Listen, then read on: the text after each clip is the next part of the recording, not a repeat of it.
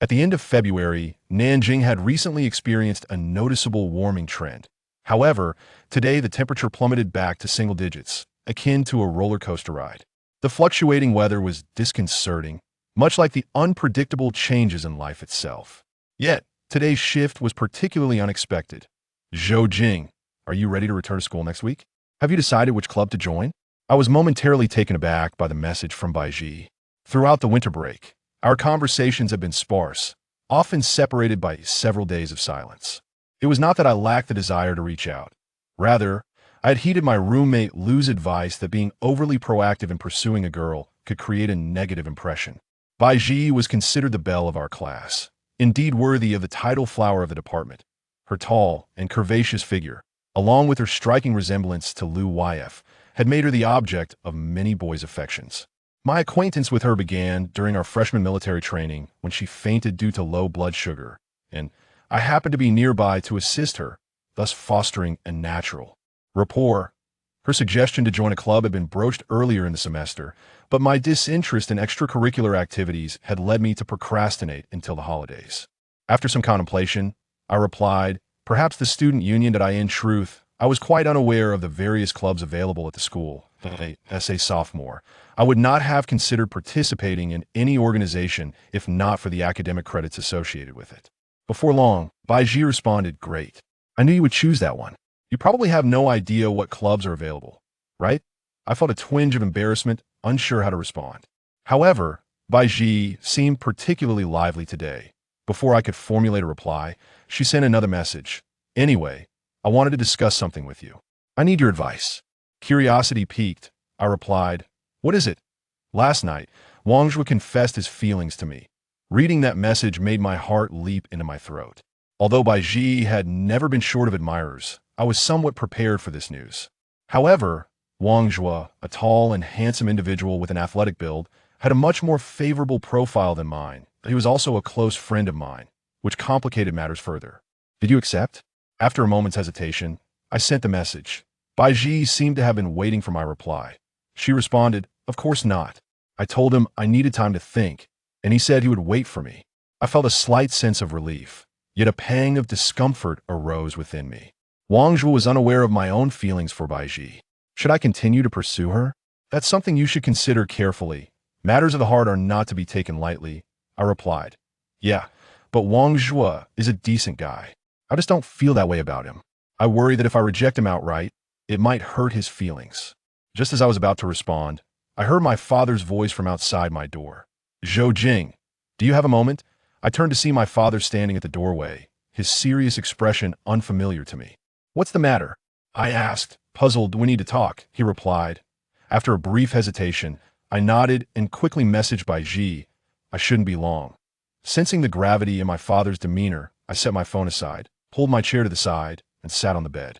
My family is involved in industry. My grandfather, having embraced the opportunities presented by the reform era decades ago, returned from Hong Kong to establish several food processing factories, leading to our family's prosperity. Over time, the business evolved into the Zhou Industrial Group, with my father currently serving as the chairman. Since taking over, my father seemed to age rapidly, his smiles diminishing. Nonetheless, he typically maintained a cheerful demeanor when interacting with me. Today, however, was an exception on why father sat in my chair, glanced at my unfinished artwork, and asked, Zhou Jing, do you have a girlfriend? I was taken aback. I had not anticipated such a question. Suddenly recalling that I had been sketching Baiji's portrait, I realized how it might have led to his misunderstanding. I don't, I replied, shaking my head. Are you certain? Absolutely, I affirmed, and why father appeared to relax slightly. After a moment, he said, well, you were about to have a girlfriend. Huh? I responded, bewildered. He repeated his statement, his tone serious and devoid of jest. He was not surprised by my reaction and continued, I initially opposed this, but it is your grandfather's wish. Moreover, our family is not as prosperous as it once was, so you must understand that I interrupted him, furrowing my brow. So you are arranging a business marriage for me? My father paused, then nodded.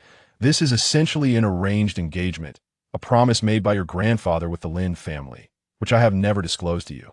I chuckled, finding the notion utterly absurd. This isn't ancient times. Such an arrangement is entirely unreasonable. After a moment, I added, besides, even if I agree, the other party may not accept me. My father, however, spoke with an air of confidence. That may not be the case. I was baffled by his unwavering assurance, a sense of unease creeping in. Although I was currently single, I had someone I admired.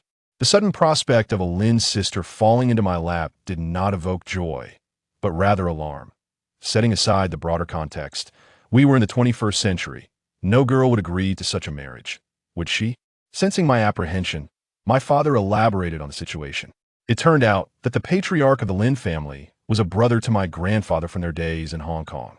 After they each returned to the mainland to develop their businesses, the Lin patriarch settled in Guangzhou, while my grandfather returned to Nanjing.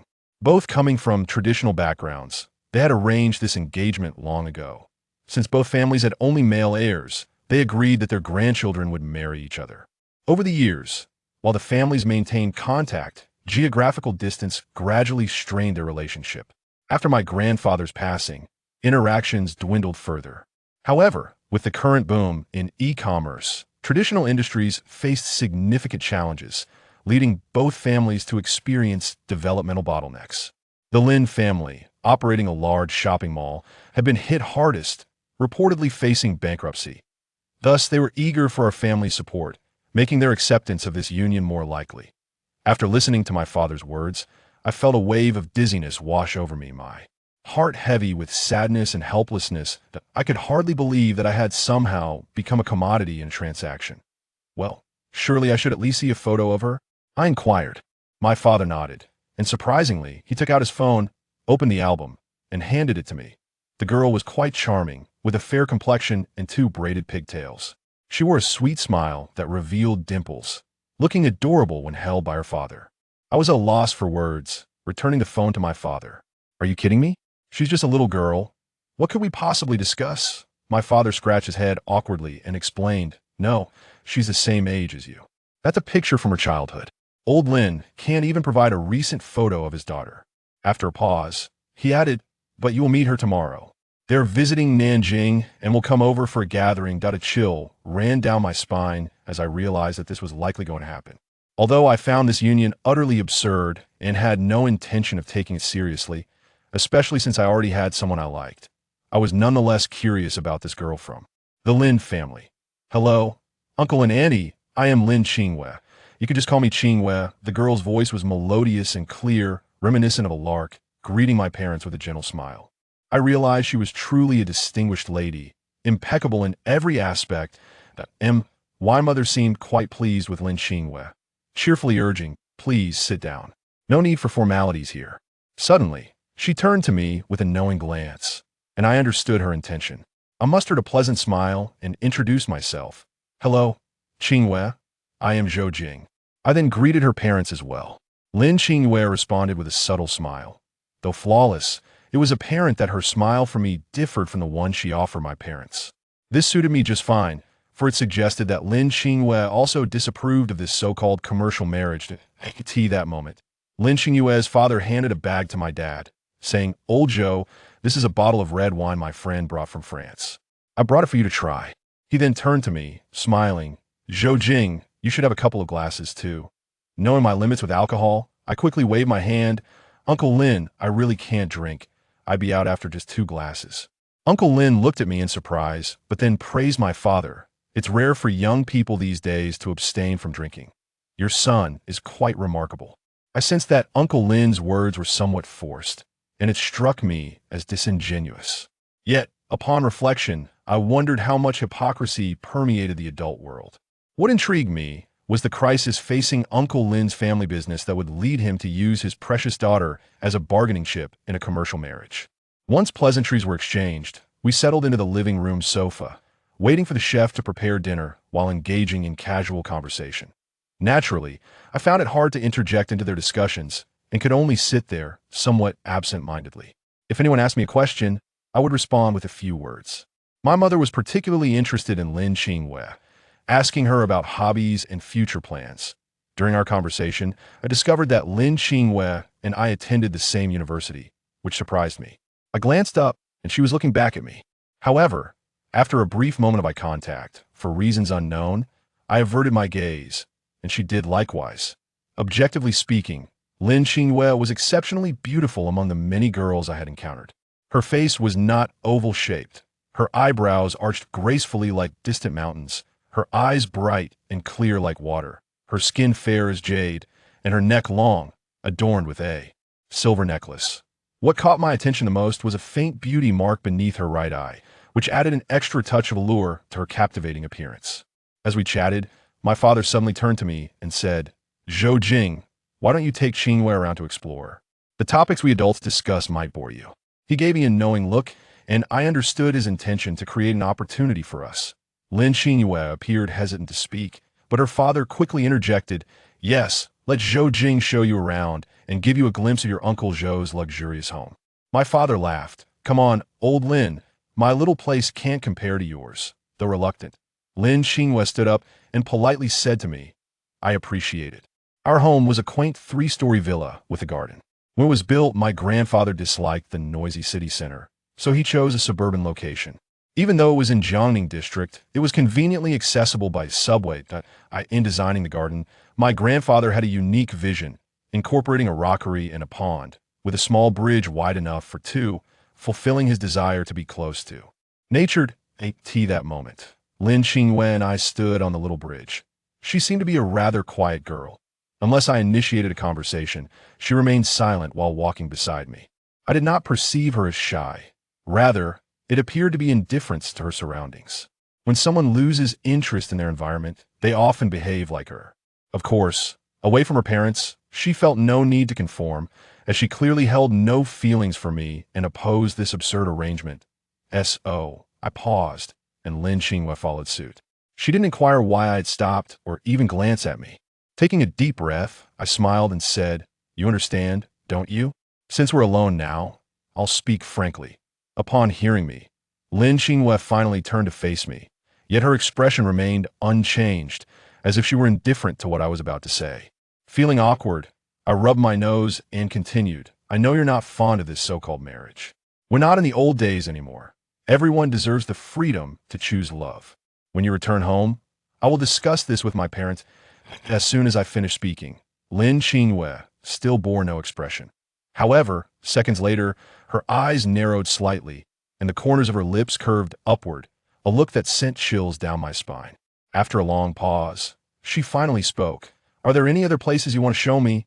I was taken aback, momentarily lost at her reaction, unsure whether she had understood my words. I cautiously asked again, "Was what I just said too direct for you to accept?" To my surprise, Lin Xingyue let out a soft laugh and nodded. "I understand your meaning." I must admit, Lin Xingyue's smile was quite enchanting. Even if it lasted only a moment, I nonetheless captured its beauty. This beauty evokes a sense of joy, akin to the delightful surprise of discovering a peony in full bloom in the garden on a sunny day, one that was merely a bud the night before speak candidly. Had it not been for my affection toward a certain young lady, perhaps I too would have harbored similar feelings for her. I exhaled with relief and said, "Well, as long as you understand." Then I added, "There's not much to see here. Let me take you upstairs." Lin Xingyue nodded and walked alongside me into the villa. I guided her through the second and third floors, deliberately bypassing my own room. Just as I intended to lead her downstairs, she halted. "What's the matter?" I inquired, puzzled as I gazed at her. "You didn't introduce me to that room," she remarked, pointing at the closed door at the end of the corridor. Feeling a bit awkward, I replied, "That's my room." She nodded, her curiosity piqued as she asked, "Could you show it to me?" My room is quite messy and chaotic. Do you really want to see it?" I questioned. Lin Xingyue nodded affirmatively. "All right then, to be honest, this was my first time bringing a girl into my room. I felt both unfamiliar and somewhat self-conscious."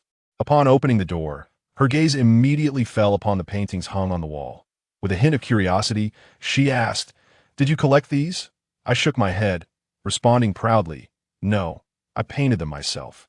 Lin Xingyue glanced at me, and seeing that I was not joking, she nodded appreciatively. I anticipated a few compliments. Yet she suddenly flipped through the books on my desk and pulled out a sketch I had tucked inside. She examined the sketch with a contemplative expression. My anxiety surged, for the sketch depicted a portrait of Baiji. While Lin Qingwe might not recognize her, I had drawn Bai Ji sitting on a stone bench outside the school gate, with the name of our university prominently displayed in the background. This moment, Lin Qingwe would surely deduce that the figure in the drawing belonged to our school, Shi Bai Ji. I was momentarily taken aback as her gaze shifted towards me, making me feel somewhat tense. I stammered, struggling to articulate a clear response. A glimmer of mischief sparkled in her eyes as she took out her phone and snapped a picture of the drawing, smiling at me with a benevolent expression.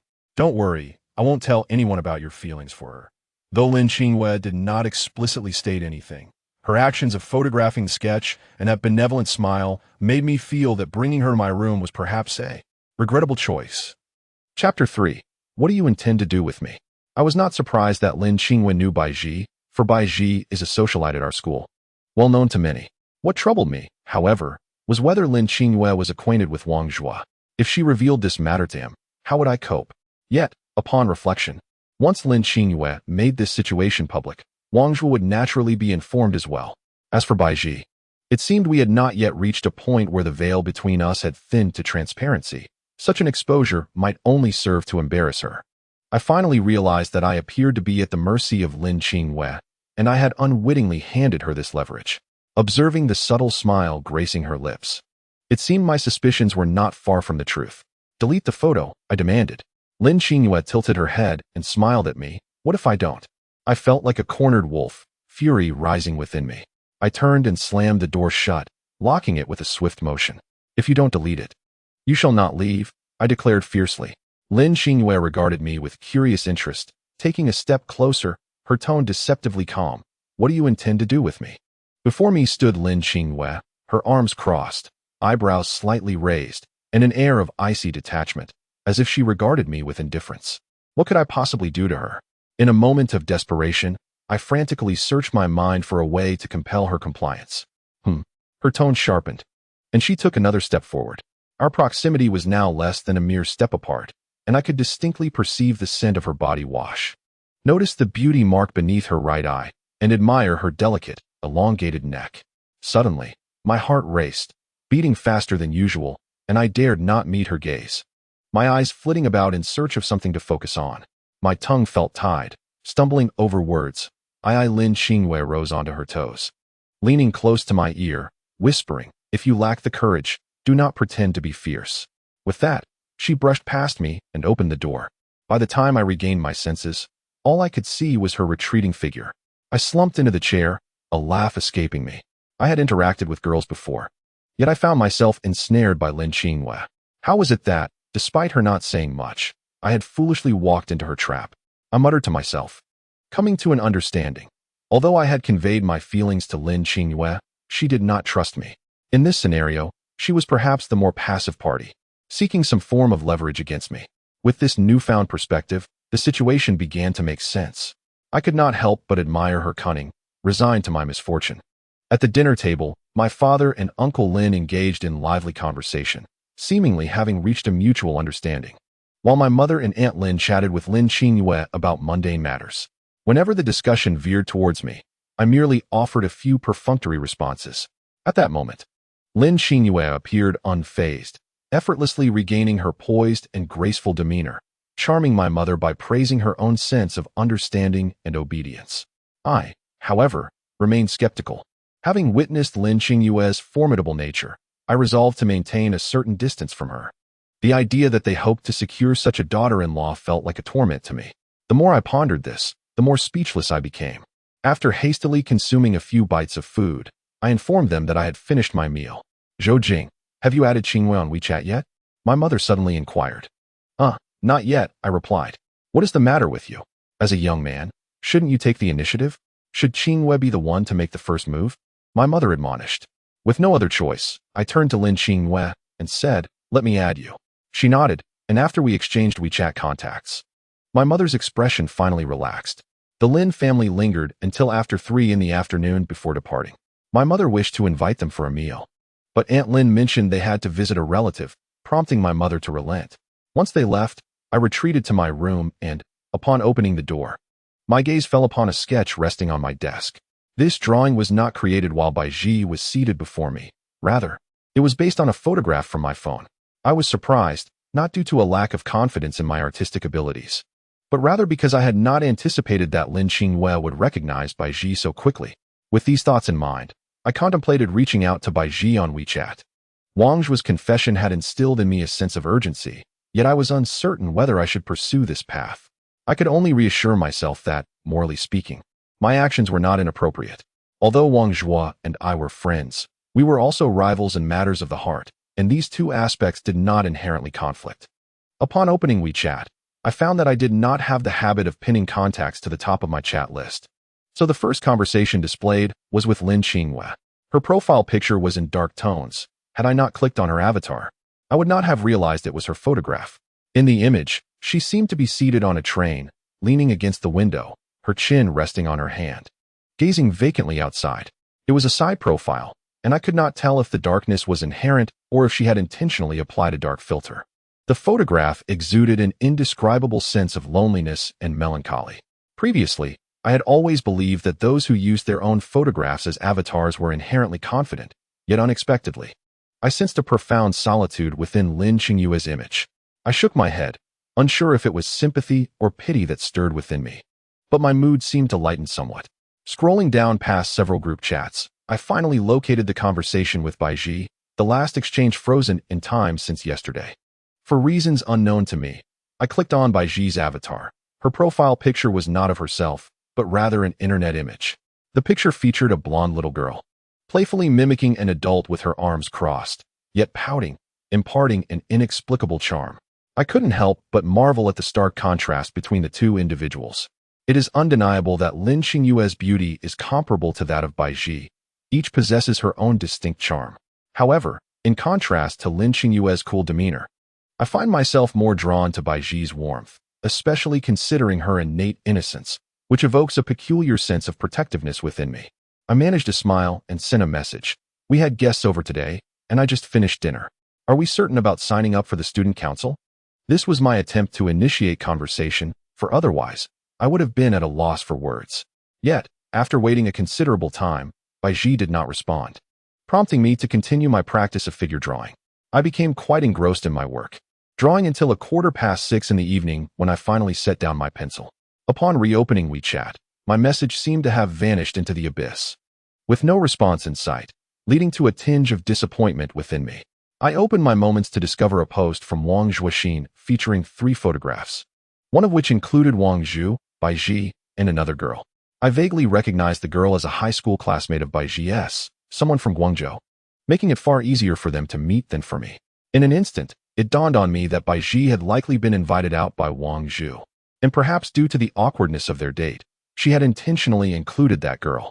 I sighed, feeling as though I had just consumed an entire lemon. The sourness in my heart was palpable. At that moment, a message from old Lu arrived. "Zhou Jing, did you see the post Wang Zhu shared?" I replied that I had. "Hey, don't you have any thoughts on it?" "You've been overtaken in line," old Lu remarked. "Overtaken? What do you mean?" "Wang Zhu has no idea that I have feelings for Bai Ji.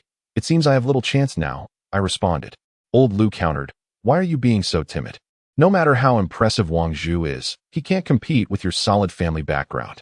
I noted that only he knew my family situation, so there was no need for bravado. Love bought with money is not genuine love. So you can only watch helplessly? I paused for a moment, then shook my head and said, "Let us see. They haven't officially announced anything yet." As I conversed with old Lu, Lin Qinghue unexpectedly sent me an image, which took me by surprise, for I had perceived her as someone who would not take the initiative to chat. Upon opening it, I found it was a photograph of my drawing of Bai Ji that she had captured today. In the drawing, Bai Ji's smile was radiant, a piece I had intended to take pride in. However, Lin Qinghue's sending it to me now felt like a profound irony. Chapter 4. An unexpected encounter on the subway early March. A week swiftly passed, and today marked my return to school. Bai Ji finally replied to my previous message in the evening, naturally sharing her day's adventures in dining and entertainment with me. However, I had lost my enthusiasm for conversation, and after a few casual exchanges, I concluded our discussion. I replied to the message from Lin Qinghue, expressing my hope that she refrains from making reckless statements. However, she did not respond to me at all. After a week that passed in a rather uneventful manner, today my mother drove me to Lukou Airport in Nanjing. Before parting, She continued to remind me of various things, such as dressing warmly in the cold, what I could eat and what I should avoid, and the importance of properly tucking in my blanket at night. I did not show any impatience. On the contrary, I listened attentively to her words, not for any particular reason, but simply because she is my mother. As our conversation progressed, my mother shifted her tone and said, "Zhou Jing, when you return to school, make sure to engage more with Qinghua. Regardless of the circumstances, while nothing is completely settled yet, she is very likely to be part of your future." I could not help but interrupt her, feeling a sense of helplessness as I asked, "Could you explain to me what you and Dad are really thinking?" My mother looked at me with a troubled expression, sighed softly, and finally said, "Initially, your father and I were opposed to your grandfather's proposition, as this is ultimately your own matter. However, alas, our family is no longer what it used to be. We require a significant transformation. The specifics involve too many factors, which are not for a single child to comprehend. You only need to understand that your mother has your best interests at heart." After a pause, she continued, "Moreover, prior to meeting Qinghua, we held a rather conservative stance. However, after meeting her, we found her to be quite remarkable, beautiful, and of good character.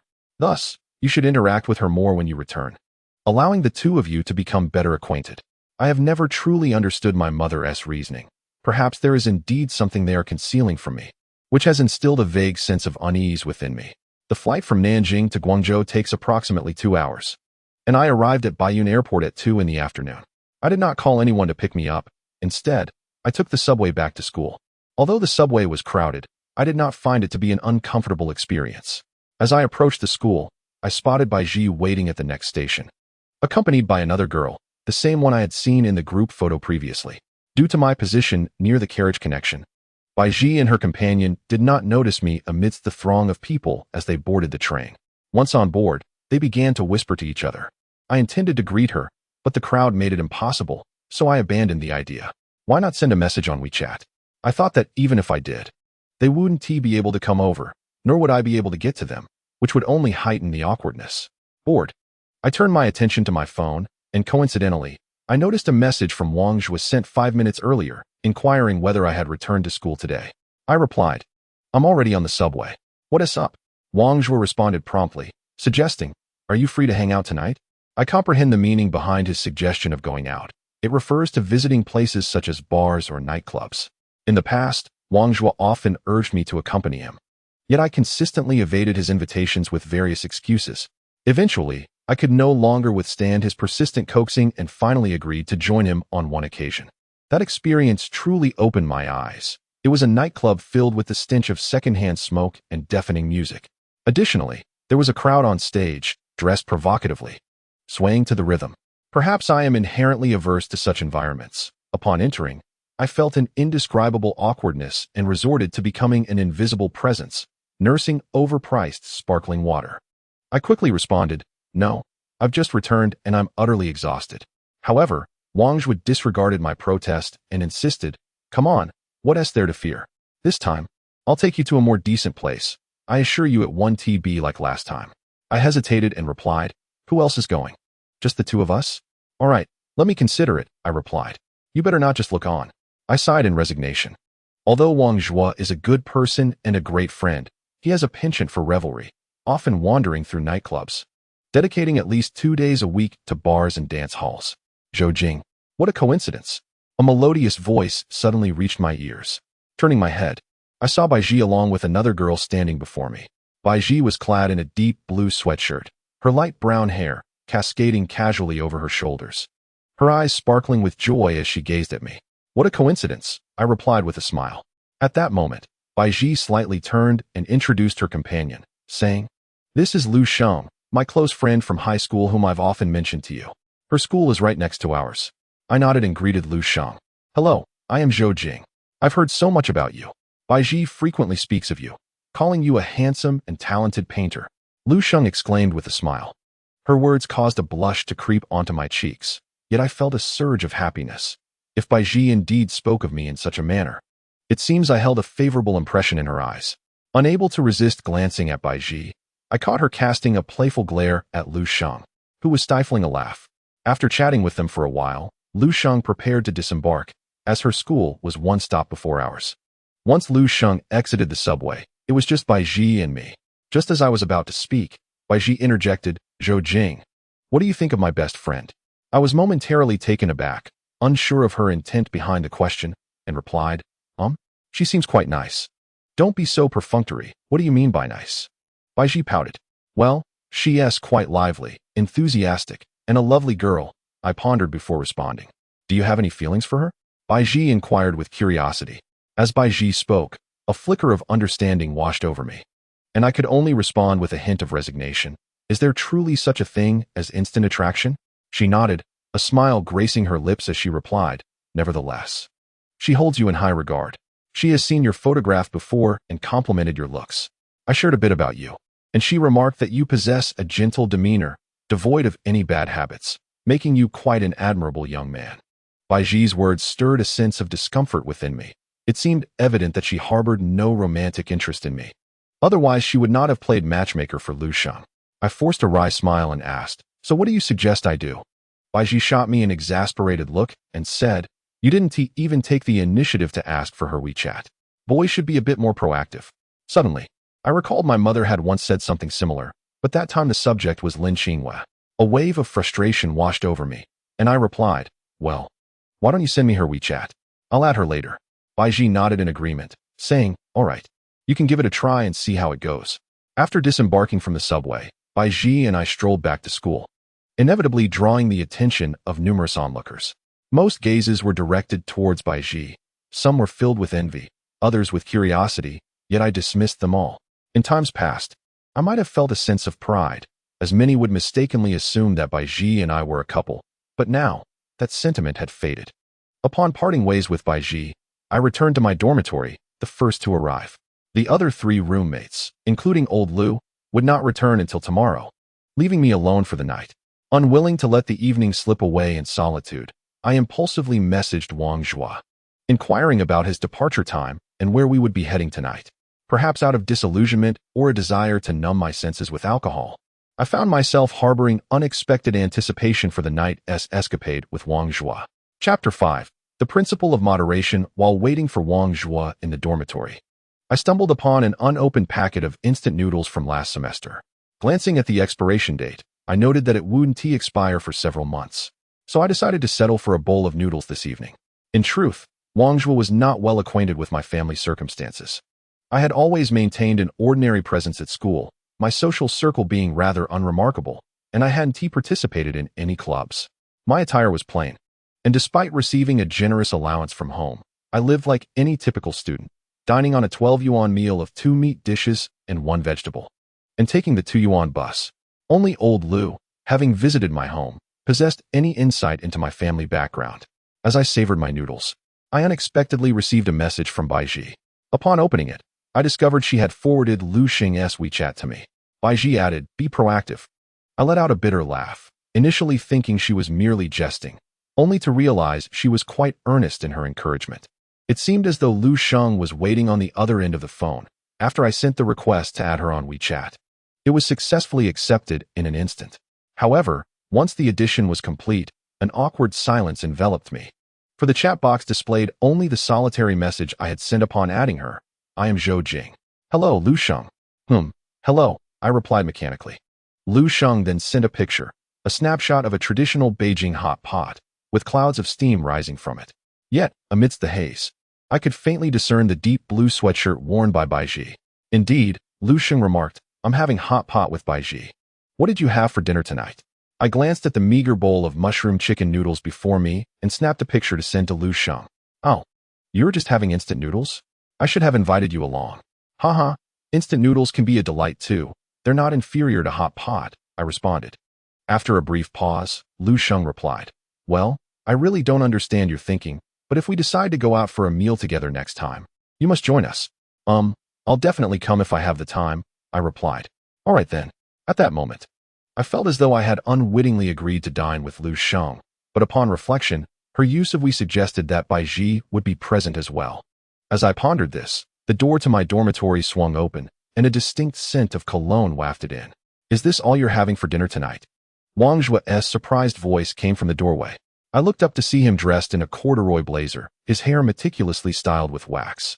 presenting himself as though he were preparing to walk the red carpet. "You are dressed so finely. Are you off to the Oscars?" I chuckled. He merely ruffled his hair dismissively and replied, "What do you know? One must dress appropriately for the occasion. You should change into something more formal." "Why?" "It's just a bar," I protested. "Just change. What you're wearing now is absolutely inappropriate," Wang Zhuo insisted. His words caught me off guard. And I couldn't help but think, is it really necessary to be so formal? Under Wang Zhuo's insistence, I begrudgingly changed into a black checkered shirt and threw on a black denim jacket, yet I felt out of place alongside Wang Zhuo. "Don't you have anything else?" he inquired. "No," I shook my head. Fine, we'll go with this," he said, seemingly exasperated, waving his hand dismissively. Given the distance we had to travel, Wang Zhuo ordered a ride, and once inside the vehicle, I eagerly asked, "Where are we going tonight?" "You'll find out when we arrive. But it might be a bit pricey. I can cover half." Wang Zhuo leaned closer and whispered. I couldn't help but chuckle at the notion of splitting the bill. So I replied, "No need. I'll pay for my own." Wang Zhuo cast a surprised glance at me and said, "You'd better not regret it." I nodded in affirmation. As the vehicle traversed through the bustling urban traffic, we ventured further away from the university town. Gradually, the nearby neon lights grew more vibrant, and the towering edifices ahead became increasingly majestic. It dawned on me that we were headed towards the heart of Guangzhou. Although I had studied in Guangzhou for nearly a year, the city is vast and comprises several districts. My explorations had mostly been confined to the vicinity of the university town. Consequently, I had scarcely wandered through the central districts. So it was only as we neared our destination that I recognized we were heading to Taiku Hui. I had not anticipated Wang Zhuo's arrival in this upscale locale. The expenses here must surely be considerable. I was curious about what recent fortune he had encountered to bring me to such a place. The driver navigated through a series of turns before coming to a halt near a fork in the road. Wang Zhuo settled the fare and led me out of the car. Following the navigation, he guided our path while I trailed behind. The distant roar of sports car engines and the cheerful laughter of patrons filled the air, constantly underscoring the opulence and romance of this place. Yet, I was acutely aware that this locale was not merely romantic, but also a breeding ground for indulgence and moral decline. At last, we arrived in front of a bar that was not particularly conspicuous. If one did not pay attention, it would be easy to overlook. Upon closer inspection, I noticed the bar bore the name "Today," signifying the present moment. Peering inside, I beheld a dimly lit interior where a melodious piano piece wafted through the air. At the side of the entrance, two male bartenders rhythmically shook their cocktail shakers. "This is it," Wang Zhuo whispered. I nodded and stepped inside, with him following closely behind, albeit momentarily taken aback. As I surveyed the interior, I intended to head towards an empty booth, but Wang Zhuo grasped my arm and quietly cautioned, "You fool. The booth fees are exorbitant." Surprised, I realized that there was indeed a charge for the booth, so I nodded and redirected my steps towards the bar. Since I was not well versed in drinking, Wang Zhuo ordered me a coconut breeze, while he opted for the traditional whiskey on the rocks. "Why aren't you visiting those kinds of bars this time?" I inquired while savoring my drink. Wang Zhuo understood my reference and chuckled. One must occasionally venture into the new. It then became clear that this was his first experience in such an establishment. After a casual conversation, our discussion naturally shifted to Baiji. His brow furrowed, revealing a hint of distress, and he asked, "Do you think there's a chance for me and Baiji?" His expression surprised me, as I was accustomed to seeing him exude confidence, particularly when discussing women. This time, he seemed genuinely affected. "There must be a chance, after all. You both are out together," I replied. "Alas, what purpose does this serve? It is not as if we are heading to a hotel." After a brief pause, Wang Zhuo continued, "If she truly had any interest in me, she would not have declined my gift." I had not anticipated that Wang Zhuo had given her a present, and the fact that Baiji had refused it brought a momentary sense of joy to my heart. Yet, observing Wang Zhuo's demeanor, I felt it inappropriate to revel in his misfortune. Amidst my internal conflict, Wang Zhuo quietly confessed, "To be honest, I confessed my feelings to Baiji some time ago. She did not explicitly reject me. She merely suggested we remain friends." I was aware that Wang Zhuo's confession had not met with success, but I was taken aback by Baiji's ambiguous response. I inquired, "What are your plans now?" Wang Zhuo shook his head, saying, "If it doesn't work out, so be it. One shouldn't hang all their hopes on a single tree. I am no lovesick fool. It's essential to practice moderation if one wishes to attract a partner." Although Wang Zhuo's words seemed unfounded, They contained a kernel of wisdom. I was at a loss for words and could only drink in silence. In this atmosphere of relative quietude, my gaze inadvertently fell upon a familiar silhouette at a nearby booth, though I was uncertain if it truly was her. In my recollection, she would not frequent such places. Chapter 6. The Right to Choose. Wang Zhuo noticed my stare and turned to look behind him. Upon seeing that figure, he too was momentarily taken aback. After a prolonged silence, he whispered, "Do you think she could be a silhouette killer?" "What?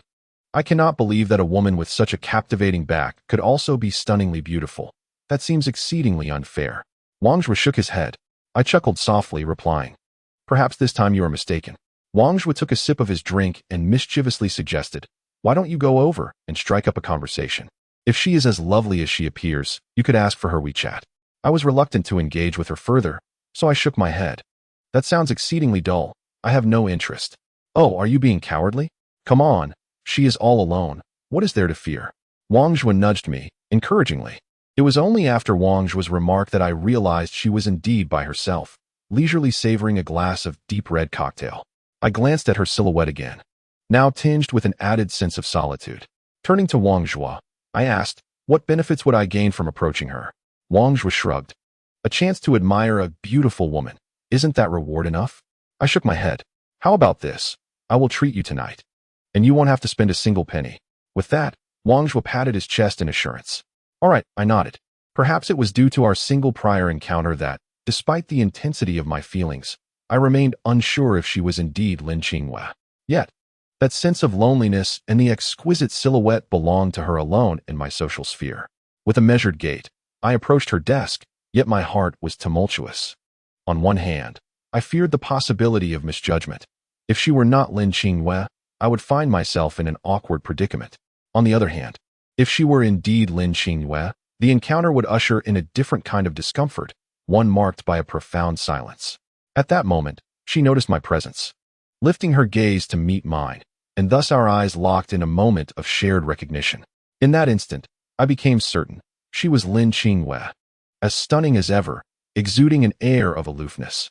Having not seen her for over a week, it seemed she had changed her hairstyle.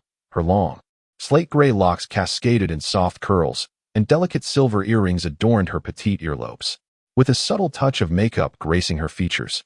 She wore a deep purple cardigan that lent her an aura of both sophistication and icy allure. Lin Qinghua regarded me silently, her expression devoid of surprise, as if she had anticipated my arrival. "Ah, what a coincidence," I remarked, scratching my head, taking a moment to gather my thoughts. "Is there something you need?" I stammered. Nothing," I replied. "Then you may leave," she said, dismissively waving her hand. At that gesture, I felt as though I were a mere gust of wind, swept away by her motion. Yet, my perception was flawed. I was not the wind. I remained firmly planted before her.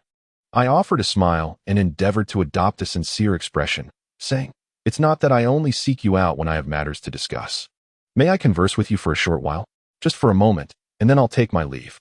Lin Qinghua furrowed her brow, seemingly displeased by my request.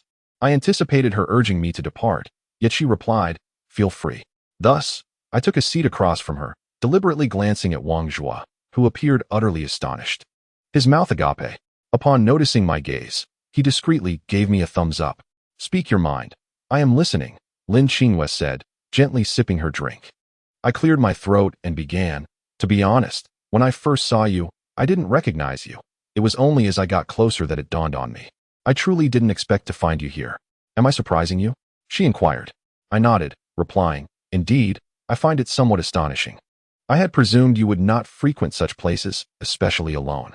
"Well then, in your eyes, I must be perceived as a bad girl," Lin Qinghua jested lightly. "Not at all." I shook my head. "Don't deny it. How you perceive me is beyond my control. Perhaps, in your view, I am indeed a bad girl, considering not many would dare to act as I do," she asserted. After a brief pause, she added, "Now, you may articulate your purpose for seeking me out. I trust you are not particularly eager to draw closer." I was momentarily taken aback by her forthrightness. It seemed she genuinely preferred not to engage in conversation with me, or perhaps she categorized herself as someone to be kept at a distance. Upon hearing her words, I decided to be forthright. "Well, the truth is, I made a bet with a friend. If I manage to strike up a conversation with you, he will treat me to dinner tonight. Hence, My purpose in seeking you out. Lin Xingyue cast a surprised glance in my direction, seemingly taken aback by my candid admission. With a touch of sarcasm in her tone, she replied, "Oh, how amusing that young Master Zhou would resort to such triviality as to flirt with me for a drink." Realizing the absurdity of my predicament, I chose not to argue and said, "In truth, I genuinely wish to sit down and converse with you. What shall we discuss?" "You don't really fancy me, do you?" Lin Xingyue inquired, resting her chin on her hands, her gaze fixed upon me unwaveringly. Having indulged in some alcohol this evening, she seemed to carry a hint of inebriation, her laughter sparkling in her eyes, her lips slightly moist, rendering her even more enchanting. Her intense gaze flustered me, and I found myself stumbling over my words. Of course not." "I see." She paused before continuing. "May I be so bold as to ask you a question?" "Sure. Go ahead. Have you ever been in love?" she probed. I was momentarily taken aback, not expecting such a question from Lin Xingyue, yet I responded honestly, "No." "Oh, that explains it. No wonder you stutter when you speak." She nodded in agreement. "Really?" I paused, feeling my right ear heat up involuntarily. She chuckled softly, taking a sip of her drink, her beauty akin to that of blossoming peach flowers. "I understand now. At least you are somewhat more entertaining than certain others. Though your flaw lies in being a tad too self-indulgent," Lin Xingyue remarked. "Why do you say I am self-indulgent?" She shot me a glance, her tone turning more neutral as she replied, "I say what I wish to say without the need for your response. Do you truly consider yourself my fiancé? I've mentioned before that I won't take this seriously. My parents have no control over my choices." Upon hearing this, Lin Xingyue regarded me intently, saying, "I hope you mean what you say. Of course. However, you must also make an effort. Don't think that by holding something over me, you can shift all the responsibility onto my shoulders," I asserted. At my words, Lin Xingyue softened, leaning back against the sofa's backrest, her arms crossed. Her voice laced with self-mockery as she said, "Do you really believe I have a choice in the matter? Why not? Your father has only one daughter. How could he possibly view you as a mere bargaining chip?" I trailed off, unable to finish my thought. Lin Xingyue looked up at me, her expression subdued as she stated, "You are correct. I am merely a pawn in my father's dealings." This revelation left me momentarily speechless, and I blurted out, "Then why not confront him?" Lin Xingyue gazed at me, astonishment filling her eyes, and she burst into laughter, clutching her stomach as if she had just heard the most ludicrous joke of the century. I felt a sense of embarrassment and remarked, "Although it may contravene ethical norms, you can indeed proceed in such a manner."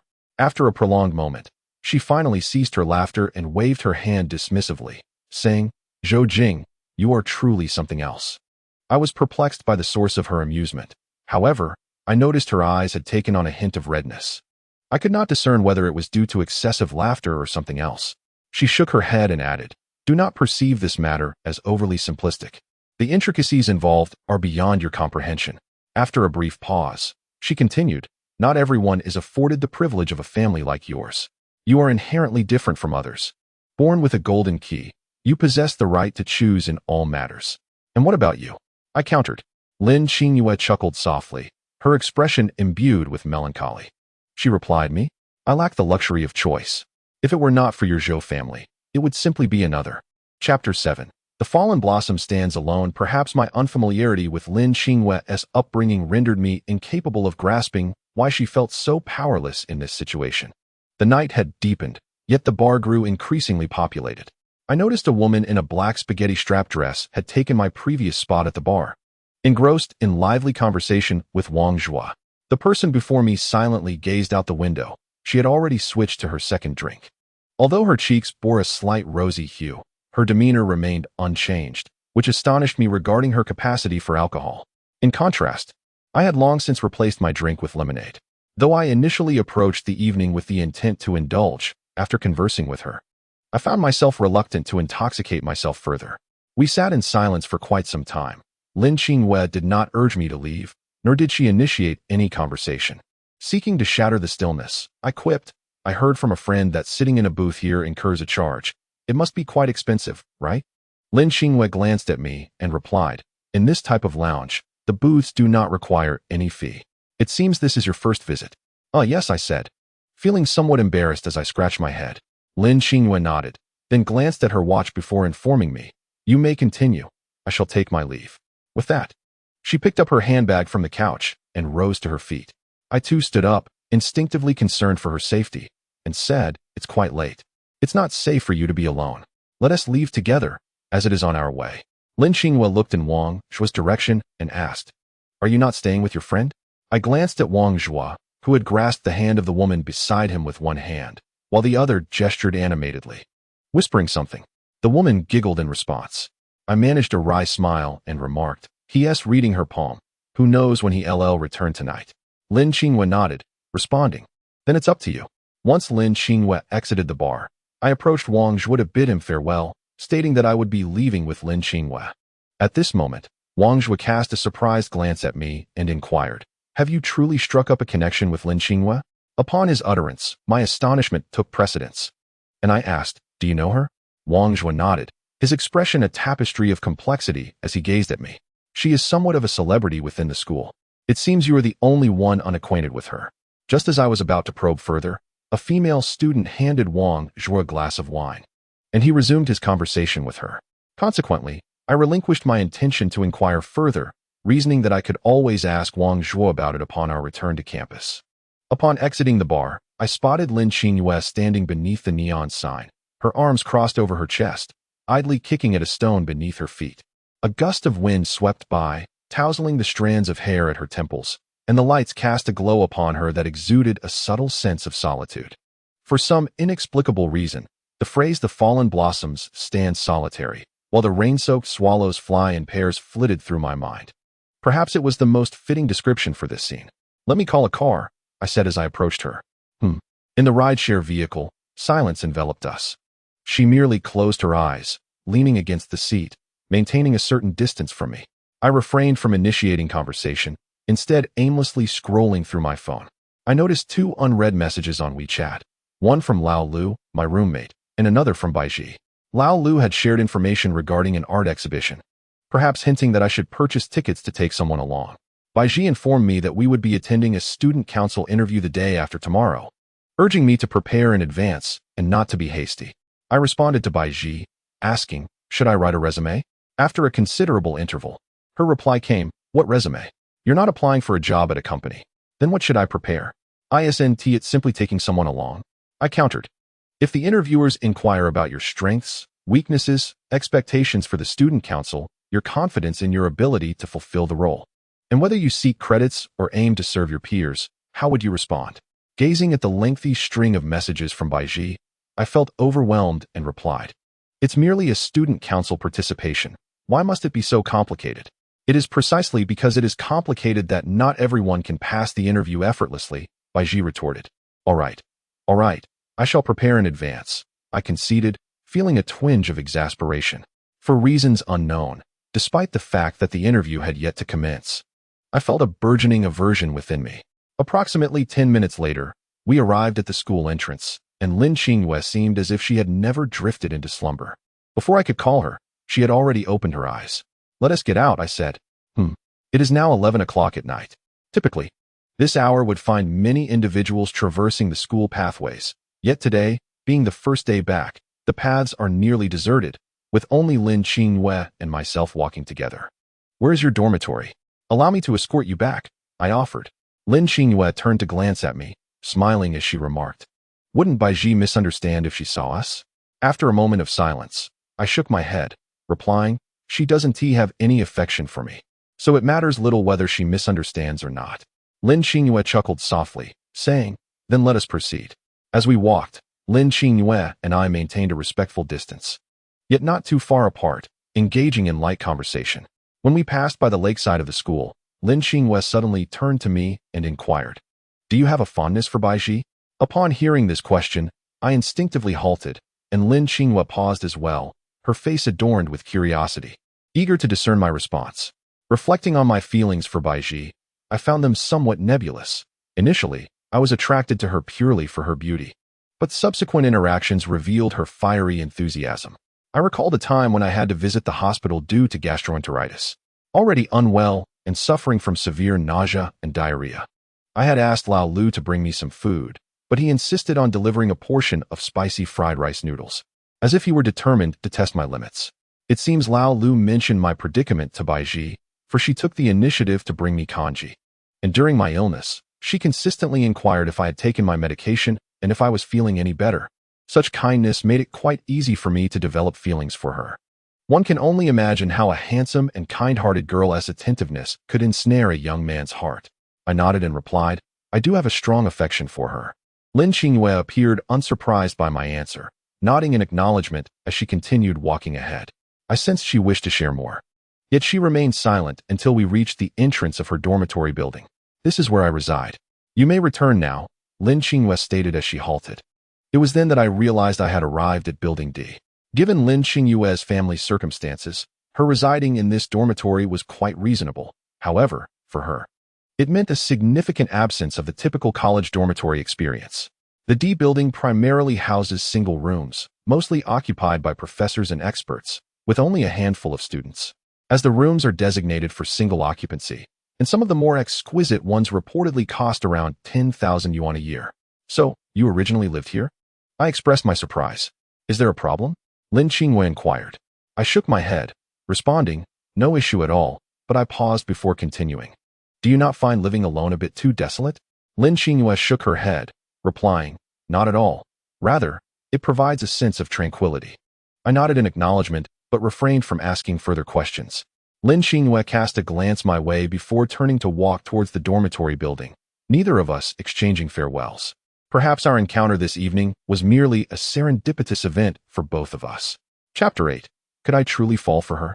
The following day, I slumbered until 10 in the morning. Had it not been for the clamor of Lao Lu's return, I might have continued to sleep until noon. Are you still in bed? What time is it? Lao Lu exclaimed as he entered. I shot him an annoyed look and retorted, if it weren't for your ruckus. I could have slept longer. Well, when Ding Xian and Zhao Jun return later, you would have to wake up anyway, Lao Lu replied. But that's in the afternoon. Who returns to school this early in the morning? I countered. All right, enough complaining. Once everyone is back in the dorm tonight, we shall venture out for hot pot. Lao Lu suggested. We'll see. I waved him off. With that, I flopped back onto my bed, deliberately covering my head with the blankets to muffle the noise of Lao Lu tidying up. The reason for my late slumber was that I had suffered from insomnia the previous night. Ever since I escorted Lin Qingyue home, sleep had eluded me. Though I did not consciously dwell on her, her image continued to intrude upon my thoughts, her silhouette by the bar window. Our conversation replaying in my mind like a series of slides. I recognized Lin Qingyue's beauty, yet I am not one to fall for everyone I meet. The recurring thoughts were not born from affection, but rather from my uncertainty regarding our relationship. In the presence of our families, it seemed our connection had been tacitly established.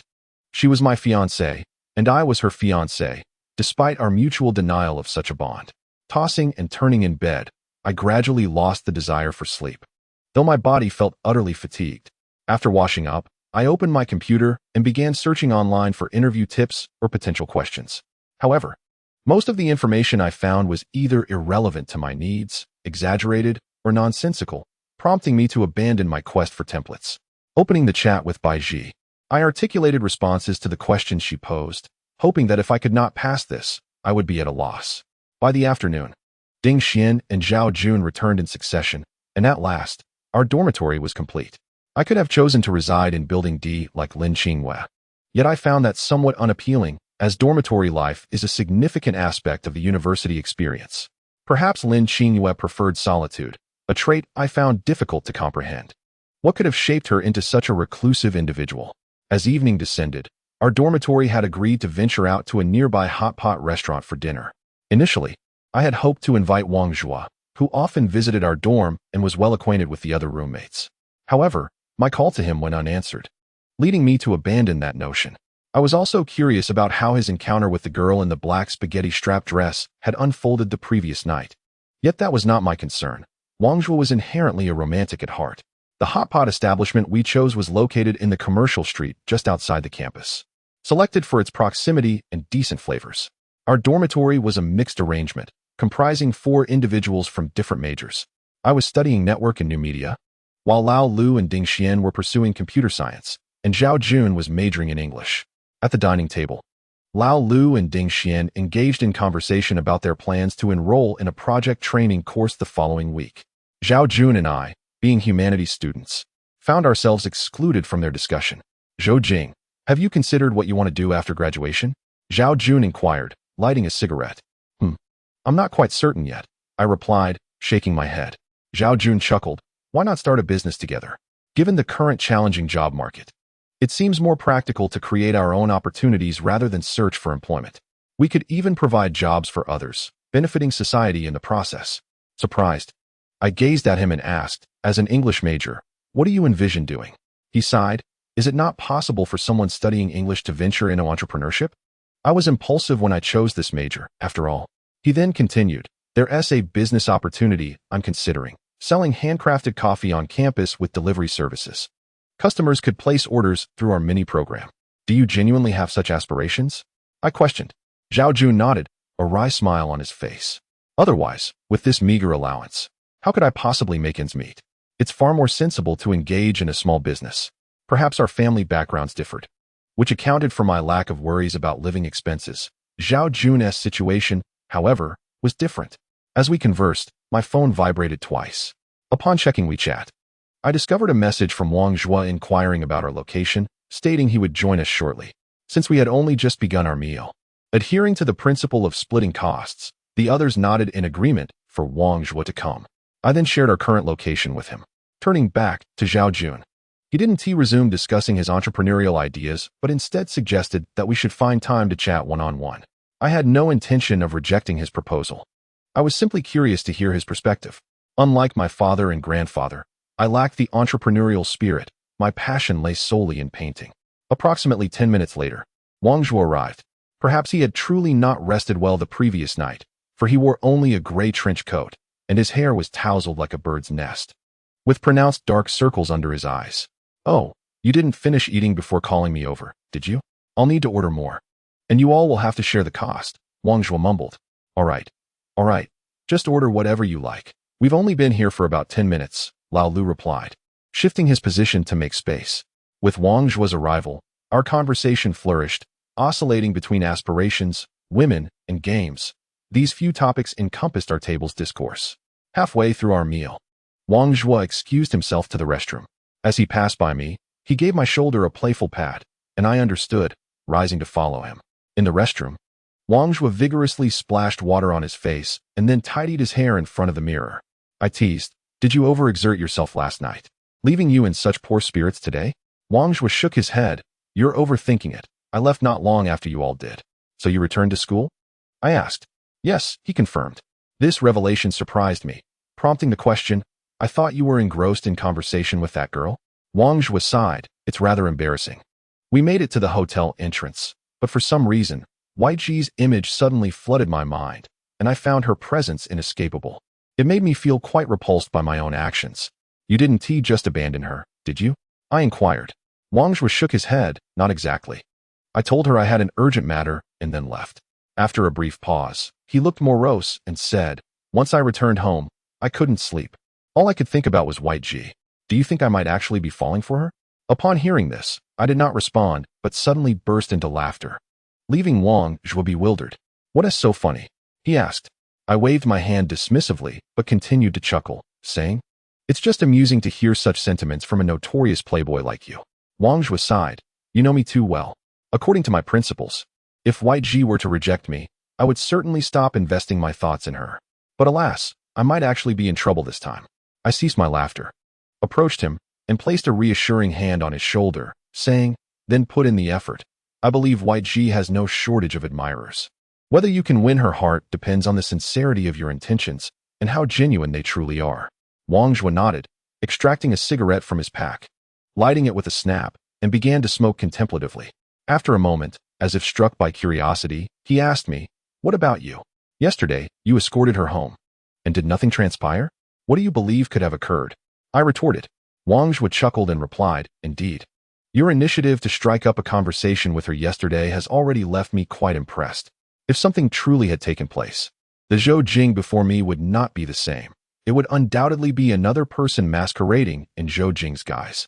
I interrupted him, exclaiming, have you become foolish from reading too many novels?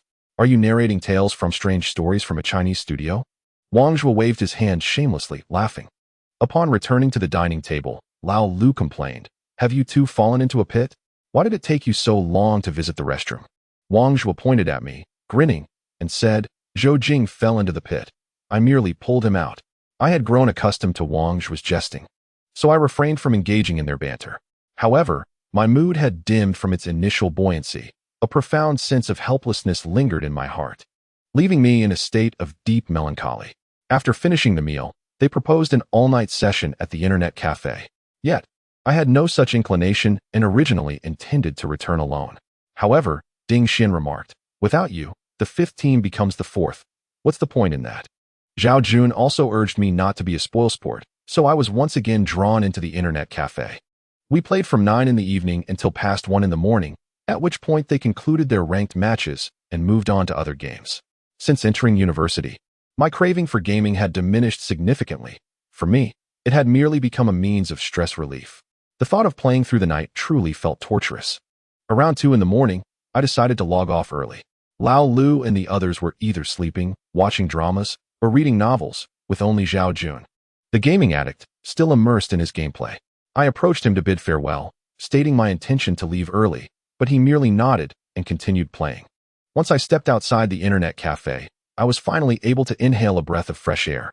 It was as if I recoiled from that raucous atmosphere. Such establishments repulsed me, filled with the stench of smoke, instant noodles, and feet, among other nauseating odors. The poorly ventilated environment induced a headache, and lingering there for too long was undoubtedly a form of torment. Having departed the cafe, I made my solitary way towards the university.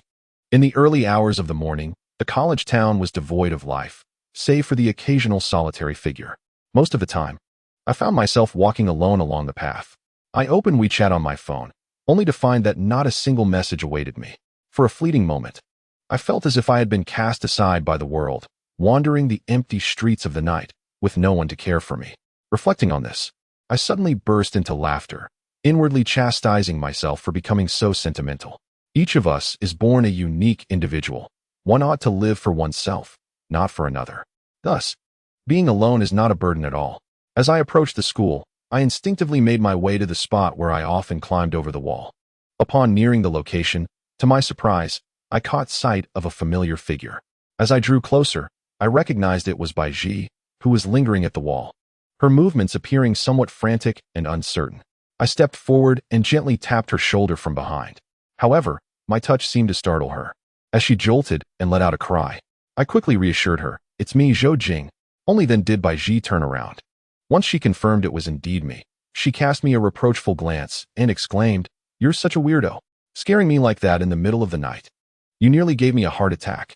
I awkwardly placed my hand on my forehead, realizing that my sudden action could indeed frighten someone, especially in the desolate silence around us.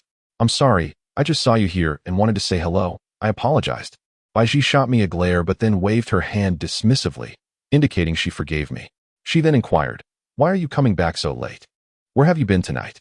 I explained to her that I had been out with Wang Zhuo and the others for hot pot, and afterward, I went to the internet cafe to play games before returning home. "Oh, so you abandoned your teammates and slipped away on your own."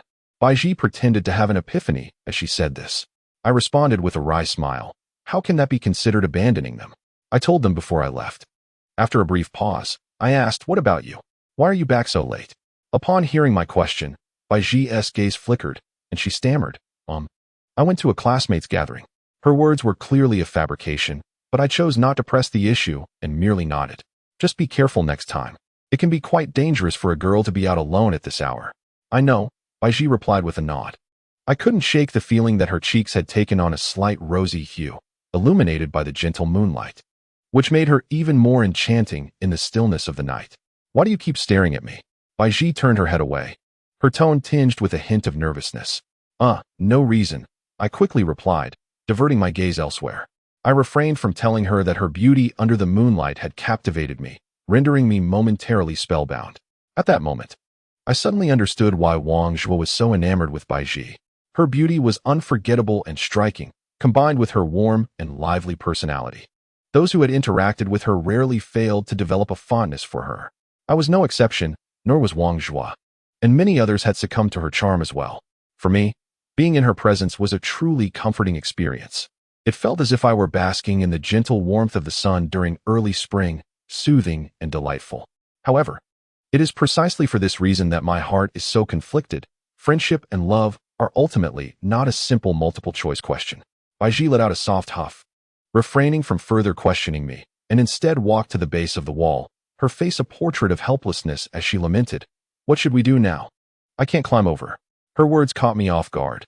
I had assumed that her late return signified some level of experience, making the act of scaling the wall a trivial endeavor for her. Clearly, I had overestimated her capabilities. "How long have you been waiting here?" I inquired. "Just about 10 minutes, she replied. "I have a fear of heights. Although this wall appears easy to climb, I truly cannot bring myself to do so. If I fail to get over, I thought I might as well find a place to spend the night outside." Baiji's sense of resignation was evident. This was the first time I learned of Baiji's fear of heights, which explained her inability to scale the wall. Though our school's wall is relatively easy to ascend, its height can be quite daunting, and it is no wonder she might give up in the face of such fear. However, if Baiji truly felt too frightened to climb, I could not possibly leave her alone here while I ventured inside. As the night deepened, gazing at Baiji's helpless expression, I found myself in a quandary. Must I really spend the night outside with her? This thought flitted through my mind, but was quickly dismissed, as it felt rather inappropriate. Shaking my head, I proposed to Baiji, "How about this? I will climb up first and wait for you at the top.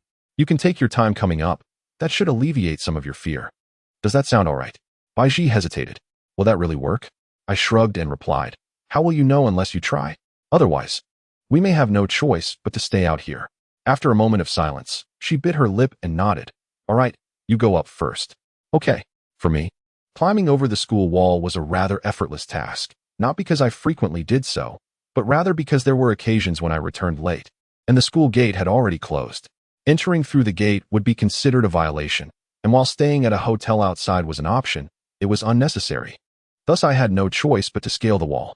I took a couple of steps back, gathered momentum, and climbed up. Once I reached the top of the wall, I called down softly to Baiji, "Come on up, take your time, and don't rush." Baiji nodded resolutely, glanced at me, and then made a small run up, grasping the foothold before starting to ascend step by step. Her progress was slow. I could see that she was indeed struggling with her fear of heights. As her body began to tremble once she reached a certain elevation. Encouragingly, I said, "Don't be afraid, just look up, don't look down. I'll be able to catch you if you can go just a little higher." "Okay," Baiji replied, her voice quivering with trepidation. When she reached a sufficient height, I grasped her arm firmly and pulled her up with all my strength. As Baiji and I perched upon the wall, the surroundings were engulfed in darkness, save for the faint glow of a streetlight beside the school path. A gentle breeze rustled the trees, amplifying the eerie stillness of the night. "Zhou, let us descend." "I'm feeling rather frightened." Baiji suddenly nudged me. "Are you prepared?" I inquired. "I am ready," she replied. "Very well. I shall go down first and await you below," I stated. Baiji nodded, though hesitantly remarked, "What if I fall?" Instinctively, I responded, "Fear not, I shall catch you." "You must hold on securely," she cautioned. "Of course." I turned and began my descent. Upon reaching a considerable height, I leaped down, landing gracefully. "Come down now. Do not be afraid," I encouraged her. "All right." Baiji descended more slowly than she had ascended, her fear of heights compelling her to glance downward. Upon nearing the ground, her voice trembled as she said, "I cannot. I am too scared to go further." "It is all right. From your current position, you can jump directly down," I assured her. "Really? What if I interrupted, reiterating, "If you fall, I will catch you." After a moment's hesitation and a determined bite of her lip, she leapt down. Though her landing was not as smooth, she reached the ground safely. We both exhaled in relief, and she patted her chest, exclaiming, "Next time, I shall never dare to climb again." It was terrifying. Just as I was about to respond, a sudden brightness emerged in the distance, akin to the beam of a flashlight. I quickly signaled for silence, and Baiji, understanding immediately, covered her mouth with a puzzled expression. At that moment, the flashlight beam illuminated our vicinity, and a gruff voice from a middle-aged man called out, "Who is there?" My heart sank, realizing this man was likely a school security guard. If he spotted Baiji and me crouching by the wall, our clandestine entry would undoubtedly be exposed. Without a second thought, I grasped Baiji's hand and dashed deeper into the school grounds. She quickly followed suit, and I could hear footsteps behind us, presumably the guard pursuing us. As we continued to run, my heart raced with increasing intensity, fueled by anxiety. though I had little concern for my own capture. The thought of implicating Baiji filled me with guilt. We navigated through the small school garden and headed towards the large pond. After running for some time, I faintly heard the guard curse. Damn it, they can run fast. Subsequently, I no longer heard the sound of pursuit, which seemed quite understandable. Some of the security personnel at our school are rather portly, having secured their positions through connections, unlike conventional security guards, thus lacking in physical prowess. Nevertheless, I continued to run alongside Baiji until we reached the pond's edge, where I finally paused, gasping for breath. Baiji, too, was not faring much better. Her face flushed from exertion. She was equally panting. Upon meeting my gaze, we exchanged a smile, both seemingly taken aback by the day's unexpected events. In that moment, I realized that I was still holding Baiji's hand, causing my heart to race even faster. Baiji noticed this as well, and we instinctively released our grasp. Though the atmosphere grew somewhat awkward, once I regained my composure, Baiji, perhaps to alleviate the tension, smiled at me and remarked, "I haven't experienced such excitement in ages. Today was truly thrilling." I nodded in agreement, replying, if we had been caught, it would have certainly been deemed a violation. Thankfully, the security chasing us were not from the other group. Baiji nodded, patting her chest, her face reflecting a sense of relief. I escorted Baiji to the base of her dormitory, bidding her farewell. Given the low wall of her dormitory, she easily climbed over without my assistance. After saying goodbye, I returned to my own dormitory. After taking a hot shower, I finally lay down on my bed. Yet the events of the night played in my mind like a slideshow, making it difficult to fall asleep. To me, regardless of what the future holds, tonight's experience would remain a thrilling memory. As for Baiji, how would she perceive the events of the evening? The next day, I awoke to find it was nearly 11 o'clock, close to noon. However, I was the only one awake in the dormitory. The others were still deep in slumber, with Xiao Jun snoring rhythmically. Upon opening WeChat, I noticed an unread message from Baiji. "Zhou Jing, I have an interview tonight. Please remember." Reading her message reminded me that tonight was the student council interview, so I replied, "Okay, I got it." Shortly after sending my message, another notification from Baiji appeared. "Remember, it's for the publicity department, understand?" "Why the publicity department?" I inquired. A while later, Baiji replied, "Because I know the vice president of the publicity department. If I get in, I can ask him for assistance, so we opted for that. I'll introduce you to him later." It did not surprise me that Baiji knew someone in the student council, as she has always been warm and fond of making friends. However, I noticed that she referred to this individual with the masculine pronoun, which stirred a vague unease within me. I responded, "I understand. See you tonight." "Yes, see you tonight." Upon reading this message, I rose from my bed to freshen up. As it was nearing noon, I made my way to the dining hall downstairs to procure some lunch. Given the chaotic nature of my meals over the past few days, coupled with my delicate stomach, I decided to visit the second dining hall specifically to purchase a bowl of porridge, hoping to grant my stomach a reprieve. Upon arriving at the porridge stall in the second dining hall, I was taken aback to see Lin Qingwei, who was at the front of the queue, purchasing her porridge. After completing her transaction, she turned around with her tray, scanning the area for a suitable seat. When her gaze fell in my direction, she spotted me in line. Although she did not greet me, I offered her a smile. She responded with a curt nod, bypassing me to find a seat behind. After acquiring my porridge, I noticed Lin Qingwei seated alone in the southeastern corner of the dining hall, maintaining a considerable distance from others. This sight inexplicably stirred discomfort within me. I recalled her mentioning that she had always been solitary, and it seemed that this was indeed the case. Reflecting on her earlier demeanor at my home, where she appeared warm and gracious before my parents, I could hardly reconcile that version of her with the individual before me now. My curiosity piqued. What could have transpired in her life to shape her into such a solitary being? Chapter 11. The Habit of Solitude After a Moment of Hesitation. Unsure whether it was curiosity or a subtle pang of sympathy that prompted me, I approached Lin Qingwei with my tray, opting to sit diagonally across from her rather than directly opposite. She did not acknowledge my presence, but continued to sip her porridge, seemingly unaffected by my arrival. Unable to quell my intrigue, I ventured to ask, "Do you truly spend your time alone?" Upon hearing my question, she glanced at me. Her expression tinged with impatience as she replied, "Yes, is there a problem with that?" I faltered slightly, uncertain if I was overstepping. "I apologize if this is intrusive, but I wonder, don't you ever feel lonely being so solitary?" Lin Qingwei shot me a sidelong glance, retorting, "You know it's intrusive, and yet you ask?" I quickly offered my apologies. I'm sorry. If you prefer not to discuss it, that is perfectly fine. She shook her head, and to my surprise, she responded, perhaps. But there are many things one can do alone. It's not necessary to have someone accompany you, and I actually relish the feeling of solitude. I don't particularly enjoy others encroaching on my space. After a brief pause, she regarded me once more, her tone cool as she added, especially when I am eating. And certain individuals pose trivial inquiries. Oh, I understand, I said, feeling a bit sheepish as I scratched my head. With a slight huff, she resumed her porridge, ignoring me thereafter. I observed that her porridge contained red beans and purple rice. She must have ordered red bean and purple rice porridge, which I found rather bland for my taste, yet I was surprised that she enjoyed such simplicity. I consumed my porridge rapidly, finishing it in no time, while Lin Qinghua had barely managed half a bowl. With little to occupy my time after returning to the dormitory so early, I found no reason to rush away. I turned to Lin Qinghua and inquired, since you mentioned you prefer solitude, I assume you haven't joined any clubs? Noticing her silence, I continued speaking to myself, tonight. I have an interview for the student council, specifically for the publicity department. At this, Lin Qinghua finally looked up at me, her expression a tangle of emotions. Why are you staring at me like that? I felt a touch of awkwardness. She shook her head and replied, it's nothing. Please, go on. I was taken aback, as she had never encouraged me to speak freely before. I resumed, to be honest, I have little interest in joining the student council. The publicity department seems no different.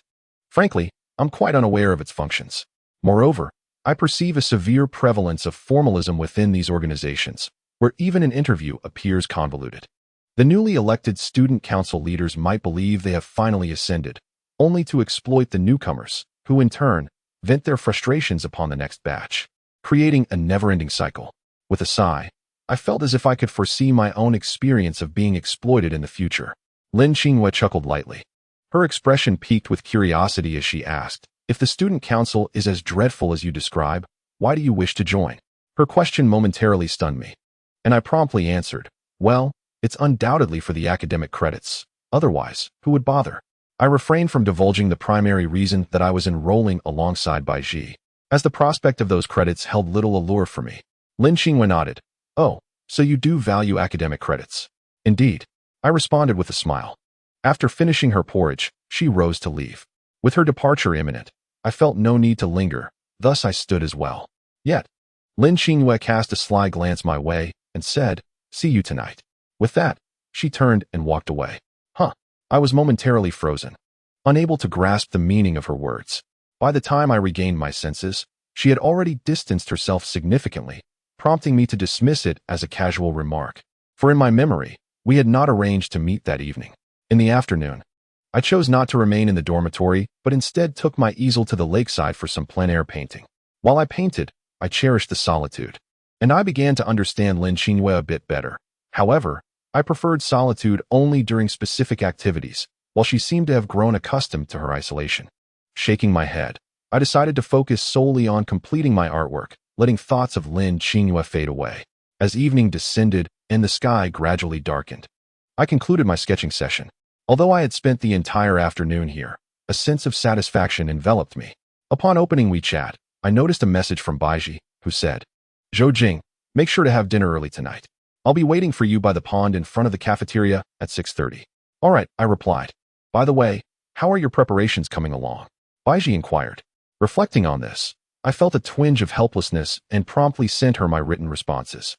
I then added, if he asks you these questions, this is how I will respond. After a considerable pause, Baiji sent me an eye-roll emoji and said, I was just speaking casually. You actually wrote them out? Well, otherwise, I wouldn't have guessed what he might ask, I replied. Fine, just be adaptable. I'll have my friend keep an eye on you, Baiji responded. A pang of jealousy stirred within me, but I replied, understood. At 6:15, I arrived early by the pond to wait for Baiji, as a gentleman must never be late. Around 6:32, I spotted Baiji approaching, adorned in a flowing white dress. She had applied delicate makeup, her hair styled in a ponytail, with her bangs parted to accentuate her graceful features. Upon noticing my gaze, she twirled elegantly before me and asked, how do I look? As her skirt swirled with her movements, she resembled an angel, radiant and ethereal, leaving me momentarily entranced. What do you think? Baiji nudged me, prompting me to respond. I snapped back to reality and exclaimed, "You look stunning." "Really?" she asked. "Absolutely," I affirmed. "Humph. You don't seem like someone who compliments girls often, but I'll take your word for it," she replied with a playful pout. "You should definitely believe me," I insisted. As the time approached, we made our way to the student council office located on the second floor of the school auditorium, where we observed numerous individuals queuing for interviews. Baiji turned to me and said, "The friend I know is named Zhang Tong. He asked the deputy minister in charge of the interviews. I'll go first, and when it's your turn, just respond naturally. Don't be too nervous. I've spoken to him, and as long as you perform well, you'll be fine." I nodded in acknowledgement. We arrived not too late. So after waiting about 10 minutes in line, it was our turn. After exchanging encouraging gestures, Baiji entered the interview room while I remained outside, awaiting her return. A few minutes later, she emerged, patted her chest, and said, "All right, I'll wait for you at the door. Good luck." "Okay," I replied. Upon entering, I noticed a male student seated behind a centrally positioned desk. He sported a part in his hair, and a faint scar adorned his forehead. His gaze upon me carried an inexplicable significance. Surely, he was the Zhang Tong that Baiji had mentioned, I mused. However, as I crossed the threshold, two student council members abruptly stood up, informing Zhang Tong of their intention to visit the restroom. After he nodded, they departed, leaving only Zhang Tong and me in the office. I sensed a subtle hostility in the air, prompting me to remain silent for the moment. Instead, I relaxed, wearing a smile as I fixed my gaze upon him. The atmosphere was thick with tension, yet I felt no trepidation or discomfort. Rather, I was intrigued, eager to discern what he might say. Chapter 12. Would you like to be a minister? After a prolonged moment of mutual observation, I finally spoke. "Hello. I am here for an interview." Zhang Tong nodded and replied, "I am a friend of Baiji, so I shall not make things difficult for you. However," he elongated the final word, then continued, "I have a question to pose." "What question?" Although I was already aware of his inquiry, I feigned ignorance. "What is your relationship with Baiji?" he asked. I smiled and replied, "We are friends." "Is that a problem?" He shook his head and said, "Well, I had expected you to be more forthcoming. Nevertheless, if you wish to join us, I have but one stipulation. If you can fulfill it, I will extend whatever assistance I can, perhaps even secure you a stable position within our organization." His words elicited a quiet amusement in me. For such propositions held little allure. His remarks instead struck me as somewhat juvenile. Out of curiosity, I inquired, "And what is your requirement?" He stated, "I hope you can keep your distance from Baiji. I do not wish to see you two grow too close. Can you comply?" Rising from his seat, he earnestly confessed, "I have liked Baiji since high school, and I cannot allow such a potential threat to linger. Do you understand my feelings?" I was momentarily taken aback by his steadfastness. For years of pursuit without fruition, yet he remained resolute. However, I could not condone his approach. One cannot simply claim affection for someone while infringing upon another's right to express theirs. Thus, I smiled at him and said, "I admire your perseverance, but I cannot acquiesce to your request." The atmosphere turned icy, and his brow furrowed, clearly unprepared for my refusal. He eventually shook his head and said, "Very well. If that is the case, I regret to inform you that our department cannot accommodate someone of your caliber. I suggest you seek opportunities elsewhere." "That is of little consequence," I replied, brushing off my attire as I prepared to leave. Initially, I had not anticipated my success in the interview. Should I succeed, it would afford me the opportunity to collaborate with Baiji within the department, thus enhancing our interactions. Conversely, if I were to fail, although Baiji might harbor some disappointment, I would not yield to others. Just as I was making my way towards the door, it unexpectedly swung open. To my surprise, it was not the two student council officers who had exited, but rather Lin Qinghua. I was momentarily taken aback, as I had not expected her presence here. Indeed, she had alluded to our meeting later that evening. She disregarded me entirely and addressed Zhang Tong, who stood behind me, stating, "Zhou Jing has passed the interview." Puzzled, I turned to her, my expression one of confusion. Zhang Tong, on the other hand, appeared quite uncomfortable, and he remarked, "Minister, I believe this student may not be quite suited for our department." Lin Qinghua shot him a glance and inquired, "Would you like to take on the role of minister?" At that, Zhang Tong lowered his gaze and fell silent, though it was evident that he was deeply unsettled. Without uttering another word, Lin Qinghua turned and exited, leaving me alone in the room. I was taken aback, for I had not realized that Lin Qinghua was the head of the publicity department. In my mind, She seemed someone who would shy away from social interactions, which made her appearance all the more surprising. Recalling our earlier conversation, I felt a flush of embarrassment. It felt rather odd to have spoken critically of the student council in front of the Minister of Publicity. Go on, since the minister has spoken. You have effectively passed the interview, Zhang Tong finally said. I nodded, remaining silent, and followed in Lin Qingyue's footsteps as I made my way outside. Just as I departed, I heard Zhang Tong mutter under his breath, "Damn it." Upon exiting, I noticed Bai Ji and Lin Qingyue exchanging nods before Lin Qingyue walked away. Bai Ji remained, waiting for me. As I emerged, she hurried over and asked, "Why did you take so long? Did Zhang Tong give you a hard time?" I shook my head and replied, "No, he was quite amiable, which is why our conversation lingered." Bai Ji sighed in relief and smiled. "That's good to hear. I had a word with him, so he wouldn't trouble you." I nodded and, glancing in the direction Lin Qingyue had taken, asked Bai Ji, "Do you know Lin Qingyue?" Bai Ji paused before admitting, "Yes, why do you ask? She is the head of the publicity department, you know?" I remarked. Bai Ji nodded, "I am aware. However, we're not very familiar. We merely know each other. Do you remember when I participated in the campus marathon? That's when I first met her." "Oh, I see," I responded. "Well then, shall we take a stroll?" Bai Ji inquired. "Certainly," I replied. "Let us go." As Bai Ji and I arrived at the playground, she walked ahead of me, while I trailed a step behind. It was just past 7 in the evening, and the hour was still early. The playground was bustling with people. Some were strolling leisurely while others engaged in evening jogs. The incandescent lights illuminating the bleachers cast a warm glow on everyone's faces, seemingly illuminating the essence of our youth. Bai Ji and I meandered along the edge of the playground, engaged in casual conversation. Yet I sensed a certain preoccupation weighing on her mind. After we had completed 2 laps, Bai Ji paused and suggested, "There's a stone bench over there. Shall we take a break?" I nodded in agreement and followed her to the bench, where we sat on opposite ends, maintaining a respectful distance between us. "Zhou Jing, I realize I don't know much about you. Would you share a bit about yourself?" Bai Ji turned to me, her face adorned with a hint of curiosity. What would you like to know?" I inquired. "I mean, tell me about your family, your aspirations for the future, or perhaps share some of your past romantic experiences." She replied, her lips curling into a smile. "Well, my family is quite ordinary, just a typical working-class household. As for my future aspirations, if possible, I would like to become a professional artist," I responded. Bai Ji shook her head. "I find it hard to believe that your family is just ordinary." "Why is that?" I asked, intrigued. She remained silent for a moment, glancing at the watch adorning my wrist. I was taken aback. As this watch was a gift from my cousin upon her return from abroad, she had claimed it was rather inexpensive. Since I had little knowledge of watches, I had no idea of its brand. I chuckled. "Couldn't the watch be a fake?" Bai Ji nodded thoughtfully. "That's true." Then she inquired, "What about your romantic experiences? You don't seem like someone who has never been in love." "I assure you, I've been single for 20 years. I declared. Bai Ji raised an eyebrow. "Really?" I laughed. "I promise it's true. Though it may be hard to verify, it is indeed the case." "Well, for now, I'll take your word for it," she responded. At that moment, I felt compelled to inquire about Bai Ji's own romantic history, as she had never shared it with me. From what I gathered from Zhang Tong, it seemed that several suitors had pursued her in the past, yet none had succeeded, piquing my curiosity. However, just as I was about to speak, Bai Ji suddenly remarked, "Zhou Jing, you have a long white hair." "Where?" I asked, perplexed. "You can't feel it? Would you like me to help you pluck it?" she offered. I nodded, allowing her to assist me in removing the stray white hair.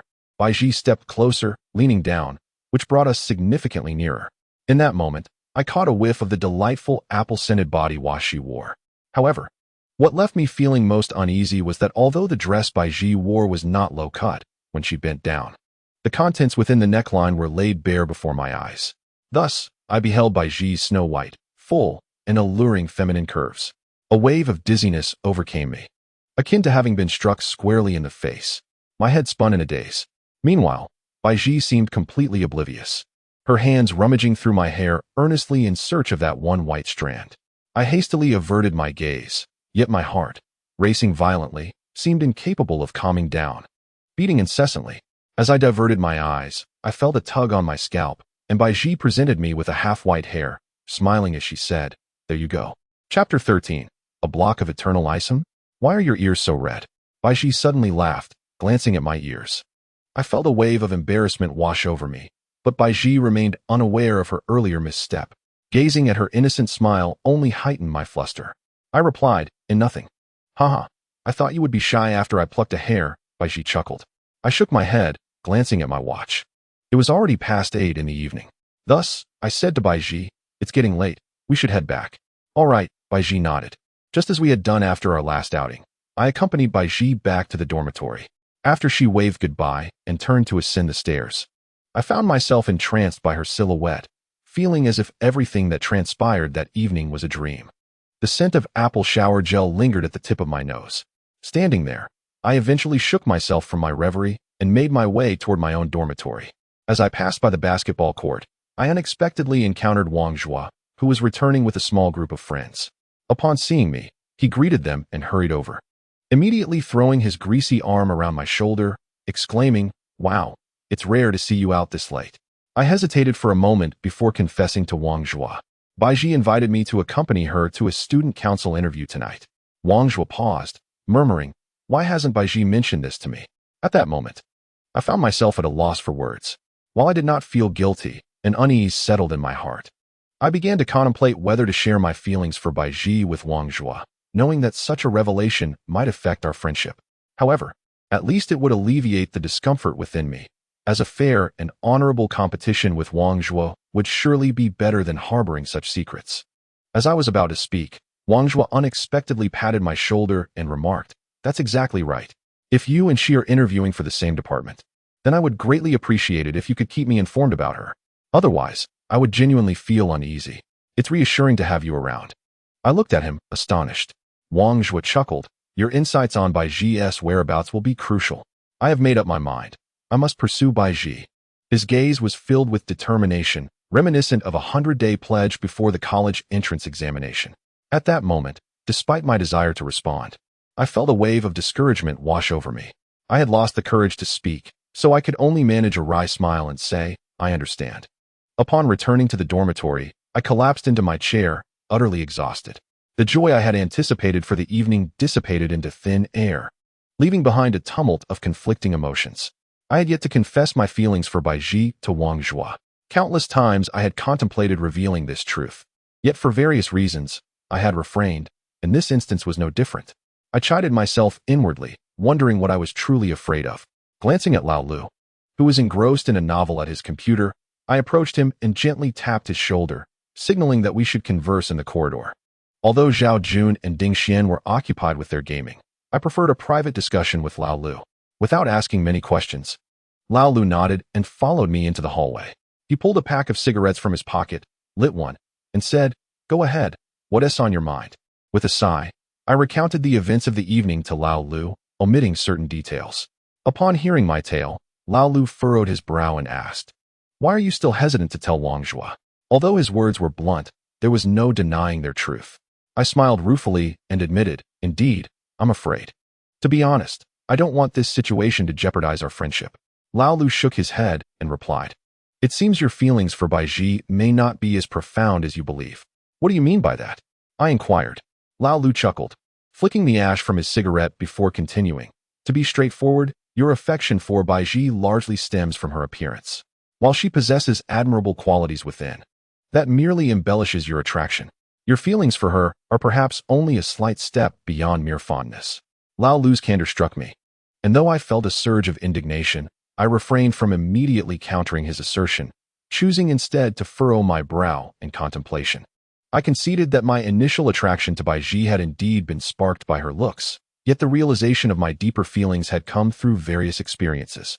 How could I not be drawn to someone who possessed both beauty and substance? Furthermore, my affection was not merely a trivial extension of fondness, as Lao Lu suggested. Lao Lu patted my shoulder and said, "You may not appreciate my analysis, but hear me out and consider if there is any truth to it." I nodded and replied, "Go ahead, I'm listening." "If your affection for her is genuine, then you ought to be forthright with Wang Zhua concerning this matter. Perhaps you are aware that if you fail to disclose your feelings to him, regardless of whether you end up with Baiji or he does, you will inevitably feel a sense of disquiet within." He paused briefly before continuing, and I could discern that you are already grappling with doubts. Upon hearing this, I turned to him in astonishment. Perhaps his words had pierced through the veil of my inner turmoil, plunging my spirits into a deep melancholy. I offered a wry smile and admitted, "You are correct. The thought of retreating has indeed crossed my mind." Old Lu sighed and remarked, "If my conjecture holds true, Baiji must have quite a number of admirers. But have you ever heard of her past romantic encounters?" I shook my head, responding, "Never." Thus, two possibilities arise. The first is that Baiji harbors no desire for a romantic relationship, having her own plans. The second is that she is biding her time, seeking a more substantial catch among her suitors. Old Lu interjected. I suddenly shook my head, asserting, "I do not subscribe to your second theory." Old Lu chuckled. "Then present a counterexample to refute my claim." At that moment, I recalled Lin Qingyue, whose beauty is also renowned within our school.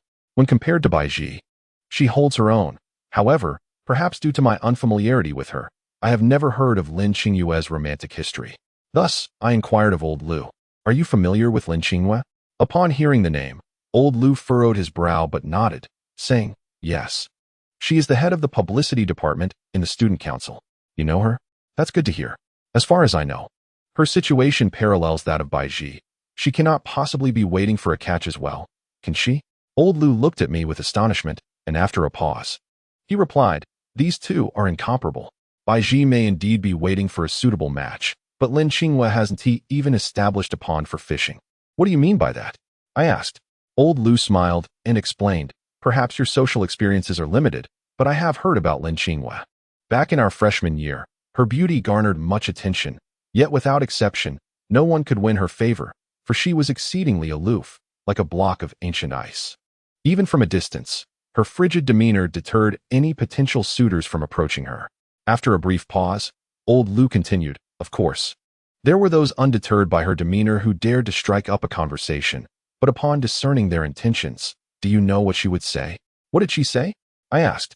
"Go away," Old Lu replied. At this revelation, I instinctively gasped, recalling my own past interactions with her. In retrospect, it seemed I had fared rather well that she hadn't told me to leave. At that moment, my phone vibrated twice in my hand. Upon unlocking the screen, I discovered a WeChat message from Lin Qingyue. "Please report to the department tomorrow at 6 in the evening." Chapter 14.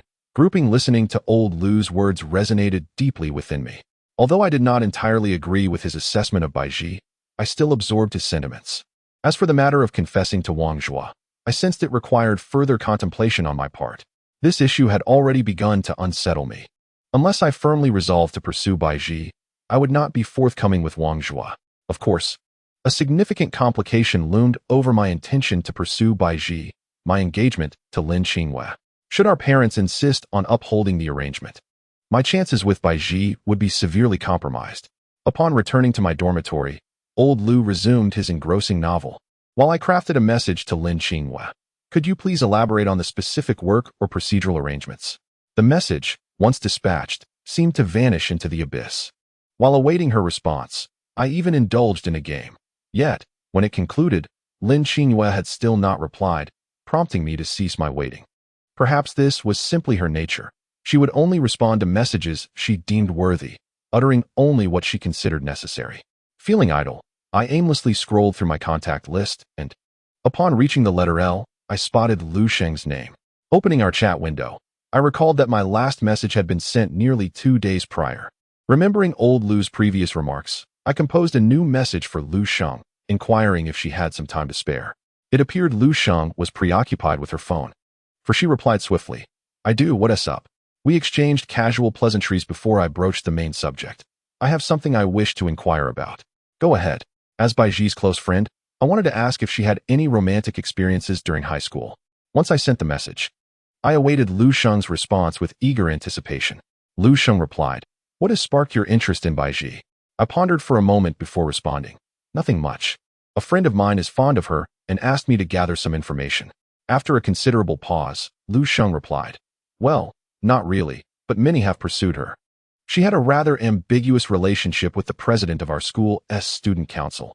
We all thought they might end up together, but ultimately, they did not." Reading her message left me feeling somewhat bewildered, so I replied, "All right, I understand. Thank you. Haha, it's no trouble at all. I'm quite accustomed to people asking me about Baiji," Lu Sheng responded. After engaging in a bit more casual conversation, I informed her that I had other matters to attend to and concluded our dialogue. with the information Lu Sheng provided lingering in my mind. I felt an even deeper sense of turmoil, uncertain of how to proceed. The following day. Today marks our official commencement of classes, and the morning is filled with back-to-back sessions. Due to the disarray of my recent schedule, I found myself rising late on the very first day of class.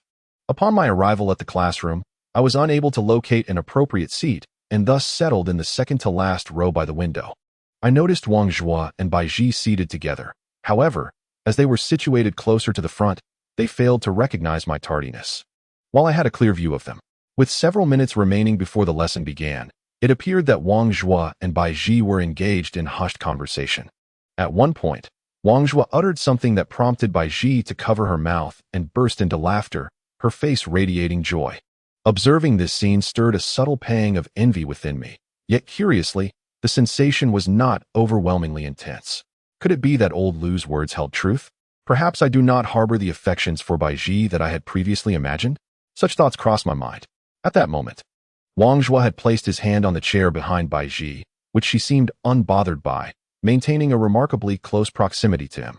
I chose not to dwell on the sight any longer, as I am not one to seek out discomfort. With a shake of my head, I averted my gaze from them. After class concluded, I did not opt to walk with them. Instead, I made my way to the second classroom. Selecting a discreet spot to sit, Wang Zhua and Bai Ji continued to walk together. Perhaps to the eyes of outsiders, they appeared akin to a couple. As evening approached, nearing 6 o'clock, I ventured to the second floor of the student council office in the school auditorium. After inquiring about the location of the publicity department's office, I proceeded to the depths of the second floor to find it. Upon entering, I spotted Lin Qingyue seated behind her desk, gazing dreamily out the window, her phone playing a Cantonese song. If I am not mistaken, it was Eason Chan's praise. Upon noticing my entrance, Lin Qingyue was momentarily taken aback, then furrowed her brow and remarked, "Did you not think to knock before entering?" It was then that I remembered the etiquette of knocking, and with a sheepish grin, I turned and exited. After closing the door, I rapped on it with my hand. Adopting a serious tone, I called out, "Minister Lin, may I enter?" It seemed my actions amused her, as her response was laced with laughter. "Come in." I pushed the door open and stepped inside, only to find her reverting to her usual icy demeanor, the music she had been playing now silenced. I smiled and asked, "Why did you stop the music?" "That song was quite lovely. If I am correct, it should be Eason Chan's praise." Lin Qingyue appeared somewhat surprised and inquired, "Aren't you from Nanjing? Can you understand Cantonese?" I shrugged and replied, "Do not forget, my grandfather returned from Hong Kong. Although I am not fluent in Cantonese, I can at least comprehend it." Lin Qingyue nodded and inquired, "Is there something you wish to discuss with me?" Upon her utterance, I gazed at her with a puzzled expression and replied, "Did you not message me to come here?" Lin Qingyue rubbed her forehead, seemingly at a loss for words, and remarked, "You should have waited in the activity room of the department. Why did you come looking for me?" "Oh, I see." I scratched my head. "Well, I need to head there for a meeting shortly anyway, so why don't you come with me?" Lin Qingyue said, rising from her seat. I instinctively opened the door for her, and after a brief glance in my direction, she stepped out ahead of me. Upon entering the dedicated conference room of the publicity department, I noticed that it was a modest space accommodating approximately 20 to 30 individuals. It appeared that the number of personnel in the publicity department was relatively larger compared to other departments, and it seemed that some were yet to arrive. Among the attendees, I was disheartened to find no sign of Bai Ji. As Lin Qingyue entered, the chatter among the crowd softened, and when they noticed me trailing behind her, their gazes held an inexplicable significance. After settling in, Lin Qingyue naturally took her place at the forefront, flanked by 2 male deputy ministers on either side, with her being the sole female. The meeting commenced shortly thereafter. Lin Qingyue delivered a succinct opening statement before elaborating on the primary agenda for the day. Our principal task this semester is to oversee the campus's top 10 singers competition. However, unlike previous years, this time there will be an initial selection round within the school. Following this, selected candidates will compete alongside several universities in the college town, with the ultimate winners receiving cash prizes and rewards. She paused momentarily before continuing. The competition venues will rotate among the participating schools, and our publicity department is responsible for promoting this event, which includes live video recording, media outreach, and designing promotional posters. These tasks constitute our main responsibilities for the semester. Upon her conclusion, a colleague named Zhang spoke up, stating, "Given the multitude of tasks, Our department will need to form groups to manage various responsibilities. At this juncture, Zhang seemed to glance in my direction before proceeding. The deputy ministers and I have already prearranged the groups, and we will post the list in the group chat shortly. Please check it at your convenience, and also add each member on WeChat for future communication. Hearing about the predetermined group arrangements left me somewhat unsettled, as it suggested that I might not be placed in the same group as Baiji. I wondered who I would be grouped with instead. Chapter 15. The errand boy. After the meeting, Lin Qingwei encouraged us to engage in casual conversation to familiarize ourselves with our group members. Thus, I opened the WeChat group for the publicity department, where I discovered the personnel grouping chart shared by Zhang. After scrolling down a few lines, I finally encountered the name of Baiji. However, it was not surprising to find that my name was absent from her group, while Zhang Tong's name was firmly inscribed beside Baiji's, accompanied by a parenthetical note that read, Group Leader. At this point, I couldn't help but find it somewhat amusing. It seemed that although I had joined the publicity department, I could not shield myself from Zhang Tong's potential sabotage. I continued to scroll down, but after several lines, my name still eluded me. A frown creased my brow. Could it be that Zhang Tong truly disregarded Lin Qingwei and had unceremoniously excluded me from this work group? As I reached the bottom of the list, I finally spotted my solitary name, devoid of any indication of group affiliation, save for a parenthesis next to it that revealed 4 words, Minister's Secretary.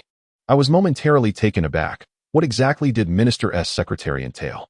Come with me. Lin Qingwei's voice suddenly resonated from behind, nearly startling me.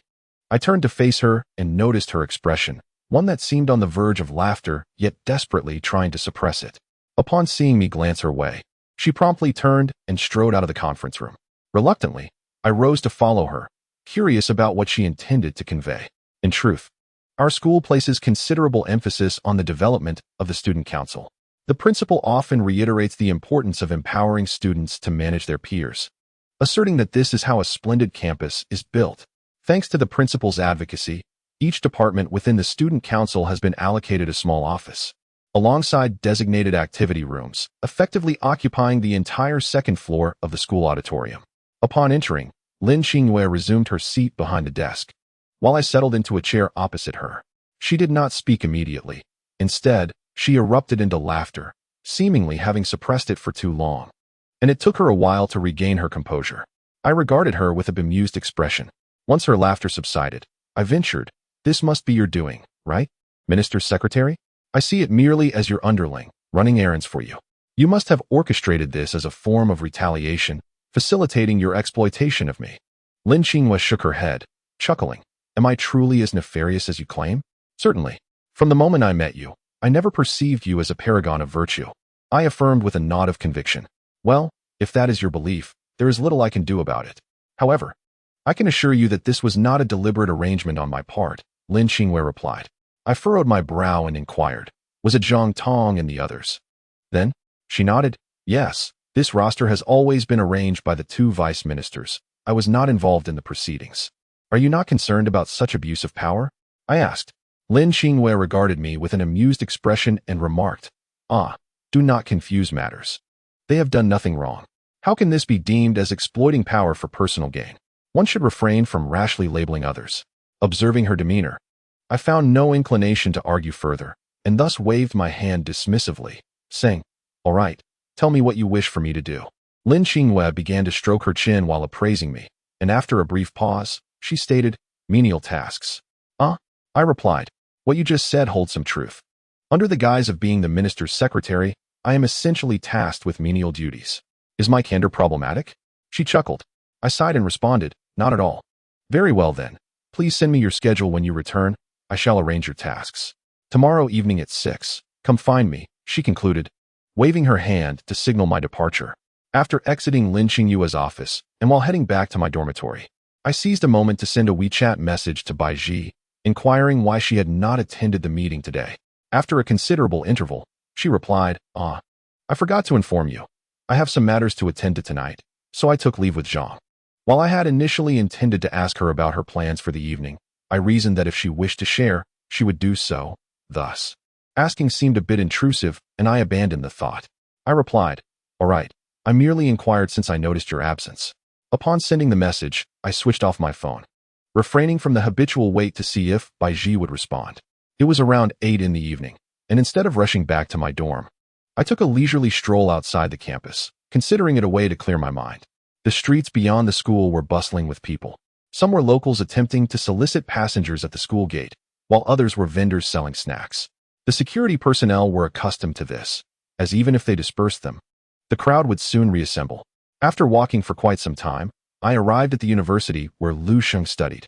It was not particularly large, and its student body primarily consisted of those pursuing the arts, resulting in a generally higher aesthetic appeal among the students. Thus, several luxury cars were parked at the entrance, with some students just alighting from their vehicles, while others hurriedly exited the school, eagerly scanning for familiar cars before excitedly rushing towards them. Of course, it could merely be a coincidence that I happened to witness this, and it should not be taken as a definitive representation of the majority within. Zhou Jing. A melodious female voice suddenly called from behind me, tinged with uncertainty. I turned to see Lu Sheng, whom I had not encountered in several days. Today, her attire exuded an artistic flair, as she donned a black long-sleeve t-shirt paired with denim overalls, topped with a brown beret. Had I not known her, such an appearance might have led me to assume she was a renowned oil painter. What a coincidence, I replied. Upon recognizing me, Lu Sheng smiled and nodded, inquiring, "What brings you to our school unexpectedly? Are you here to visit a friend?" I shook my head and replied, "No, I merely happened to stroll this way." "I see," she said. "I thought you were here to meet someone." I chuckled and asked, "Have you just returned from an outing?" Lu Sheng responded, "Yes. I just went out to buy a few things." I nodded, momentarily at a loss for words, and we stood in silence. Sensing my struggle for conversation, Lu Sheng kindly offered, "If you're feeling lonely by yourself, I could accompany you for a walk around our school. It would be impolite to decline a girl's invitation." And given my own boredom and the opportunity to learn more about Baiji, I nodded in agreement. "All right, let's take a stroll." Upon hearing my response, Lu Sheng beamed and said, "Then let's go." As we walked, I noticed that carrying her items seemed to be a bit of a strain for her, so I offered to help. After a brief hesitation, she handed me the items, maintaining a comfortable distance between us to avoid any misunderstandings. "I heard from Baiji that you joined your school's publicity department?" Lu Sheng asked me along the way. "Yes, that's correct," I replied. "Then for the upcoming top 10 singers competition this semester, you also have to contribute significantly," Lu Sheng remarked. Upon her mention of the event, I inquired, "Indeed. I've heard that the winner will receive a substantial cash prize. Will you participate?" Lu Sheng smiled and said, "I will, and if all goes well, perhaps we shall meet there." Surprised, I glanced at her. I had only been making conversation, not expecting her to genuinely take part. I replied, "Then I look forward to meeting you." Lu Sheng nodded and asked, "What specific role do you have in the publicity department for the competition?" This question caught me off guard. After contemplating for a moment, I answered, "Well, I handle everything. To put it simply, I'm a jack of all trades." "A jack of all trades?" Lu Sheng's expression was one of surprise. "Haha, I mean the minister's secretary," I clarified with a smile. "Ah, that explains your description." She responded with understanding. I nodded and, curious, asked her, "You haven't yet mentioned your major. I assume you're not studying painting?" "Why do you say that?" Lu Sheng queried. "Your attire suggests an oil painter. In my experience, they often dress like that." Lu Sheng chuckled lightly. "You shouldn't judge by appearances. I think you resemble a musician more than a dedicated artist." As she spoke, I took a moment to appraise myself. Although my hair had not been cut for some time, it was not long enough to be fashioned into a ponytail. My attire was rather casual, comprising a denim jacket and a pair of jeans, both in a uniform navy blue.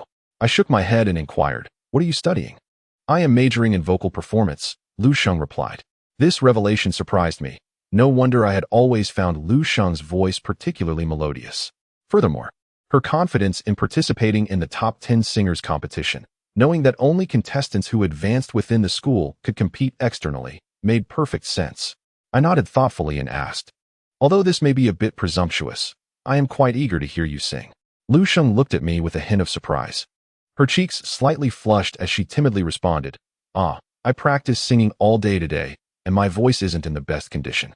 Could we perhaps postpone this for another day?" She added quickly, as if fearing I might misunderstand her intention, "Please don't get me wrong. It's not that I don't want to sing." I nodded in understanding, allowing her to breathe a sigh of relief as she smiled at me. After walking for nearly 20 minutes, we arrived at a somewhat secluded area. After crossing several streets, we spotted a bar with a distinctly vintage decor at the corner. Though we did not approach closely, the artistic ambience wafted toward us even from a distance. The bar, despite its artistic flair, was surrounded by parked vehicles, and inside, it was bustling with patrons, indicating its remarkable popularity. As I led Lu Sheng closer, I discerned the wooden sign adorned with colorful neon lights, spelling out the words dream-seeking. At that moment, Lu Sheng suddenly tugged at the hem of my shirt. Turning to face her, I noticed her face flushed as she quietly remarked, "Zhou Jing, I cannot accompany you to such places." I scratched my head and replied, "You've misunderstood. I did not intend to bring you here. I merely wished to see the name of this bar, drawn by its artistic allure." "Ah, that I say relief." Lu Sheng nodded and continued, "It's getting late, and I still need to shower. Shall we head back?" "All right," I agreed. Though I made a mental note of the bar's name, thinking I would love to visit, even if I couldn't indulge in alcohol. As we departed, I faintly caught the sound of a sweet melody drifting from the bar. If I was not mistaken, the song being sung was Jay Chow's garden party. After escorting Lu Sheng to the entrance of her school, I prepared to leave. Just before parting, she asked, "Zhou Jing, if you have time another day, would you like to join me for a meal? I'd love to sing for you then." I pondered for a moment before replying, "Let us see when the time comes." "All right, I shall take my leave now. Goodbye." After Lu Sheng waved goodbye to me with a charming smile, she turned and walked back into the school. Once she had departed, I made my way back alone. In truth, I had not given much thought to Lu Sheng's invitation, as I held no feelings for her. Our evening stroll had merely been a chance encounter, and I feared that accepting her invitation might lead her to misconstrue my intentions. I did not wish to be a source of confusion. At that moment, my mind drifted to Bai Ji. I wondered what she was up to that evening and what her true feelings toward me might be. Perhaps only she could truly know. The next day, our schedule was relatively light. However, due to my tardiness the previous day, I arrived at the classroom quite early, occupying myself solely with my Bluetooth headphones and watching videos on Bilibili. After a while, I sensed someone sitting beside me. Yet, engrossed in my viewing and seated against the wall, I paid little attention to my companion until she removed my right earbud and shouted, "Zhou Jing." It startled me into realization. Turning my head, I found Bai Ji glaring at me with an indignant expression. "What's wrong?" I inquired. "What do you think?" She retorted, "I called you so many times, but you ignored me." I raised my hands in feigned innocence, replying, "You saw I was wearing headphones and watching a video. How could I possibly hear you? Look at this." "I don't understand what's so captivating," Bai Ji pouted, expressing her discontent. "All right, I won't watch anymore." I conceded, turning off the video. I then asked her, "Is there something you wanted to discuss with me?" Bai Ji let out a small huff before saying, "Our group is holding a brief meeting tonight regarding the arrangements for event photography. Do you have time to accompany me?" I was taken aback. "But I'm not a member of your group. That seems rather inappropriate." Bai Ji, looking somewhat dejected, replied, "You know I'm not good at photography, and you enjoy it, don't you? I believe having you there would make my task much easier." At that moment, I found myself in a quandary. Lin Xinghua had asked me to meet her in her office at 6 in the evening. If I agreed to Bai Ji's request, I would inevitably miss my appointment with Lin Xinghua. Setting aside the fact that it would be my first day in the department and I would be absent, I felt I should not prioritize Bai Ji over my prior commitment. Thus, I shared my predicament with Bai Ji, hoping she would understand my situation. Upon hearing my explanation, she nodded with a hint of disappointment and said, "All right, the minister's work is more important. You don't have to help me tonight." Seeing her crestfallen expression, I felt an inexplicable softness in my heart and said, "If I finish quickly with Lin Xinghua, I'll come find you. How does that sound?" "Everything is fine. Just carry on with your tasks. We can discuss it later," Bai Ji replied. After saying this, she ignored me and began scrolling through her social media feed. As the class time approached, Wang Zhuo arrived late. Upon seeing Bai Ji and me, he made his way over to us. Fortunately, there was a seat available to Bai Ji's right, and he sat down beside her. He greeted her, but she merely responded with a grunt, not even offering a smile. Observing Bai Ji's demeanor, Wang Zhuo appeared taken aback, uncertain of the cause of her apparent displeasure. However, I was aware that Wang Zhuo had unwittingly become embroiled in my predicament. He then greeted me and gestured inquiringly about Bai Ji's mood. I could only manage a wry smile and shake my head, at a loss for how to explain the situation to him. The lesson proceeded in a rather somber atmosphere, as Bai Ji and I barely exchanged a word, which also troubled Wang Zhuo. He attempted several times to engage Bai Ji in conversation, but she responded with only a word or two, clearly unyielding to his advances. After class, Bai Ji bid us farewell and promptly departed, leaving Wang Zhua and me in a state of bewilderment. Wang Zhua nudged me and asked, "What on earth is wrong with her?" Feeling somewhat dejected, I recounted the events concerning Bai Ji to him. Upon hearing this, he seemed to grasp the situation, exclaiming, "Oh dear, your lack of tact nearly caused me great distress." I could only manage a faint smile, refraining from contradicting him. Wang Zhua patted my shoulder and said, "How about this? Since I have some knowledge of photography, though I cannot compare to your skill, I should be able to manage. I will assist her tonight, allowing you to avoid any awkwardness." Chapter 17. In the storm, Wang Zhua's suggestion held merit. If he were to go, I would feel less guilty. However, did this also mean I was relinquishing my opportunity to meet Bai Ji tonight in favor of Wang Zhua? Yet, at present, there seemed to be no better solution. From a moral standpoint, this arrangement appeared sound. I nodded and said, "Then it must be so." Wang Zhua smiled and replied, "All right, in that case. You can attend your appointment tonight without worry." After pausing for a moment, he lowered his voice and whispered, "To be honest, I sense there might be something between you and Lin Qinghua. You should seize the chance. After all, she is quite the enigma. If you truly manage to win her over, I shall hold you in much higher esteem." I merely smiled in response. If I were to disclose to Wang Zhua that Lin Qinghua and I were betrothed, he would likely be astounded. Our engagement was a secret known only to the two of us, and during our recent encounters, we had tacitly agreed not to mention it. Nevertheless, the words she spoke to me that night continued to echo in my mind. I was unaware of the trials Lin Qinghua faced. She was reluctant to share, and I had no intention of prying. Yet, if her claims were indeed true, what course of action should I take? Even if I were to marry her, my lack of love would inevitably preclude me from granting her happiness. Contemplating this notion, a weight settled heavily upon my chest. "Well, I'm heading out to play basketball later. Are you coming?" Wang Zhua nudged me gently. "I think I'll pass. I'd rather return to the dormitory for some rest," I replied. "Look at you, so ambitious." "Very well, I shall take my leave then." Wang Zhua waved his hand and exited the classroom ahead of me. I had initially intended to send a WeChat message to Bai Ji, informing her that I had asked Wang Zhua to go in my stead. However, considering that she might still be in a temper, I refrained from messaging her immediately. As dusk approached, I finished my meal at the cafeteria early and made my way to the student union office. The evening sky was far from inviting. The sun's rays struggled to penetrate the thick clouds, resulting in darkness descending upon the sky shortly after 6 o'clock. Occasionally, flashes of lightning illuminated the dense clouds, while the rumbling thunder seemed to urge the pedestrians onward. Those with umbrellas promptly opened them, while those without began to jog. I belonged to the latter group. Hastening towards the auditorium, hoping that the spring thunder in March was merely a show of bravado and would not leave me drenched. Just as I stepped into the auditorium, the long-awaited downpour unleashed itself, crashing violently against the ground, soaking one of my pant legs with splashes.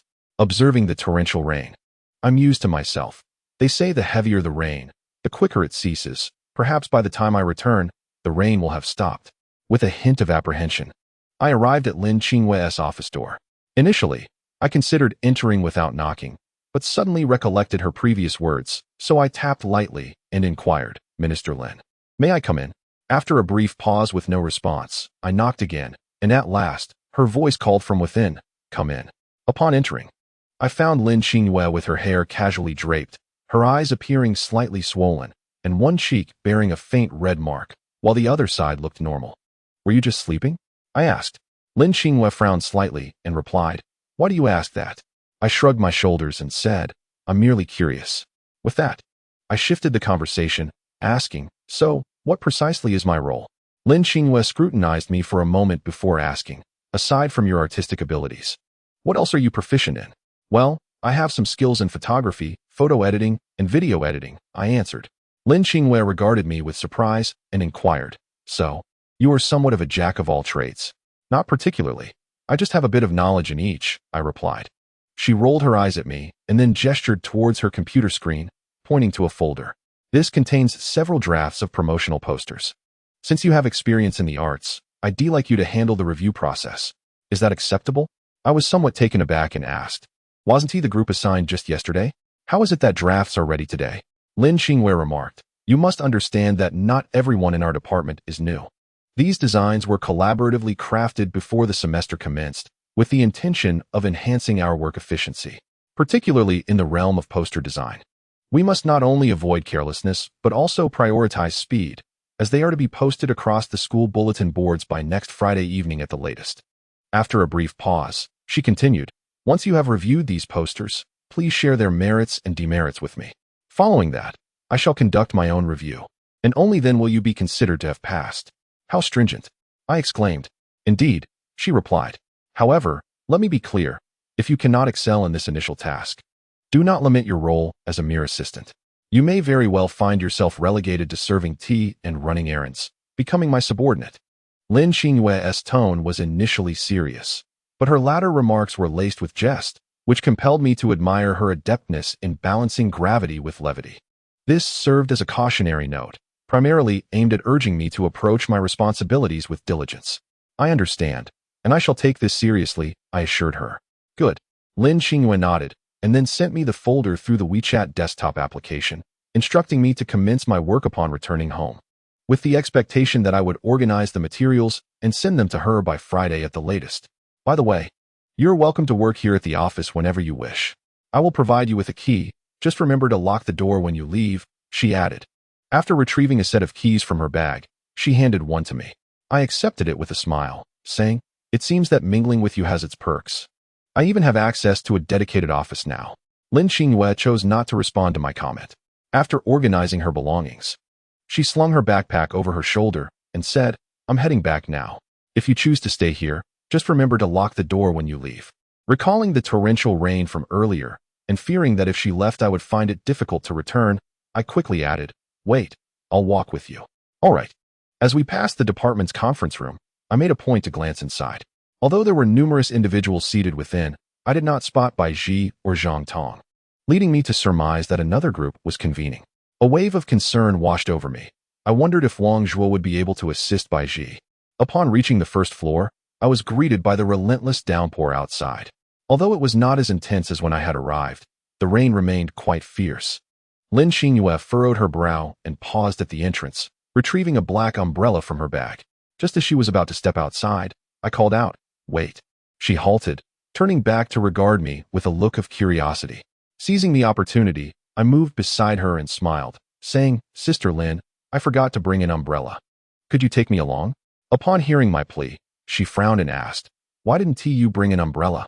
I shrugged my shoulders and replied, "When I left, I had no notion that it would rain. Besides, as the head, you cannot simply abandon me here." Lin Xinghue cast a helpless glance in my direction and said, "Let us go?" I nodded and voluntarily took her umbrella, not to mention that I stood half a head taller than Lin Xinghue. It is only natural for a gentleman to shield a lady from the rain. On that night of torrential downpour, although we shared the same umbrella, she maintained a considerable distance from me. I could tell that she preferred to have her sleeves soaked rather than walk too closely beside me. To be honest, a sense of disappointment lingered in my heart. While I was not so conceited as to believe she would certainly accept or acknowledge me, I genuinely wished to reconcile and become friends with her. Of course, perhaps I was overthinking. She might simply not want to create any misunderstandings. With this thought, I tilted the umbrella slightly towards her side, but my already damp half of clothing was now thoroughly drenched by the rain. Chapter 18. Our relationship. Lin Xinghue noticed my subtle gesture.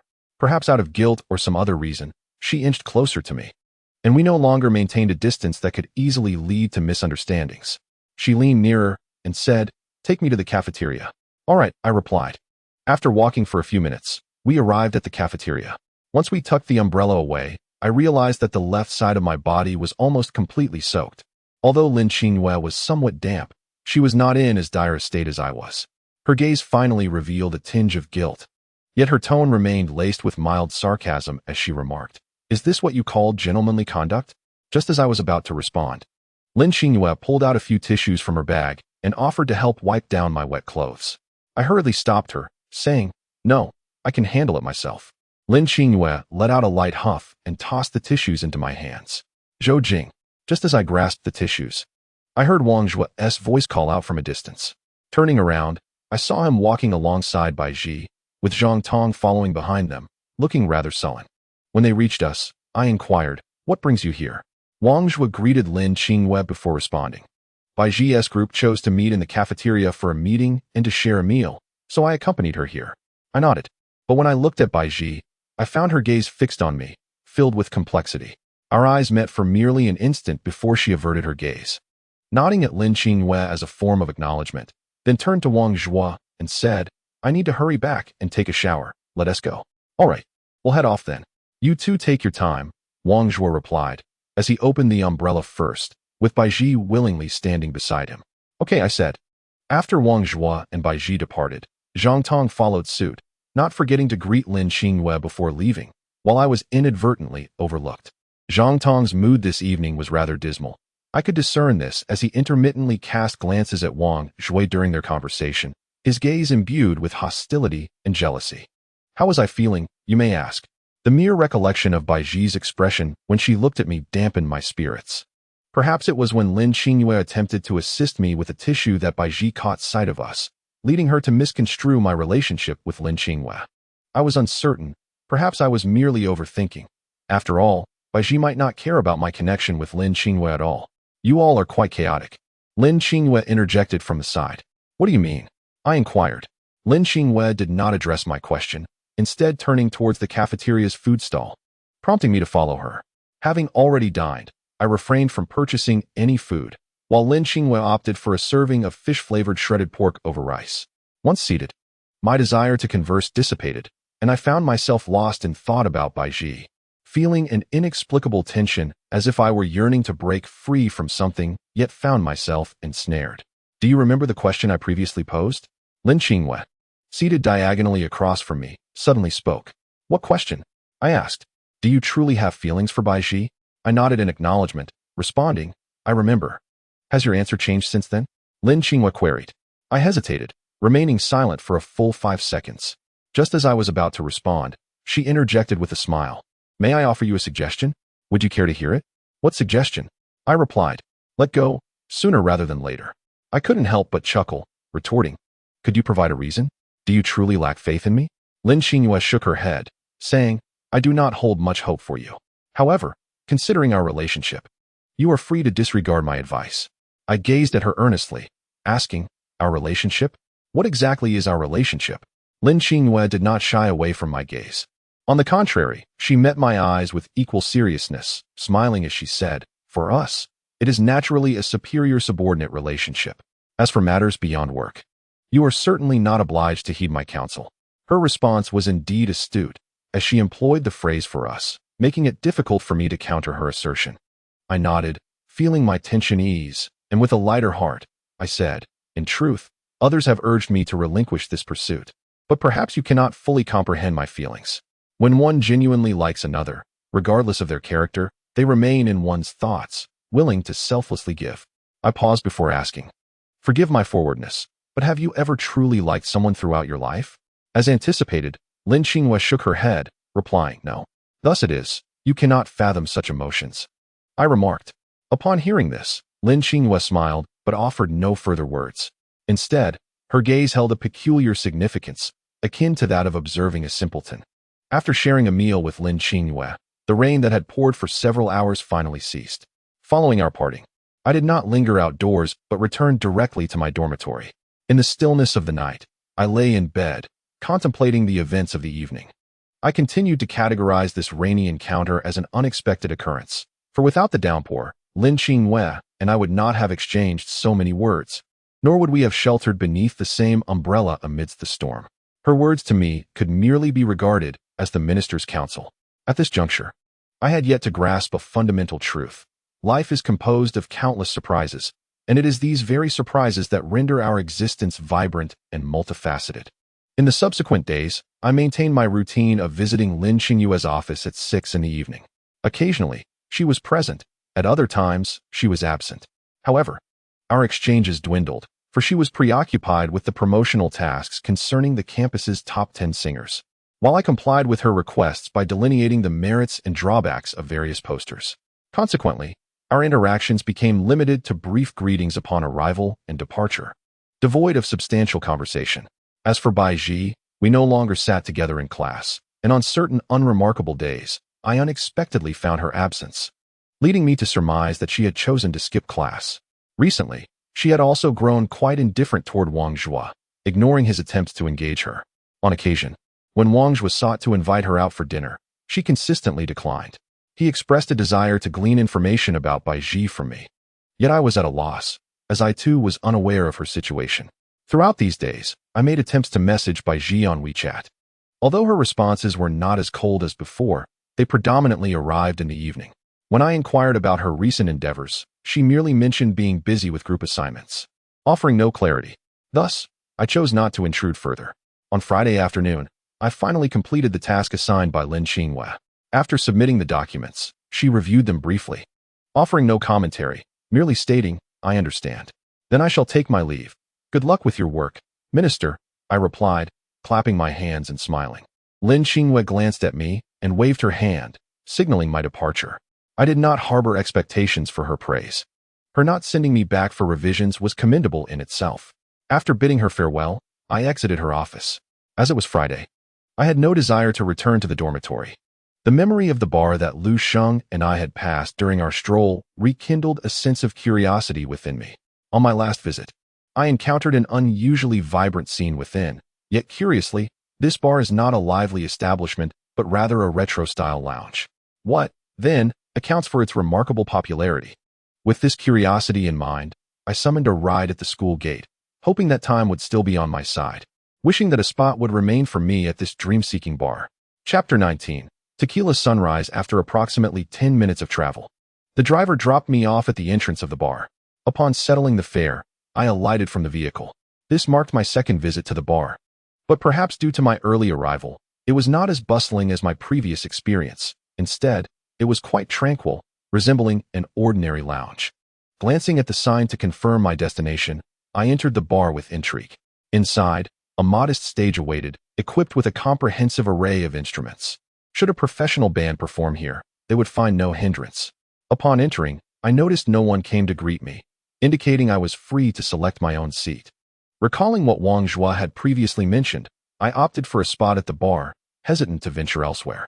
Although Lin Xinghua had explained the arrangements to me before, my limited visits left me uncertain about any potential cover charges. Behind the bar stood a lone bartender, a woman clad in a white server's outfit adorned with a dark red bow tie at the collar. She appeared to be in her mid-20s, wearing light makeup, with her hair elegantly styled into a bun, projecting a mature demeanor. As I settled in, she languidly inquired, "What would you like to drink? Do you have any recommendations?" I asked, aware of my unfamiliarity with bar offerings. She regarded me briefly and suggested, "If you wish to avoid intoxication, a Freedom Cuba would suffice. For a sweeter palate and a gentle buzz, consider the Tequila Sunrise. If you seek a refreshing taste, then Gold Tonic is your choice." I paused, slightly bewildered by her recommendations. Thus, I perused the menu, locating the images of the suggested drinks. After a thoughtful comparison, I replied, "I will have the Tequila Sunrise." She seemed to smirk slightly, asking, "Is this your first time here?" "Indeed, why do you ask?" I responded. She shook her head and turned to prepare my drink. Moments later, she presented me with a vibrant orange-red cocktail, accompanied by a serving of fennel beans. The drink was quite sweet, yet the alcohol was subtle, devoid of the sharpness typically associated with spirits. The smoothness of the beverage led me to conclude that her concoction was indeed commendable. After taking a couple of sips, I casually inquired, "Is your bar usually quite popular?" She regarded me with a hint of surprise and retorted, "Why do you ask? There aren't many people here now." I replied candidly, "A few days ago, when I passed by your bar, I saw it bustling with patrons. Had I not known that you operate a quiet establishment, I might have assumed otherwise. Today, I came out of curiosity." She nodded thoughtfully and responded, "The crowd was larger recently because a celebrity performed here, drawing in many of her fans." Intrigued, I asked, "Who is this celebrity?" Instead of answering, she gestured towards a photograph hanging on the wall behind her. I turned to the wall and beheld a framed picture of a woman clad in a deep blue dress, cradling a wooden guitar while seated on a tall stool at the center of the stage, seemingly pouring her heart into a song. The woman was indeed beautiful. Though I was merely gazing at a photograph, I could sense an abundance of youth and vitality radiating from her, a unique charm that captivated me. Surely, she must be a remarkably joyful person, I mused. I remarked to the barmaid, "Though I do not recognize this celebrity, I gather she must be quite exceptional. The barmaid looked at me in astonishment and asked, "You truly do not know her?" Embarrassed, I scratched my head and confessed. Perhaps it is due to my lack of attention to entertainment news that I am not well informed in this regard. "Well, it seems you are mistaken," she replied. "What did she say?" I inquired. "She mentioned not to presume that she is known far and wide, as there are always those who remain unaware of her. Her fame is not as grand as it appears," the barmaid pondered and reiterated. I chuckled and said, "Then please tell me her name, so I may become acquainted with her." The barmaid shook her head and replied, "I refuse. Such knowledge holds no significance." Ultimately, she did not divulge the celebrity's name, and I refrained from pressing further. According to her, the celebrity occasionally graced their bar with a few songs, and as long as I frequented the place, I would eventually encounter her. "Are you subtly enticing patrons to your bar?" I remarked with a hint of resignation. The barmaid laughed and replied, "You may certainly think so." As evening descended, the bar began to fill with more patrons, and the barmaid ceased our idle chatter. A band took the stage, performing predominantly rock songs, interspersed with a few folk tunes as a brief interlude. With no one to converse with, I slowly savored the tequila sunrise she had mixed for me. Initially, I believed the absence of a strong alcohol flavor indicated that I could handle this drink, unaware that I was gradually succumbing to intoxication. Around 11 o'clock, I finally stood up, but having overestimated my tolerance, I nearly stumbled to the ground. "Hello, are you all right?" the female bartender inquired, noticing my condition. One hand rested on the bar, while the other massaged my temples. The world before me felt as though it had been turned upside down, and my head throbbed with dizziness. Stepping forward, the bartender suggested, "How about this? Do you have any friends nearby? I can call them to pick you up. It would be too perilous for you to return alone." My cognitive faculties were nearly incapacitated. As she spoke, I retrieved my phone, unlocking it with the intent to see whom I could call. However, a sudden wave of nausea surged through my stomach, prompting me to urgently ask her, "Where's the restroom?" She gestured to the right, and I hastily set down my phone, racing towards it, fervently hoping to avoid an embarrassing incident. Emerging from the restroom, my stomach felt somewhat settled, yet my head remained heavily clouded. "Come, have a cup of honey water. I've already summoned your friend," the bartender said as she guided me to sit and handed me a cup of warm water. I accepted it and gulped down several generous sips. Curiosity piqued, I inquired, "Does your bar always offer such services?" After regaining a fragment of my composure, I posed the question, "What services?" She replied, tilting her head in confusion. After a moment's reflection, I clarified, "I mean, the aftercare services." The bartender chuckled softly, shaking her head. "No, we don't provide such services at our bar." With a hint of nostalgia in her eyes, she continued, "It was merely a small act of kindness. You bear a striking resemblance to a friend of mine from the past, so helping you by making a call was no trouble at all." Suddenly, I recalled that she had indeed made a call on my behalf, yet I was oblivious to whom she had reached out. "Who did you call?" I asked, almost anxiously. "I could manage to leave on my own now." "I chose the first person from your WeChat list," she replied, picking up my phone from the table. I opened WeChat and saw the recent call log with Lin Xinhua, which sent a shiver down my spine. "Is something wrong?" the bartender asked. No, it's nothing," I replied with a wry smile. She shook her head and said, "I informed her about your situation, and she agreed quite promptly, mentioning that she would come over shortly." "Just wait a moment." I nodded, choosing not to voice any further concerns. Although I was reluctant to trouble Lin Xinhua, the knowledge that she was on her way warmed my heart slightly. Despite the peculiar nature of our current relationship, I genuinely wished to become friends with her. Lost in thought, my head grew increasingly heavy, prompting me to rest on the bar counter, hoping for a brief moment of respite to regain my strength. However, my insufficient tolerance for alcohol soon lulled me into a deep slumber. Chapter 20. Why are you so kind to me? Time passed, and I was roused by someone gently shaking me and calling my name. Gradually awakening, I lifted my head to find Lin Xinhua before me. Her expression remained cool, yet her brow was furrowed with concern. Upon seeing that I had awakened, she let out a sigh of relief and then turned to the female bartender, saying, "I'll take him with me now. Thank you for your care." The bartender smiled and waved her hand, replying, "No need to mention it. It was merely a small favor." Lin Xinhua attempted to assist me in rising, but I gestured, saying, "No, I can manage on my own." In truth, I hardly believed my own words, yet for some reason, I felt reluctant to trouble her further, as my past interactions had indicated that she was not fond of physical contact between men and women. However, She shot me a glare and said, "If you're capable, then go ahead and walk." I stammered for quite some time, but failed to articulate a single coherent sentence under her gaze. My face flushed as if it were ablaze. Ultimately, Lin Xingyue helped me to my feet, and I placed my hand on her shoulder. Otherwise, she would have truly struggled to support me. We were unaware of the exact moment we departed from the bar, but by the time we stepped outside, the sky had darkened considerably. The cool night breeze greeted us, and my inebriation had lessened somewhat, my head no longer feeling as heavy as before. I had never been this close to Lin Xingyue. One could even describe it as intimacy. The proximity allowed me to catch the scent of the shampoo in her hair, suggesting she had just bathed before coming over. She was not as formidable as I had imagined. Assisting me was evidently a challenge for her, as she was, after all, a woman. I finally released her and said, "Call a ride, let us head back." Lin Xingyue remained silent for a moment, then replied, "At this hour, the school is already closed. We would face consequences if we returned." I scratched my head and suggested, "We could climb over the wall." "Are you looking for trouble? In your current state, how could you possibly scale it?" I wanted to argue, yet her reasoning was sound. I could barely walk steadily. Attempting to climb might result in me tumbling down. "What then? We can't possibly stay in a hotel, can we?" I muttered. Lin Xingyue glared at me, bit her lip, and then said, "I'll call a car. We want to be returning to school tonight." Seated in the ride-hailing car, we sat in silence. Lin Xingyue appeared to be lost in thought, while I felt somewhat fatigued. I had overestimated my tolerance for alcohol. The bartender's exceptional mixing skills had led me to become inebriated without realizing it. Fortunately, she was quite kind and even helped me make a phone call. Had it been anyone else, they likely would have ignored me. She mentioned that I resembled a friend of hers, which suggested that this friend held significance in her life. When she spoke of this friend, her eyes were filled with nostalgia, indicating that she too had her own stories to tell.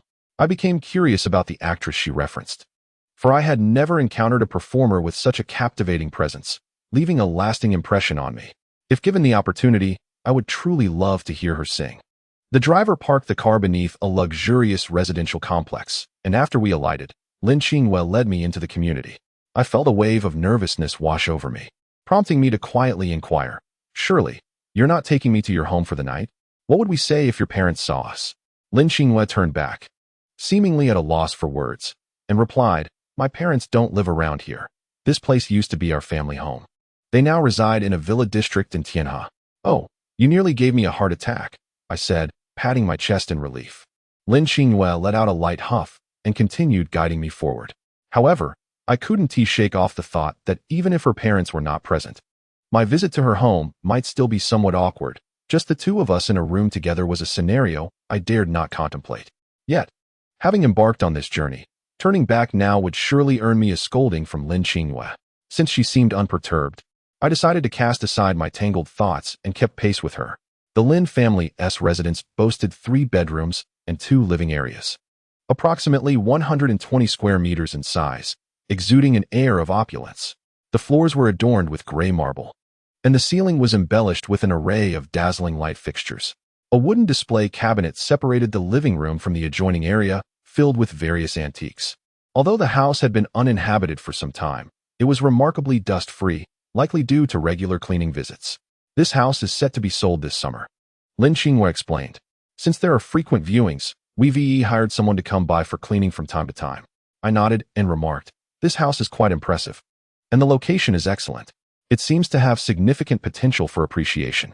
Why would you consider selling it?"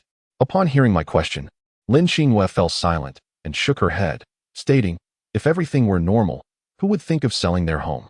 I understood her implication, that their family had seen better days, necessitating the sale of some properties. It was no surprise that Lin Xingyue's father was contemplating a business marriage. However, I could never fully comprehend his rationale, as sacrificing one's children's freedom in marriage was an untenable choice. As for my father, his perspective remained a mystery to me. He had always been quite lenient. Yet in this matter, he seemed to have his own agenda, wishing for me to unite with Lin Xingyue. Initially, I had no intention of freshening up or changing clothes, but Lin Xingyue insisted I take a shower. When I explained that I had no change of clothes, she unexpectedly produced several new garments and disposable underwear for me, which took me by surprise. I hadn't anticipated her family being so well prepared. "These are my brother's," she stated nonchalantly. It was then I learned that Lin Xingyue had an older brother, and feeling a bit awkward, I replied, using your brother's things might be a bit inconvenient. It's fine. He never wears them. Just consider them a gift, Lin Xingyue assured me. After receiving the clothes, I proceeded to take a shower. While Lin Xingyue busied herself in the kitchen, an activity I paid little attention to. Once I finished bathing, she beckoned me to the living room, where a cup of steaming tea awaited on the coffee table. This is a hangover remedy I brewed for you. Drink it before you sleep. You needn't wash the cup. I shall take care of that in the morning. With that, she rose to return to her room. Wait, I called out, halting her steps. She paused. A look of confusion etched upon her face. After a moment of silence, I finally mustered the courage to ask, why are you so kind to me? Upon hearing my question, a smile flickered across Lin Xingyue's cold visage, though it lacked warmth. Do not misunderstand. My kindness stems solely from my father's wishes. To them. You are my fiancée, hence my increased interactions with you at school, and tonight is merely an obligation to fulfill a promise to my father. With her statement, she did not linger and walked directly to her room. I remained frozen on the sofa, awakening from my stupor only when the sound of the door closing reached my ears. I let out a bitter laugh, having believed that Lin Xingyue genuinely accepted me as a friend and had come to assist me. Yet her words shattered that notion, revealing my own delusions. However, if her intentions were truly so mundane, why bring me here, and why prepare a hangover tea for me? The reasoning eluded me.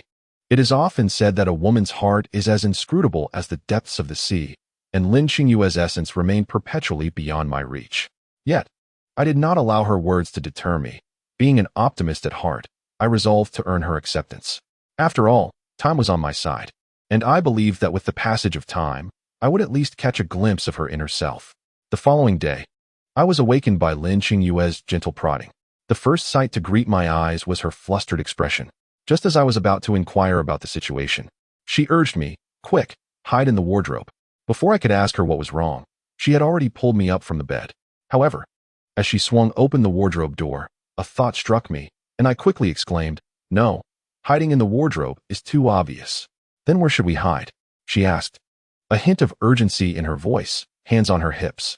After contemplating for a moment, I pointed towards the space beneath the bed, suggesting, let us hide under the bed. The sheets will cover us, and no one will notice. All right, hurry, she nodded in agreement. This marked my first experience of crawling beneath a bed. Although Lin Xingyue did not disclose the reason for our sudden need to hide, I could surmise that someone had returned. As for why I opted not to conceal myself in the wardrobe, perhaps it was my belief that the likelihood of being discovered under the bed was significantly lower. After all, who would rummage beneath a bed unless they were seeking something illicit? After I had concealed myself, I faintly discerned voices emanating from the living room. The soundproofing of the room was so effective that I could only catch snippets of conversation. It appeared to be a male voice, though I could not ascertain whether it belonged to Lin Xingyue's father. After hiding for approximately 10 minutes, without any sign of Lin Xingyue calling for me, impatience began to gnaw at me. Was I to remain hidden here for an entire day? As I pondered this grievance, the door to the room swung open. I initially assumed it would be Lin Xingyue entering, yet I was met with a man's voice instead. Xingyue, did you drink last night? He inquired. Brother, what are you talking about? I didn't drink alone, Lin Xingyue retorted defensively. The man chuckled lightly and replied, do you think I don't know you? Ever since you started high school, you've occasionally pilfered Dad's alcohol. There were times when Dad inquired about it, and I took the blame for you. At this revelation, I felt a surge of surprise. No wonder I had encountered her at that bar last time. She truly had a penchant for drinking. Just stop it. I know you care about me, but is that really necessary? Lin Xingyue said. It's not that I'm criticizing you. The moment I stepped into the house, I was hit by the scent of alcohol. You didn't stay at school last night, so you must have sneaked off to the bar. What kind of image does it project for a girl to be frequenting bars all the time? And you always go alone. What if you encounter some unsavory characters? Lin Xingyue seemed to express her grievances. Why can't girls go to bars? Besides, I don't go to any disreputable places. The man sighed. If your future husband were to learn of your behavior, I wonder if he would dare to marry you. Lin Xingyue appeared somewhat irked and replied, if he doesn't want to marry me, then so be it. Who would care to marry someone with the surname Zhou? I was taken aback. How had I suddenly become the topic of conversation? The man fell silent for a moment and then said, I too disapprove of you marrying into the Zhou family. I just don't understand what has gotten into Dad. Although there are indeed considerable troubles in business, it should not come at the cost of your marriage. He paused before adding, "Rest assured, I will continue to persuade him." "Okay," Lin Qingwei replied softly. At that moment, the man suddenly walked towards the wardrobe. Upon opening the cabinet, he frowned and asked, "Qingwei, have you been through my clothes?" I could not help but think to myself, what keen perception this man possesses. He even noticed that his own clothes had been disturbed. I wondered if he frequently stayed over here. "Yes, I did. Your clothes are perfect for me as sleepwear. So I took a few back to school last time," Lin Qingwei responded. After a brief silence, he said, "All right.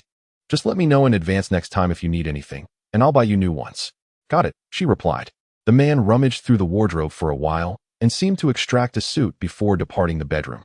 I breathed a sigh of relief. It was fortunate that I hadn't heeded her suggestion to hide in the wardrobe, for I would have been at a loss as to how to explain myself to her brother. It is evident that Lin Qingyue's elder brother harbors a profound affection for her, contrasting sharply with their father. If her brother were to discover that I had spent the night here, the repercussions would be unimaginable. A few minutes later, the bedroom door swung open, and Lin Qingyue announced, "You may come out now."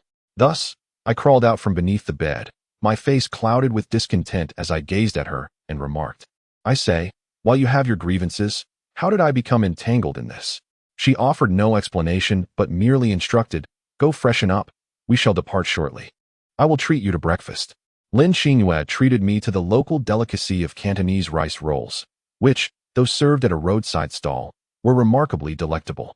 Initially, I had no inclination towards this dish upon my arrival for studies, yet over time, I grew accustomed to its flavor. During breakfast, I engaged in casual conversation with her, expressing particular curiosity about her brother, and inquired, "Your brother treats you well, does he not?" "Indeed, he is the most caring person in our family," she affirmed. I nodded in response. "It is apparent. Thus he must be the one opposing this marriage arrangement." At this juncture, Lin Qingyue let out a soft sigh, shaking her head as she replied, "Although my brother is kind to me, this matter cannot be altered solely by him. Ultimately, it rests upon my father's approval." After a brief hesitation, I asked, "Could you enlighten me about the troubles your family is facing? What has transpired?" Lin Qingyue cast a glance my way and chuckled softly. "If I divulge this to you, will you relay it to your father, urging him to abandon this notion?" I shook my head. "Do you think my father is unaware?" "He is quite astute. His persistence is not without reason, though I remain in the dark." Lin Qingyue fell silent for a moment before saying, "I am not entirely clear on the troubles we face. It seems they began about a year ago, even with my grandfather still alive. The issues appear to be quite significant." She refrained from elaborating further, likely because she, too, was uninformed. Curiosity gnawed at me. My father could not possibly be oblivious to the Lin family's predicament, so why did he still ardently desire a union with them? What would you do if it came to that? Lin Qingyue suddenly lifted her gaze and posed the question. I hesitated, momentarily taken aback, as my mind went blank. I had attempted to envision a scenario where Lin Qingyue and I were wed, yet I found my feelings towards her rather shallow. It felt peculiar to contemplate. Consequently, I had ceased to entertain such thoughts. Lin Qingyue offered a wry smile, shaking her head as she said, "I would not impose upon you. If it truly came to that, perhaps I would choose to leave." "Leave? You wouldn't contemplate anything drastic, would you?" I inquired. She shot me a disapproving glare and replied, "Who would seek such an end? When I speak of leaving, I mean to soar away, escaping this confining cage." I was momentarily taken aback, for Lin Qingyue's eyes reflected a resolute determination. I pondered whether she truly had the capacity to undertake such actions, yet, for reasons unbeknownst to me, I found myself somewhat reluctant for her to do so. As a young man, I ought to shoulder more responsibility. What merit is there in hiding behind a woman? After finishing breakfast, Lin Qingyue departed for work commitments, and we did not linger outside. Upon returning to the campus by taxi, we parted ways. Upon entering the dormitory, I sensed a peculiar atmosphere, as the other three regarded me with curious expressions. I was taken aback and inquired, "Why do you all keep staring at me?" Zhao Jun approached, patting my shoulder with an inquisitive look. "Where did you go last night? You didn't return at all." Ding Xin chimed in. "I bet you had a romantic encounter. Come clean about who you were with last night." Even the usually composed old Lu cast a gossip-laden glance in my direction. I shook my head and replied, "Stop it. I simply spent the night at a friend's house." "Is that true? We haven't seen you with any friends around here," Ding Xian remarked. "Indeed, why would I lie?" I responded. At that moment, Zhao Jun came to my rescue, stating, All right. All right. We were merely curious, after all. We've never seen you stay out overnight before. The others chuckled, and, losing interest, returned to their own affairs. Zhao Jun leaned closer and whispered, if you're free tonight, let's grab a meal.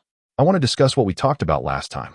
I paused, momentarily forgetting the previous conversation. But Zhao Jun did not wait for my reply before returning to his seat. Chapter 22. The dining engagement. As today was the weekend, I spent the majority of my daytime hours in the dormitory. Lin Qinghua had not assigned me any new tasks, thus I was unusually free. Recently, I had been practicing figure drawing, so I devoted my time to sketching. However, my mind was restless. For some reason, I felt an overwhelming desire to create a portrait of Lin Qinghua, yet I suspected she would likely decline such a request. In the afternoon, I received a message from Lu Sheng, inquiring whether I was available for dinner that evening. Recalling Zhao Jun's earlier words, I politely declined, saying, I'm sorry. I have plans tonight. Can we arrange another day? Lu Sheng replied, what about tomorrow? I'm available then as well. I found myself at a loss. It seemed Lu Sheng was determined to have dinner with me.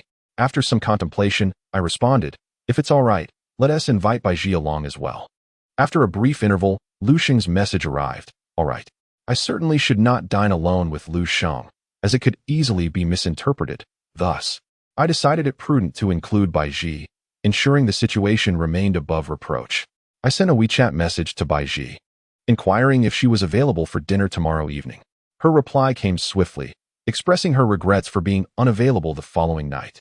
After a brief pause, she suggested, how about tonight, just the two of us? I would like to have a chat with you. Upon receiving her message, I was taken aback. Why did everyone seem to prefer tonight? I was reluctant to miss this dinner with Bai Ji, and her mention of wanting to talk with me only heightened my anxiety. With this thought in mind, I stood up and called out to Zhao Jun, signaling for him to join me in the corridor. He nodded and followed me outside. Zhao Jun, I apologize, but something has come up, and I may not be able to join you for dinner tonight, I explained. Zhao Jun smiled and replied, it's all right. I mainly wanted to discuss the entrepreneurial matters I mentioned to you last time. After a brief pause, Zhao Jun looked at me and lowered his voice, saying, I know you possess the greatest capability among our group, so I believe seeking your investment would be the most promising. Of course, this amount is trivial for you. You provide the funds, and I will contribute my efforts, and together, we can make this project a success. I was momentarily taken aback and responded, please do not misunderstand. I am no different from the rest of you, and I certainly cannot claim to be more capable. Zhao Jun shook his head and said, although you are usually quite modest, I have noticed your potential. Do you think an ordinary person would wear a Longines watch? Its average price is around 10,000. His words startled me, and I glanced at the watch on my wrist, vague memories surfacing in my mind, yet I could not pinpoint them. Let us set this matter aside for now. I believe in your abilities, but I am hesitant to decide on this venture with you. Not to mention my limited pocket money, I began. Zhao Jun interrupted, expressing his frustration. Zhou Jing, you are being rather uninteresting. I am not asking you to invest a large sum. The project's cost is merely a few thousand, which should not be too burdensome for you, right? I fell silent, unwilling to engage further. While listening to his ideas was appealing, it was disheartening that he perceived me in such a light. Zhao Jun continued, how about this? Suggest a time, and I will give you a detailed presentation of the project. Whether you choose to invest is entirely up to you. As brothers, I hope you can at least grant me an opportunity to discuss it. I nodded and replied, let us meet tomorrow at noon. All right then, you handle your affairs tonight, and I will provide you with all the details tomorrow, Zhao Jun concluded, giving my shoulder a reassuring pat. After he left, I did not return immediately. The conversation had left me feeling unsettled, despite having lived under the same roof for some time. Was he not somewhat morally coercive in his approach? Gazing at the watch adorning my wrist, I initially contemplated removing it, but after a moment's reflection, I decided against it. After all, it was a gift from my cousin. And even if someone were to recognize it, it mattered little. Time passed swiftly, and before I knew it, evening had arrived. I changed into a slightly more presentable outfit and headed to the school gate to await Bai Ji. Despite my less-than-ideal mood, I was reluctant to burden her with it. Thus, during my walk to the gate, I endeavored to project a cheerful demeanor, ensuring a smile graced my lips. After a few minutes of waiting, I spotted Bai Ji. Today, she donned a white hooded sweatshirt paired with deep blue jeans and black knee-high boots, exuding a lively charm. I feel like having Western cuisine tonight, Bai Ji remarked, her eyes twinkling. I responded with a smile, then I shall take you there. To be honest, I wasn't well acquainted with the nearby Western restaurants. So I resorted to searching for a decent establishment on a review platform. Given the proximity, I planned to take the bus with Baiji. However, she shook her head and said, "Let's take a taxi instead. I'm a bit tired today and don't feel like riding the bus." Taken aback for a moment, I ultimately nodded in agreement with her request. The Western restaurant we chose was not particularly upscale, yet it was considered relatively authentic, with menu prices that were certainly not modest. As Baiji perused the menu, she appeared somewhat anxious, lowering her voice to suggest, "Zhoujing, perhaps we should consider another place. This one seems a bit pricey." I shook my head, reassuring her, "It's all right. This meal is on me. That feels a bit inappropriate." She replied, "No worries. Order whatever you like," I encouraged. "All right then, I hope you won't mind this expense tonight. Next time, I'll treat you to something delicious. Though perhaps not quite as extravagant," Baiji said. I chuckled. I would never complain. We didn't order much, just a classic Wellington steak, 2 servings of pasta, and 2 glasses of juice. Baiji seemed to be in good spirits tonight, and as we awaited our food, she began sharing stories about her nail art. Suddenly, she extended her hand towards me, exclaiming, "Look at this. Aren't the little embellishments lovely?" I noticed her nails adorned with tiny stars and moons, and the deep blue polish resembled the vastness of a galaxy. Her hands were akin to meticulously carved jade, a beautiful rosy hue with slender fingers reminiscent of scallions, delicate yet possessing a hint of fleshiness. In that moment, an overwhelming desire to hold Baiji's hand surged within me. Yet I hesitated, fearful of overstepping boundaries. "They are indeed beautiful. Your nails are quite exquisite," I complimented. "Aren't they?" Baiji beamed with pride, retracting her hand. After a brief pause, she suddenly asked, "Show me your hand." I was momentarily taken aback, yet obediently extended my hand before her. At that instant, Baiji unexpectedly clasped my hand. Her touch was chillingly cold, yet, as I had observed, her fingers were slender and full, the kind that one would hesitate to relinquish once held. Though this was not my first experience of holding her hand, the initial occasion had transpired during our escape, when I was solely focused on urging her to run swiftly, releasing her grip upon reaching safety, leaving no time to truly savor the moment. However, this time was markedly different. I could distinctly feel her delicate hand enveloping mine, enveloping me in an indescribable intimacy. My heart raced at an accelerated pace, yet the person before me maintained a demeanor of serene indifference, meticulously examining our interlinked hands. After a considerable moment, she nodded and remarked, "So this is the hand that wields the brush. It doesn't appear so extraordinary after all." In truth, it was not so different from others. Due to my nervousness, I stammered. Baiji chuckled softly, releasing my hand without uttering another word. I, however, noticed a faint blush adorning her cheeks. Perhaps a result of the warm orange glow of the restaurant's lighting, or perhaps this blush was a natural part of her being. Chapter 23. Baiji's narrative. Once the steak was served, I willingly took on the task of slicing it, while Baiji busied herself with her phone, intent on capturing the moment for social media. "Shall we catch a movie after we finish our meal?" she inquired. I nodded in agreement, responding, "I'm happy to accompany you if that is what you desire." Baiji smiled warmly at me and said, "Zhoujing, you are truly kind." It was the first time she had addressed me in such a manner, and I felt a rush of warmth to my cheeks, stammering, "It's nothing." Baiji paused, seemingly contemplating something, then lowered her voice to ask, "May I pose a question to you?" I nodded affirmatively. "Any question at all?" She hesitated. I nodded once more. "Then I shall inquire, is your relationship with Lin Qinghua quite close?" With that, she gazed at me with an inquisitive expression. I hesitated briefly before responding. "Why do you ask?" Baiji bit her lip, her expression tinged with sadness as she replied, "Because I saw you with her at the cafeteria last time. She even helped you tidy your clothes." After speaking, she averted her gaze, resembling someone in a sulk. Could it be that she felt jealousy? A curious thought crossed my mind. I couldn't help but feel a surge of joy. If Baiji truly felt envious over this matter, it indicated that she harbored feelings for me. After all, if she didn't, who would care about my interactions with another female? Thus, I quickly reassured her, "No. Lin Qinghua and I are merely ordinary friends." I refrained from characterizing my relationship with Lin Qinghua as one of hierarchy, for in my heart, despite her less than favorable attitude towards me, I still preferred to consider her a friend, which led me to hesitate slightly in my earlier response. However, Baiji seized upon this point, curling her lips in dissent. No, you hesitated. If she were merely a friend, how could she have treated you in such a manner? I let out a wry smile and explained, I assure you, I would never deceive you. It was simply because it was raining, and without an umbrella, I got soaked while holding it for her, which is why she helped me dry off. She let out a soft hum, replying, Fine, I shall tentatively believe you. Our meal lasted nearly an hour, after which Baiji selected a film. Once I secured the tickets on my phone, we set off for the nearest cinema. Along the way, Baiji walked beside me, our proximity causing our hands to brush against one another from time to time. This rendered me somewhat dazed, as if our relationship had already been established, and this outing felt like a modest date between lovers. I'll treat you to milk tea, Baiji said, glancing up at me as we passed a milk tea shop. Sure, what would you like to drink? I inquired. Baiji chuckled, since I've already treated you today. I can buy this cup of milk tea. What will you have? I found myself responding without hesitation, I'll have whatever you choose. Baiji playfully looked at me and asked, What if my taste is quite unique? Can you handle that? Of course. All right then, wait here for me. I'll go buy it. Okay, I nodded. After she turned to head towards the milk tea shop, I found myself lost in thought, watching her figure gradually fade from view. A sudden urge to confess my feelings surged within me. Surely she would accept them, wouldn't she? I felt an unwillingness to wait any longer, as today seemed like a rare opportunity.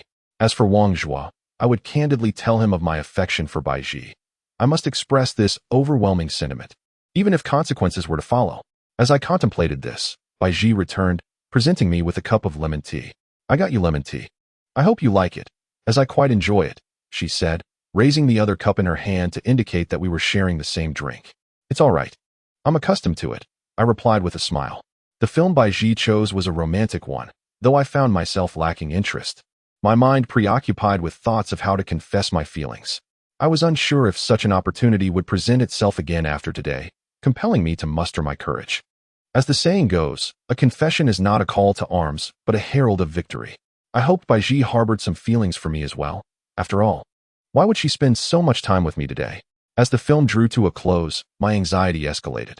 While I sensed that Baiji might reciprocate my feelings, the fear of rejection loomed large over me. Indeed, I was terrified. After watching the film, the night had grown somewhat deep. I suggested that we walk back and chat along the way. Baiji hesitated for a moment, but eventually nodded in agreement. You mentioned wanting to talk to me today. Is there something on your mind?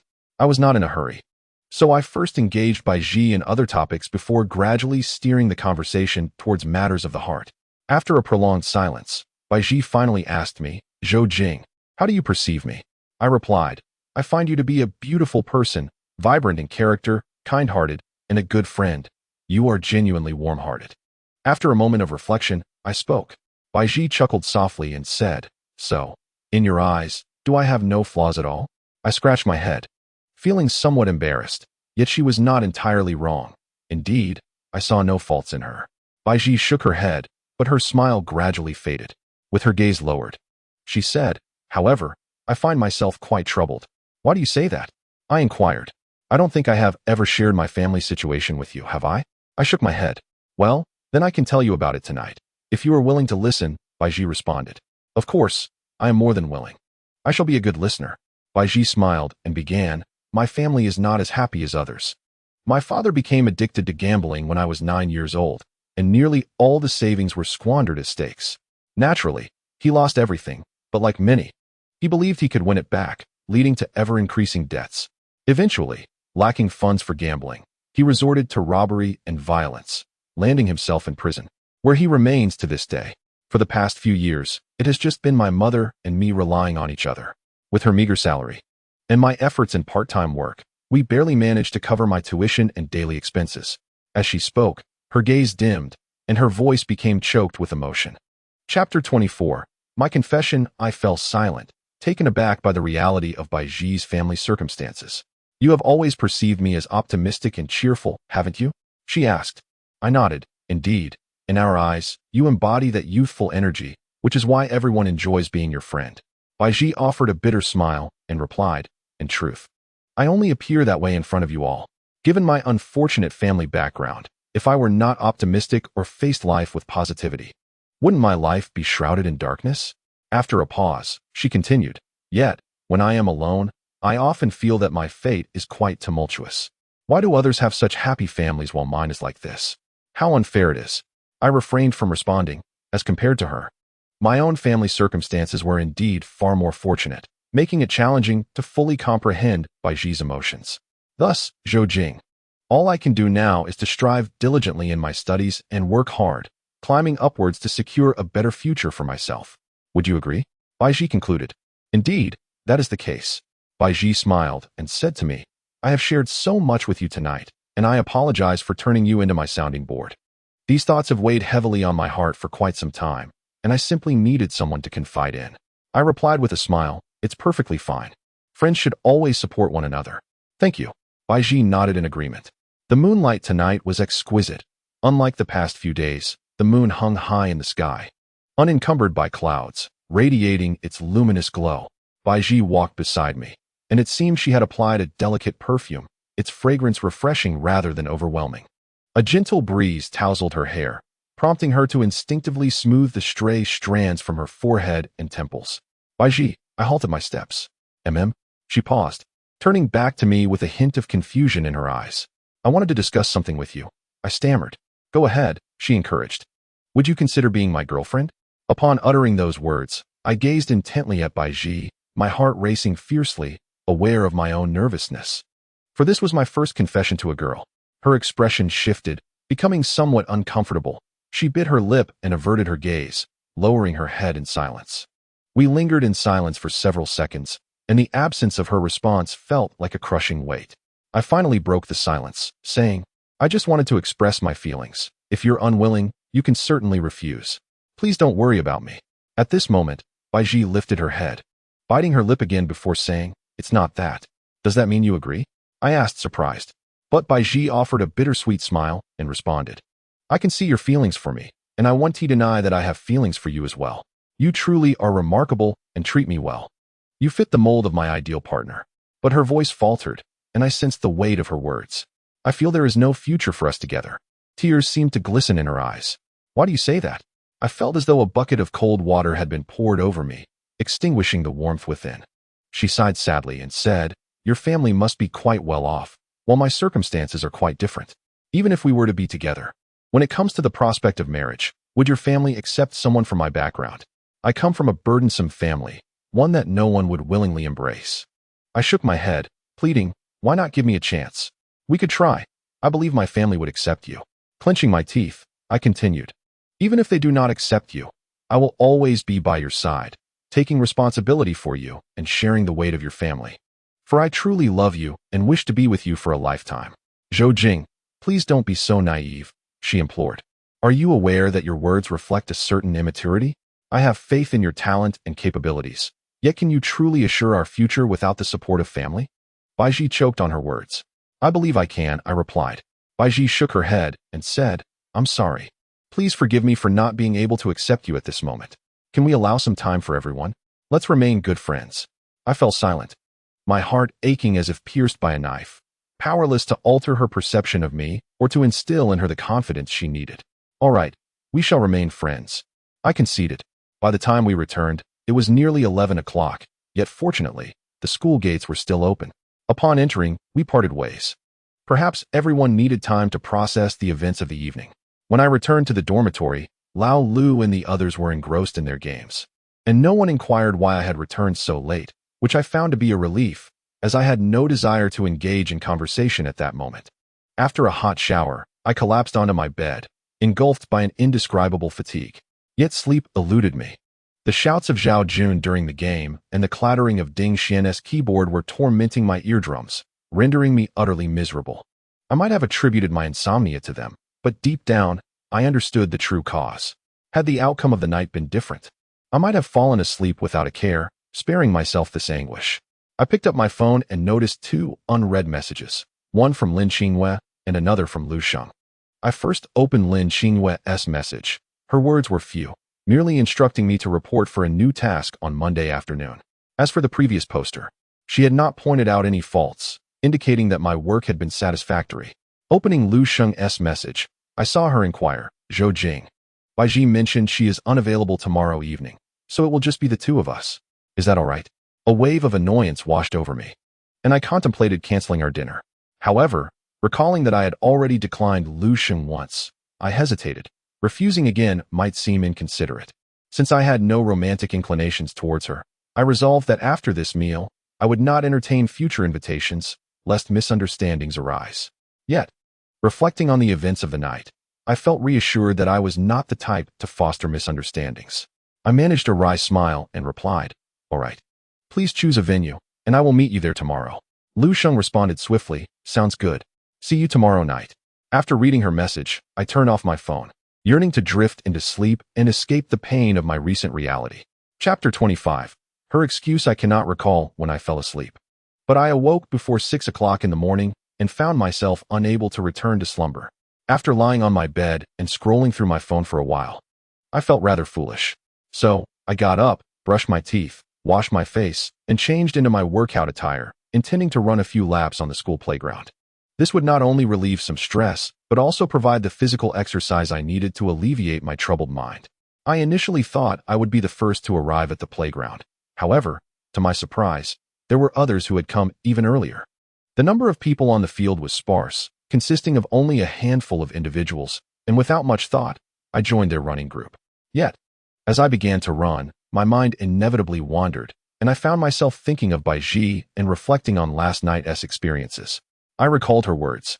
Although she initially rejected me, her tone softened later on as she mentioned that our relationship might not necessarily have a future. Did she perhaps entertain the notion of us being together? This line of thought began to clarify things for me. Perhaps Bai Ji's refusal stemmed from concerns regarding my family background. But who truly has the power to choose their family? Bai Ji had suggested giving each other some time and space, yet I remained restless. As I pondered, a melodious female voice suddenly interrupted my thoughts. Turning around, I saw Lin Xingyue running behind me, her expression mirroring my own confusion. I paused and asked, "What brings you here?" She also halted, wiped the sweat from her forehead, and replied, "I was going to ask you the same." Pointing to a stone bench at the edge of the playground, she added, "Let us sit over there. I'm tired." Taken aback, I didn't refuse. After all, my purpose for running was to relieve stress. And conversing with someone else could serve that purpose just as well, if not better, and would certainly be less exhausting. Today, Lin Xingyue wore a black short-sleeve shirt, but opted for a pair of Lakers basketball shorts instead of typical running shorts. With her long ponytail, she appeared quite spirited and graceful. This was a side of her I had never encountered before.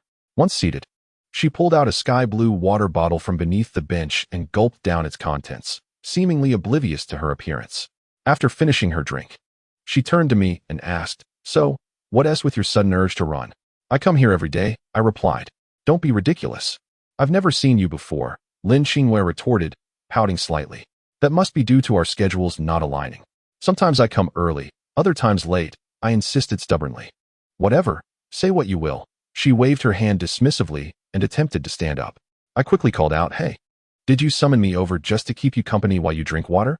With a teasing smile, Lin Xingyue shot me a sidelong glance and said, "If you're not going to talk, what else is there for us to discuss?" I felt as though she had seen right through me. Indeed, I longed to share my troubles or seek some advice from someone.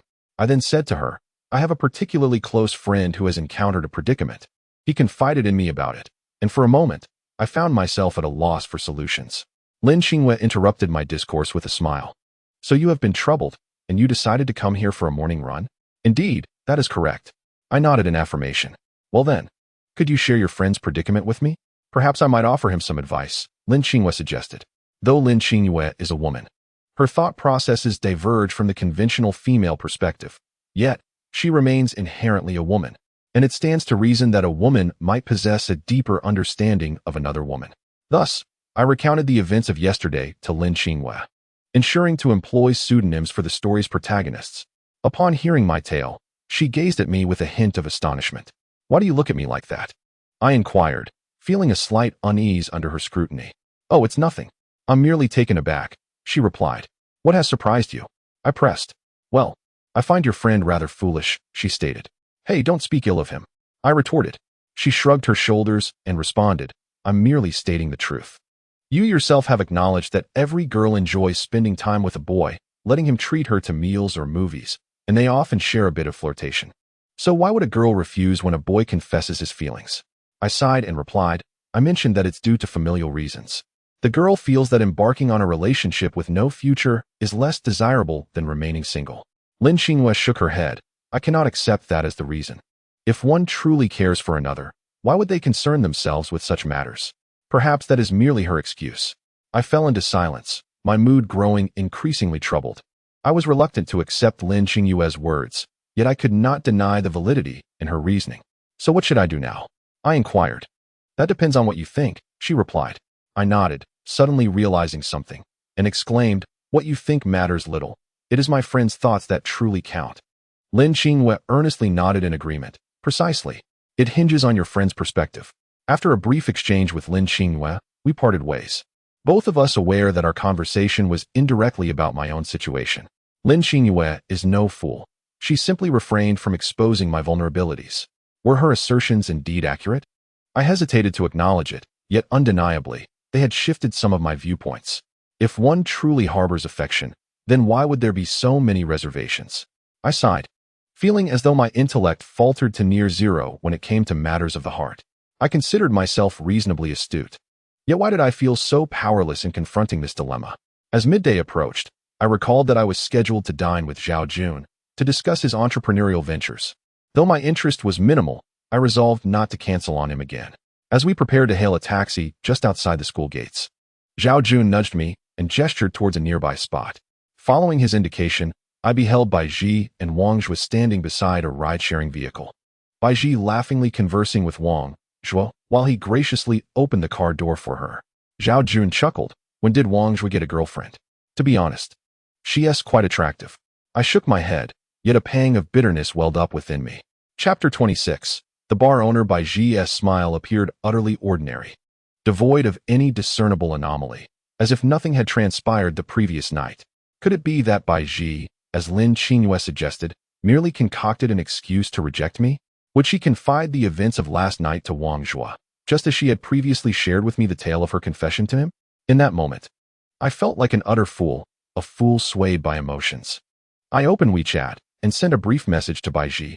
I just saw you and Wang Zhuo going out. After dispatching the message, I turned off my phone screen, needing a moment of calm before confronting her reply. Zhao Jun seemed to notice my unease and inquired, "What's wrong? You look a bit off." I shook my head, signaling that I was fine. Zhao Jun was unaware of the intricacies of my relationship with Bai Ji, nor did he know her personally. Thus he remained oblivious to the underlying tensions. Zhao Jun patted my shoulder, indicating it was time to board the vehicle, and I followed him into the ride-sharing car. He had chosen a retro-style Hong Kong-style tea restaurant located on the outskirts of the city, reminiscent of the 1990s. With a pleasant atmosphere enhanced by the nostalgic Cantonese melodies playing in the background, Zhao Jun ordered a dry-fried beef ho fun and a pineapple bon. While I opted for only a bowl of wonton noodles, my appetite significantly diminished. "Is that all you're having?" Zhao Jun asked, somewhat astonished. I waved my hand dismissively. "I'm not feeling well today. I can't eat much." "All right then," Zhao Jun replied with a sense of resignation. During our meal, Zhao Jun shared his thoughts on a project he was contemplating. The investment for this endeavor isn't substantial since we won't have a physical store. All coffee production will take place in the dormitory. However, we can't manage everything on our own, so we need to collaborate with other dorms. We'll provide them with equipment and training and develop a small ordering app ourselves. That should suffice. After a brief pause, he added, "The only considerable expense will be the equipment, which is rather costly. The rest will only involve minor expenses." I inquired, "How do you plan to handle delivery? Will you do it yourselves, or?" Zhao Jun chuckled, "Of course, we'll hire someone for delivery. Doorstep service will certainly not be an issue." "What about safety concerns?" I asked. "There is no need for concern. We make hand-brewed coffee, rendering a coffee machine unnecessary. We can simply utilize the hot water from the drinking fountain downstairs. For ice production, there exists a small-capacity ice maker, consuming less than 100 watts, which will certainly suffice." Zhao Jun responded. I continued to inquire, "How do you intend to tackle the promotional challenges?" To my knowledge, the school does not endorse such entrepreneurial ventures, and all official promotional channels are thus rendered infeasible.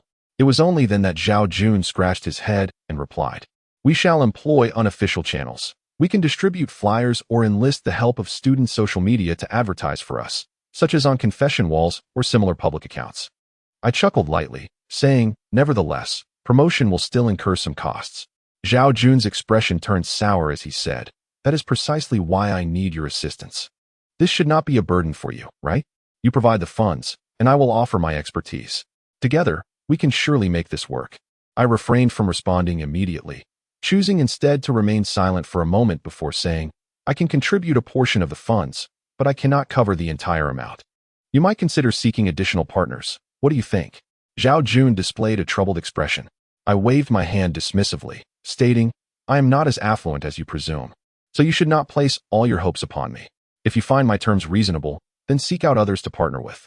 If you deem my conditions unreasonable, then there is little I can do." Zhao Jun sighed and remarked, "Very well, I shall give it a try." After our lunch, we parted ways. He returned directly to school, while I decided to wander outside for a while. At this moment, I finally opened my phone.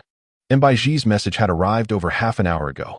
She wrote, "Oh, Wang Zhua asked me to discuss photography matters and suggested we grab lunch together." Baiji's response was entirely reasonable, leaving no room for critique. Her tone was so normal that it could easily mislead an outsider into believing it. Upon reading this, I couldn't help but smile, choosing not to reply to her message. Although I had arrived at a conclusion internally, breaking free from constraints would require more time, as healing is inherently a protracted journey. As I wandered aimlessly, I found myself drawn to familiar places, eventually arriving at the corner of Dream Pursuit Bar before realizing how I had come to be there. Despite being afternoon, the bar remained closed, its doors firmly shut, with no light emanating from within. Yet, there has never been a time when I desired a drink more than now, alas. Where can one find a bar that opens in the afternoon? Feeling somewhat fatigued from my stroll, I disregarded the dirt on the ground and settled on the steps beside the bar, leaning my back against the ledge. As I lifted my gaze to the sunlit sky, the blinding rays prevented me from opening my eyes, prompting me to close them and savor the warmth enveloping my face. A voice, laced with curiosity, drifted into my ears. Upon opening my eyes, I beheld the familiar figure of the bartender, who had engaged me in conversation on a previous occasion. She stood before me, holding a sunshade to shield me from the harsh light. "What brings you here?" I inquired, somewhat bewildered. "Shouldn't I be asking you that? Why are you napping at the bar's entrance?" She retorted, a playful smirk on her lips. "Well, I walked here and, feeling tired, decided to take a seat," I explained. She waved her hand dismissively and urged, "Come inside and sit. Don't linger in the sun." With that, she circled behind me, retrieved a set of keys from her bag, selected one, and unlocked the bar's door. "How do you possess a key to the bar?" I asked, with a smile. She replied, "Because I am the owner of this establishment." Chapter 27. The setting sun. Once inside, the bartender illuminated the bar lights and poured me a glass of lemonade, cheerfully stating, "This one's on the house." As I accepted it, I sighed and remarked, "Ah, I truly wish for a drink instead." She shook her head and advised, "Perhaps not. You've only just recovered, and another drink would undoubtedly be detrimental to your health." I nodded in agreement before inquiring, "I still don't know how to address you." "Just call me Butterfly," she replied. "Butterfly? Is that your actual name?" I was taken aback. With a gentle laugh, she clarified, "No, it's merely a moniker. My real name is inconsequential." Understanding her sentiment, I nodded thoughtfully. Butterfly lit a cigarette and, with a hint of surprise in her tone, remarked, "I expected you to probe further." "Of course not. As you said, names are just labels. From now on, I shall call you Sister Butterfly," I said. She nodded with a smile. "If that pleases you, feel free, but do not expect discounts because of it." I chuckled softly and then asked, "Sister Butterfly, how long has this bar been in operation?" At this question, Butterfly momentarily appeared lost in thought. After a brief silence, she responded, "It has been around for approximately 6 or 7 years." I was taken aback. She seemed so youthful that if it had indeed been 6 or 7 years, she would nearly be 30. I wisely refrained from inquiring about her age, assuming her to be around 26 or 27. Nodding, I chose not to ask further questions, instead sipping my chilled lemonade, and for some reason, my heart felt less burdened. "You must be attending university nearby," Butterfly surmised. "Indeed, I am currently a sophomore," I replied. "Could you tell me which school you attend?" I inquired. I had shared the name of my school with Butterfly, only for her to shake her head and respond, "They are not from the same school." "They?" I asked. She smiled and replied, "Just some very good friends. If the opportunity arises, I can introduce you." I did not mind this at all and nodded in agreement. All right then. I spent time with Butterfly until around 4 in the afternoon before departing. We chatted for quite a while, and while I sensed that she was a woman with stories to tell, the specifics eluded me. In my impression, she was rather carefree and possessed unique insights on certain matters. Despite the considerable age gap between us, there was no generational divide, and our conversation flowed quite well. Upon leaving the bar, I sent a message to Lu Sheng, informing her that I had arrived at their school. Lu Sheng responded promptly, though her tone seemed tinged with surprise. It's only a little past 4. You arrived quite early. I felt a bit awkward. Is it too early? Should I head back? No, you'll just have to wait for me a little while, all right? Lu Sheng asked. Okay, I replied. After concluding our conversation, I found a slightly shaded spot to stand and wait for Lu Sheng while scrolling through my phone. Today, I hadn't dressed very formally, rather. I opted for a casual look, a black hoodie paired with gray sweatpants. I thought my attire was acceptable, though my hair was a bit disheveled.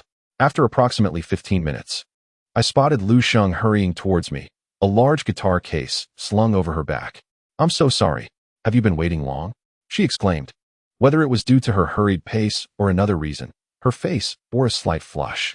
Lu Sheng appeared quite different from the image I was accustomed to. She wore a feminine white blouse and a black knee-length skirt, revealing her smooth calves. Her legs were attractive, devoid of any excess flesh, and her overall appearance was balanced and straight. She looked much like a diligent student, neat and proper, especially in contrast to my somewhat disheveled appearance. I scratched my head, aware that I made an effort to present myself well in front of Baiji, yet I was rather casual around others. Perhaps this was a detail that came with fondness for someone. However, at this moment, I wished only to escape this predicament. Let me carry that for you, I offered Lu Sheng, noticing how the large guitar case made her appear somewhat frail. Lu Sheng shook her head. No, it's all right. I can manage. I chuckled. If others see this, they might think I lack gentlemanly manners.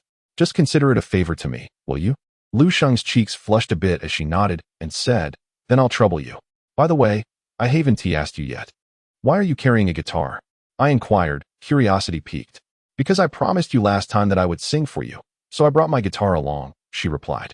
As Lu Sheng uttered these words, her hands were intertwined, betraying a hint of nervousness. I found myself somewhat astonished, for my previous remark had merely been a casual comment. I had not anticipated that she would take it to heart, which stirred a gentle emotion within me. We dined at a Korean restaurant, a cuisine that does not particularly pique my interest, yet Lu Sheng relished it, so to accommodate her, I thought little of it. After our meal, we strolled along the street. Lu Sheng expressed her desire to walk by the banks of the Pearl River.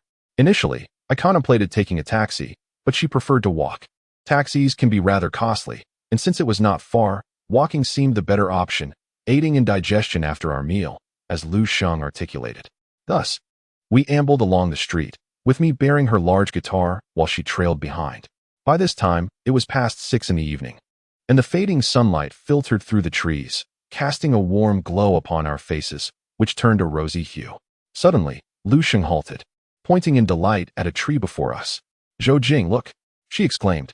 Following her gaze, I beheld sunlight streaming through the leaves, scattering into delicate beams, while the shadows of the foliage danced upon the ground in a mosaic of light and shade. My spirits lifted unexpectedly, as if my worries had been dispersed. The notion of a failed confession seemed trivial in that moment. I noticed Lu Sheng had taken out her phone to capture this picturesque scene. After snapping the photo, she handed the phone to me with a hint of anxiety, asking, How do you think I did? Indeed, Lu Sheng possessed an eye for beauty. Though it was a simple occurrence, she managed to unveil its charm, leaving me with a twinge of envy. It's splendid, I nodded in approval. Chapter 28. Lin Qingyue's call. Lu Sheng shared the photograph on her social media, showcasing her life, while I, not often one to post, saved the image onto my phone. Shall we continue?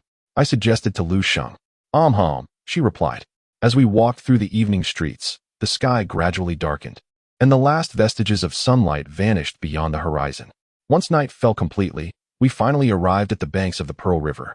However, our chosen spot was somewhat secluded, allowing Lu Sheng the freedom to sing without interruption from others. A gentle breeze stirred, creating ripples across the river's surface, while the opposite shore, adorned with towering buildings and bright lights, epitomized the vibrancy of the city. Though it was mid-March, the weather remained capricious. As we approached the riverbank, the temperature had noticeably dropped.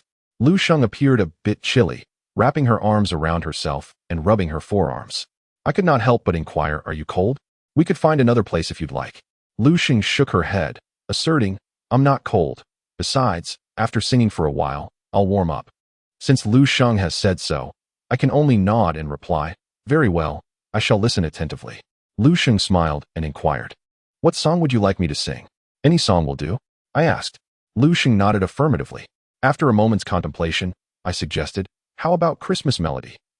"The one by Eason Chan?" Lu Sheng asked. "Yes," I confirmed with a nod. Thus, Lu Sheng opened her phone to search for the corresponding guitar sheet. Once she found it, she began to play. Lu Sheng's demeanor while playing was earnest, even as a few strands of hair were tousled by the wind.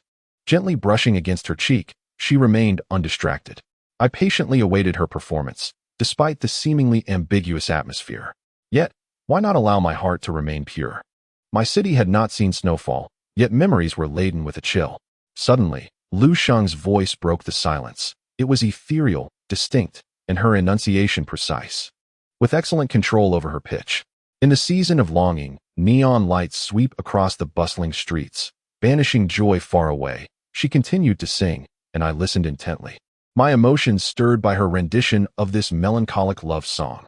In the song's climax, Lu Xing maintained her composure admirably, and her skill in both playing and singing left me in awe. The transition between plucking and strumming was remarkably smooth. Though I am not well versed in music, I could sense her remarkable talent. Upon the song's conclusion, I applauded her and exclaimed, "I must say, your singing is truly exceptional." Lu Xing chuckled softly and asked, "What made you choose this song for me to sing? Do you particularly like it?" In truth, I do not often listen to this song, but it had suddenly come to mind, and given my recent melancholic mood, its lyrics resonated with my feelings, prompting my desire to hear Lu Xing perform it. I shared my thoughts with her, and she simply nodded, refraining from further inquiry. Afterward, Lu Xing serenaded me with several more songs, some of which I had requested, while others were of her own choosing. After a considerable number of performances, Lu Xing began to tire, so I suggested she take a break. "Having witnessed your performance, I find myself quite confident in you.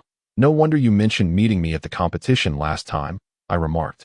Lu Xing smiled and replied, "While I may lack confidence in other endeavors, I do have some faith in my singing. I was among the top 10 singers last time. Though the others from our school are quite talented as well, I merely rank in the middle or lower tier of that group." I complimented, "That is still quite impressive. I have never encountered anyone who sings as beautifully as you." Lu Xing shook her head and said, "But Baiji sings well, too." Upon hearing the name of Baiji, I was momentarily taken aback and let out a faint, bitter smile. Indeed, she possesses a remarkable singing talent. I believe she participated in our university's top 10 singers competition during her freshman year. "Zhou Jing, I have a question I would like to ask you. If you don't mind." Lu Xing suddenly turned to me and inquired. Please, go ahead." Lu Xing bit her lip, fixing her gaze into my eyes as she asked, "Do you have feelings for Baiji?" I was taken aback by Lu Xing's question. Was my affection for Baiji so apparent? Or had Baiji confided in Lu Xing about my confession? With a soft sigh, I realized there was no point in concealing the truth from Lu Xing. Liking someone is simply that, liking them and disliking them is equally clear. I might as well admit it openly.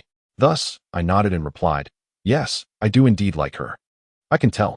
Baiji often speaks of you and seems to hold a favorable impression of you." Lu Xing continued after a brief pause. "But why haven't you confessed your feelings to her?" With a wry smile, I replied, "I have already confessed." This revelation surprised Lu Xing, and she asked, "When did this happen?" "Just yesterday." "And what about you two?" "We're not together," I stated. Lu Xing frowned and remarked, "I don't think that should be the case." "Why do you say that?" I turned to look at her. Lu Xing explained, "Because I believe Baiji has feelings for you as well. I can't understand why she would reject you." After pondering her words, I asked, "Are you familiar with Wang Zhua?" "Yes, I have a vague impression of him. But I haven't met him personally," Lu Xing responded. "I believe she might be more inclined towards Wang Zhua, which could explain her rejection of me," I said. Lu Xing gasped slightly, her expression momentarily stunned, rendering her speechless. I picked up a small stone nearby and tossed it into the distant river, as if I were attempting to cast away the vexation that burdened my heart. At that moment, my phone in my pocket vibrated unexpectedly. Upon checking, I discovered a WeChat voice call request, which piqued my curiosity, as it was uncommon for anyone to call me at this hour. After unlocking my phone, I saw the name Lin Qingyue displayed on the screen. The intense vibration seemed to indicate that this was an urgent matter, considering Lin Qingyue rarely reached out to me, let alone called. Once I answered the call, I heard Lin Qingyue's voice, tinged with pain. "Zhou Jing, where are you right now?" I glanced around, realizing I was uncertain of my exact location, and replied, "I'm by the Pearl River. Is something wrong? Could you come back? I think I might have gastroenteritis." Lin Qingyue's tone was filled with distress. Without a second thought, I responded, "All right, wait for me. I will come to find you immediately." Okay. I once suffered from acute gastroenteritis, and the experience was truly tormenting. Not only did I endure relentless vomiting and diarrhea, but I also experienced a high fever, leaving me utterly weakened. In such a vulnerable state, one certainly requires the care of another. I couldn't help but think of Lin Qingyue, who had always been alone. Given the late hour, it would be quite difficult for her to go to the hospital by herself, which explains why she reached out to me directly. Upon this realization, I felt a surge of urgency. After ending the call, I turned to Lu Sheng and said, "I'm sorry, but it seems my friend is suffering from acute gastroenteritis. I must take her to the hospital immediately." Lu Sheng noticed my anxious demeanor and seemed to grasp the gravity of the situation. He quickly waved his hand and reassured me, "It's all right, I'm fine. You should hurry back." I nodded in acknowledgement and added, "Please send me a WeChat message when you return to school. I must take my leave now." Yes, go quickly, don't worry about me," Lu Sheng urged. After exchanging a few words with Lu Sheng, I summoned a ride and hurried towards the school, hoping to reach there as swiftly as possible. Upon arriving at the base of Lin Qingyue's dormitory, I was stopped by the dormitory supervisor. Although the building was unique, it was divided into male and female dormitories, and Lin Qingyue resided in the female section. Naturally, I could not simply ascend without proper authorization, nor did I know her room number to register. Consequently, I had no choice but to call Lin Qingyue and ask her to come down so I could escort her to the hospital. After approximately 5 minutes, I spotted Lin Qingyue emerging from the dormitory in her pajamas, looking utterly haggard. Her complexion was as pale as a sheet, with unkempt hair cascading over her shoulders, and her lips devoid of color. One hand was pressed tightly against her abdomen as she staggered towards me. I hurried forward to support her arm, but Lin Qingyue refused my assistance, instead retrieving her identification card from her pocket. "Please keep this safe for me. My bag is prone to spilling," she instructed. I nodded, accepted her ID, and placed it in my own pocket. "How are you feeling now?" I inquired. Lin Qingyue shook her head, her expression one of agony. "I feel like I'm dying." "Then let us hurry. I'll call for a car now." All right. We took a taxi to the hospital. Although the driver was careful, the journey was inevitably bumpy, which caused Lin Qingyue to feel nauseous. Observing her distress, the driver, a local from Guangdong, inadvertently increased his speed, muttering in Cantonese. "What a hassle. Sick like this and still calling for a rideshare. What a burden. Better off calling a proper taxi." While my Cantonese was not fluent, I could at least understand his words. Though I dismissed his complaints, the coarse language was intolerable, prompting me to furrow my brow and address him with a serious tone. "Would you kindly speak more respectfully? If we do happen to dirty your vehicle, I will compensate you accordingly. However, I implore you to correct your service attitude before that occurs." After finishing my words, Lin Qingyue beside me suddenly tapped my hand and gently shook her head. I understood that she was urging me not to confront the driver, but as a man, I believed it was essential to stand up when necessary and voice my thoughts. Following my remarks, the driver merely scoffed and refrained from uttering any further unpleasant comments. Lin Qingyue closed her eyes, a sheen of perspiration forming on her forehead. Her hand pressed against her abdomen seemed to tighten. I realized she must be enduring considerable pain, grappling with the urge to vomit while also suffering from abdominal cramps. And I could do little to alleviate her discomfort except to crack open a window, allowing some fresh air to circulate within the vehicle. After approximately 15 minutes of travel, we finally arrived at the emergency department of the hospital. As Lin Qingyue alighted from the car, she hastily rushed towards a nearby trash bin. I knew she had been holding back for far too long, and this was indeed a torment difficult to bear. I refrained from approaching her to pat her back, sensing she might not welcome my presence, so I stood a short distance behind her, waiting for her to finish. After a moment, she returned, her complexion appearing even more pallid. I couldn't help but inquire, "Shall I call your parents?" Lin Qingyue shook her head. "What about your brother?" I asked. "He has gone to Shanghai and cannot come," she replied, pausing before adding, "Thank you for accompanying me to the hospital. I can manage here on my own. You may go back." I scoffed, I was merely asking. I had no intention of abandoning you. Lin Xingyue remained silent, turning her head away from me, feeling somewhat awkward. I looked at her, surprised by her temperament. After a moment's thought, I leaned closer and whispered, "Beautiful lady, do refrain from being upset. Have you noticed that people around us are watching? They might misunderstand and think we're a couple having a quarrel. And look at you, still in your pajamas. You ought to consider your appearance." With a soft huff, Lin Xingyue finally turned and walked towards the emergency department, prompting me to hastily follow her. After assisting her with the registration, I guided her to a public seating area to await the doctor's summons. "I'll fetch you some hot water.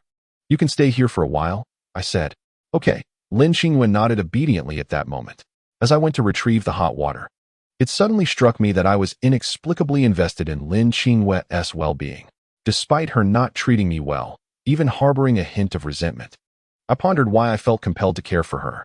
If I were a reckless and immoral person, I would have simply called a cab to return to school, leaving her alone in the hospital to experience the harshness of society as a form of retribution for her earlier actions of mocking my artwork. Certainly, such thoughts are fleeting. Although Lin Xingyue may not necessarily accept me as a friend, I shall nonetheless treat her with kindness. I seek a genuine exchange of hearts, not desiring anything from her, but hoping she might form a more favorable impression of me. After inquiring with a nurse at the service desk, I located the hot water dispenser in the hospital and filled a paper cup with warm water, proceeding towards the emergency area. However, I unexpectedly encountered Lin Xingyue as she emerged from the room. Taken aback, I asked, "What brings you out here?" Upon seeing me, Lin Xingyue seemed to breathe a sigh of relief, yet she replied, "I was worried you might get lost, so I came out to look for you."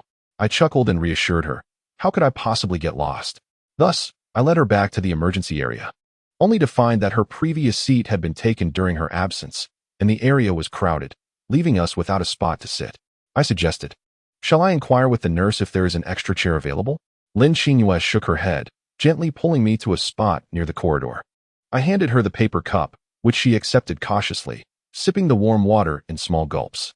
I must admit, Lin Xingyue's demeanor while unwell was markedly different from her usual self. The icy barrier she often maintained had softened, revealing a more youthful, relatable side. At that moment, as she cradled the cup and drank like a little girl, I felt akin to an elder brother, standing by to care for her. Of course, I am not Lin Xingyue's brother. In the eyes of our parents, we are bound by a betrothal. Strictly speaking, she is my fiancée, and I am her fiancé. Contemplating this, an inexplicable emotion stirred within me. Since we do not acknowledge this relationship, my affection for another, such as Baiji, poses no conflict. It is our freedom. Likewise, if Lin Xingyue were to have feelings for someone else, it would be her right to pursue that, and I have no authority to interfere. However, to my knowledge, she has not engaged in any romantic entanglements and has remained solitary. Moreover, according to her, her parents have firmly accepted this union and wish for her to marry into the Zhou family. I am uncertain of what the future holds. Yet this delicate bond evokes a peculiar sentiment when I think of Baiji, as if something feels inherently wrong. I shook my head with a wry smile, recognizing the absurdity of our arrangement and questioning why I should feel compelled to adhere to it. While I was lost in thought, Lin Xingyue tugged at my sleeve, pulling me back to reality. "My number has been called," she announced. I nodded and prepared to accompany her into the examination room. Lin Xingyue hesitated briefly, but ultimately did not object to my presence. Upon entering the doctor's office, the previous patient had just finished their consultation and exited. I promptly chose a chair that the prior patient had not occupied for Lin Xingyue to sit, while I stood beside her. The doctor, a middle-aged woman, smiled upon observing my gesture and remarked to Lin Xingyue, "Your boyfriend seems quite attentive." Lin Xingyue, taken aback, quickly shook her head and clarified, "He is not my boyfriend." The doctor, somewhat embarrassed, adjusted her glasses and said, "I apologize for the misunderstanding." Despite her penchant for light-hearted banter, the doctor exhibited professionalism as she inquired about Lin Xingyue's discomfort. She proceeded to listen to her heart and lungs with a stethoscope, followed by palpating her abdomen, asking, "Does this hurt? And how about here?" "Yes, that hurts, I see." Chapter 30. The foolish Lin. After the examination, the doctor diagnosed her with acute gastroenteritis, noting that if it were appendicitis, the situation would be far more serious. "I can prescribe medication along with an injection, but recovery will be slower. Alternatively, if you opt for intravenous therapy, you will heal more swiftly, albeit with a longer hospital stay." Which treatment do you prefer? How long will the four take? Lin Qinghua inquired. Approximately 3 hours, the doctor replied. Lin Qinghua hesitated slightly, prompting me to reassure her. It's all right, if you want to recover quickly. Intravenous therapy is the way to go. Upon hearing my encouragement, she nodded and told the doctor, all right, I'll choose the second option. Very well. Please proceed to the payment counter, then to the pharmacy for your medication, and afterwards, wait in the infusion area for the nurse to call your name. After concluding her instructions, the doctor busily typed on her computer, and shortly thereafter, the printer began to churn out the necessary documents. Once the doctor handed us the paperwork, I led Lin Qinghua out of the office. Initially, I intended to cover the payment for her, but she insisted on accompanying me to settle the medical expenses. I couldn't help but chuckle. I'm not going to refuse your money. Why are you so anxious? Lin Qinghua huffed softly and muttered, who would owe you? All right. You certainly don't owe me anything. Let us go, Miss Lin, I exclaimed, guiding her to the pharmacy. At the pharmacy, she refrained from claiming the medication herself, patiently standing behind me as I collected her prescriptions. After ensuring no items were missing, I said, let us go. We'll head to the infusion area first, and you can take the medication once we return. Okay. When we arrived at the infusion area, fortune smiled upon us, as a vacant bed awaited. I led Lin Qinghua to this spot, allowing her to lie down for some relief, while I pulled up a chair to sit beside her. As I sat beside Lin Qinghua while she received her 4-drip, boredom began to creep in. Upon glancing at my phone, I was surprised to discover it was already midnight. According to the doctor, by the time she finished her treatment, it would be nearly 3 in the morning. A wry smile crept across my face. It appeared this would be the second night I spent alongside Lin Qinghua. On my phone, a single unread message awaited me. It was from Lu Sheng. I'm back at school. How's your friend doing? Is she all right? This message had been sent approximately 2 hours earlier. I quickly replied, no major issues. She is currently getting in 4. Moments after my message was dispatched, Lu Sheng responded. That is good to hear. I was taken aback and asked her, aren't you resting at this hour? No, I was watching an online class and will sleep a bit later, she replied. Well, you are quite diligent. At this hour, I usually find myself engrossed in video games, I remarked. Lu Sheng sent a smirking emoji and said, it's quite rare for boys not to play games. It's perfectly normal. Indeed, I conceded. After a brief pause, Lu Sheng's message came through again, about what we discussed earlier regarding Baiji. I'm still somewhat curious. May I ask you more? Sure. Go ahead, I replied. This time, Lu Sheng took several minutes before her next question arrived. Will you continue to pursue Baiji? Her inquiry was rather direct, and the answer was not easily articulated. It required introspection and a thorough examination of my own feelings. I hesitated to respond, allowing silence to envelop me as I contemplated the question anew. In my reflection, I came to realize that I was indeed leaning towards giving up. But was it truly easy to relinquish someone I had cherished for nearly a year? Certainly not. Although I had experienced affection for others in the past, the connection I forged with Baiji was distinct, leaving an indelible mark that was difficult to erase. Yet, her ambiguous relationship with Wang Zhuo led me to wonder if she was merely toying with my emotions. But what of the things Baiji had confided in me? She had shared her family background and her circumstances. Were those words mere fabrications? I distinctly remembered her not denying her feelings for me. So, why the ambiguity with Wang Zhuo? I found myself a novice in the realm of love, where, at times, the truth lay glaringly before me, yet I was reluctant to accept it. I felt an overwhelming urge to chastise myself. Perhaps my prolonged silence prompted Lu Sheng to send another message. Did my question make you uncomfortable? It's perfectly fine if you choose not to answer. I merely asked out of curiosity, with no other intent. I hesitated, revising my response multiple times before finally sending it to Lu Sheng. Lu Sheng and Baiji are close friends. I am uncertain whether Lu Sheng will relay my words to Baiji, yet I secretly hope she will, as though she were conveying my resolution to Baiji. Although I cherish her, I shall no longer pursue her. Perhaps this affection will gradually fade with the passage of time. Oh, have you finally come to your senses? Lin Qinghua's voice suddenly echoed from behind me, startling me to the extent that I nearly dropped my phone. Turning around, I found Lin Qinghua gazing at me with a bright smile. How is it that you still have the habit of eavesdropping on others' conversations? I retorted. Lin Qinghua pouted and replied, What? Is this how you attend to patients? So engrossed in chatting with girls that you neglect to ask if I'm thirsty or need water. I shot her an exasperated glance and asked, So, do you want some water? Yes, please, she responded. With a sigh, I stood up and walked to the nearby water dispenser to fetch her some water. After filling the cup and handing it to her, I inquired, "How do you feel now? Still feeling nauseous?" "Not as much anymore," Lin Xingwei replied. "That's good to hear." With that, I settled back down, unlocked my phone, and Lin Xingwei leaned in to peek at my screen. This time, I was acutely aware of her hair brushing against my cheek, yet I chose not to confront her immediately. Instead, I opened my notes app and typed a message, "A certain Lin idiot, stop looking." As soon as I finished typing, a sharp pain shot through my ear, and Lin Qingwei growled, "Who are you calling an idiot? Ouch, aren't you supposed to be sick? Where do you get such strength?"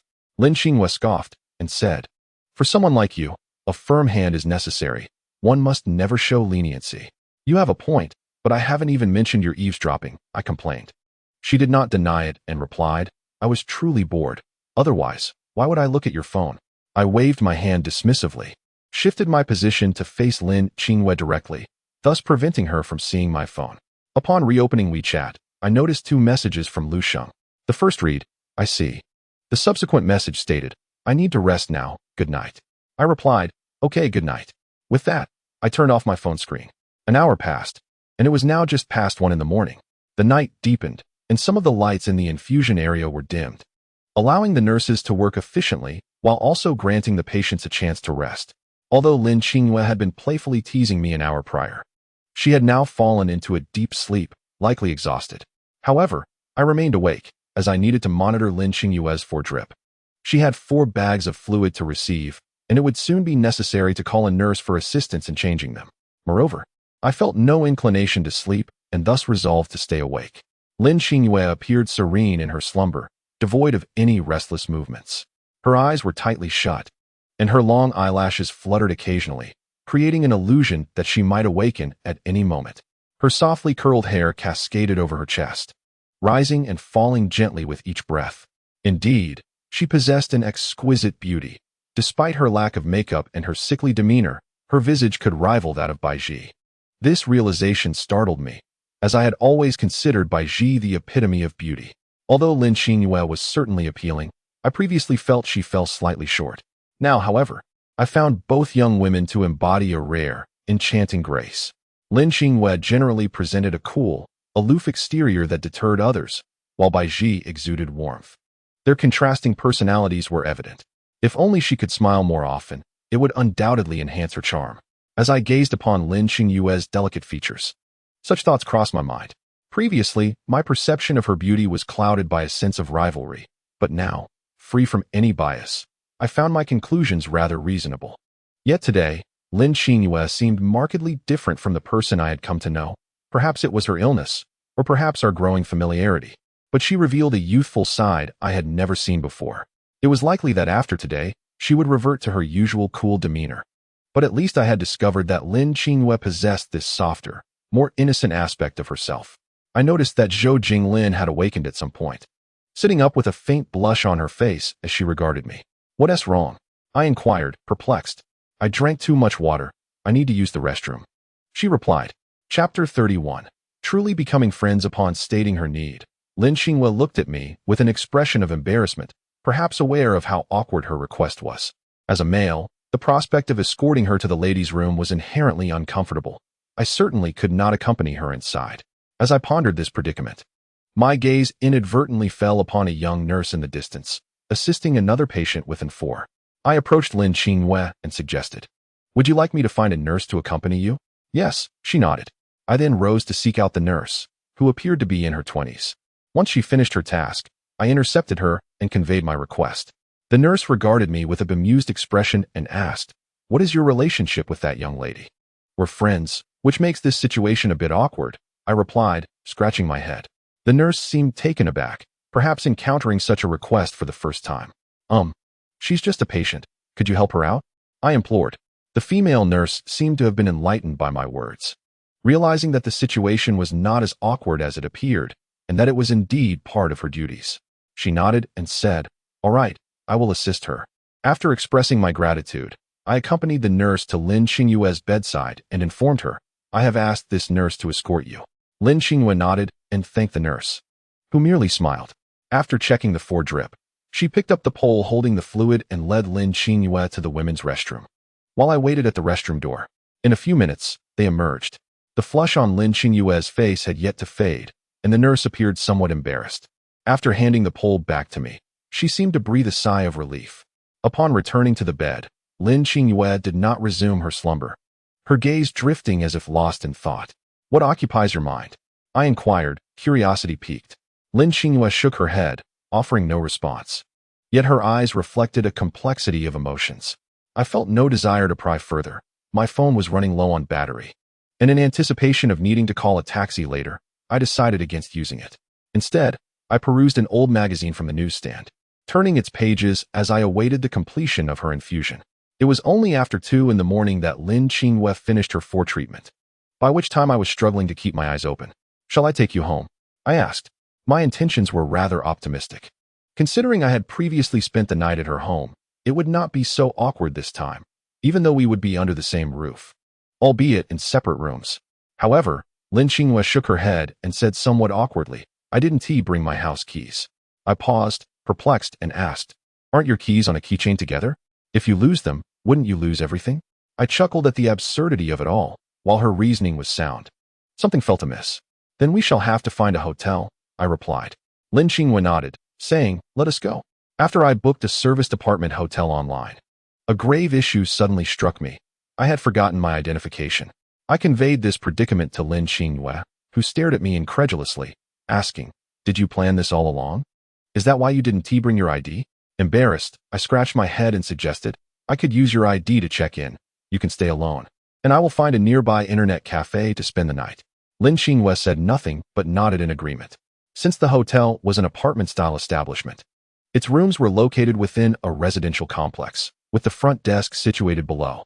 This time, I refrained from checking in myself, as it was under Lin Qingyue's name, and she handled the check-in process. After waiting outside for a moment, I saw Lin Qingyue emerge, informing me that the check-in procedures had been completed. Thus, I cautioned her, "Should anything arise, feel free to call me. I will find a portable charger shortly, and my phone is not on silent. I will receive your messages without delay."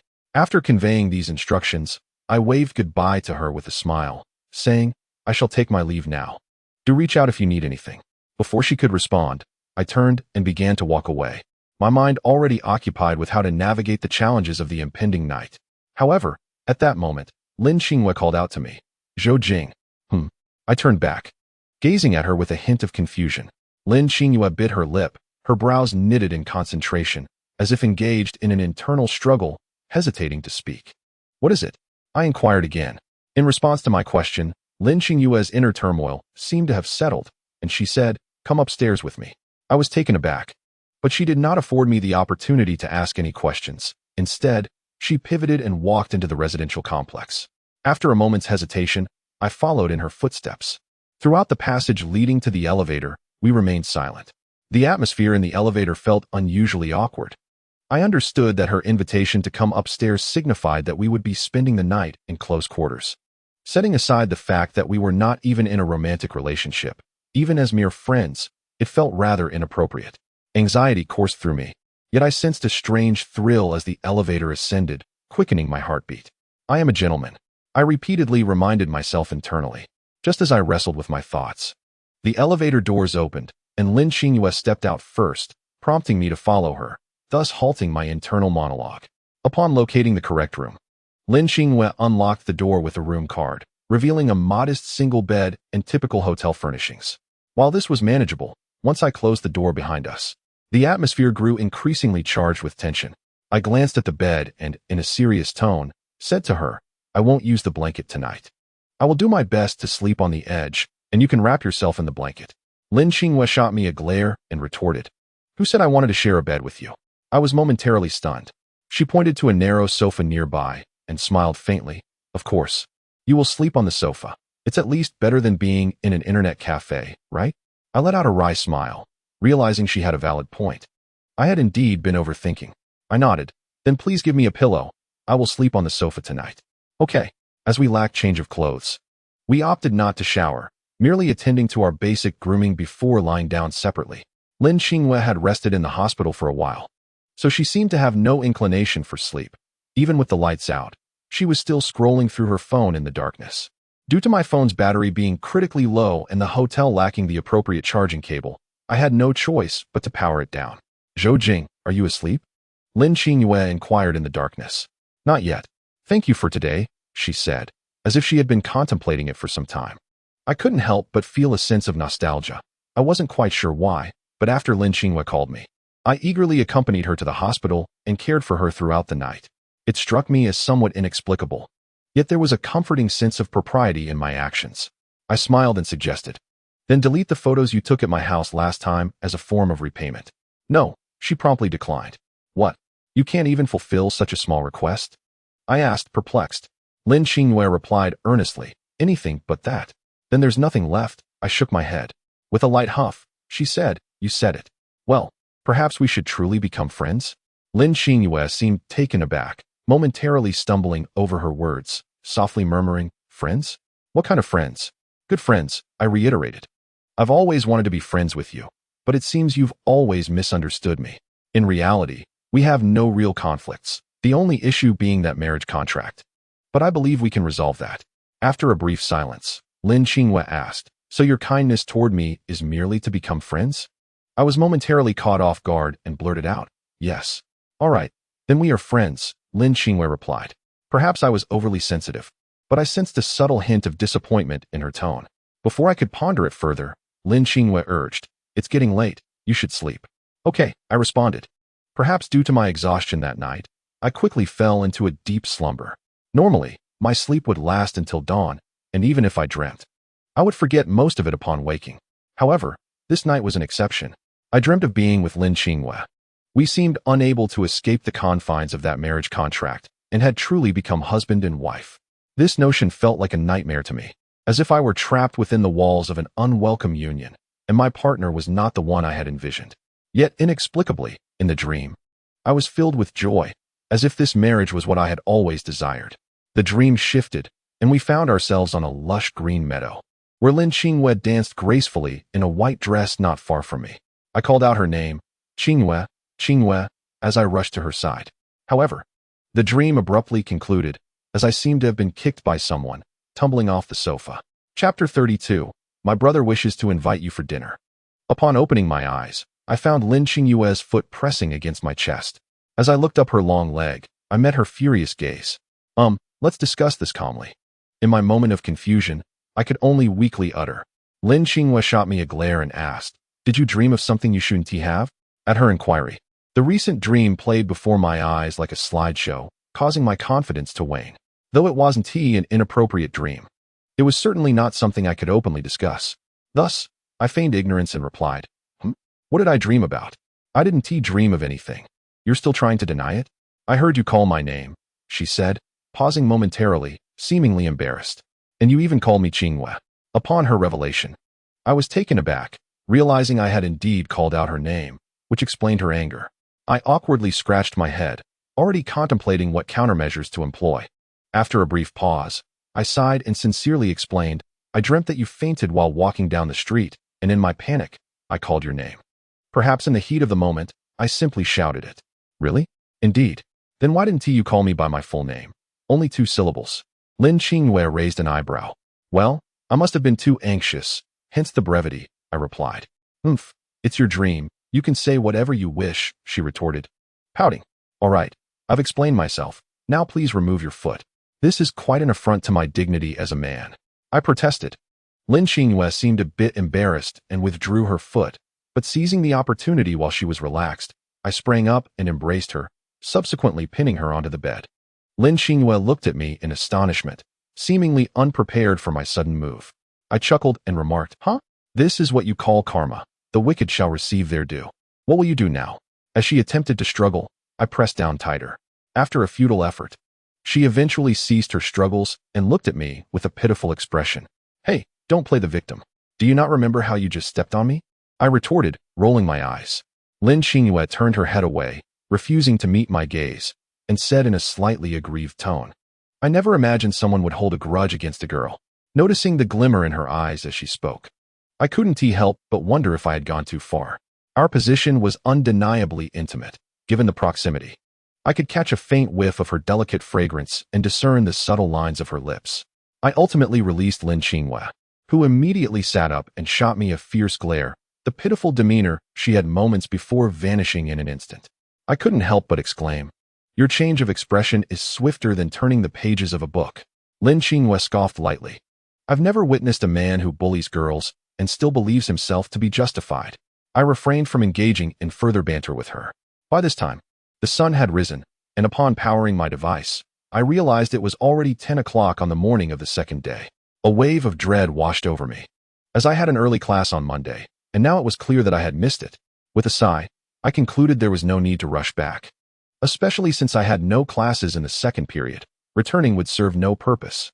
"Hey, what's wrong with you?" Lin Qinghua inquired. I shook my head, signaling that I was fine. She seemed a bit embarrassed and asked, "Is there something troubling you? You can share it. I might help you come up with a solution." I forced a smile and replied, "I just skipped a class. At most I'll lose a few participation points. It's nothing serious." Upon hearing this, a look of guilt crossed Lin Qinghua's face as she said, "I'm sorry. Consider it a favor I owe you. You can ask for any compensation you wish." I shook my head and smiled. "What is the point of discussing this? Don't forget we agreed last night." Lin Qinghua paused slightly, then nodded in realization. "Yes, we are friends. Indeed, there is nothing wrong with doing things for friends. You needn't feel guilty." I replied with a laugh. I understood that despite my words, Lin Qinghua would still feel a twinge of guilt, so I decided to change the subject and urged her to freshen up. After checking out of the hotel and having breakfast nearby, we returned to campus. Lin Qinghua did not explicitly instruct me not to speak of last night's events, which I took as a sign of trust, believing I would not speak indiscreetly. Upon returning to the dormitory, I discovered that only old Lu was present. The others were absent, and he was lying on his bed scrolling through his phone. Upon seeing me, he looked surprised, then exclaimed, "Wow, why have you been out all night these past few days? Surely, you haven't gone to find that particular someone?" I shot him a disdainful glance and replied, "Could you not think so irrationally?" Old Lu sat up and retorted, "Then what were you up to? I can't believe you spent the night at an internet cafe." I shook my head. "I simply stayed over at a friend's house." Old Lu seemed somewhat skeptical of my explanation, but chose not to press further, likely understanding my desire for privacy. He then changed the subject, asking, "Did you check out the art exhibition I recommended last time?" "I did," I responded. Old Lu smiled. "Then you should hurry and buy a couple of tickets. You could take Baiji along." Upon hearing Old Lu mention Baiji, I found myself momentarily lost in thought. Just a few days prior, she occupied my mind incessantly, yet everything seemed to shatter after my confession. Some truths, which I was reluctant to accept, gradually became undeniable. With Old Lu now sitting upright, I drew my chair closer to facilitate our conversation. I resolved to let go. A bitter smile escaped my lips as I spoke to Old Lu. He appeared somewhat taken aback, his mouth agape, before he asked, "Why? Didn't you have strong feelings for her?" I nodded, conceding, "Indeed, I have cherished feelings for Baiji, but..." Pausing. Images of her boarding a vehicle with Wang Zhuo flooded my mind, and a wave of bitterness washed over me. I continued, "Perhaps we are simply not meant to be." Old Lu finally sighed, attempting to console me. "It's all right. One cannot hang their hopes on a single tree. Throughout your life, you will encounter many whom you may come to like." I managed a wry smile, shaking my head as I replied, "Thus, whether I attend that art exhibition matters little now." Old Lu countered, "That is not entirely accurate. Even if you cannot go with Baiji, it does not mean you cannot attend with someone else. Let me secure the tickets for you. If necessary, I'll accompany you." With that, he patted his chest, displaying a sense of camaraderie. I jested, "Who would want to go with you, you big oaf? But do grab the tickets for me. A change of scenery would do me good." Old Lu inquired, "Should I get 2 tickets?" After a brief moment of hesitation, I nodded, "Yes, 2 tickets." Perhaps due to my exhaustion from the previous night, I succumbed to sleep after taking a warm bath, silencing my phone with the intention of resting for a few hours. Old Lu, undeterred, returned with breakfast and immersed himself in a show. It was only at 2 in the afternoon that I finally stirred, discovering 3 WeChat messages awaiting me from Lu Sheng, Wang Zhuo, and Lin Qinghua. I first opened Lu Sheng's message, in which she inquired, "How is your friend? Is he all right?" I replied, "He has returned from the hospital. He is fine." Lu Sheng quickly responded, "That is good to hear. He must be a very good friend of yours." I paused, realizing that Lu Sheng referred to him as a male. I recalled that I had never disclosed to her that I had taken Lin Qinghua to the hospital. However, rather than clarifying, I opted to let the misunderstanding stand, thinking Lin Qingyue would prefer to keep it private, and thus replied, "Yes, he is a very good friend." After responding to her message, I opened the one from Wang Zhua. "Zhou Jing, let us go out for dinner. I'll wait for you downstairs at 6. I was momentarily taken aback. The first thought that crossed my mind was that Bai Ji had informed Wang Zhua about my confession, and now Wang Zhua wished to have an earnest discussion with me.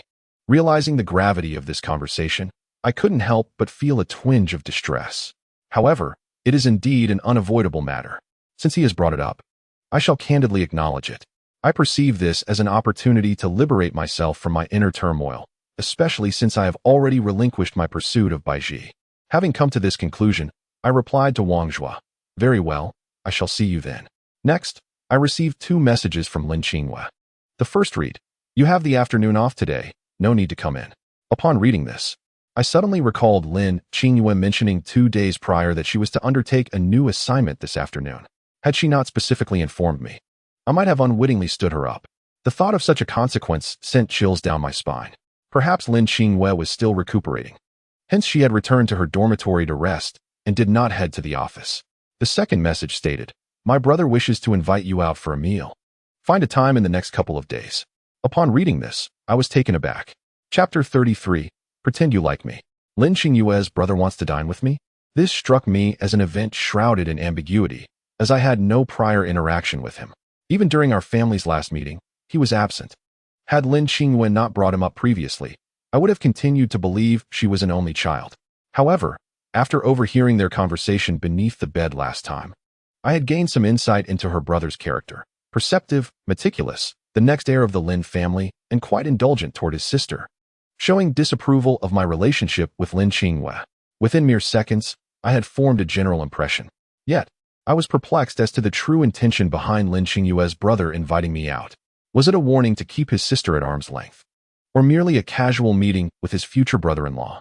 The more I pondered, the more confused I became, prompting me to inquire of Lin Qingyue, "What is your brother's purpose in inviting me out?" After a brief moment, Lin Qingyue's response arrived, her tone seemingly amused. "How should I know? Perhaps I should give you his phone number so you can ask him yourself?" Feeling somewhat exasperated, I composed a message. "Is it possible for me to decline?" Shortly after sending my message, my phone inexplicably vibrated.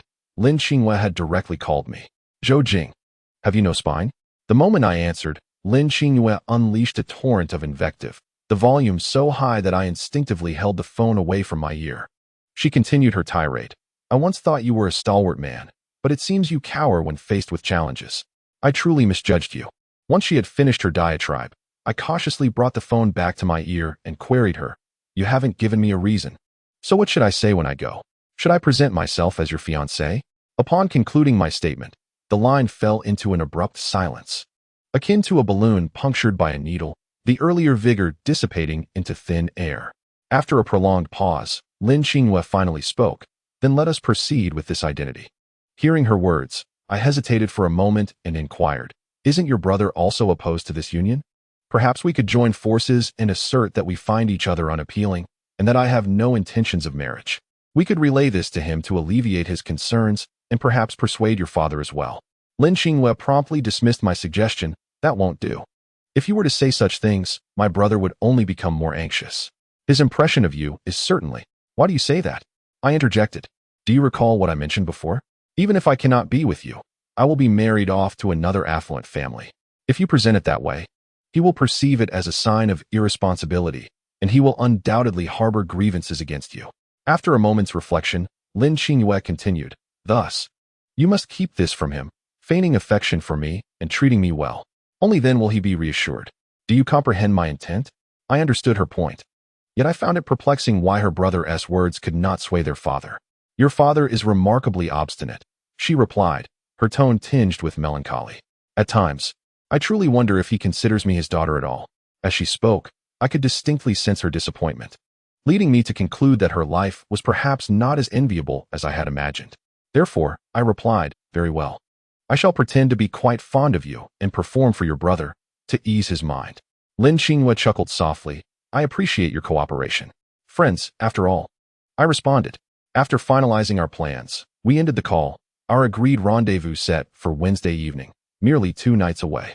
I felt a twinge of anxiety. Although I had heard her brother's voice before, I had never met him in person, which left me feeling somewhat apprehensive.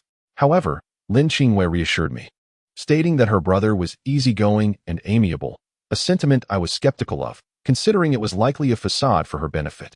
My current position was rather awkward, and it was not outside the realm of possibility that her brother might regard me with a discerning eye. With ample free time at my disposal today, save for the morning class, I was disinclined to remain in my dormitory, subjected to the sounds of their gaming battles. Thus, I retrieved my camera, intending to capture some photographs around the campus. Our school is vast. Traversing its entirety on foot might take over half an hour, encompassing playgrounds, parks, and various recreational facilities. My destination for photography was the quaint little garden on campus, a favored locale for couples, particularly in the evenings when the stone benches would be adorned with pairs whispering sweet nothings to one another. Certainly, old Lu once remarked to me that typically, it is only newly enamored couples who venture into the small garden at school for evening rendezvous, while those who have been in a relationship for some time tend to favor other locations. I could not help but inquire of old Lu. Where do they choose to meet then? To my surprise, he gazed at me incredulously and queried, "Are you genuinely foolish or merely pretending?" When I pressed further, old Lu chose to remain silent. Now, as I found myself in the garden, the afternoon sun cast a tranquil ambience, rendering the space largely deserted, devoid of any couples engaged in romantic exchanges. The trees within the garden stood tall and lush, effortlessly shielding us from the afternoon's blazing sun. Yet, despite the sunlight filtering through the leaves, it lacked the enchanting quality I had witnessed during my evening visit with Lu Sheng. My photographic focus was directed towards the birds flitting about the garden, although I could not identify many of the species. My primary intention was simply to capture their essence through my lens. After diligently photographing until around 3 or 4 in the afternoon, I concluded my task. However, just as I prepared to depart, I was called to a halt by a voice nearby. Turning, I was met by a man and a woman, both unfamiliar to me. Upon seeing me turn, the young man, sporting black round-framed glasses, approached me with a somewhat awkward demeanor, saying, "Hello, classmate. I noticed you've been taking pictures here. Would you mind helping us by taking a few photos?" While he spoke, his girlfriend maintained a noticeable distance, her expression tinged with displeasure. Noticing my hesitation to respond, he leaned in closer, lowering his voice, and with a tone laced with desperation, he continued, "My photography skills are lacking, and my girlfriend is upset. I have no choice but to trouble you for just a couple of pictures. Afterward, I'll treat you to a meal. How does that sound?" I replied, "A meal is unnecessary, but I would be happy to help you with the photographs." His relief was palpable as he thanked me profusely. He then led me to his girlfriend, and after they selected a suitable backdrop, I began to capture several frames of them together. It was noteworthy that the young man appeared quite apprehensive during the shoot, if not for my encouragement. He might not have realized the importance of being a bit more intimate with his partner. The young woman, on the other hand, wore an expression of disdain, as though the young man were a mere stranger rather than her boyfriend. Ultimately, it was I who suggested he place his hand on her shoulder, resulting in a few passable photographs. The young woman cast a fleeting glance at the images before offering a reluctant nod of approval. The young man exhaled with relief and expressed his gratitude, saying, "Thank you so much. Let us add each other on WeChat, as a means of friendship."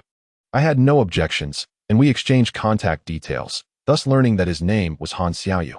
Once we had completed the exchange, the young woman grew impatient, urging Han Xiaoyu, "Can we leave now?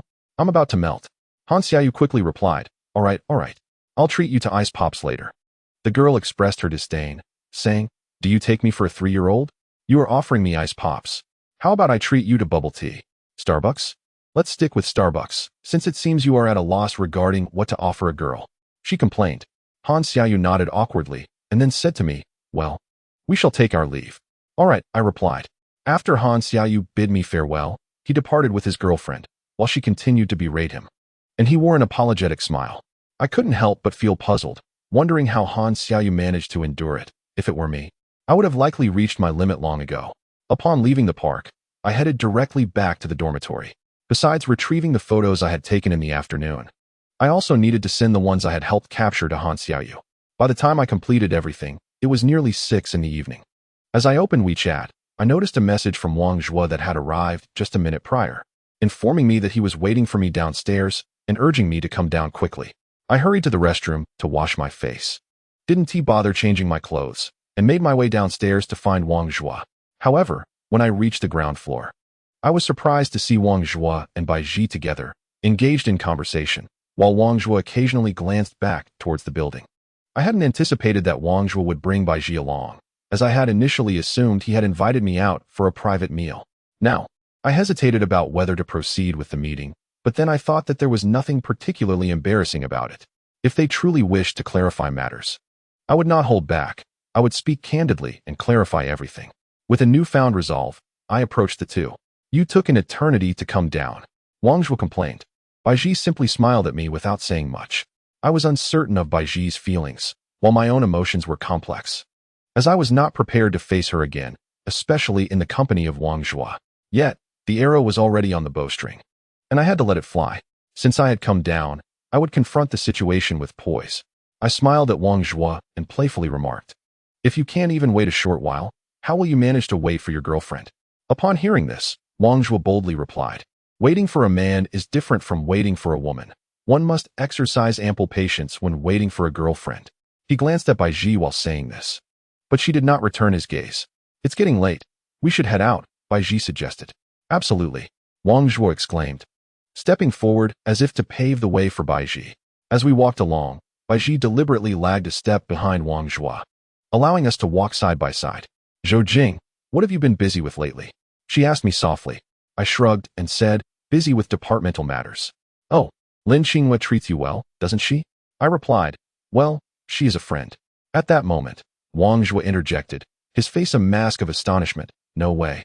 You really became friends with her?" I let out a wry smile and responded, "She is not as unapproachable as you might think. Once you get to know her, she is quite pleasant to be around." My words were a fair assessment, and I suddenly recalled the 2 unforgettable nights spent in her company. Although they were often filled with coincidences, they allowed me to recognize her distinctiveness. Indeed, Lin Qinghua is a remarkable woman.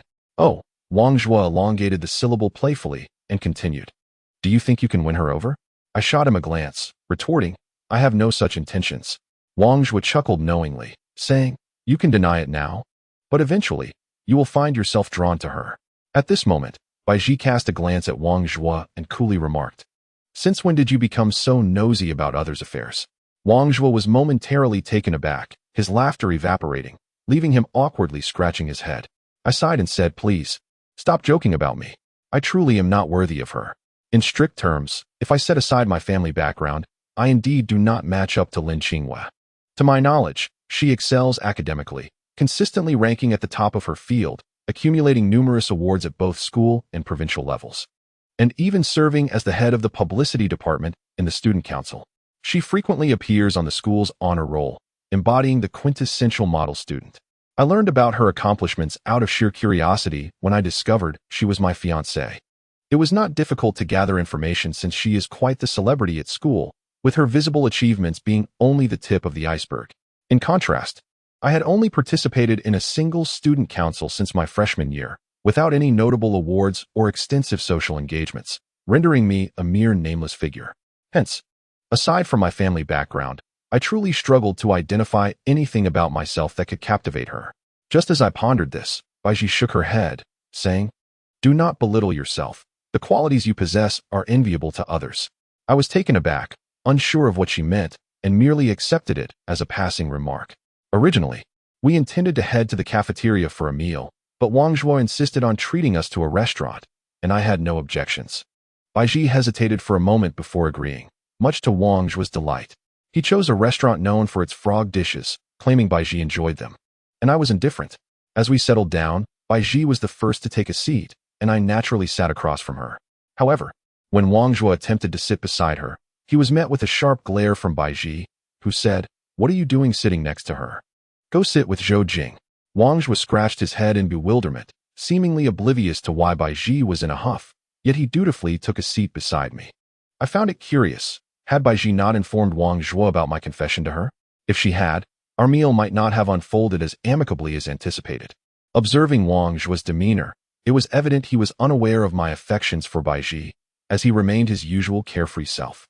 However, this very fact left little room for the elaborate speech I had meticulously prepared. During our conversation, We broached the topic of departmental matters, and Bai Ji turned to me, saying, "Zhou Jing, do you think you could spare some time to assist our group? We're genuinely overwhelmed. Isn't Wang Zhuo already helping out?" I inquired. Wang Zhuo shook his head with a wry smile, responding, "Don't mention it. They have a plethora of issues, and with some members leaving the department recently. It seems they only have 4 people left now." After a pause, he continued, "Besides, I'm not an official member of your department. I'm merely here to lend a hand and can't be relied upon indefinitely." Given their request, I had no cause to decline, so I nodded and replied, "All right. I will make time to come by. Bai Ji can contact me when needed." Upon hearing this, Bai Ji visibly relaxed, and her smile towards me became significantly warmer. As we dined, Bai Ji received a phone call midway through our meal and apologetically informed us, "I'm sorry, but I have to leave unexpectedly." Wang Zhuo immediately sprang to his feet, asking, "Is there anything I can help with?" Bai Ji shot him an exasperated glance and replied, "It's a matter between women. You stay here and keep Zhou Jing company." Only then did Wang Zhuo awkwardly scratch his head and say, "All right. But remember to message us when you get back to school." "Understood," Bai Ji said, giving me a nod before turning to leave the restaurant. At that moment, Wang Zhuo no longer sat beside me, but instead took the seat opposite, where Bai Ji had been. Since we were dining in a shopping center, Wang Zhuo found it inconvenient to smoke, so he gently tapped his fingers on the teacup, looking rather glum as he said, "Zhou Jing, what do you think I should do about Bai Ji's erratic behavior towards me?" "Erratic?" I asked, perplexed. Wang Zhuo nodded, "Yes, just like earlier. It feels like anything I say is wrong. I can't help but wonder if she is upset with me." After a moment of silence, I inquired, "What stage are you two at now?" "What stage?" He replied, momentarily taken aback, then added, "We haven't even started." "Then how can you say she is being warm towards you?" I probed. "Well, sometimes she shows genuine concern for me and asks for my help. She doesn't seem to mind being alone with me.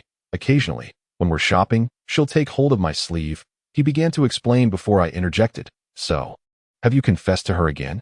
Wang Zhuo shook his head and said, "I have decided to give up." "Give up?" I responded, puzzled. "Indeed. I wish to abandon my attempts to confess. After all, since my previous confession ended in failure, perhaps it is wiser to cultivate our feelings first. When the moment arrives that I can hold her hand, wouldn't that be tantamount to a successful confession?" Wang Zhuo asserted with utmost seriousness. I gazed at him in surprise, not expecting him to derive such wisdom from his experiences, while I remained convinced that a verbal confession was essential for it to hold weight. Alas, I thought, one must simply endure and trust that success will eventually come. At that moment, Wang Zhuo's resolve appeared remarkably steadfast. Truth be told, I held little faith in Wang Zhuo's prospects, as my own experiences mirrored his. Bai Ji had shown no aversion to spending time alone with me, and we had shared moments of flirtation, even brushing hands on occasion. Yet, when I mustered the courage to confess my feelings for Bai Ji, the only response I received was rejection. But what right did I have to advise Wang Zhuo against becoming ensnared in his own feelings? "Let us talk about you," he said. "If you haven't experienced a romantic relationship in university, then what is the point? Don't you have even a hint of feelings for Lin Qingyue?" I shook my head, asserting that I merely wished to regard her as a friend, and dared not entertain thoughts of anything further. Wang Zhuo sighed, encouraging me to seize the opportunity, and refrained from pressing the matter further. After our meal, we returned to the campus together. Although Wang Zhuo wore a troubled expression, he never formally declared his defeat. Rather, he seemed increasingly emboldened. I chose not to offer him solace, for the nuances of his situation were lessons he needed to learn on his own. Any advice from me might be misconstrued.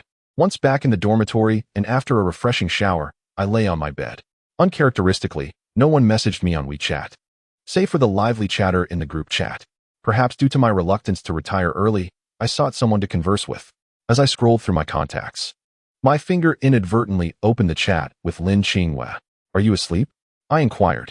After 2 minutes of waiting for a reply, I felt a twinge of disappointment, assuming she had already succumbed to slumber. Just as I was about to turn off my screen, Lin Qingyue's message arrived. "I'm listening to music. What's up?" I pondered for a moment before replying. "Are you feeling any better? Do you need to visit the hospital again?" "No, thank you," she responded succinctly. Staring at those 3 brief words, I found myself momentarily at a loss, my directness leaving me unsure of how to steer the conversation. However, Lin Qingyue then shared a link for us to listen together, saying, "Join me in listening to some music." Chapter 35. The exceptional gentleman, I was unaware that the music app possessed such a feature. Upon clicking the link, it automatically launched the shared player on both our devices, indicating that we were now listening together. Lin Qingyue's playlist was predominantly filled with Cantonese songs. I held no particular preference, so I decided to simply enjoy the experience of listening alongside her. I am uncertain whether my playlist aligns with your tastes. Feel free to share yours. A message from Lin Qingyue arrived, prompting a smile from me as I replied, "No need, I shall listen to yours." Indeed, the experience of listening together is peculiar. Despite the absence of face-to-face interaction, the knowledge that the other is enjoying the same song somehow made me feel a tinge of nervousness. "Do you often utilize this shared listening feature?" I inquired. "This is my first time," she responded. I was taken aback, momentarily at a loss for words, as an inexplicable feeling stirred within me. Shaking my head, I replied, "I consider it quite an honor." Lin Qingyue, however, did not respond further. She appeared to be a quintessential fan of Cantonese music, rarely playing Mandarin songs, and when she did, they were only the well-known classics. The newer releases of recent years were conspicuously absent from her playlist. I concluded that Lin Qingyue seemed to possess a rather nostalgic disposition.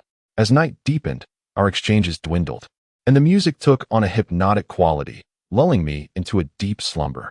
Upon awakening the next day, I discovered that we were still in the shared listening interface, with the accumulated time nearing 8 hours. Due to my restless sleep, my headphones had fallen aside, their battery now depleted. To my astonishment, Lin Qingyue had not exited the shared listening session, nor had she messaged me to inquire why I had suddenly dozed off. It seemed likely she too had succumbed to the music's enchantment. After concluding the shared listening experience, I sent her a morning greeting via a sticker on WeChat before rising to wash up and prepare for a new day of classes. It was a day with early lessons, and since I had awakened quite early, I decided to venture to the cafeteria in the East District for breakfast. Typically, I do not partake in breakfast, aware that it is not beneficial for the stomach, yet I had inexplicably developed an appetite this morning. At a breakfast window in the cafeteria, I unexpectedly encountered Han Xiaoyu, whom I had met previously. He was at the front of the line purchasing breakfast. His selection was quite substantial: corn, glutinous rice chicken, buns, and xiaomai, among other items. I couldn't help but wonder how he could consume so much alone. As he finished his purchase and turned to leave, he spotted me and exclaimed, "What a coincidence. You're here for breakfast too?" It seemed Han Xiaoyu was quite sociable. Unlike me, who would merely nod and smile at acquaintances unless they were close friends, he took the initiative to engage. I nodded and smiled back, replying, "Indeed. Such a coincidence." After a brief pause, I asked, "Can you finish all that breakfast by yourself?" At this, Han Xiaoyu scratched his head awkwardly and replied, "This is for my girlfriend." I gazed at him in astonishment, pondering whether his girlfriend truly had such a voracious appetite. Perhaps sensing my thoughts, he hurriedly clarified, "You misunderstand. This morning she didn't respond to my messages, and I had no idea what to buy her for breakfast, so I thought it prudent to purchase a bit more." Allowing her to choose. Observing Han Xiaoyu's serious demeanor, I found myself momentarily speechless. It appeared he was indeed the paragon of a gentleman, a feat I would find difficult to replicate. Thus, I gave him a thumbs up, expressing my admiration. "Mate, you truly are remarkable." Han Xiaoyu, slightly embarrassed, scratched his head and reminded me to join him for a meal next time before departing alone. Upon arriving at the classroom, I noticed Bai Ji had arrived even earlier than I. She was seated with a female classmate, both of them engaged in playful banter. After a brief moment of hesitation, I approached and took a seat behind them, unnoticed. Opening WeChat, I discovered a message from Lin Qingyue instructing me to find her in the office tonight, as there were new tasks at hand. After acknowledging her, I hesitated to end the conversation, instead inquiring, "What time did you fall asleep last night?" "Probably before 1.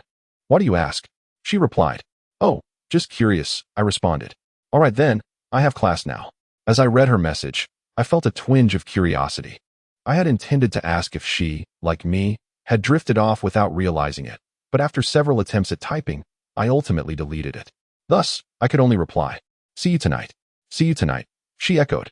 As I turned off my screen, Bai Ji's voice broke through, tinged with surprise. "Zhou Jing? When did you arrive?" "I just got here," I replied. "I thought you might skip class today." "Why do you say that?" "Because you didn't come yesterday," Bai Ji remarked. Indeed, I had skipped class yesterday, still lingering in the hotel until Lin Qingyue had unceremoniously kicked me off the sofa to rouse me. Feeling embarrassed, I scratched my head and explained, I missed yesterday due to some matters. The girl beside Baiji interjected to ease the tension, asking, Baiji, do you have any plans for the Qingming holiday? Perhaps we could organize a group to go hiking? The girl conversing with Baiji was named Li Mu, our class monitor. Although we were merely acquaintances, she shared a close friendship with Baiji. While she did not possess Baiji's striking beauty, her kindness was evident. She treated her classmates with utmost friendliness and often advocated for those who had fallen behind on assignments. Baiji shook her head, replying, this year, I'm uncertain if I'll return home. It depends on the circumstances. Li Mu responded, if you're not going back, I'll organize the classmates to see if anyone wants to go hiking. Zhou Jing, you wouldn't mind, would you? At this, Li Mu turned her gaze towards me. I felt a wave of embarrassment wash over me, for I generally possessed the least interest in such collective activities. However, since she inquired so earnestly, I found myself compelled to respond. If there are many participants, I shall join. Li Mu nodded and smiled, saying, then I shall reserve a spot for you. At that moment, Wang Zhui's booming voice interrupted us. What good news is this? Reserve a spot for me as well. Chapter 36. The versatile tool. Li Mu proceeded to relay her previous statement to Wang Zhua. Upon hearing this, Wang Zhua's face brightened with anticipation as he asked Li Mu, will we be staying overnight? The moment those words escaped his lips, I was momentarily taken aback, then burst into laughter, as Wang Zhua's remark was undeniably open to misinterpretation. Turning to observe the two young women opposite us, I noticed that Li Mu's expression had darkened, while Baiji gazed at Wang Zhua with a look of astonishment. Wang Zhua, momentarily stunned, seemed to realize the ambiguity of his words and hurriedly clarified, I did not mean to imply an overnight stay with you. I was merely inquiring whether we would be going out for the day or staying overnight. Li Mu pursed her lips and replied, if it's a day trip, perhaps more people would be inclined to join. However, if it involves an overnight stay, I fear attendance may dwindle.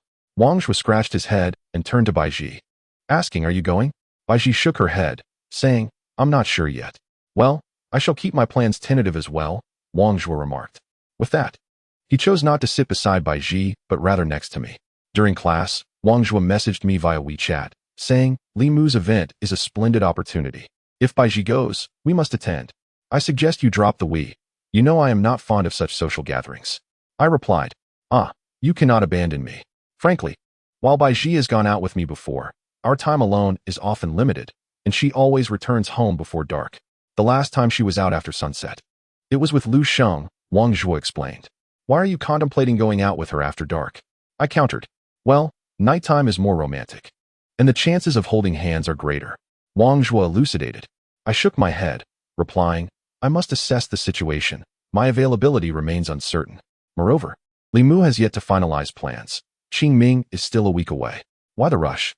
Wang Zhua pursed his lips and ceased messaging, instead staring blankly at the blackboard.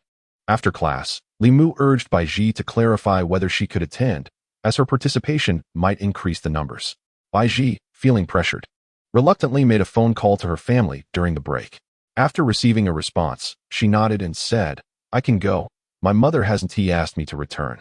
Li Mu sighed in relief, then declared, that's wonderful. I will conduct a survey in class to see how many people are interested. Yes, please take care of that. Baiji replied. Wang Zhua, now visibly excited, shot me significant glances, but I chose to remain oblivious, allowing them to continue their antics. After the day's classes concluded, I hurriedly had dinner in the cafeteria before making my way to the student council office located in the auditorium. A sense of curiosity lingered in my mind, pondering what task Lin Qingwei would assign me. I hoped it wouldn't be overly challenging. Upon reaching her office door, I knocked gently, and a voice from inside beckoned me to enter. As I stepped inside, I found Lin Qingwei gazing directly at me. Upon realizing it was I, she seemed to exhale with relief, picking up her chopsticks to continue her meal while her eyes remained fixed on her computer screen. With a playful smile, I remarked, why do you seem so secretive even while dining? Lin Qingwei, speaking with her mouth full, replied, I am merely concerned about maintaining the ministerial image while eating. Then why aren't you worried about being seen by me? I inquired. She waved her hand dismissively, stating, it's of no consequence if you see me. I scratched my head, uncertain if there was a deeper meaning behind her words. I then took a seat in front of her and asked, so, what is the new task you wish to discuss? While continuing her meal, Lin Qingwei explained, the preliminary rounds of the top 10 singers competition have commenced. primarily taking place in the auditorium. Your task will be to coordinate all departments, assisting wherever needed, and then report their issues back to me. That should suffice. I responded with confusion. Isn't that merely a menial task? Lin Xinghua shot me a disapproving glance and replied, if they encounter no issues, then you would have nothing to do at all. After a moment of contemplation, I mentioned, the Baiji group has expressed a need for assistance, as they are reportedly short-staffed. Lin Xinghua chuckled. At this point, every group is experiencing a shortage of members. Why? Although many joined departments at the beginning of the semester, most were merely seeking novelty. As you are aware, the tasks in these departments are often demanding, and once the novelty fades, many choose to withdraw, considering it hardly worth the hassle for a mere fraction of academic credit. Her reasoning held a semblance of truth. However, I sighed. So, you mean to say that I am to be a versatile tool, assisting everywhere? Lin Xingyuan nodded earnestly. Indeed. Didn't you once claim that you possess a bit of knowledge in everything? This aligns perfectly with your capabilities. I felt a wave of despair wash over me. After she finished her meal, I lingered a moment longer and asked, are you returning home for the Qingming festival? Of course. Do you have something in mind? She inquired. No. Our class intends to organize a team-building event during the Qingming festival. Although I am not particularly eager to participate, I replied. Lin Xinghua glanced at me and said, this presents a splendid opportunity for socializing. If I were in your position, I would certainly attend. Have you ever participated in similar social events? I asked. Lin Xinghua shook her head, smiling. I am not like you. As the eldest son of the Zhou family, you must navigate various social settings. If you remain so reclusive now, how will you ever shoulder greater responsibilities in the future? Lin Xingyue's words are not without merit. However, I could only manage a wry smile in response, saying, in college, one's own classmates may not be particularly familiar, so my attendance would merely be a pursuit of tedium. After a brief pause, I continued, let me share an amusing incident. During my supplementary exam last year, I encountered a classmate sitting next to me. Before the exam, he inquired if I had prepared well, to which I admitted my lack of revision. When I questioned him in return, he wore a bitter expression and confessed he had not prepared either, and was actually hoping to sneak a glance at my paper. I had assumed he recognized me as a classmate, but his next question astonished me. He asked what year I was in. If I were in my third year, at least there would be some foundational knowledge. At this point, I couldn't help but laugh. Lin Xinghua regarded me with a look of disbelief, remarking, you two are truly two peas in a pod. Have you ever reflected on why you possess such a lack of presence? Chapter 37. Always considering him a friend, I chuckled. This cannot be solely attributed to me.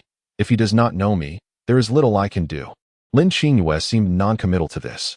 Are you prepared to meet my brother? You are to encounter him tomorrow evening, she queried. What preparations are necessary? Is it about my attire or my mental state? I asked.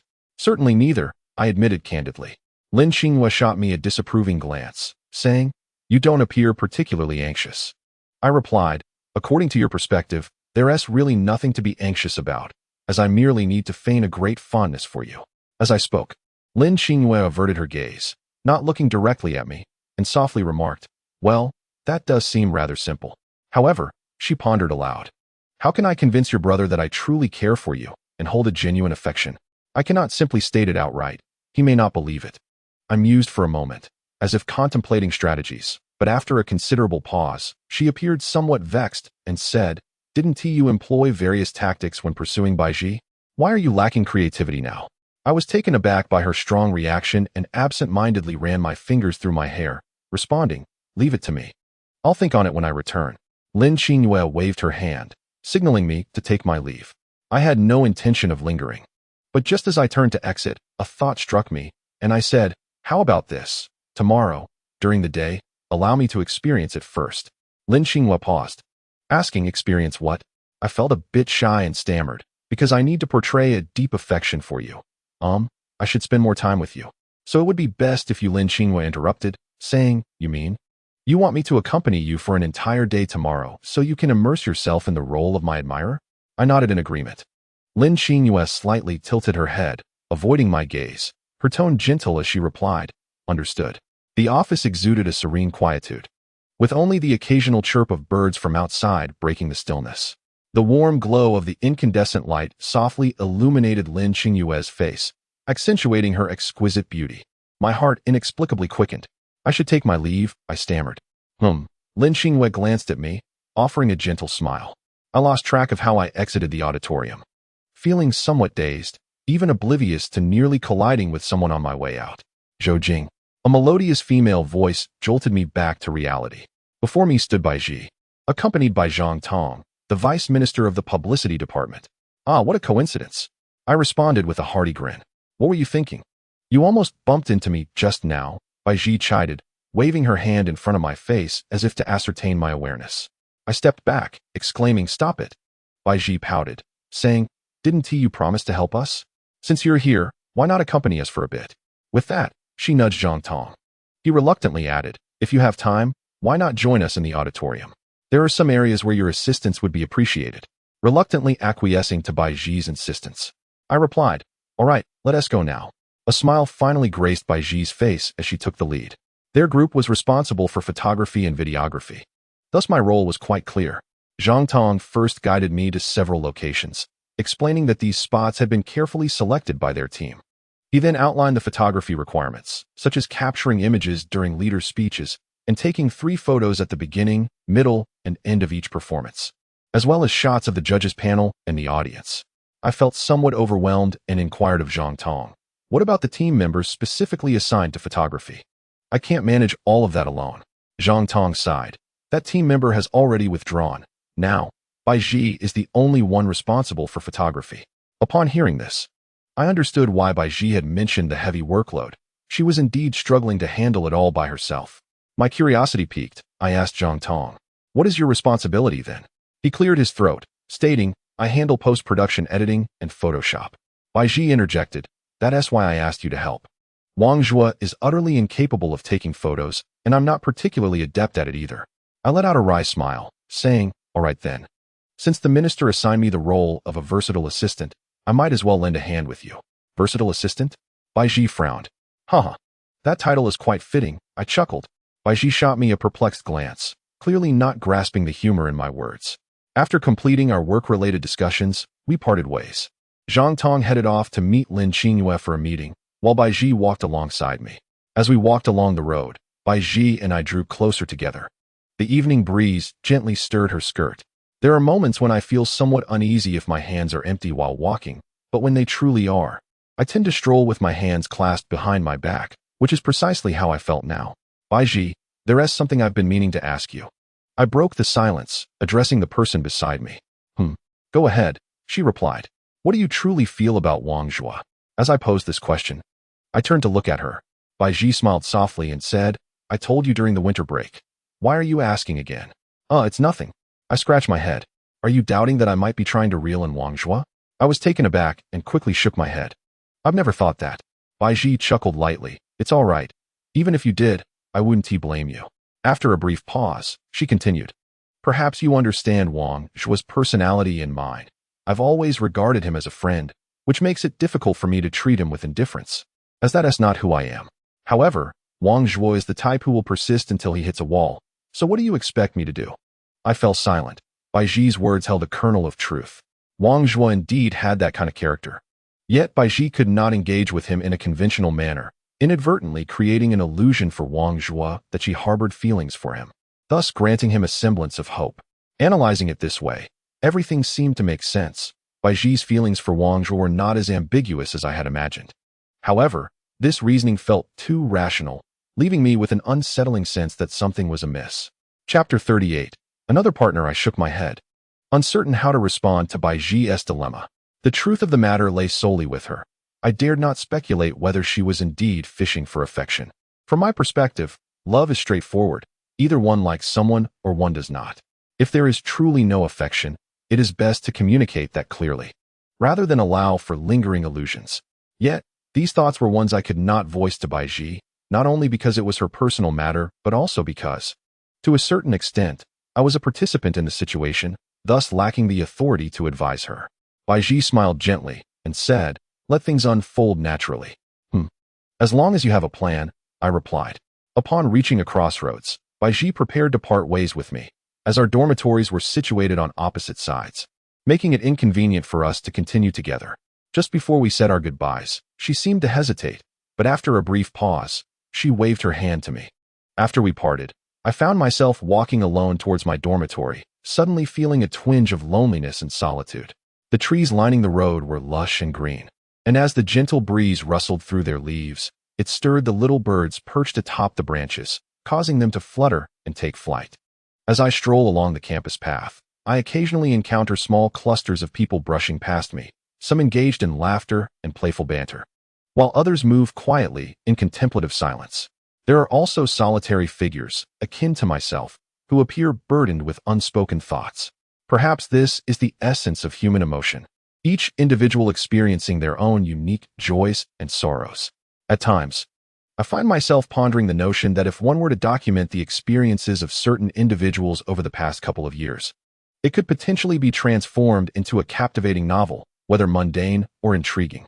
Yet, should such a book ever come to fruition, I would certainly relish the opportunity to peruse its pages.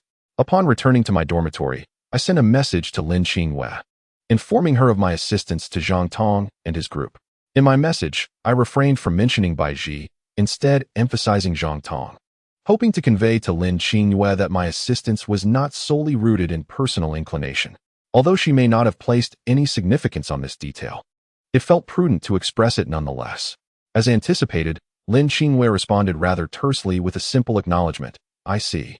Feeling somewhat awkward, I recalled the arrangements for the following day and inquired, "What time would be convenient for me to meet you tomorrow?"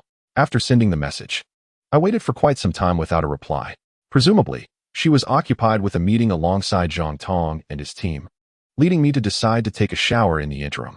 Just as I finished gathering my clothes from the balcony, Zhao Jun hurriedly returned, exclaiming, "Zhou Jing, come out for a moment." I paused, uncertain of what he wished to discuss, but his animated demeanor compelled me to comply. Upon stepping outside the dormitory, Zhao Jun promptly shut the door behind us and excitedly announced, "Zhou Jing, I found a partner." I regarded him with surprise. I had not harbored high hopes regarding this venture, as Zhao Jun's search for a partner stemmed primarily from our shared living situation over the past 2 years. However, the fact that he had also secured another partner piqued my interest. "Who did you find?" I inquired. Zhao Jun scratched his head and replied, "It's a friend of a friend from my club, named Han Xiaoyu. I've heard his family is quite affluent, and he is the head of the student union's external affairs department. I've spoken with him, and he seems like a decent person." Upon hearing that name, I couldn't help but feel a twinge of surprise, as my impression of Han Xiaoyu was that of a genuinely good-natured individual. Nevertheless, his willingness to invest in Zhao Jun's venture indicated a hint of adventurous spirit. "Why do you look so perplexed? Is Han Xiaoyu not a good choice?" Zhao Jun asked. I smiled and replied, "Not at all. I know Han Xiaoyu as well. I'm simply surprised that you've approached him." Zhao Jun breathed a sigh of relief, saying, "Oh, so you know each other. That's wonderful. We should arrange a meal together soon and discuss matters more thoroughly." I patted Zhao Jun on the shoulder and said, "Leave this matter in your capable hands. I am available whenever you find the time." "Great," he replied. After a brief pause, Zhao Jun seemed a bit hesitant as he looked at me and added, "But could you give me an indication of how much you are willing to invest?" I did not respond to Zhao Jun immediately. Instead, I remained silent for a moment. During my silence, Zhao Jun's eyes brimmed with tension, anticipation, and even a hint of fear. It was the first time I had witnessed such a myriad of emotions in someone's gaze. Perhaps Zhao Jun had been waiting for this opportunity all along. "We'll only know after we discuss it, so I cannot provide you with an answer at this moment," I said. The emotions in Zhao Jun's eyes abruptly vanished, leaving behind a single sentiment: disappointment. Yet, he forced a smile and said, "It's all right. I was too eager. I'll finalize the project proposal over the next few days and present it to you in detail later." "Very well," I nodded. After my conversation with Zhao Jun, I collected my belongings and retreated to the bathroom for a shower. By the time I finished and checked WeChat, Lin Qingyue's message had already arrived. "Meet me at the East District Cafeteria at 8 tomorrow morning." Given that Lin Qingyue was aware of my class schedule, I was not at all curious about how she knew I had no early classes the next day. I replied, "All right, see you tomorrow." Upon concluding my conversation with Lin Qingyue, a sense of nervousness washed over me, as I was about to spend an entire day with her. Although there would be classes in between, it could still be considered a whole day, during which I was to play the role of her suitor, a role I had never attempted before. Lin Qingyue had previously remarked on how devoted I was in pursuing Bai Ji. Now, however, the situation was different, and I felt wronged by her words.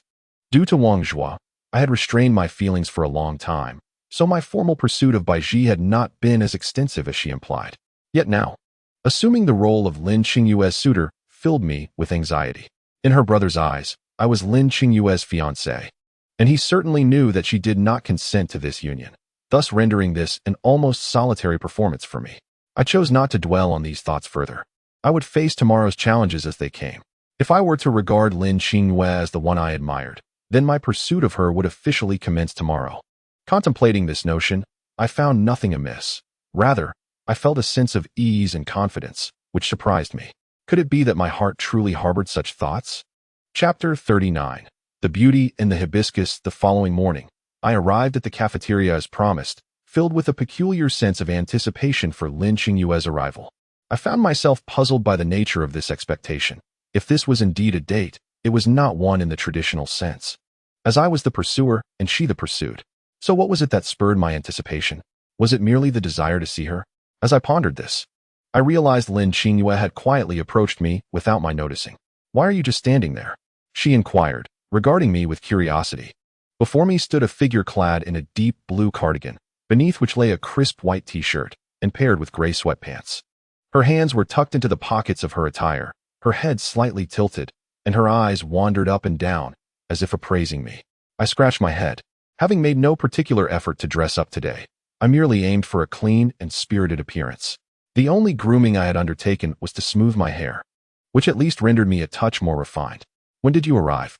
"I didn't even notice you," I inquired. Lin Qingyue remarked with a hint of annoyance.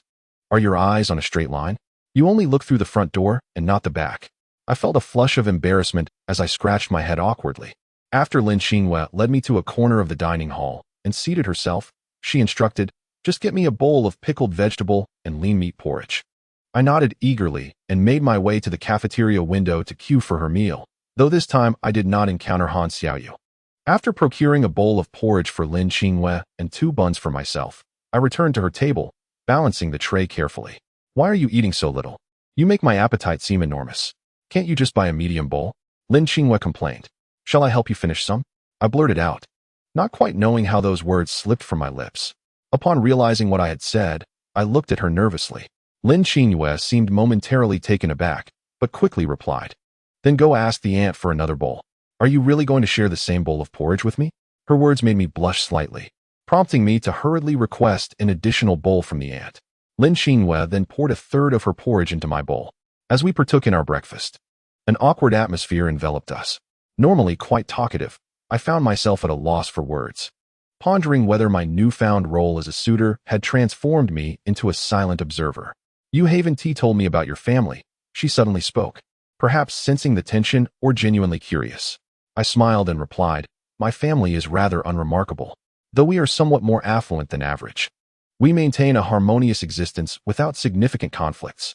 After a brief pause, I added with a hint of regret, "Unfortunately, my parents have only me as their son and no siblings to share my childhood with.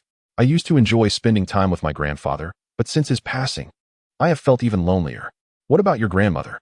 Lin Qingyue inquired. I shook my head. "My grandmother passed away shortly after I was born, so I have no memories of her. My grandparents are still alive, but they reside in Europe, making our meetings infrequent." "All right," Lin Qingyue nodded. "Let me share something with you." I hesitated before addressing Lin Qingyue again. "Go ahead," she encouraged. After careful consideration, I decided to share with her the recent developments involving Zhao Jun and myself. This was motivated by 2 factors. Firstly, to gauge her perspective, and secondly, to seek her counsel. Upon hearing my account, Lin Qingyue furrowed her brow and remarked, "I find your proposal rather unfeasible." "Why do you say that?" I inquired. "It's quite simple. Without official backing, small-scale entrepreneurial ventures in schools are prone to failure. Although you mentioned Han Xiaoyu's involvement, he cannot exploit the External Relations Department for personal gain," Lin Qingyue explained. I had indeed contemplated her words, which initially made me resolute in my rejection. However, Zhao Jun is quite obstinate, and it was only through his relentless insistence that I relented. "But how did Han Xiaoyu come to join without reason? Surely he must be aware of the stakes," I asked. Lin Qingyue waved her hand dismissively, saying, "That is a question for him. I am not well acquainted with him. But I advise you to reconsider abandoning this endeavor while it is still in its infancy. I do not believe you are lacking in funds, And this is not strictly an entrepreneurial venture. It could even draw warnings from the school. Seeing the seriousness in Lin Qingyue's tone, I felt a pang of uncertainty. However, I had already made a commitment to Zhao Jun, and it would be unreasonable to withdraw at this juncture. Thus, I replied, I shall do my best.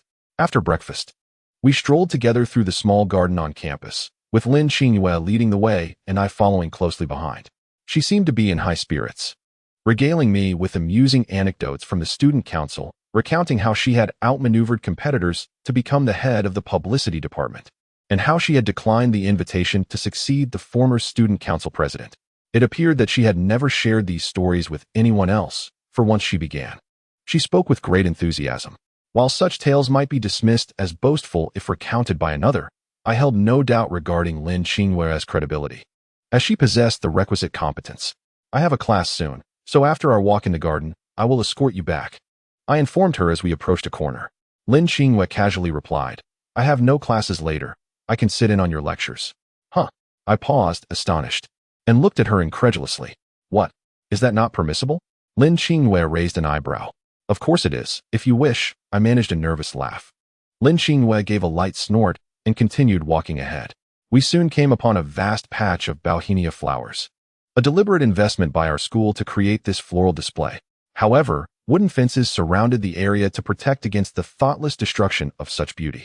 It was spring, and although bauhinia typically blooms in April and May, our location in Guangdong allowed for an earlier blossoming. Thus, as we approached, we were greeted by a stunning expanse of pale purple flowers ahead. Lin Qingyue indeed walked towards the flower thicket.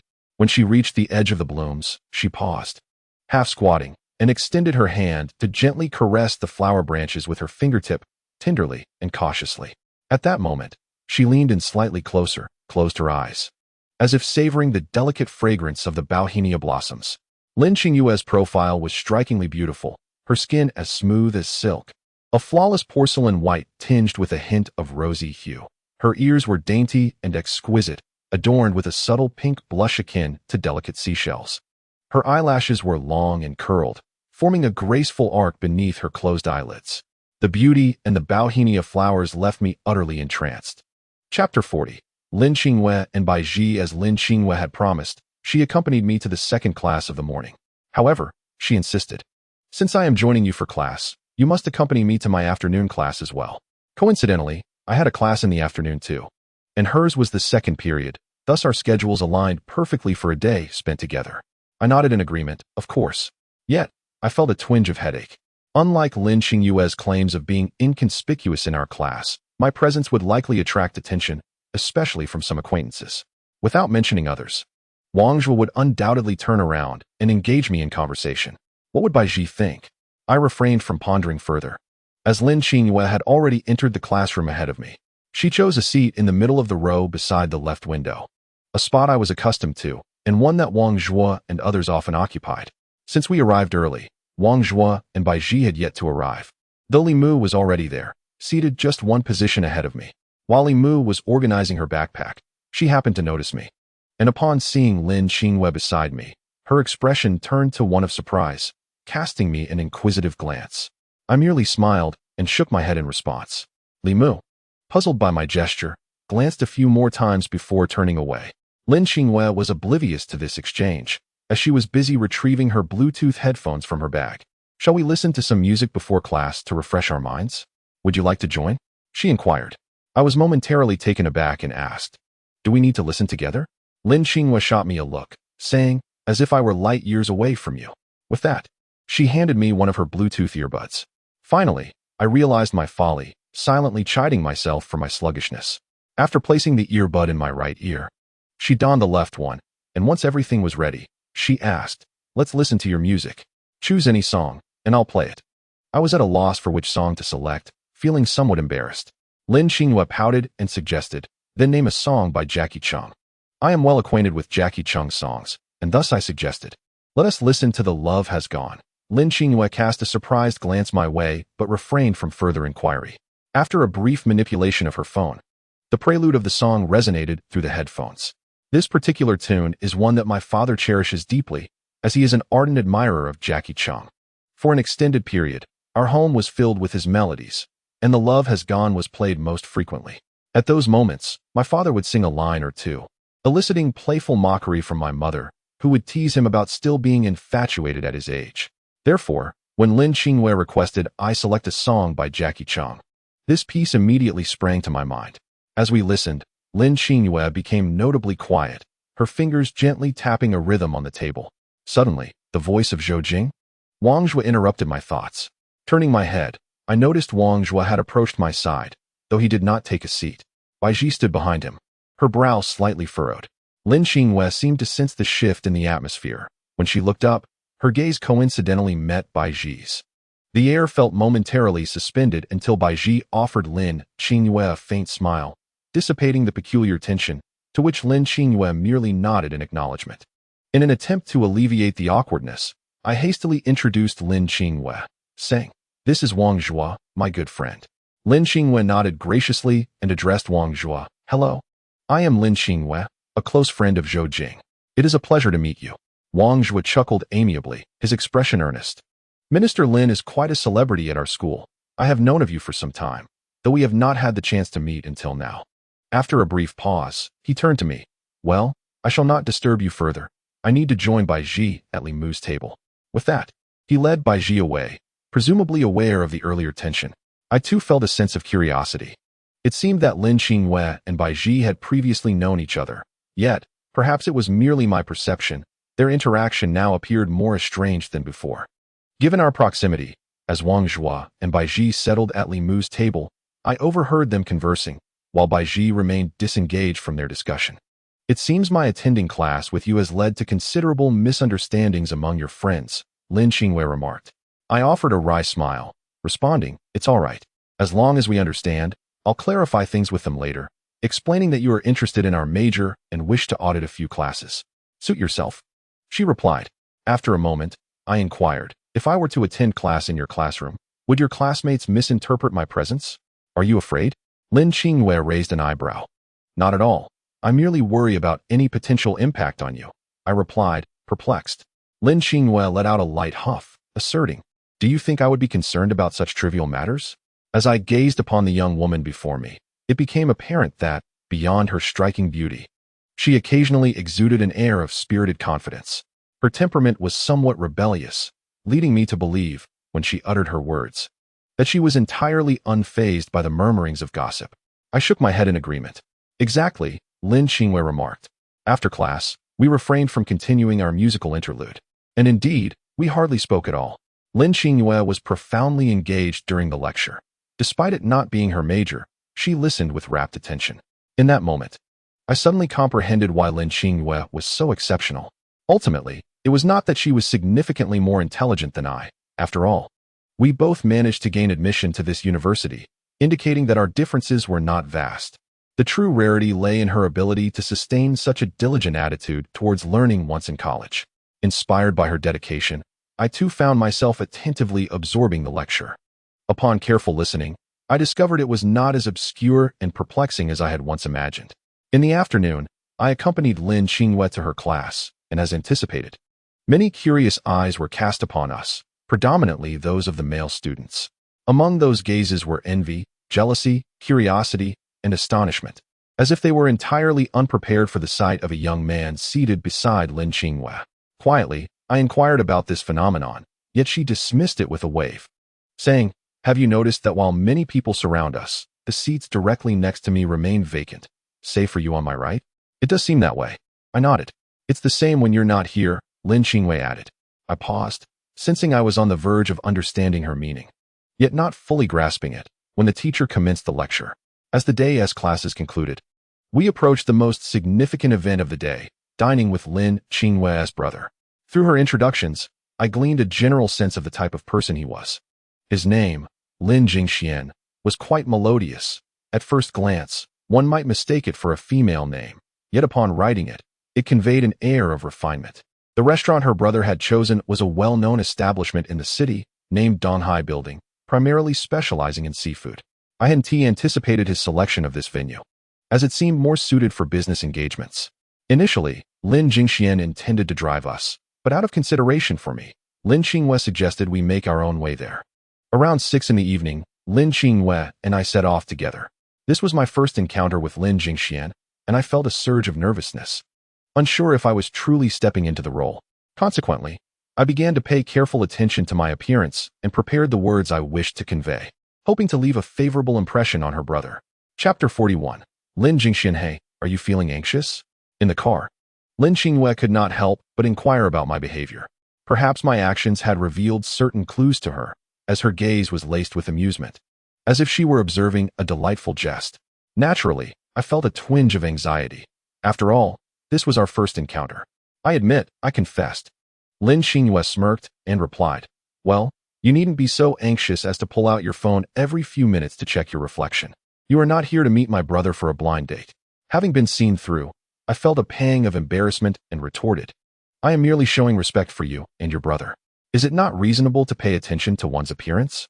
One ought to present oneself neatly. Yes. I see I have misjudged you. Would you like me to assist in tidying you up? Lin Qingyue teased. Observing her mischievous demeanor, I, with a sense of dignity, firmly declined. No, thank you. I can manage on my own. Suit yourself, she replied.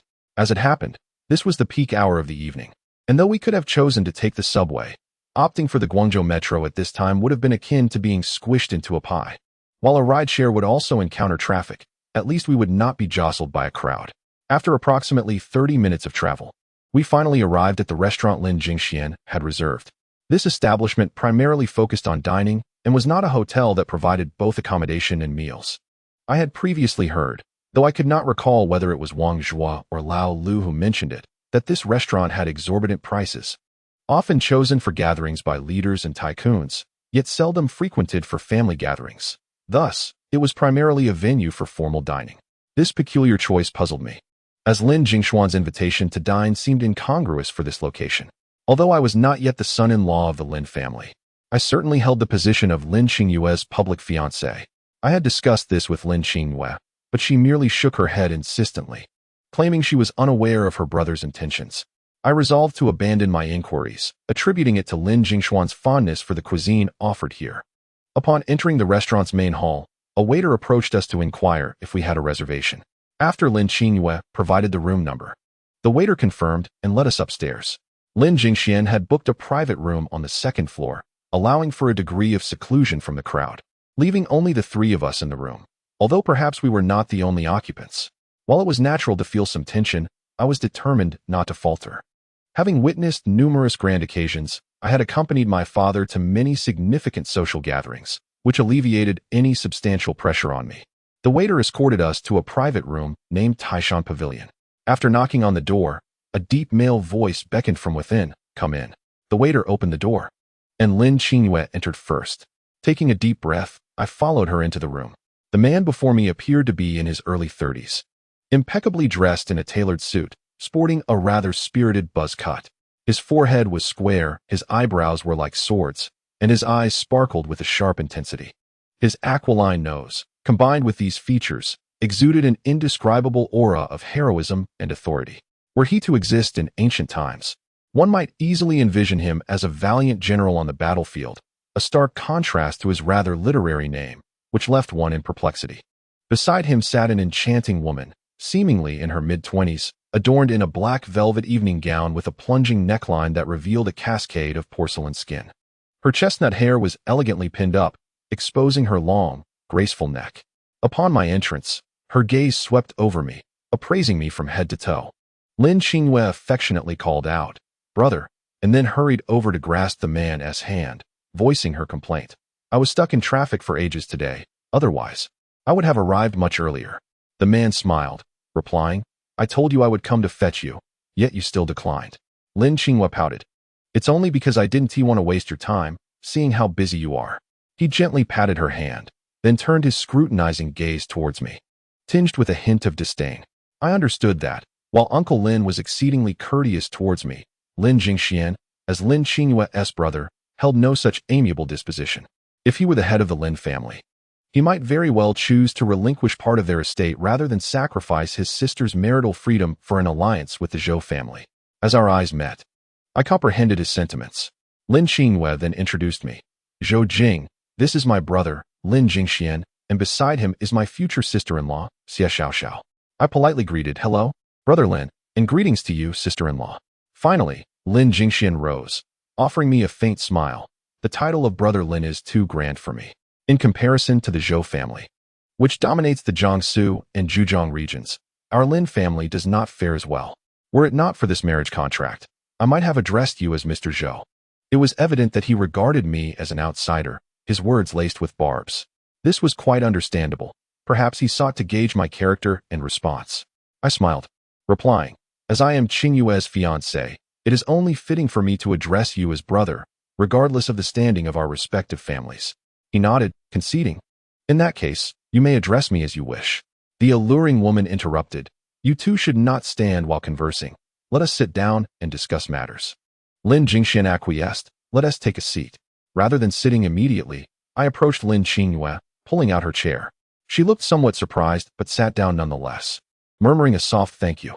Only after she was seated did I take my place beside her. This moment did not escape Lin Jingshuan's notice. "Zhou Jing, I hear you and Qingyue are both second-year students now?" Lin Jingxian inquired. "Indeed," I replied with a nod. "If you are willing, could you share your future plans with me?" I fell silent for a moment and replied honestly, "I am uncertain at present." After a brief pause, I continued, "There are numerous paths available to me, and I require time to discern which one is most suitable, whether to pursue further studies, inherit the family business, or engage in endeavors that truly pique my interest. Each option constitutes a choice." Lin Jingxian nodded thoughtfully and remarked, "You are quite straightforward. However, I advise you to establish your goals early, for you are not like the average person, and I need you to provide Qingyue with some assurance." Chapter 42. A commitment after a moment. He added, "I understand that this familial alliance is also somewhat unjust to you. Nevertheless, the union of our two families represents a formidable collaboration, which is exceedingly beneficial for the future development of both parties. Thus, my father and your father have reached this agreement. However, I must be candid with you.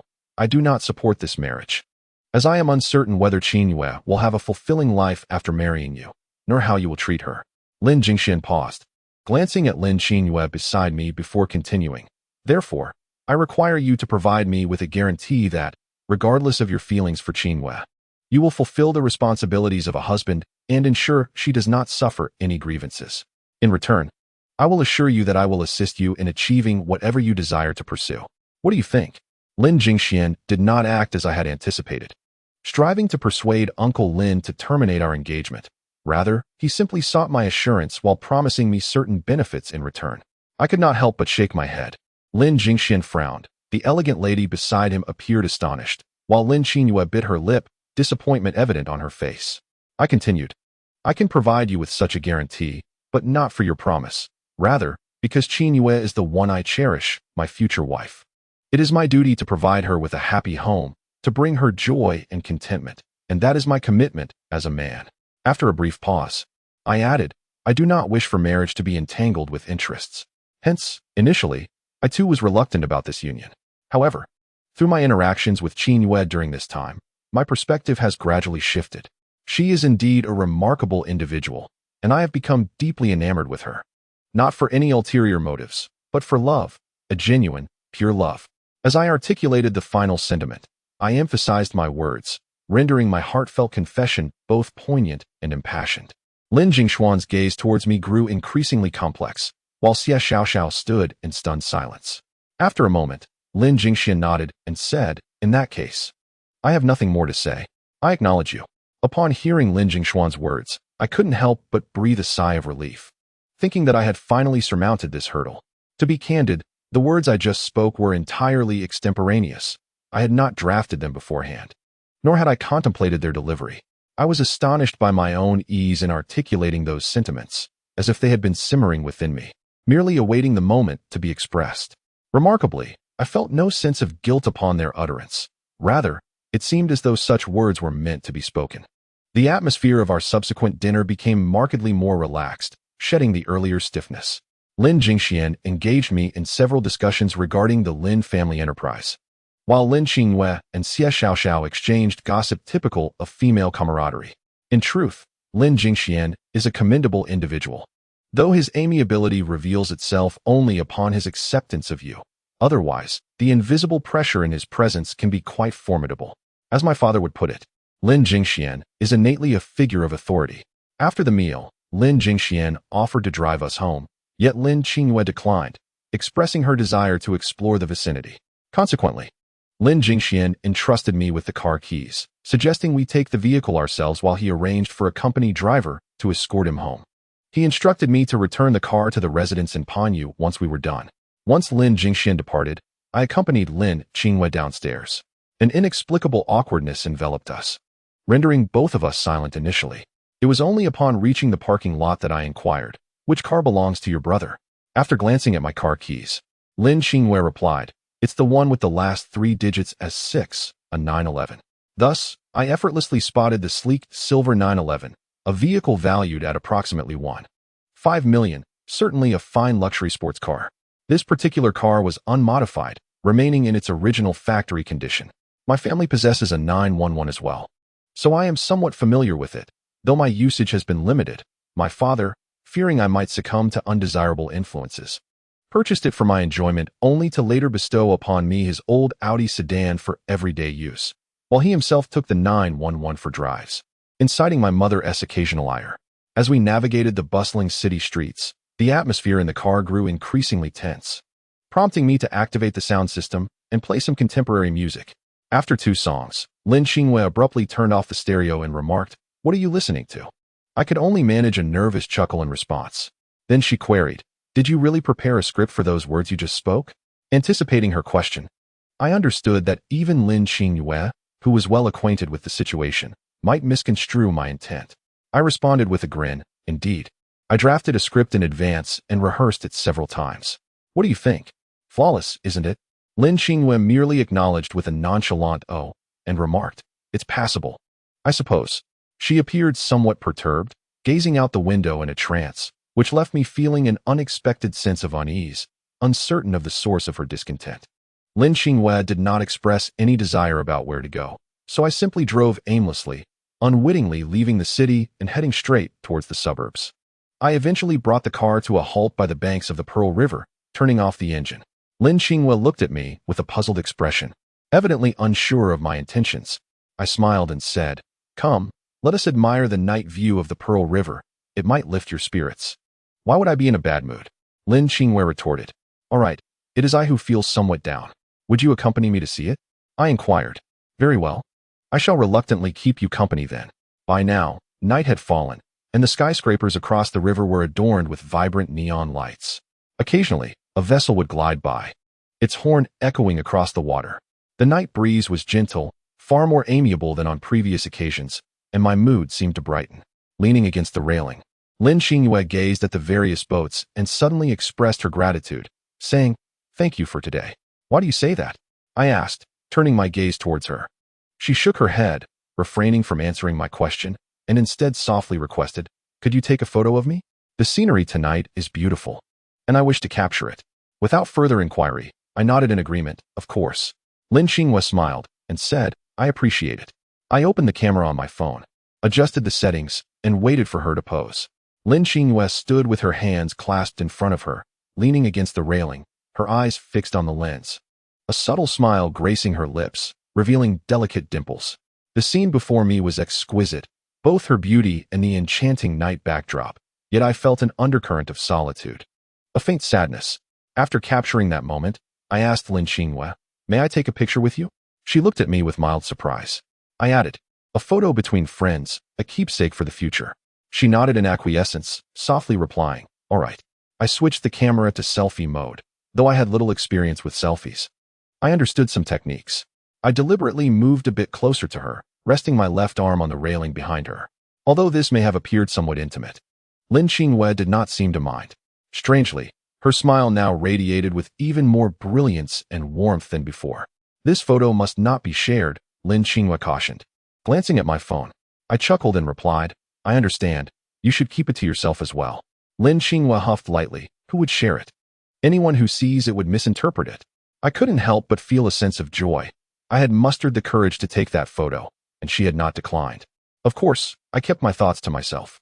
I then suggested to her, "If you have time, I would love to take you to Nanjing for a visit. It is quite lovely there." Lin Qingyue remarked, "I already went last time."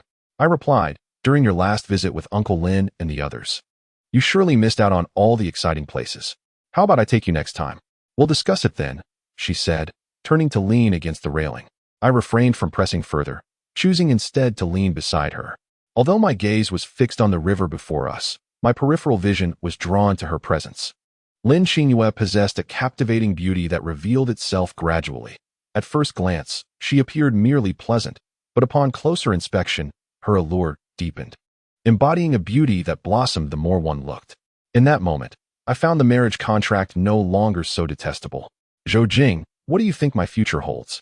Lin Xingyue turned to inquire. I hesitated in my response, aware of her aversion to the contract, yet recognizing her inability to escape it. How could I answer her? After a moment of silence, I said, your future will undoubtedly be bright. Really? She asked. Indeed, I affirmed. Lin Xingyue smiled and nodded earnestly, saying, then I will trust you. I knew she had placed her faith in my words. As night deepened, we drove back to school. However, parking posed a challenge.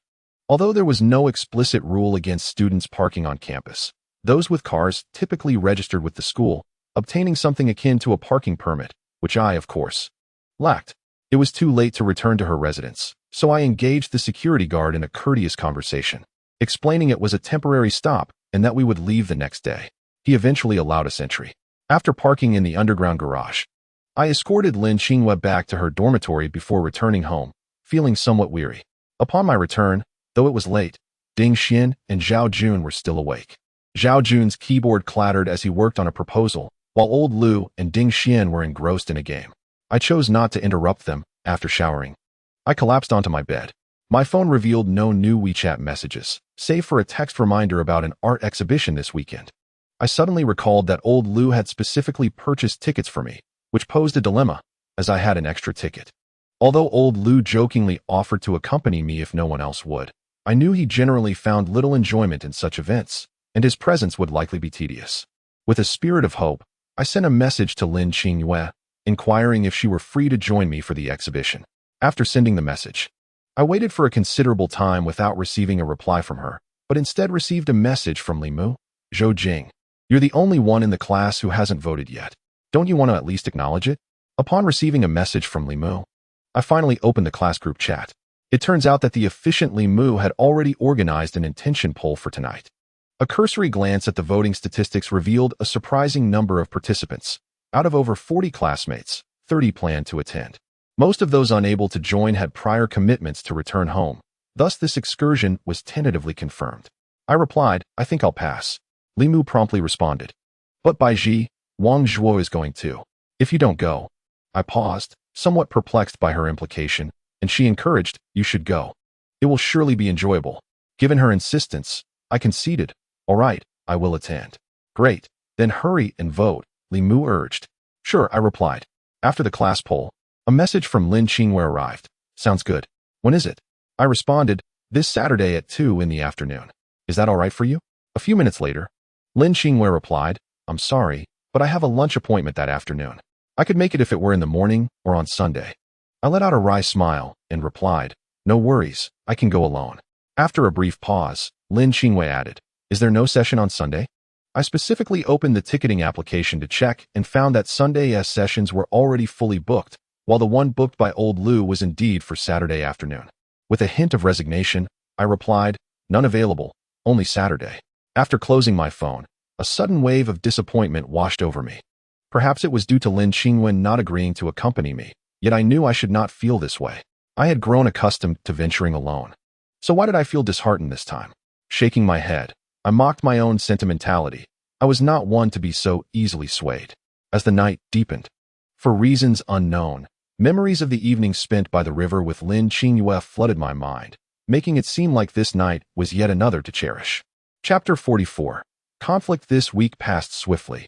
During the day, I attended classes as usual without skipping any, while in the evenings, I found myself assisting at the top 10 singers competition, often working until nearly 10 o'clock before returning to the dormitory. Baiji, who accompanied me on this photographic endeavor, also bore the brunt of the long hours. Today was Friday, coinciding with the peak attendance for the competition. The arts department had scheduled additional sessions, meaning we would likely remain until after 10. While some classmates showcased their impressive vocal talents, Others, who were quite tone-deaf, joined merely for the excitement. Though their courage was commendable, enduring their performances became somewhat torturous after a while. Many audience members seemed to attend just for the atmosphere. Initially, Baiji and I found these unique contestants amusing, but as the evening wore on, the novelty waned. After concluding our final performance, the photography task I shared with Baiji finally came to an end. Zhang Tong, drenched in sweat, hurried over to hand us each a bottle of water and then suggested, "Shall we grab a late-night snack together later?"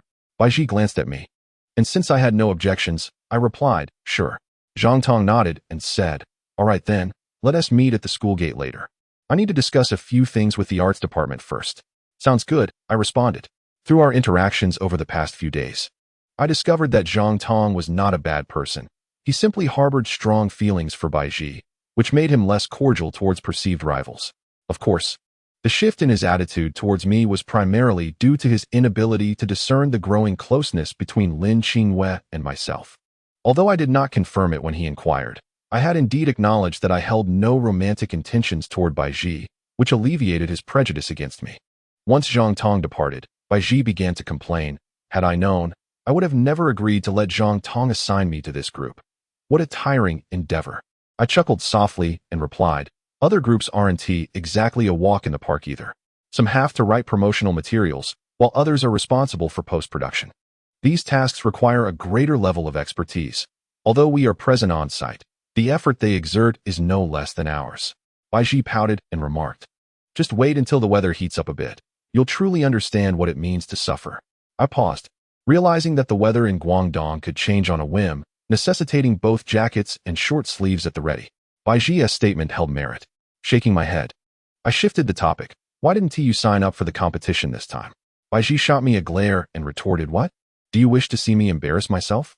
I scratched my head, recalling that Baiji had not made any significant mistakes in the previous competition. Aside from a moment of nervousness during the semifinals when she rushed her timing, we hadn't thought much of it. But Baiji had always felt she had let herself down.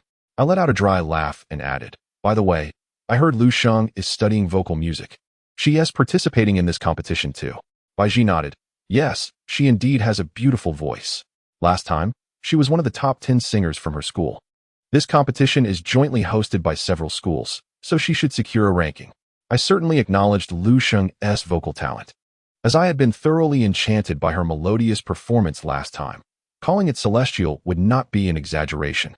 At this point, Baiji's tone shifted slightly to one of envy as she remarked, "By the time we reach our senior year, Lu Sheng might just catch the eye of some producers, and they could offer her an album, launching her into the music industry." Hearing this took me by surprise. It indeed seemed plausible for Lu Sheng. Suddenly, I recalled a photograph I had seen earlier at the dream-seeking bar of a female singer reputed for her vocal prowess. If given the chance, I would love to hear her sing. "All right, let us finish packing and head over. It's getting late. And we'll need to scale the wall to return," I suggested. Tonight, our late-night snack consists of indulging in barbecue at a bustling eatery near the school. Situated less than 100 meters away, this establishment primarily caters to students, drawing a lively crowd each evening. However, it is not solely frequented by students. Numerous local patrons also gather here, as Wang Zhua casually remarked, primarily to admire the female students. Our group, comprising 5 members including myself, has 2 individuals dedicated to filming, 2 to photography, and 1 to initial editing and Photoshop. Thus, we found ourselves comfortably seated at a small table. Although there was only one female, Baiji, at our table, she appeared unfazed, enjoying her food and drink without any reservations. Zhang Tong had thoughtfully procured several bottles of beer, ensuring that each of us had one. Even Baiji. As for myself, I abstained from alcohol due to a previous unpleasant experience, opting instead for a cola. During our meal, Zhang Tong inquired about Baiji's plans for the Qingming Festival. Baiji proceeded to inform him about our upcoming excursion next week. Zhang Tong, wearing a somewhat helpless expression, asked, "How many days will you be going? Has the location been decided?" Baiji shook her head, replying, "Not yet. We are merely tallying how many can go, and it remains uncertain how many will actually attend once plans are finalized. After all, we still have a week." Zhang Tong sighed. "I was hoping to invite you out for a meal." Baiji pointed at the barbecue in front of us, smiling, "Aren't we eating right now?" Listening to their conversation, I felt a twinge of sympathy for Zhang Tong. Apart from the acquaintance Han Xiaoyu, he too was a hopeless romantic. As the evening progressed and the drinks flowed, Zhang Tong appeared somewhat inebriated, his speech becoming less measured. He turned to Bai Ji and proposed, "Why don't you skip the trip and join me for some fun? Whatever you wish to do, it's on me, no expenses for you. I can take you to Changlong or Taiku Hui. Do you like the Shangxiaju pedestrian street?" Bai Ji, clearly unimpressed, retorted, "Zhang Tong, have you had too much to drink?" Zhang Tong, now looking troubled, murmured, "Why won't you give me a chance?" The other two members of our group appeared visibly awkward, with one already attempting to dissuade him from speaking foolishly. Just as I was about to interject, a sudden chorus of whistles erupted from the table behind us. Several individuals, seemingly from the local crowd, called out to Bai Ji, "Hey, beautiful, want to come sit with us?" One particularly inebriated individual even patted his thigh suggestively. Bai Ji frowned in disapproval. In an instant, Zhang Tong stood up, slamming his hand on the table. With his other hand, he pointed angrily at the offender, exclaiming, "You think you can say that again?" Zhang Tong's face flushed red with rage, exacerbated by the alcohol, rendering him almost unrecognizable in his fury. I realized that if I did not intervene soon, the night could take a disastrous turn. At that moment, the blonde-haired individual across from me mockingly repeated his words. Before he could finish, Zhang Tong charged forward. As anticipated, he quickly became entangled in a struggle with the man. Initially, Zhang Tong held the upper hand, but once the blonde's companions joined in, he found himself on the receiving end of the blows. Our two male classmates appeared utterly flummoxed, as though they were not cut out for fighting. Thus, they turned their gazes toward me in unison. "Are you just going to stand by and watch him get beaten to a pulp? Hurry up and intervene," I urged them. After my prompting, the two boys rushed over to break up the fight, while I called out to Bai Ji, "You need to call the police." Bai Ji nodded, retrieving her phone to report the incident. I followed the two boys into the fray, only to find the situation far worse than I had anticipated. Having consumed a considerable amount of alcohol, they fought with reckless abandon, and one of them even lifted a bottle, intending to smash it over Zhang Tong's head. I was unable to intervene in time. With a resounding crash, the beer bottle shattered, and blood began to flow from Zhang Tong's arm. Thankfully, he was spared a blow to the head. Amidst the chaos, one of them landed a punch on my cheek. Dazed, my temper flared, and I retaliated with a kick to his abdomen, causing him to clutch his stomach. Strangely, I had transformed from a peacemaker to a participant in the brawl. "Officer, this is how it unfolded. Sometimes I have no choice. Who expects to be punched? Wouldn't you retaliate if struck?" I said, regarding the stern-faced officer with a bitter expression. "Do not attempt to justify your actions. Fighting is wrong, regardless of your initial intentions. You are now a participant in this brawl," he stated with moral authority. "I acknowledge my mistake and assure you it will not happen again," I promised earnestly. The officer, taking notes, clearly regarded me as a wayward youth, skeptical of my assurances. Half an hour prior, we had all been taken to the police station, while Zhang Tong, injured, was sent to the hospital. Neither the thug nor I could establish a clear narrative, leading to a stalemate in the mediation process. He insisted that I had struck first, while I maintained he had initiated the aggression.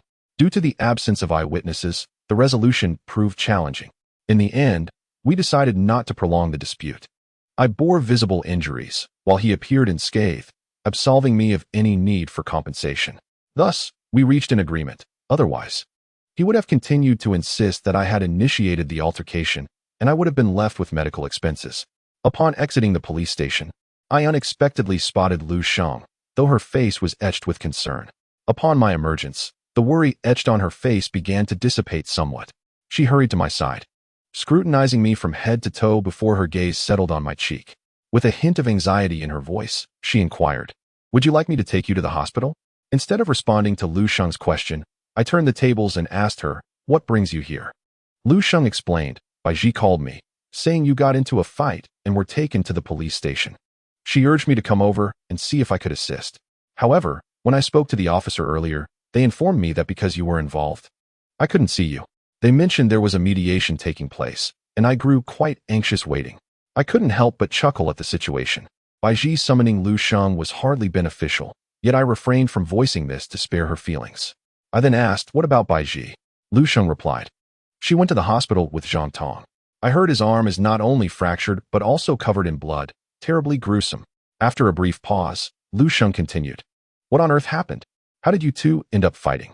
Taking a deep breath and rubbing my temples, I recounted the entire story to Lu Sheng, refraining from embellishments and presenting the facts as they were. Lu Sheng sighed.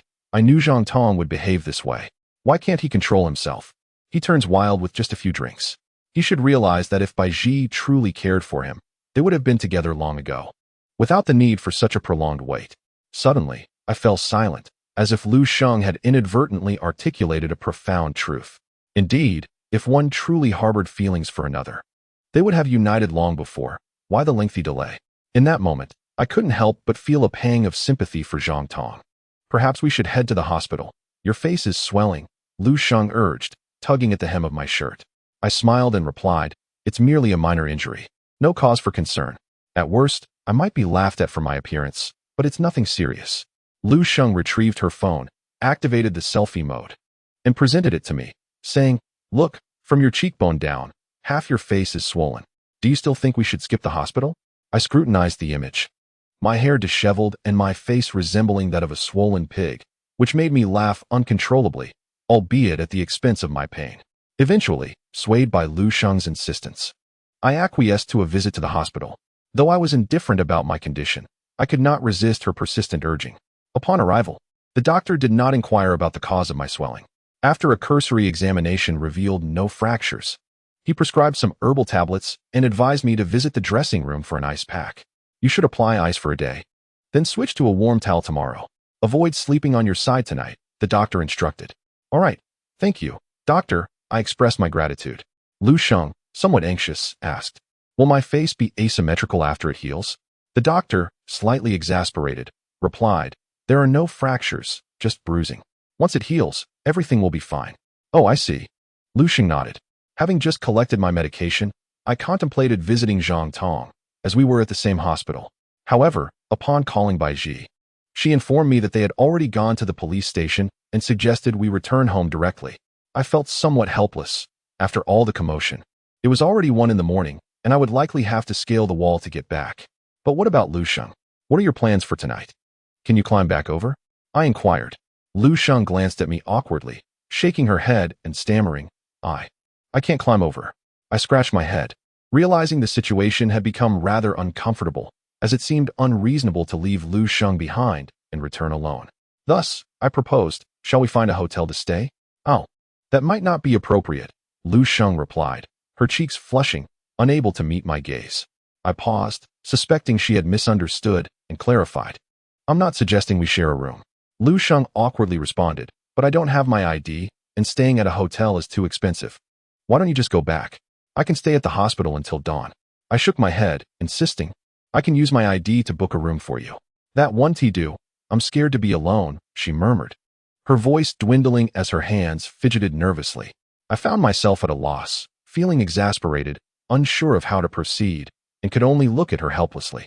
You should return. I'll be fine, Lu Sheng urged, lifting her head to meet my gaze. Never mind. I can't just abandon you. That would be heartless, I replied, waving my hand dismissively. After a moment's pause, I added, by the way, you said you can't climb over. How did you manage to leave then? Lu Sheng explained. When I left, there were still about 10 minutes before closing, so I hurried out. With a sigh, I remarked, all right, let us not linger in the hospital. It's hardly a place to spend the night. I'll take you somewhere. Where to? Lu Sheng asked. I smiled. You've been there before. Once we arrive, you'll recognize it. Lu Sheng blinked in surprise, but nodded, okay. Once in the car, I closed my eyes to rest, perhaps due to my fatigue. I quickly drifted into a light slumber. In a brief dream, I found myself inexplicably back in Nanjing, seated on a traditional painted boat along the Qinhuai River, conversing with a woman beside me. She gazed out the window, listening intently to my words. I was curious about her appearance, yet just as she turned to face me, I awoke. Zhou Jing, we've arrived. Lu Sheng's voice broke through my reverie, and I woke, regrettably unable to discern the woman's face. Opening the car door, I was greeted by a bar adorned with vibrant lights, its sign bearing the fitting name, Dream Seekers. Lu Sheng had indeed visited this place before and had previously persuaded me to leave. However, I returned here on my own and happened to meet Dai Dai. Lu Sheng tugged at the hem of my garment and whispered, this place you brought me to, it can't be here, can it? Indeed. Where did you think I would bring you? I inquired. Lu Sheng mumbled something I couldn't quite catch. But I heard her subsequent words clearly. But I can't go to a bar. Bars are not good. Shall we find another place? I patiently explained. I assure you. This is unlike any bar you might envision. This is a quiet bar, not one of those raucous party spots. Do you understand the difference? Lu Xing shook her head, replying, aren't all bars the same? I chuckled, not at all. Think of a cafe, you know what that is, right? I do. This place is somewhat akin to a cafe, but it serves alcohol, and I assure you, there won't be any unsavory characters around. After a brief pause, I added, I am quite familiar with the owner. She is a wonderful person. Would you like me to introduce you to her later? Lu Xing hesitated for a moment before finally nodding. All right then. Chapter 46. The starlet at the bar was bustling as usual, albeit slightly more crowded due to it being Friday, giving it a livelier atmosphere. Since my last visit, I had dropped by a couple of times, though I refrained from drinking, opting instead for lemonade. Dai Dai had not rushed me away. In fact, we had engaged in frequent conversations, gradually becoming friends. On stage, the band was performing Not Settling, and the male vocalist possessed a captivating voice that bore a striking resemblance to the original singer's timbre. Lu Xing followed closely behind me, her hand firmly clutching the hem of my shirt. Her actions evoked a peculiar sensation within me, as if she were my younger sister and I, her brother, had brought her to such a place, inciting an inexplicable sense of guilt. Yet tonight, I truly desired a drink. Gazing towards the bar, I spotted Dai Dai in her server attire, her long hair secured with a sharp clip, sleeves rolled to her elbows, exuding an air of competence. At that moment, she was engaged in conversation with a woman wearing a white baseball cap, their laughter echoing, suggesting a delightful rapport. As the booth seats were fully occupied, I led Lu Xing to the bar, conveniently sitting next to the woman in the cap. Once settled, Dai Dai and the cap-wearing woman turned to look at us. Upon recognizing me, Dai Dai exclaimed in surprise, "Could it be that you are Zhou Jing?" I nodded and awkwardly replied, "It seems my face isn't as unrecognizable as I feared." At my response, Dai Dai burst into laughter, and after a hearty chuckle, she remarked, "It truly is you. But why does your face resemble that of a swollen pig's head?" I let out a sigh and remarked, "I accidentally got beaten up, but it's nothing serious." Having said that, I stepped aside to introduce Lu Xing to Butterfly. After casting a fleeting glance at Lu Xing, Butterfly slightly raised an eyebrow, her expression betraying a hint of surprise. Lu Xing promptly greeted her, "Hello, Sister Butterfly." However, perhaps due to nerves, her voice was rather soft. Fortunately, Butterfly heard her and smiled, saying, "Hello there. It's your first time here, isn't it? Just tell me what you'd like to drink, and I'll personally mix a cocktail for you." "I can't drink alcohol. A glass of lemonade will suffice," Lu Xing replied. Butterfly looked at her in astonishment and turned to me, asking, "Another one who can't drink like you?" I shrugged and said, "I can drink. Just bring me that tequila sunrise I had last time." Butterfly paused for a moment, as if recalling something, and then introduced, "By the way, I haven't introduced you yet. This is the actress I mentioned last time, the one you didn't get to see." With that, she turned to the woman in the cap, saying, "This is Zhou Jing, the one I told you about. You should introduce yourself since he doesn't know you." At that moment, my gaze finally met the woman in the cap, and with just one glance, she left a lasting impression on me. To be honest, I have encountered many beautiful women in my life, but none possessed such a unique aura. In terms of sheer beauty, Bai Ji and Lin Qinghua were on par with her, yet she exuded an unparalleled charm that evoked a special feeling, like the warmth of the sun, the gentle caress of a spring breeze, and the fragrance of a blooming garden, all imbued with a hint of mature melancholy. It was my first encounter with someone so intriguingly contradictory. Just as she was about to introduce herself, Lu Xing, standing behind me, exclaimed, "You're Yang Lu." The woman in the cap quickly hushed him, making a gesture for silence, and softly said, "Yes, but please don't shout it out. Otherwise, I'll be in trouble." After adjusting her cap and glancing around to ensure no one was paying attention, she let out a sigh of relief. Lu Xing promptly covered her mouth, though her excitement was unmistakable. Seeing this, I couldn't help but chuckle. Although I hadn't known Yang Lu before, having interacted with her now, I realized she was quite different from other stars. She was incredibly down-to-earth. "Sister Yang Lu." "Hello," I greeted her. Yang Lu smiled back and suddenly expressed a sentiment to Butterfly. "Now it's time for others to call me sister too." Butterfly rolled her eyes and replied, "Look at you, so proud." Yang Lu, wearing a satisfied grin, patted my shoulder and said, "Although you look a bit rough now, you're still my friend. If anyone bullies you in the future, just mention my name." I looked at her, both amused and exasperated, and nodded. All right, I will rely on you, big sister. Yang Lu beamed even brighter, nodding in agreement. Yes. I will look out for you. The butterfly gazed at us with a look of bemusement, as if she had grown accustomed to Yang Li's personality. Thus, whatever she said or did not strike the butterfly as peculiar. At that moment, the butterfly turned to prepare cocktails for us, while Lu Xing took the opportunity to pose numerous inquiries to Yang Lu. Yang Lu, in turn, did not shy away from answering, sharing almost everything except for matters she deemed confidential. Fortunately, Lu Xing was considerate, asking only questions that Yang Lu could comfortably address, steering clear of personal topics. After the butterfly brought over the drinks, she signaled for me to step outside with her. I nodded in agreement and followed her out of the bar. So, what happened to your face? The butterfly inquired, her brow furrowed. I innocently raised my hand and replied, this incident is truly not my fault. Thereupon, I recounted the entire sequence of events to the butterfly. After listening, she shook her head and remarked, how did your attempt to mediate escalate into a fight? I sighed in exasperation. Sometimes it unfolds that way, inexplicably dragging one into conflict. She shot me a disapproving glance and said, isn't it due to these petty jealousies? At your age, you are preoccupied with romance. In a few years, you will realize that a man's career is of utmost importance, relegating love to a secondary position, as a love devoid of a solid foundation is unlikely to endure. The butterfly's words held merit, and I nodded in acknowledgement of her perspective. Yet, she then continued, however, you must admit that it is rather absurd how entangled you are with so many girls. Why bring someone out at such a late hour? Is there something untoward at play? I was taken aback and asked, what do you mean? The butterfly glanced back at Lu Xing inside the bar. I replied with exasperation. I assure you, I have no romantic interest in her. I regard her merely as a younger sister. Besides, it was not my choice to summon her. Baiji called her over because she was accompanying Zhang Tong to the hospital and was concerned about me, hoping Lu Xing could lend a hand.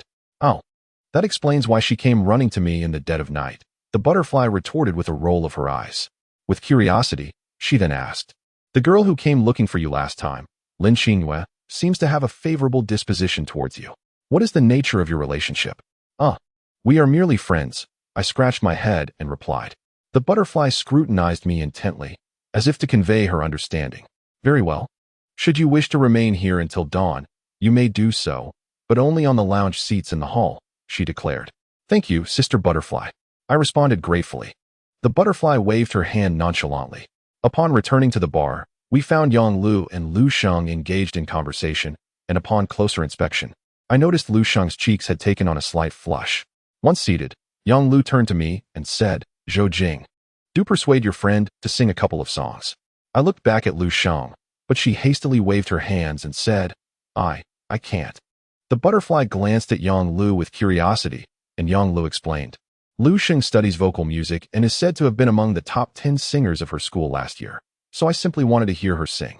Butterfly remarked, last time, Zhou Jing missed your performance. Why not sing a couple of songs for him? However, Yang Lu gestured with crossed arms and leaned back slightly, replying, today, I shall not warm up my voice.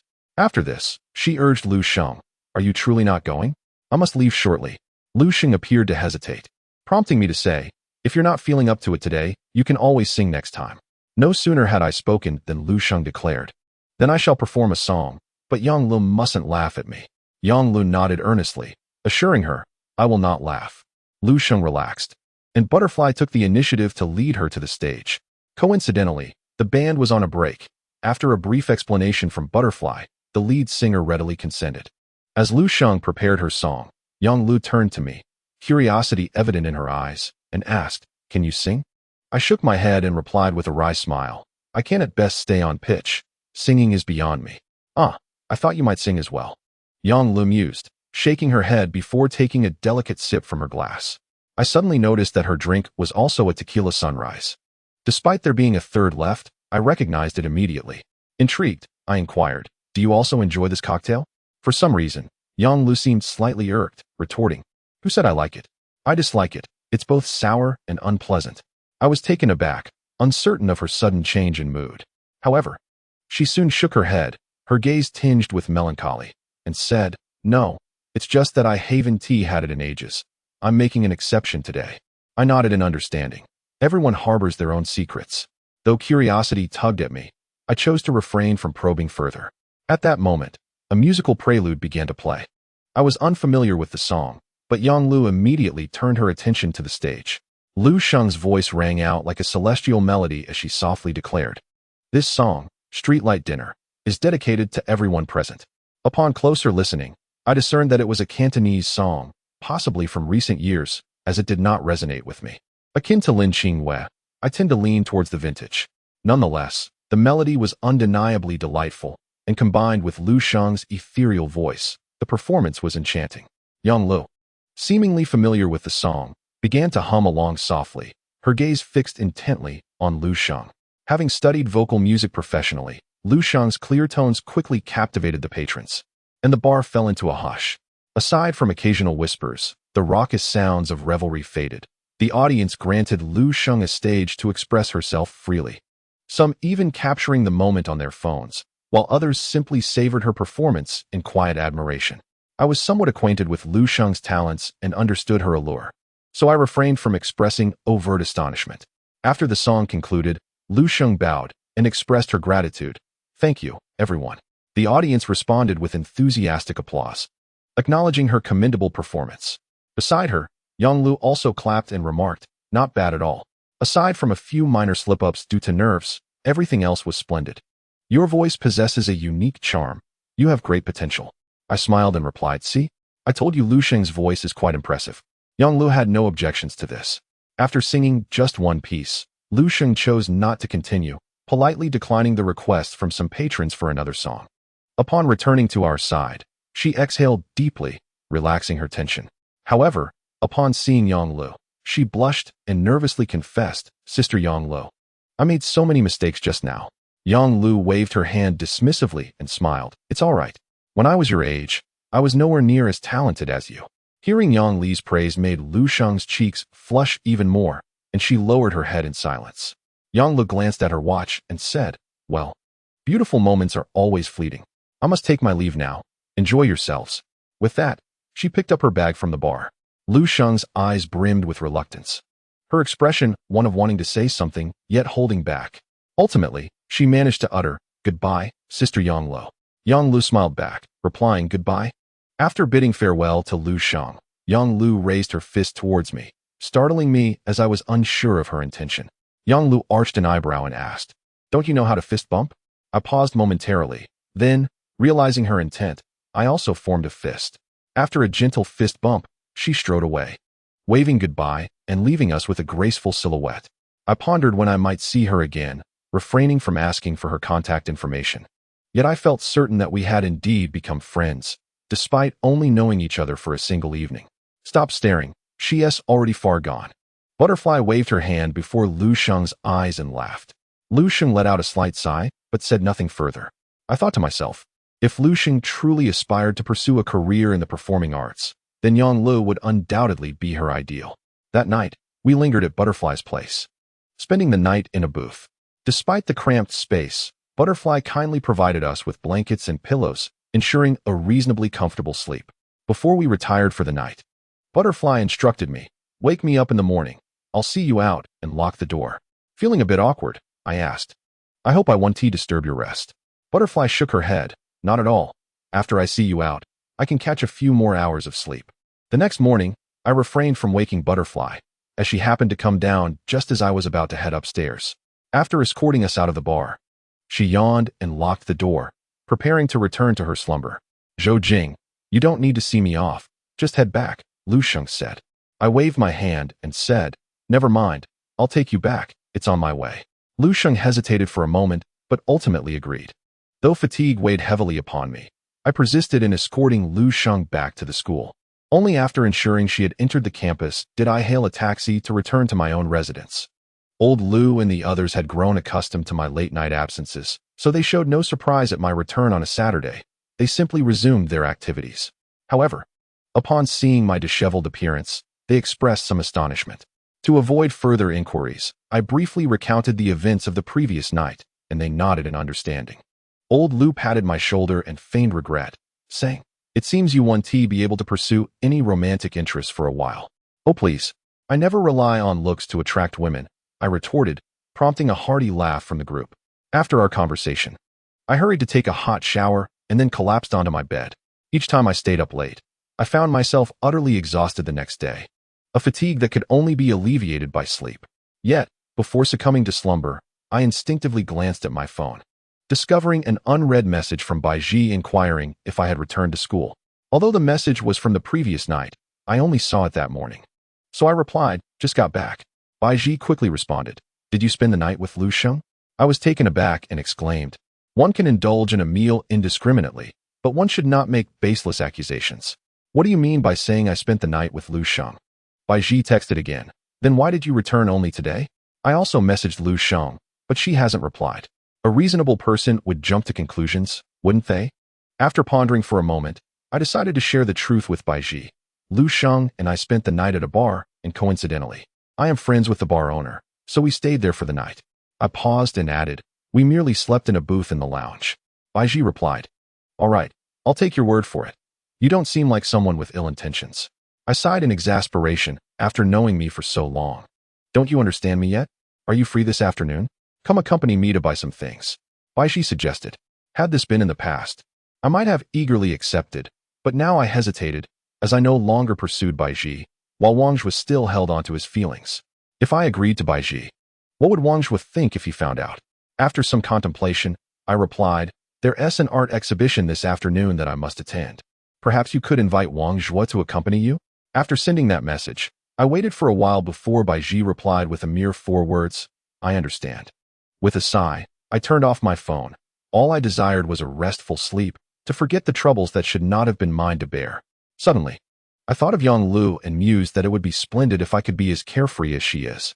Chapter 48. The Instinct of Men. As noon approached, a torrential downpour unexpectedly began, rain pattering heavily against the ground, seemingly weighing down the spirits of all who beheld it. Observing the dreary weather, I couldn't help but feel a twinge of anxiety. If the rain persisted into the afternoon, my plans to attend the art exhibition would surely be thwarted. Old Lu, however, appeared utterly unconcerned. With a calm demeanor, he retrieved his phone and began ordering takeout, muttering, "It seems today is destined to be spent in the dormitory." I shot him a disapproving glance and retorted, "Didn't you promise to accompany me to the exhibition this afternoon?" Old Lu blinked in feigned astonishment. "You really haven't managed to arrange for anyone to join you?" "Indeed, what do you think?" I replied.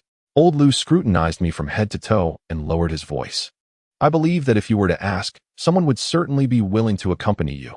It's just that you remain silent. You're so impressive. Why don't you find someone for me?" "Huh, I'm not nearly as impressive as you." Old Lu scratched his head in modesty. I patted him on the shoulder and insisted, "Enough of that. I must rely on you. You cannot back out now." With an exasperated look, Old Lu eventually acquiesced to my request. The rain continued to pour until 1 o'clock in the afternoon, when it finally ceased and the sun emerged, causing the temperature on the ground to rise sharply. I had no choice but to remove my coat, donning only a thin short-sleeved shirt. Old Lu, observing the weather, complained, "This wretched weather is truly suffocating. After living in Guangdong for so many years, haven't you acclimatized yet?" I teased. "Everything here is delightful, except for the erratic weather," he replied. I nodded in agreement, acknowledging his sentiment. After a simple meal in the cafeteria, we prepared to take a taxi to the art exhibition. However, a thought struck me. Lin Jingshuan's car was still parked at our school, so I decided to return it while I was at it. I sent a message to Lin Xinghue to inform her of my plan. After a while, Lin Xinghue replied, "I asked my brother, and he said that car is for our use, so there's no need to return it. Moreover, that house is set to be sold during the summer break, and we are currently sorting things out. Although there is a parking space, it is of no use to return it. It would be better for us to keep using it." I paused, then responded, "May I borrow your brother's car, then?" Lin Xinghue replied, formally, "You are the future son-in-law of the Lin family, so it's entirely up to you. There's no need to discuss such matters with me." Feeling slightly awkward at her words, I insisted it would be better to mention it. After sending my message, I felt as if it had fallen into a void, and I surmised that Lin Xinghue thought I was overstepping. Consequently, as Old Lu and I neared the school gate, I abruptly turned back, leaving Old Lu bewildered. "Aren't you going?" he asked. "I can drive you. You have a car at school?" Old Lu inquired, puzzled. "Follow me, and you shall see." In the parking lot, Old Lou's eyes widened in astonishment as he beheld the Porsche 911 before him. An expression of disbelief etched across his face. He marveled, "I underestimated you. I had no idea your family was so generous, purchasing you a Porsche here in Guangzhou." I shrugged nonchalantly and replied, "It's a friend's. I'm merely borrowing it for a spin." Old Lou paused, perplexed, and remarked, "If you had said it was a friend from Nanjing, I might have believed you. But I had no inkling you had such acquaintances in Guangzhou." I chuckled. "I've only known him for a little over a month. It's been all right." Old Lou shook his head, seemingly reluctant to probe further. He opened the passenger door and settled in, urging, "Come on, let me experience the supercar." I tossed him the keys and said, "Why are you sitting in the passenger seat? You should drive." Like a hot potato, Old Lou promptly returned the keys to me, exclaiming, "You drive, I dare not. If I scratch it, I owe a fortune." I shot him a bemused glance, realizing he was merely boasting. If push came to shove, he would back down. Although the car's exterior was relatively understated, once I hit the main road, it attracted numerous glances, some filled with curiosity, others with envy, and a few laced with disdain. Yet, my heart remained undisturbed. Old Lou sat upright, a smug grin on his face as if the vehicle were his own, with me merely playing the role of his chauffeur. Of course, I didn't mind. I considered it a way to indulge Old Lou's vanity. Just before leaving the school, we unexpectedly spotted a familiar figure. The roar of our engine drew her attention, and she turned to look, revealing Baiji to both Old Lou and me. "What should we do?" I hurriedly asked Old Lou. He chuckled wryly. "What are you afraid of? She saw you. Can you really pretend not to notice?" I felt perplexed, for I had not intended for Baiji to know anything about my family background. Although this car was not mine, would she truly believe my explanation? Ultimately, I parked the car beside her. Rolling down the window, I feigned a charming smile and said, "Hey there, would you like to join for a ride?" Baiji disregarded my cheeky remark, glanced at Old Lou in the passenger seat, and then inquired, "Is this your car?" I quickly shook my head. "No, it's a friend's." Baiji nodded, responding, "So, you're off to an art exhibition?" "Indeed, I could give you a ride if you'd like," I offered, glancing at the back seat. Despite the 911's compact rear, I was certain she could fit comfortably. Old Lou, however, suggested, "Why not let me sit in the back? And you can sit beside Zhou Jing? It would be less cramped." I assumed Baiji would acquiesce, but she shook her head and replied, "No, I'll walk." "It's probably not on your way." I sensed that Baiji was in a rather somber mood, yet I refrained from probing further and simply remarked, "Shall we take our leave then?" To which she responded with a non-committal Upon departing from the school, we found ourselves traversing the road, but an inexplicable heaviness settled upon my heart. At that moment, Lao Lu turned to me and said, "Have you noticed that Baiji seems a bit upset?" I looked at him in surprise and inquired, "What makes you say that?" Lao Lu merely shook his head, replying, "Perhaps it's a man's intuition." His intuition appeared surprisingly accurate, as I too sensed Baiji's displeasure, partly due to the secrets I had been keeping from her, but also because I had declined her invitation to go shopping. However, for me, entanglements were inherently inappropriate. Chapter 49. He is my fiancé. Throughout the afternoon, Lao Lu and I lingered in the art exhibition. Although he feigned disinterest, he nonetheless accompanied me until we had explored the entire exhibit. I regarded Lao Lu as a student, regardless of whether he was truly engaged, and I passionately shared my insights on various aspects of painting. It was not until around 4 o'clock in the afternoon that we finally exited the exhibition, at which point Lao Lu exclaimed about his hunger. I chuckled and said, "Tonight, it's on me. You can have whatever you wish." After pondering for a moment, he suggested, "Then let us go to the most expensive restaurant here." I shot him a disapproving glance and retorted, "Do you really think I'm made of money? Besides, expensive doesn't always equate to quality. What do you propose we eat then?" Lao Lu inquired. "Let us indulge in some grilled skewers. They are both economical and delicious." I replied. Lao Lu, appearing bemused, drove us to a skewer restaurant. Once inside, he wasted no time ordering the pricier items, but fortunately, he did not overindulge, and the amount was just right for two, so I didn't mind. "Zhou Jing, have you been conspiring with Zhao Jun lately?" Lao Lu asked casually during our meal. I hesitated briefly before divulging the details of my discussions with Zhao Jun to Lao Lu. Although Zhao Jun had not mentioned this to him, Lao Lu was one of my closest friends, and sharing it seemed inconsequential as I sought his advice. At present, I am reluctant to invest further. It is not merely a matter of money. I fear potential reprimands from the school, and should the venture fail, It might adversely affect my relationships with my roommates. I confessed. Lao Lu nodded in agreement, stating, I too believe this endeavor is ill-suited for you. Moreover, you are still a student. Your primary focus should be your studies. At this juncture, I wore a troubled expression and lamented, how do you suggest I decline his offer? The last time we spoke, I suggested he find another partner, thinking that would dissuade him, but to my surprise, he actually found one. Who is it? Lao Lu asked with curiosity. Han Xiaoyu. Do you know him? I do not. Lao Lu responded, shaking his head. After a brief pause, old Lu remarked, however, I advise you to be honest and speak with him. There is nothing to be afraid of in expressing yourself. You tend to fear the implications on interpersonal relationships. As for Baiji, it is understandable that you refrain from discussing her, but why hesitate now? Upon hearing old Lu mention Baiji, a sense of discomfort washed over me, prompting me to respond, could you refrain from mentioning Baiji? It's all in the past. Old Lu regarded me with skepticism, asking, is it really in the past? I nodded in affirmation. Thinking of Baiji, I felt a sudden urge to inquire if she had returned home. Consequently, I sent her a message, hoping that if she hadn't gone back yet, we might accompany her, perhaps stemming from my lingering guilt. After our meal, Baiji still had not replied, and I decided not to wait any longer, summoning the waiter to settle the bill. Once the payment was completed, my phone vibrated, displaying a notification for a WeChat call. I initially assumed the caller was Baiji, but to my surprise, it was Lin Qinghua. Where are you now? She asked directly. I informed her of my location, and she continued, come pick me up. It's not far from where you are. Without waiting for my consent, she hung up, and shortly after, I received her location details. What is going on? Old Lu inquired, his curiosity piqued. I managed a wry smile and replied, I'm going to pick someone up. Approximately 10 minutes later, we arrived at the hotel where Lin Qinghua was located. Judging by its grandeur, it was undoubtedly a 5-star establishment, though I had not anticipated that Lin Qinghua would dine here. Upon driving to the entrance, we spotted her clad in a gray suede jacket, accompanied by a tall young man. The young man had his hands tucked into his coat pockets, engaged in conversation with Lin Qinghua, who remained aloof, ignoring him completely. As we approached, Lin Qinghua gestured for me to exit the car.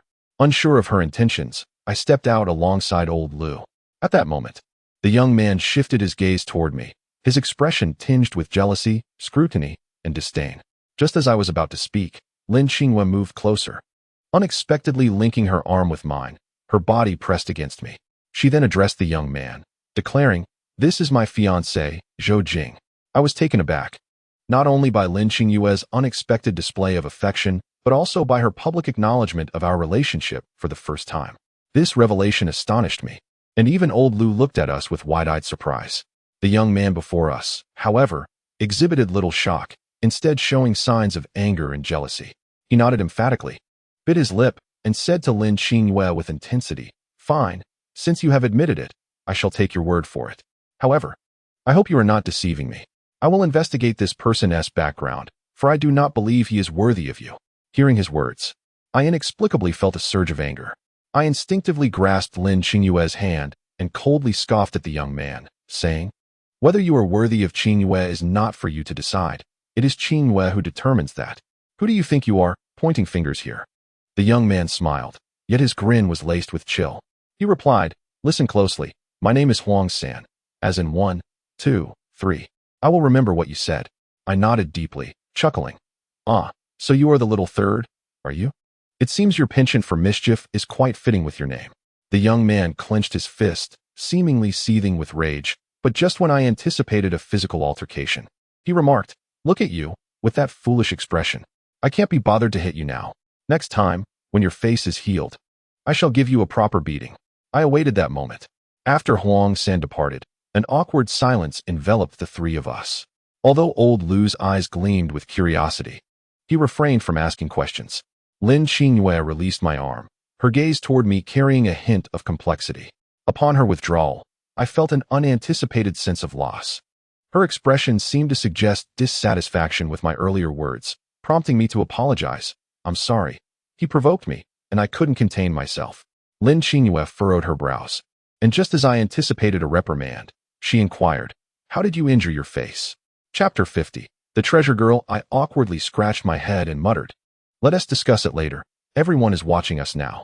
During my confrontation with Huang San, Curious glances had been cast our way, as if onlookers eagerly anticipated a fierce showdown ignited by my defense of a fair lady. Yet, contrary to their expectations, Huang Sen managed to suppress his fury and refrained from throwing a punch. Lin Xingyue appeared to sense the awkwardness of the situation and nodded, suggesting, "All right then, let us head back."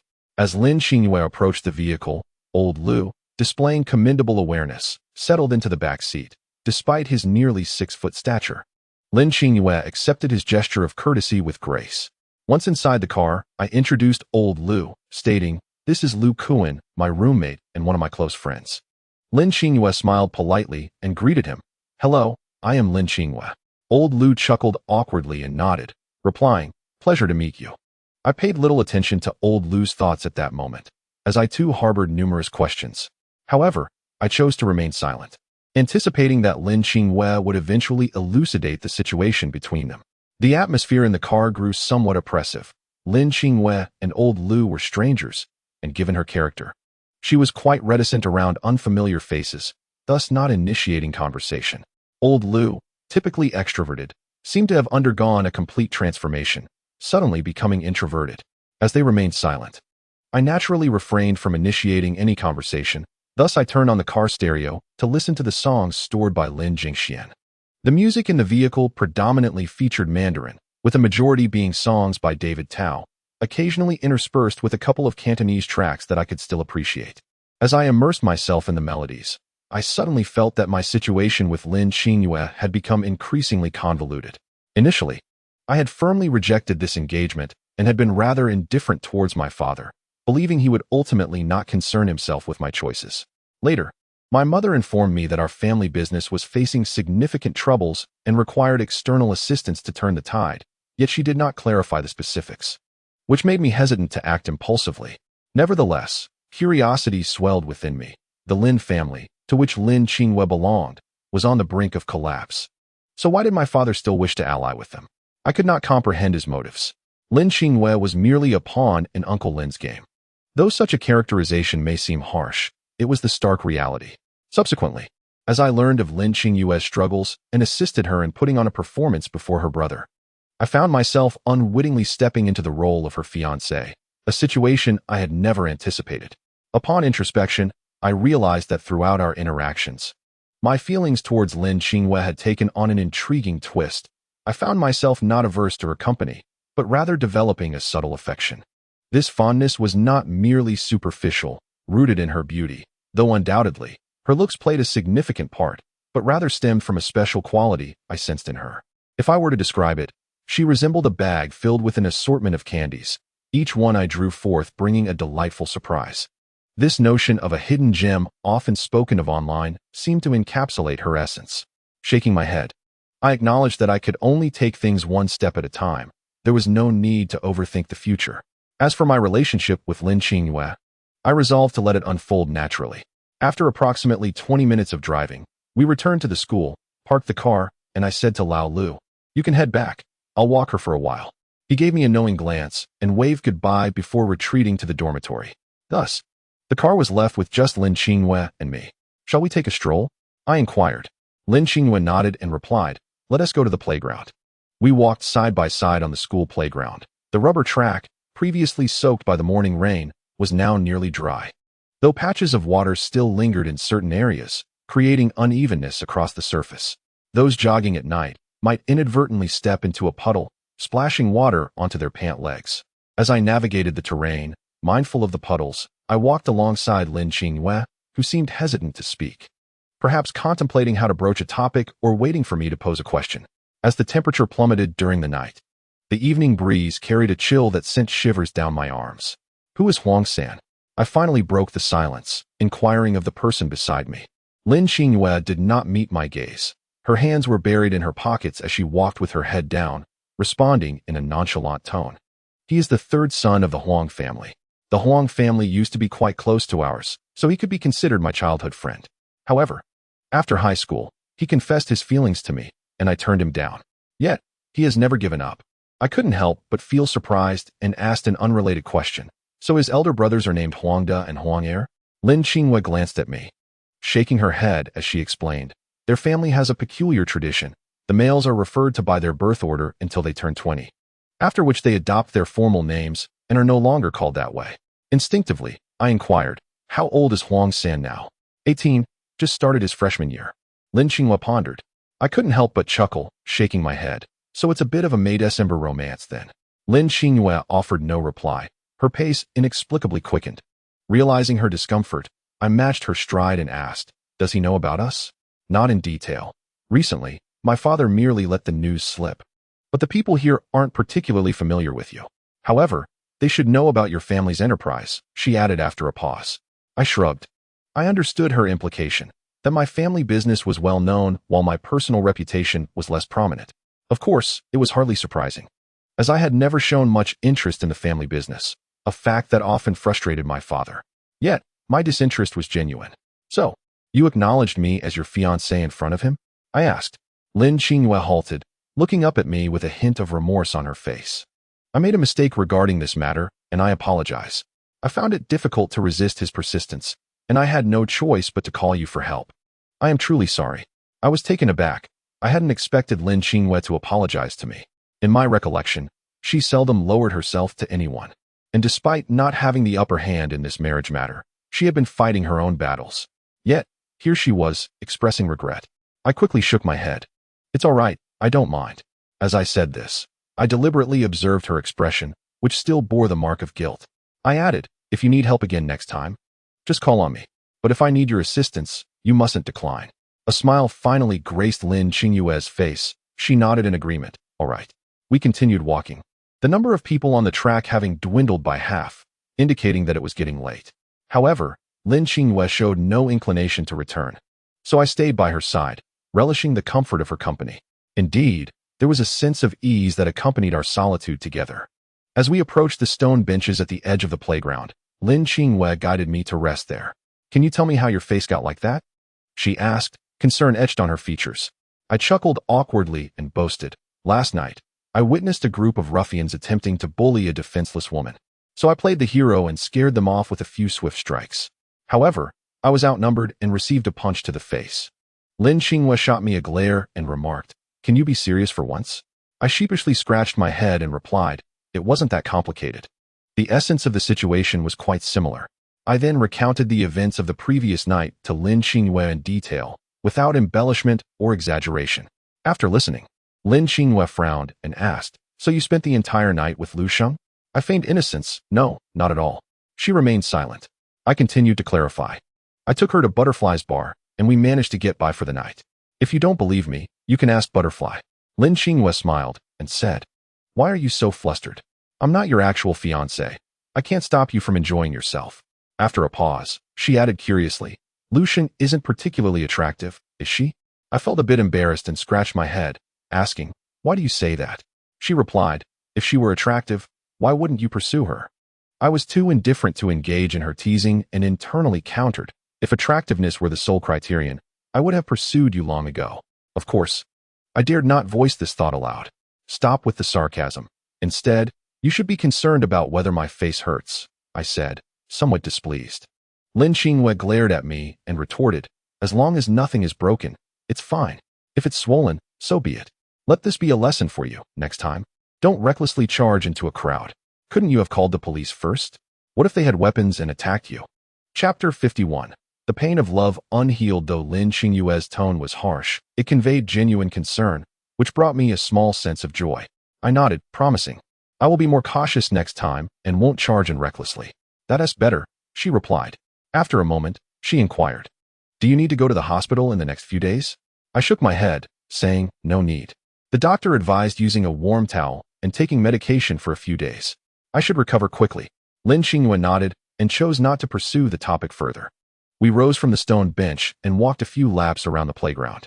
By 10 o'clock in the evening, I turned to Lin Qinghua and said, let's go. I'll walk you back. All right, she replied. After escorting her to the entrance of her dormitory, I turned to head back. Just before parting, Lin Qinghua seemed on the verge of saying something, but ultimately refrained, waving goodbye before ascending the stairs. In a buoyant mood, I began to hum a tune as I made my way back to the dormitory. The rigors of my recent evening work had somewhat alleviated. Yet the thought of the numerous upcoming competitions weighed heavily on my mind. I realized that by the conclusion of the top 10 singers competition, I would likely need to replace several rolls of film. Upon returning to the dorm, Lao Lu gestured for me to step outside. I understood he had many inquiries to make, so I followed him to the corridor. Are you hiding something from me? He chided. I scratched my head, feeling a bit awkward. Indeed, I have kept this matter from you, but I cannot divulge too many details, as it pertains to Lin Qinghua. Ah, look at you. Already protecting your little wife before marriage. Lao Lu chuckled. I shot him a glare. Could you be a bit more serious? Lao Lu shrugged. You need only answer me one question. Go ahead, I replied. Is Lin Qinghua truly your fiancée? He asked. I hesitated for a moment before ultimately nodding. As of now, that is indeed the case. Do you genuinely like her? Lao Lu pressed. Did we not agree on just one question? I retorted. That hardly counts as a question. He laughed. I shot him another glare, choosing not to respond. Lao Lu patted my shoulder and refrained from further inquiries. All right, I understand. Matters of the heart are yours to navigate, he said. Yes, I am aware, I replied. After a lingering glance, Lao Lu returned to the dormitory. I did not immediately follow, instead leaning against the railing of the corridor, gazing into the distance. After taking a couple of deep breaths, I managed to calm my somewhat tumultuous thoughts. Sometimes, when a matter eludes comprehension, it is best to cease pondering it. Overthinking only breeds unnecessary worries. As the saying goes, the boat will right itself when it reaches the bridge. Time often provides the answers we seek. After offering myself this reassurance, I returned to my dormitory. Before sleep, I opened my phone once more to find an unread message from Baiji, sent an hour prior. No need. Someone has already taken me home, she wrote. I paused, pondering who this person could be. In the past, I might have questioned Baiji about it, but now I felt no such desire. After all, it was her affair, and I had no right to pry into another's privacy. Thus, I replied, that is fine. MHM. As I concluded my conversation with Baiji, a wave of melancholy washed over me, accompanied by an inexplicable sense of indebtedness toward her. Yet, I was acutely aware that I owed her nothing. Where, then, did this feeling of obligation stem from? I could not ascertain. Outside the dorm, the faint sound of rain could be heard, the spring rains of March, indeed unending. With the arrival of a new week, I continued my routine of attending classes by day and assisting with filming at the competition venue by night. Due to Zhang Tong's hand injury, the subsequent editing and Photoshop tasks fell behind. Initially, I thought my workload would increase, but unexpectedly, Lin Qinghua personally took over this responsibility. Baiji surprisingly did not harbor any anger towards me due to the previous incident. She continued to communicate with me, as usual. However, I could distinctly sense a growing distance between us. Though I felt a twinge of dissatisfaction, I chose to remain silent about it. Wang Zhua has been visiting us every night. If he arrives early, he lends us a hand, and if he comes late, he either escorts Baiji back to her dormitory or treats her to a late-night snack, which she never declines. During this time, Lu Sheng contacted me through WeChat, inquiring when I would visit the bar again. I found it rather amusing and couldn't help but tease her. Weren't you reluctant to go before? Lu Sheng seemed a bit embarrassed and took a moment to respond. That's because Sister Yang Lu often goes. I am her #1 fan. Curious, I asked. Then why didn't you ask her for her contact information last time? Lu Sheng replied. It was only our first meeting, and we weren't familiar enough. How could I ask for her contact just because I sang her a song? That would be rather rude. After a brief pause, Lu Sheng added, You didn't ask either, did you? I chuckled and replied, That's because I forgot. Otherwise, I certainly would have. After all, it's the WeChat of a superstar. Lu Sheng sent me an eye-roll emoji in response. I've been quite busy lately and can't go. If you want to go, you can go by yourself, I replied. No longer joking. How could I dare to go alone?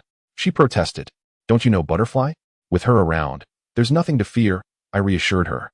Yet, Lu Sheng was adamant about not going alone and insisted that I must bring her along next time, to which I reluctantly agreed. Speaking of obtaining Yang Li's contact information, I could easily acquire her WeChat through Butterfly if I wished. However, I chose not to pursue it. After all, we were merely acquaintances. Although Yang Lu referred to me as her buddy, we had only met once, and I had no idea when we might meet again. If fate allows, I would certainly exchange contact information with her in person. Of course, my interest in her was not romantic. I simply thought it would be delightful to befriend her. Time flies. On April 2nd, a Saturday, our school observed the Qingming holiday from the 3rd to the 5th, totaling 3 days off. While Saturday required us to make up classes, due to many students returning home, The top 10 singers competition was postponed, granting us a rare day of rest. My face had diminished in swelling compared to a week ago, though some bruising remained, necessitating the occasional application of a warm towel. Each time Lin Qingyue saw my swollen visage, she would habitually mock me. On one occasion, I visited her in the office, and upon recognizing me, she teasingly remarked, "Isn't this the great hero? Has today's injury improved at all?" I did not hold it against her. I merely rolled my eyes, and at that moment, Lin Qingyue would laugh joyfully, as if it were a delightful matter. After the afternoon class concluded, I made my way to the student council office located on the second floor of the school auditorium, for Lin Qingyue typically occupied herself there whenever she had the time. Thus, I did not feel the need to inform her of my arrival in advance. However, upon reaching the office, I found the door firmly locked. To my knowledge, Lin Qingyue had no classes scheduled for the afternoon, so I sent her a message inquiring about her absence. After a few minutes, she replied, "I had to go home today. It is Qingming, and I must pay respects to my ancestors." I was momentarily taken aback, recalling that Lin Qingyue was a local from Guangzhou, making her return to her hometown for ancestral veneration quite convenient. Despite this, a twinge of disappointment settled in my heart. "Aren't you supposed to attend the gathering?" Lin Qingyue asked, having previously mentioned the gathering organized by Li Mu. She was naturally aware of our plans for the next couple of days. After a voting process, Li Mu ultimately decided against the initial idea of hiking and instead reserved a party venue near the school for a class gathering. Wang Zhuo was the first to respond, eager for the opportunity to spend more time with Baiji, especially since the venue allowed for an overnight stay. "Yes, but I'm not particularly interested," I admitted candidly. "You still have to go. Everyone else is attending, and sometimes you need to be more sociable," Lin Qingyue advised. I found her words somewhat amusing, as it was peculiar for someone known for her lack of sociability to urge me to be more engaging. "Understood. Then I shall see you after the break," I replied. "Yes, see you after the break," Lin Qingyue responded. After concluding our conversation, I departed from the student council office, feeling somewhat melancholic. I couldn't quite pinpoint when it began, but I found myself feeling a sense of discomfort at the thought of not being able to see Lin Qingyue, yearning to spend more time in her company. Lost in my thoughts, I unexpectedly collided with another distracted individual. To my surprise, the person stumbled and fell to the ground, while I merely took a step back. Upon closer inspection, I recognized him as Han Xiaoyu, whom I had not seen in quite some time. I quickly helped him to his feet, apologizing, "I'm so sorry. I was lost in thought. Are you hurt?" Han Xiaoyu waved his hand dismissively, his pallid complexion betraying a hint of a strained smile as he replied, "It's fine." Observing his apparent weakness, I inquired, "Are you all right? You look quite unwell. Should I take you to the hospital?" Han Xiaoyu shook his head, bitterness lacing his voice as he lamented, "Heartbreak is difficult to heal. Heartbreak is difficult to heal." I cautiously asked, "Have you broken up?" Perhaps my question struck a nerve, for I noticed his bloodshot eyes welling with tears, yet he stubbornly lifted his chin, determined to prevent them from falling. As I gazed at the person before me, an inexplicable sense of impending trouble washed over me. Chapter 52. Han Xiaoyu's invitation. I gently patted Han Xiaoyu on the shoulder and remarked with a smile, "There are countless women in this world. Why would you fixate on one tree to hang yourself from?" Han Xiaoyu shook his head and replied, "You don't understand. I approached her with the intention of marriage. Otherwise, why would I invest myself so deeply?" After a brief pause, he suddenly broke into a self-deprecating laugh, saying, "To pour one's heart and soul into a romance only to arrive at such a disheartening outcome. How ironic." Observing the rapid shifts in Han Xiaoyu's emotions, I surmised that he had likely endured a significant shock, leaving him somewhat bewildered. I was reluctant to squander my time on him, and as I contemplated offering a few casual words of encouragement before making my exit, he unexpectedly grasped my arm and smiled. "Zhou Jing, I'm feeling generous today. Let me treat you tonight. It's all on me." "What do you say?" Taken aback, I quickly waved my hand and replied, "I have plans tonight. Perhaps another time?" Han Xiaoyu, however, wore a bittersweet expression and said, "Come on, my friend. I'm in such a miserable state. Just consider it a free meal and drinks. And all I ask is that you help me get home if I get drunk." Not particularly skilled at refusing others, I felt a twinge of compassion at his words. Eventually, I nodded and said, "All right, if you don't mind, could I invite a friend along?" Han Xiaoyu waved his hand dismissively. "Of course, the more the merrier. Just make sure to bring some lovely ladies along. It's all on me tonight." I couldn't help but chuckle at his enthusiasm. After we agreed to meet at 6 in the evening, we parted ways. as I watched Han Xiaoyu ascend to the second floor of the auditorium. It dawned on me that he was the head of the External Relations Department. I couldn't help but wonder how his peers viewed him in that role. Walking along the campus path, I sent a message to Wang Zhuo inquiring about his availability for the evening. His response was succinct, merely sending me a question mark.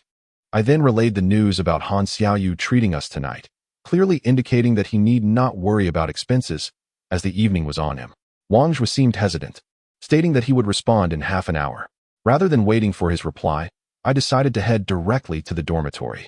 On the path, I encountered Li Mu, who was engaged in hushed conversation with another girl, oblivious to my presence. Since I had no plans to stay overnight at the upcoming party, I seized the opportunity to inform her of my decision. Though it seemed trivial, it was better to clarify than to leave it unspoken. Clearing my throat, I called out her name. She paused, looked up, and upon seeing me, greeted me with a cheerful hello, while waving her hand. The girl beside her scrutinized me with curiosity, as though searching for some hidden secret within me. I won't be staying overnight tomorrow, I stated plainly. Li Mu remarked. It's nothing to worry about. It's not mandatory. You can play for as long as you wish. Besides, there isn't enough space for so many people to sleep there. There are only a few couches and beds, and many might have to sleep on the floor. I nodded in agreement. That is fine then. Li Mu appeared somewhat hesitant, as if she wished to convey something but was at a loss for words. I inquired, is there something on your mind? Could you possibly accompany us tomorrow for some shopping? Originally, our class leaders were meant to handle these tasks, but we simply don't have enough manpower, she replied. I chuckled. Feel free to express yourself. With a mere command from the esteemed class representative, who would dare to refuse? Li Mu blushed slightly. That is not quite how it works. Besides, you don't seem to fit in with the group. So who would be bold enough to direct you? I found this perplexing, as this was the second time someone had mentioned my lack of sociability. Was I truly not fitting in? No worries. Just tell me directly tomorrow, I reassured her. All right then, Li Mu smiled at me. After exchanging a few more casual words, she led the girl beside her forward while I turned to walk behind them, naturally parting ways. As far as I knew, Li Mu held a position akin to that of an elder sister within our class, though she served as the class representative. Her influence surpassed that of the class monitor significantly. She often organized various class activities, and everyone was willing to follow her lead. However, Li Mu did not possess striking looks. Rather, she was an ordinary girl with average features and build, yet her empathy and patience endeared her to others, making it easy for me to comply with her arrangements. Upon returning to the dormitory, I took a shower and changed into a more presentable outfit. Ever since Wang Zhuo advised me to pay attention to my attire, I had made an effort to groom myself for special occasions or gatherings. When I checked my phone, a message from Wang Zhuo arrived, asking, "Where are you headed tonight?" "I'm not sure. It depends on what my friends say." "I'll meet you at the school gate at 6, I replied. "Sounds good." I arrived 10 minutes early at the school gate, where Han Xiaoyu was already waiting. He appeared bored, kicking a stone on the ground while occasionally glancing towards the entrance. Han Xiaoyu had changed his outfit. He wore a black leather jacket and brown boots. His hair styled in a side part, giving him a less lethargic appearance and more of a dandy vibe. Nevertheless, the deep circles under his eyes told a different story. Upon seeing me, Han Xiaoyu waved. "Zhou Jing, let us first grab some Western cuisine at Taiku Hui tonight, and afterward, we'll head to a bar nearby. Let us make it an enjoyable evening, and see if we can charm a couple of girls." He punctuated his excitement with a fist pump. I find myself caught between laughter and tears, my heart tinged with curiosity regarding his breakup. As for Han Xiaoyu, one cannot deny his exceptional treatment of his girlfriend. Thus, I am perplexed as to why she would choose to part ways with him. However, I hesitate to inquire further. In the afternoon, while in the auditorium, I observed him on the verge of tears. Should I dare to unearth his wounds at such a moment, it might provoke an emotional upheaval within him. After approximately 5 minutes, Wang Zhuo arrived. Without my prompting, he took the initiative to introduce himself to Han Xiaoyu. Han Xiaoyu is not an introverted individual, and after exchanging a few words with Wang Zhuo, they quickly became familiar, even addressing each other as brothers. Their conversation flowed effortlessly, yet my stomach growled in protest, compelling me to interrupt. "Shall we head out for dinner?" Han Xiaoyu awkwardly scratched his head and replied, "Let's take my car. If we plan to drink tonight, we can arrange for a designated driver." "Your car?" Wang Zhuo inquired, puzzled. Han Xiaoyu gestured towards a sleek, white vehicle parked not far from the campus. Upon closer inspection, I recognized it as a Maserati Quattroporte, valued at approximately $1.5 million. Zhao Jun had indeed spoken truthfully. Han Xiaoyu's family background must be quite affluent, making him a scion of a distinguished lineage. Wang Zhuo rubbed his eyes in astonishment and asked Han Xiaoyu, "Is this your own car?" Han Xiaoyu smiled modestly and nodded. "I usually don't drive to school, but since we are going out today, I wanted to make a good impression." Upon hearing this, Wang Zhuo's smile grew even brighter as he exclaimed, "All right then, tonight we shall be guided by Brother Han." No, it's still up to Brother Wang." Han Xiaoyu insisted, graciously offering Wang Zhuo the role of the driver. Wang Zhuo accepted without hesitation, eagerly taking the driver's seat to revel in the experience, thus assuming the role of chauffeur for the evening. Han Xiaoyu settled into the passenger seat while I took my place in the rear. As Wang Zhuo drove, Han Xiaoyu and he engaged in lively conversation, and I felt no desire to interject. Instead, I captured a photo of the car's interior and sent it to Lin Xinghua. It seemed Lin Xinghua was engrossed in her phone, for she responded swiftly, "Oh, how come young Master Zhou is riding in a Maserati today?"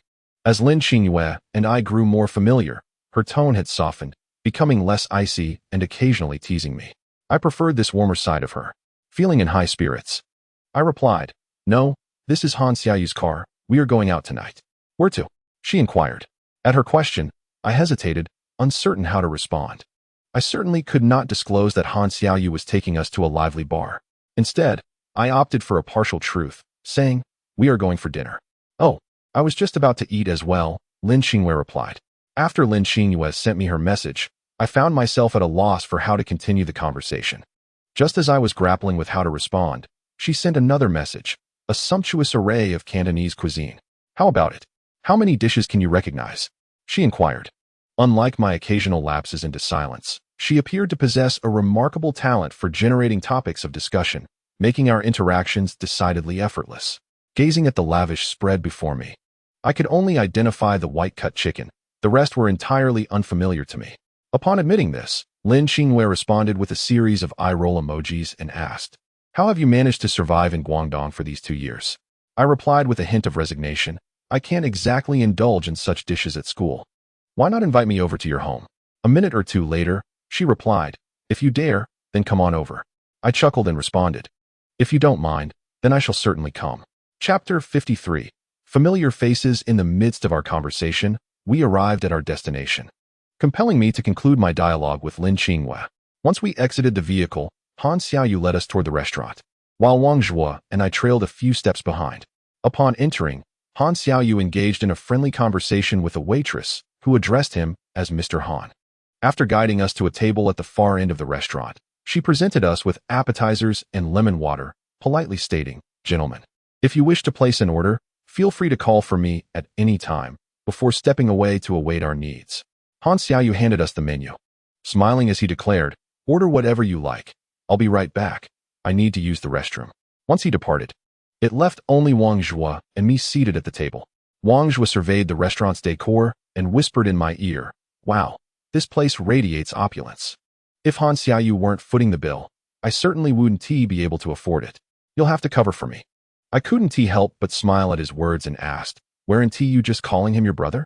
Now you're doubting if he'll treat you?" Wang Zhuo pouted, responding, "I've only known him for less than an hour. Who knows if he'll pull a fast one on me?" I reassured him, all right. Rest easy, I'll cover for you." At that, Wang Zhuo cracked a grin, but when he opened the menu, his expression transformed into one of shock. "Heavenly crab? Is this dish meant for deities? Goodness, it's so expensive," he exclaimed softly.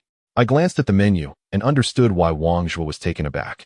Even a simple vegetarian salad was priced around 40 to 50 yuan, not to mention the main dishes. I chuckled, "Could you possibly remain composed?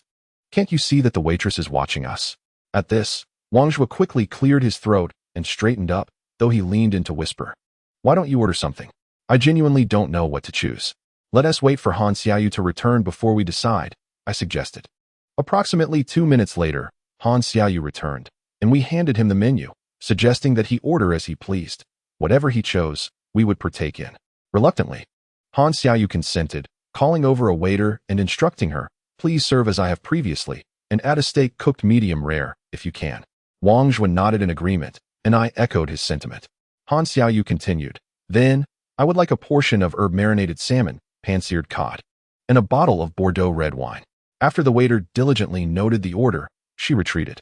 Han Xiaoyu remarked with a smile, I am choosing according to my preferences. If it does not suit your taste, feel free to order something else. Wang Zhua quickly waved his hand, assuring, not at all, we are accustomed to it. At the dining table, I abstained from alcohol, as I was responsible for driving, whereas Wang Zhua and Han Xiaoyu indulged, albeit only moderately. Once our meal concluded, we hurried to our next destination, which, contrary to Wang Zhua's usual haunt, was a place discovered by Han Xiaoyu. Noticing Wang Zhua's rather pallid complexion, I surmised that it must be a high-end establishment. However, as we were guests, I had no objections. Turning a corner, I beheld the bar. Its entrance adorned with vibrant neon lights, where a burly man clad in a black suit and sunglasses stood sentinel. A parking space conveniently awaited us, and after securing the vehicle, I led my companions out. At that moment, I observed the suited gentleman cast a deliberate glance at us, or rather, at our car. Upon reaching the entrance, he posed no further inquiries, instead stepping aside to allow us entry. We were immediately enveloped by raucous music and blinding lights. Such an atmosphere was not to my liking, yet Wang Zhua seemed to revel in it, exuding an air of exhilaration, while Han Xiaoyu mirrored his enthusiasm, swaying in rhythm. Just as we crossed the threshold, a server approached us, bowing slightly, and inquired, Are there 3 of you? Han Xiaoyu nodded. The server continued, Would you like a private booth? If not, we can offer a general seating area, but it incurs an entry fee of 200 yuan. A booth, please. Han Xiaoyu replied. The server hesitated momentarily, reminding us, a booth requires a minimum spend of 2,000 yuan. With only 3 of you. Oh, that is quite acceptable, Han Xiaoyu interjected. The server quickly regained composure, his tone respectful. Then please, follow me. He guided us to a booth and presented us with a drink menu, indicating that we could signal him for our selections. Habitually, I ordered a tequila sunrise, while Han Xiaoyu opted for a case of Blue Girl beer, determined to drink heartily with Wang Zhua. As the server retrieved our drinks, Han Xiaoyu inquired of Wang Zhua, Brother Wang, how can we summon a few ladies to join our table? Just the 3 of us feels rather dull. Wang Zhua chuckled and replied, Leave it to me to find the ladies. Just wait and see, old Han. With that, he rose and made his way towards the general seating area. Han Xiaoyu exhibited an expression of eager anticipation, entirely incongruous with the recent heartbreak he had endured. Feeling somewhat pressed, I excused myself and made my way to the restroom, leaving him momentarily. Upon my return, I found that 4 young women had joined our table, likely the acquaintances Wang Zhua had summoned. They were all quite attractive, dressed in a remarkably uniform and revealing manner. Han Xiaoyu was flanked by a girl on either side, with the one on his right, who introduced herself as Sister Su, being the most striking among them. Unlike the others, her hair was not flamboyantly dyed, but instead boasted a lustrous black hue, with slightly curled ends that conveyed a sense of maturity. She wore a deep purple gown with a daring slit that was astonishingly high, nearly reaching her thigh, showcasing her flawless, porcelain skin in an alluring manner. Sister Su appeared to be quite accustomed to such settings, effortlessly enlivening the atmosphere at our table. She engaged us in games of rock, paper, scissors, and various intriguing drinking games, where losing resulted in a penalty drink. As a novice in such social gatherings, I found myself at a loss, but after a few rounds, Sister Su seemed to recognize my discomfort and refrained from further pressuring me. She was an enchanting woman, likely in her late 20s, and Wang Zhua often remarked that women of this age possessed the most allure. Sister Su certainly embodied this sentiment. She was also adept at flirtation, casting suggestive remarks that even caused Wang Zhua, a seasoned veteran of the nightlife, to blush. Her vivacity was likely not only a response to our trio occupying a spacious booth, but also due to the Maserati key casually placed on the table by Han Xiaoyu. After a few rounds of drinks, inspired by Sister Su, Han Xiaoyu even ordered 2 bottles of the rather expensive Royal Salute, a lavish decision that drew attention from the surrounding tables. I refrained from dissuading him, not merely due to our lack of familiarity, but rather because I deemed it unnecessary. Han Xiaoyu was thoroughly captivated by Sister Su, wrapping his arms around her serpentine waist and whispering sweet nothings, eliciting her delightful, bell-like laughter at amusing moments. Wang Zhua seemed to adhere to the principle of not encroaching upon another's enjoyment, opting instead to engage in light-hearted conversation with a petite girl beside him. Meanwhile, the girl seated next to me, with her ash-gray hair, was also quite attractive, and initially, she had made an effort to converse with me. However, upon realizing my lack of social acumen, She ceased her attempts and busied herself with TikTok while sipping on the drinks Han Xiaoyu had ordered. I nudged her gently, prompting her to set aside her phone, and she looked at me with a puzzled expression, awaiting my inquiry. Do you often frequent this place? I ventured tentatively. Yes and no, she pondered before responding. What does that mean? Perhaps the exquisite taste of the royal salute ignited within her a desire to speak. With a subtle smile, she murmured, Have you heard of the Atmosphere Group at bars? I nodded and replied, I have. I am part of the Atmosphere Group. It's akin to a side job at the bar. She remarked, The pay is generally quite high, isn't it? I inquired. She sighed. As for me, it's around 300, but it varies. Some earn over 1,000. I glanced at Sister Sue, who was cozied up with Han Xiaoyu across the way, and asked, What about Sister Sue? Her salary is significantly higher, she whispered, lowering her voice. I nodded, gaining some understanding, yet still curious. Do you consider this your main occupation? Her gaze dimmed as she replied, Initially, it was merely a part-time gig, but since I frequented this place often, enjoying free dancing and drinks, the pay rivaled that of a full-time job. Eventually, I resigned from my primary job because I couldn't keep up mentally and decided to focus solely on the Atmosphere Group. As she spoke, a faint blush colored her cheeks. With a teasing smile, she added, I'm also waiting for someone. If a wealthy man were to offer to make me his mistress, I would gladly accept. I chuckled awkwardly and said, I'll just step into the restroom. Do you want me to accompany you? She asked. I hesitated, then quickly waved my hand, assuring her that I could manage alone. After leaving the booth, I walked directly to the restroom, yet the cacophony of the DJ's music grated on my nerves, and I found myself yearning for the simplicity of that unpretentious dream-seeking bar. Though both are bars, the latter felt like a haven of artistry, quiet, unobtrusive, filled with folk music, libations, and stories. Lost in thought, I suddenly spotted a remarkably familiar figure in the dance floor ahead. She was clad in a spaghetti strap dress, skillfully moving to the rhythm, while a middle-aged man swayed alongside her. It was Bai Ji.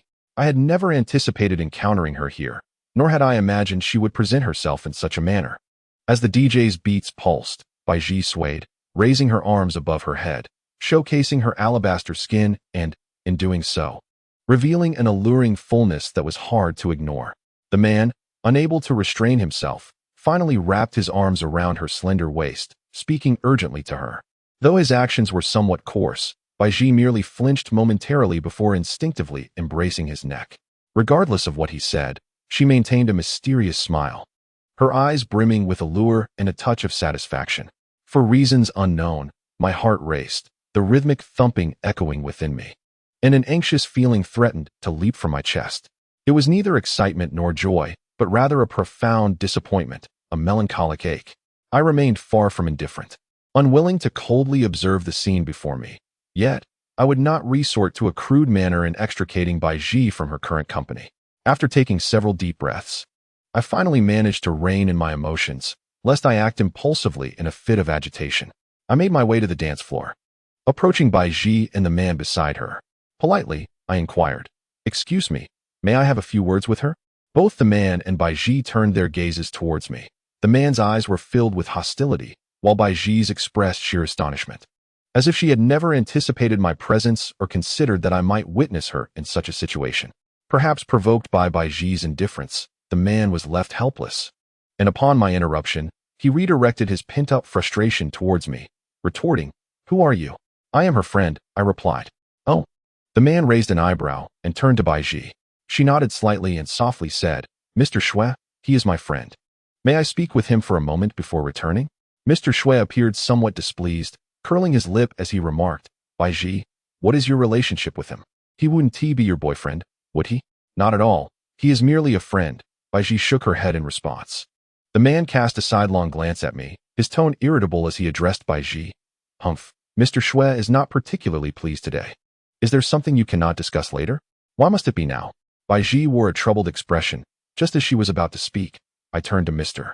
Shui and said, I merely wish to converse with my friend for a moment. I do not intend to compete with you for anything. Surely, Mr. Shui is not so petty. Upon finishing, I crossed my arms over my chest, deliberately exposing my left wrist. My demeanor was cold, and my tone serious. Though my words lacked overt arrogance, my attitude clearly conveyed a growing displeasure. Mr. Shui slightly furrowed his brow at my shift in demeanor, yet perhaps he discerned something, For despite maintaining a facade of annoyance, he conceded to Baiji, "Very well, talk with your friend. I shall wait for you at the booth." Baiji nodded apologetically and followed me away from the dance floor. At the bar, I gazed at the familiar yet foreign figure before me, momentarily at a loss for words. The emotions I had managed to suppress surged forth once more, akin to a flood, as the fragile dam I had built threatened to break. Baiji had already regained her composure from her initial shock, and sensing my silence, she offered a faint smile, asking, "Are you seeking a reason from me?" I nodded, striving to quell the rising tumult within me. "I feel no obligation to explain myself to you. Though we have indeed crossed paths, everyone is entitled to their own choices, are they not? Why should I not make my own decisions? And what right do you have to dictate my actions?" Baiji gazed at me, her tone unapologetically blunt. "Indeed, I lacked the authority to govern your actions." But I took a deep breath and said, "Yet, I once harbored feelings for you. Not just me, but also Wang Zhua, and even Zhang Tong, who clashed with another because of you. If I were to speak from the perspective of a former admirer, I would surely lack the qualifications, yet beyond that. We are still friends." "A former admirer, huh?" Baiji chuckled, as though she had heard the most ludicrous joke. She smiled at me and remarked, "Zhou Jing, is it necessary to emphasize this? Whether you liked me or not is your prerogative. There's no need to articulate that you once did.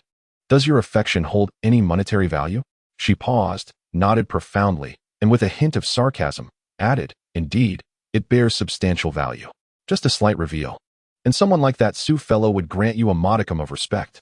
So why engage in conversation with me, a woman resigned to her own downfall? Have you said enough?" I replied coolly. Perhaps my indifferent tone intimidated her. She averted her gaze, looking away, and said, "Speak your mind.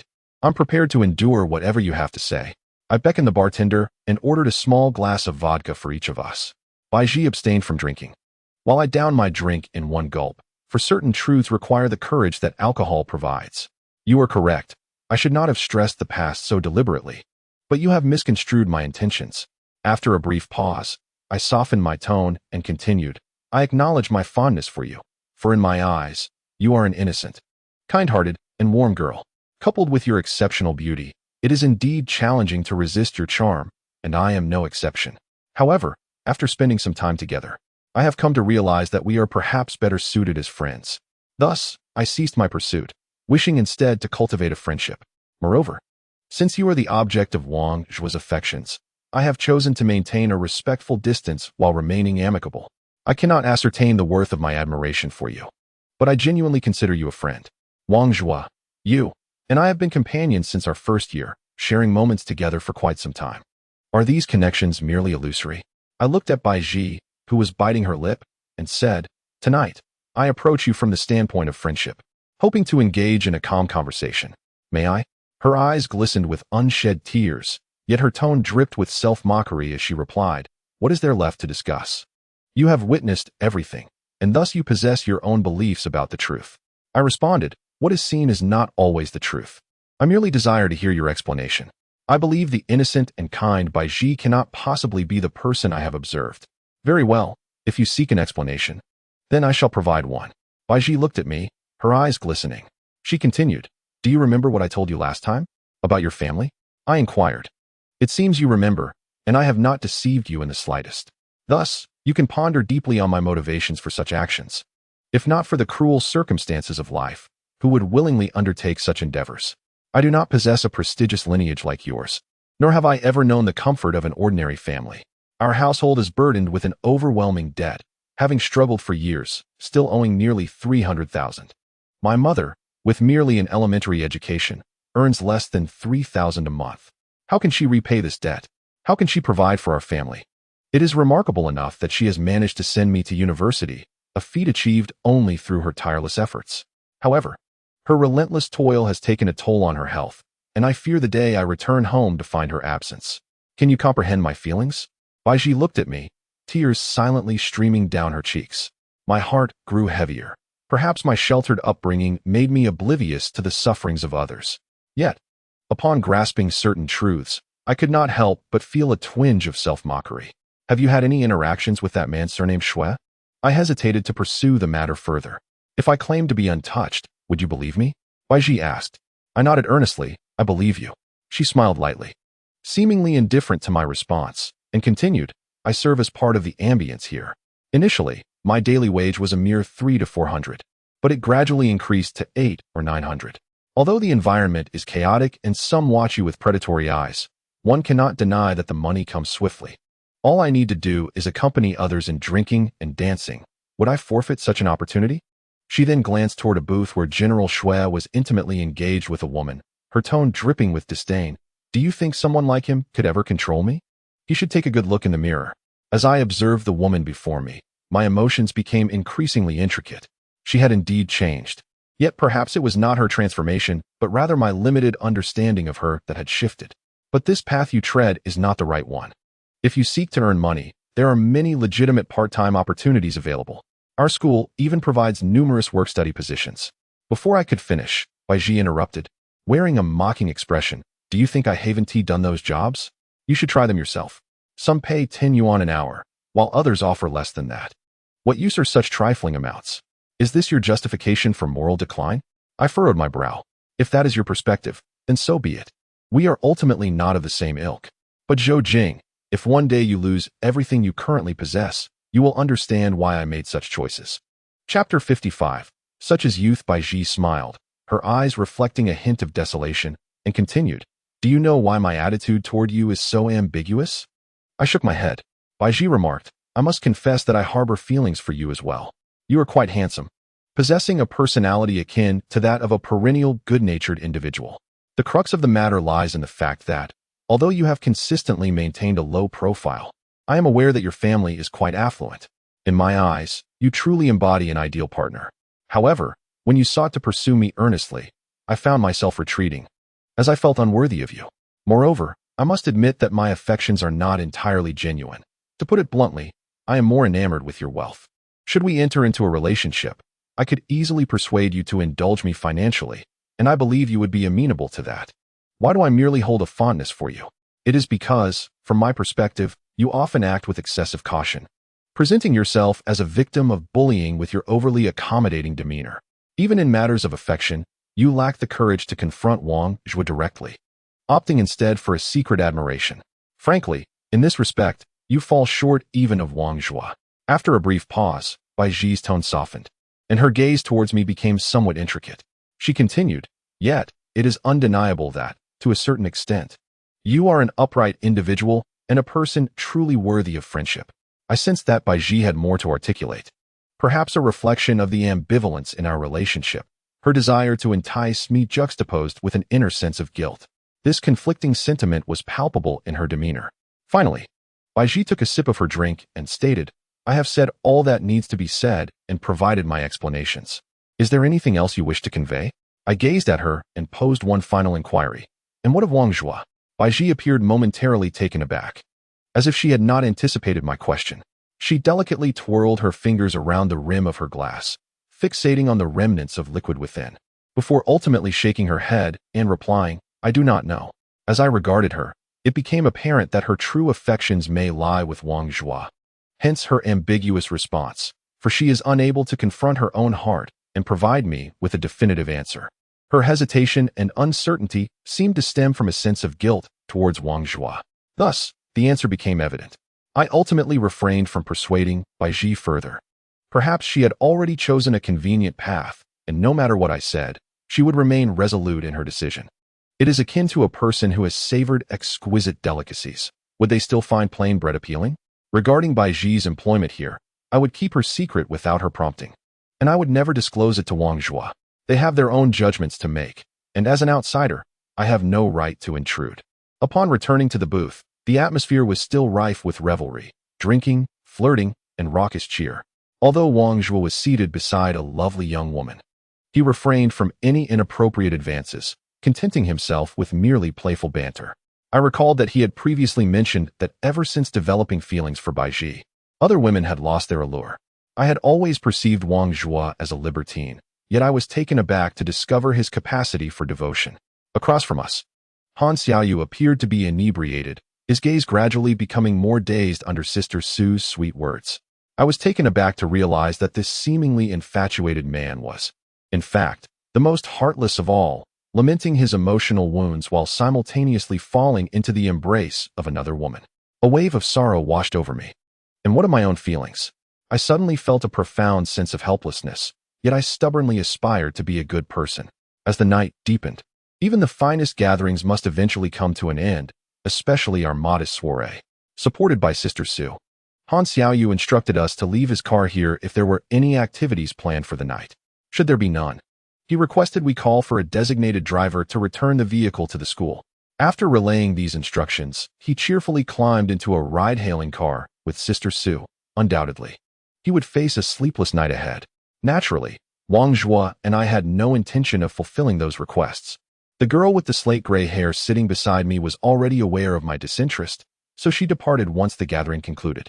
It was only the girl beside Wang Zhua, her eyes filled with hope, who lingered, as we, being friends of Han Xiaoyu, were presumed to be of considerable worth. Wang Zhua, however, waved cheerfully at her, saying, "Sister, may our paths cross again. I must take my leave now." To his dismay, her dreams shattered. She shot him a glare and retorted, "Get lost. Who the hell wants to see you, you weakling? Hey, why the sudden change of heart?" Wang Zhua remarked, as the girl spat on the ground and angrily turned away. He shrugged, exclaiming to me, "What kind of person is this?" I kindly bid her farewell, and she lashes out at me. I looked at Wang Zhua, wanting to laugh, but unable to muster a smile, feeling a sense of helplessness. We finally called a designated driver to return Han Xiaoyu's car to the school. On the way back, Wang Zhua messaged Bai Ji. I attempted to sneak a glance, but he quickly turned off his screen, scolding me. "Damn it. Since when did you start peeking at other people's messages? That's not cool." With a resigned smile, I indicated I would not look, and he then reopened WeChat to continue messaging Bai Ji. Yet, I wondered if she would respond in a timely manner. Upon entering the school, Wang Zhua and I walked along the pathway, he humming a cheerful tune, exuding bliss. "What has got you in such high spirits?" I inquired curiously. "Hey, I get to spend a whole day with Bai Ji tomorrow. Of course I'm excited," he replied with a grin. It then struck me that we were indeed headed to a party venue tomorrow. I nearly forgot about it until Wang Zhua reminded me. With a sigh, I remarked, "There are so many people attending. How can that be considered a date?" Wang Zhua shrugged, "That's not my concern. Just make sure you're not late tomorrow. We can all head out together and save on taxi fare." I shook my head. "I have to go shopping tomorrow.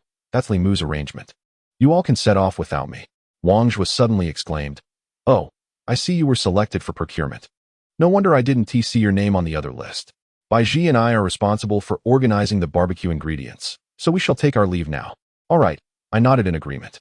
After parting ways with Wang Zhua, I made my way back to the dormitory alone. However, at that moment, my phone began to vibrate incessantly. Upon checking, I discovered it was a call from Han Xiaoyu. I was taken aback. Hadn't he gone off to enjoy himself? Why was he calling me at this hour?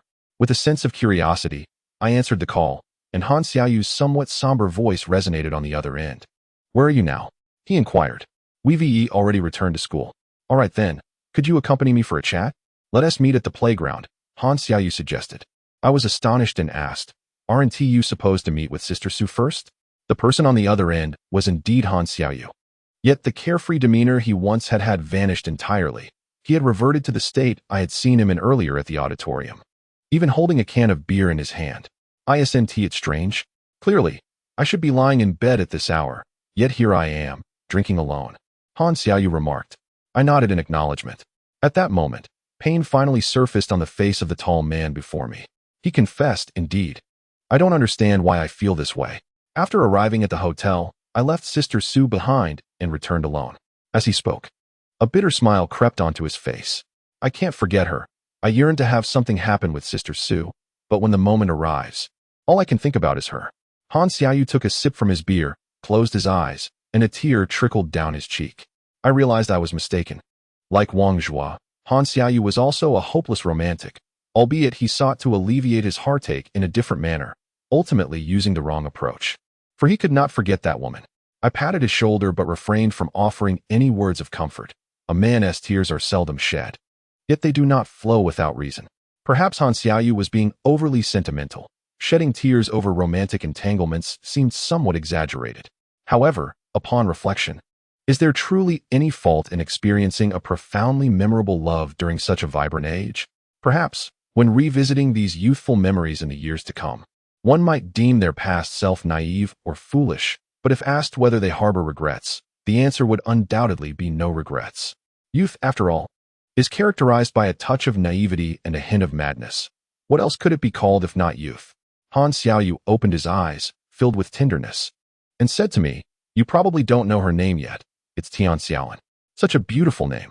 Despite her seemingly harsh demeanor and occasional severity towards me, she has, in truth, shown me great kindness. I recall, during the winter semester, expressing my dread of the cold, particularly how my hands often succumbed to frostbite. In response, she devoted several sleepless nights to handcrafting a pair of gloves for me. Although the thumb was slightly too snug, wearing them brought an undeniable warmth. Furthermore, Han Xiaoyu regaled me with numerous anecdotes from their romantic escapades, extolling the virtues of Tian Xiaolin. This made me realize that my previous perceptions were perhaps illusory. I had naively believed Han Xiaoyu to be a lovesick fool, endlessly devoted to her regardless of her treatment towards him, failing to recognize that her efforts were equally significant. Thus, it became evident why Han Xiaoyu treated her so tenderly. This must be what is meant by a genuine exchange of heartfelt sentiments. Yet, it was precisely this sincerity that rendered his subsequent anguish and heartbreak all the more profound after their separation. At that moment, curiosity and doubt began to stir within me. How could a love so earnest, as described by Han Xiaoyu, ultimately meet its demise? Chapter 56. Han Xiaoyu seemed to sense my thoughts, shaking his head as he replied, "The reason for our breakup was merely her assertion that we were incompatible. It is not as complex as you might imagine. Rather, it boils down to a simple statement." "So you simply accepted that?" I asked, astonished. With a wry smile, Han Xiaoyu retorted, "Am I to force her to stay with me against her will?" I fell silent. Han Xiaoyu lowered his gaze slightly and continued, "Moreover, I could tell that her decision was made after considerable reflection." After saying this, he downed his beer in one gulp and apologized. "I'm sorry for dragging you into my whirlwind today. I shouldn't have burdened you with my negative emotions." I chuckled lightly. That's what friends are for. Han Xiaoyu paused, then nodded with a smile. Indeed, friends. He did not pursue the conversation further, as the night had grown late, and it was time for us to part ways. He merely sought someone patient enough to listen to his woes, yet this was insufficient to alleviate his turmoil. Consequently, a sleepless night awaited Han Xiaoyu upon his return home. As for me, my own night would not be much more restful. Although these events had not transpired directly in my life, they unfolded around me, and I found myself gripped by a sudden fear. What if I too were to face such a day? As the night passed, dawn broke with clarity. The sky was a brilliant blue, and this day promised rare and splendid weather. However, the sun was exceptionally fierce. My unshaded dormitory was flooded with light by 6 in the morning. Positioned near the window, I was awakened by the piercing sunlight. Upon checking my phone, I noted that it was just past 7 o'clock. A message awaited me on WeChat, and upon opening it, I discovered it was from Limu. She appeared to be brimming with anticipation for the gathering, as she had already sent me a note at 6:30, reminding me to assemble at the school gate at 8 o'clock and urging me not to forget. I replied, questioning the early hour, "What's the rush? The supermarket isn't even open yet." Limu responded, "Don't we need time to gather? And won't it take time to get there? By the time we arrive, it will be almost time. Plus, with so many items to buy, we certainly need to set out early. We are studying in the field of internet and new media, where the gender ratio is relatively balanced, though our class has a slight majority of females. Consequently, many are eager to participate in this class activity. Among the boys, there are indeed some who are both handsome and single, not to mention the girls, whose enthusiasm is markedly heightened by certain unspoken sentiments, making it easier for Limu to organize such events. However, I find myself devoid of interest in these gatherings, aside from my fondness for Baiji. I harbor no particular feelings for anyone else in our class. Moreover, I have ceased pursuing Baiji and, in fact, a sense of responsibility towards someone has emerged within me, rendering me the least enthusiastic participant for this occasion. I replied, "All right then, just wait for me. But with so many items to purchase, how will you all get there? We can take Didi, what else can we do? Otherwise, you could rent a car," Limu suggested. Instantly, I recalled the Porsche 911 still parked at the school. I had even gone to obtain a parking permit for it. Although it belonged to Lin Jingxian, ostensibly for both me and Lin Qinghua to use. As Lin Qinghua put it, I could occasionally borrow it. Yet, the moment this idea surfaced, I dismissed it. Not only would it be impractical to fit so many people in such a vehicle, But I also had no desire to arrive at a gathering in such an ostentatious car. Surely, my classmates would think I was flaunting wealth, which would leave a poor impression. Thus, I replied, "All right, let us go with Didi then." "Okay, we'll meet at 8, she confirmed.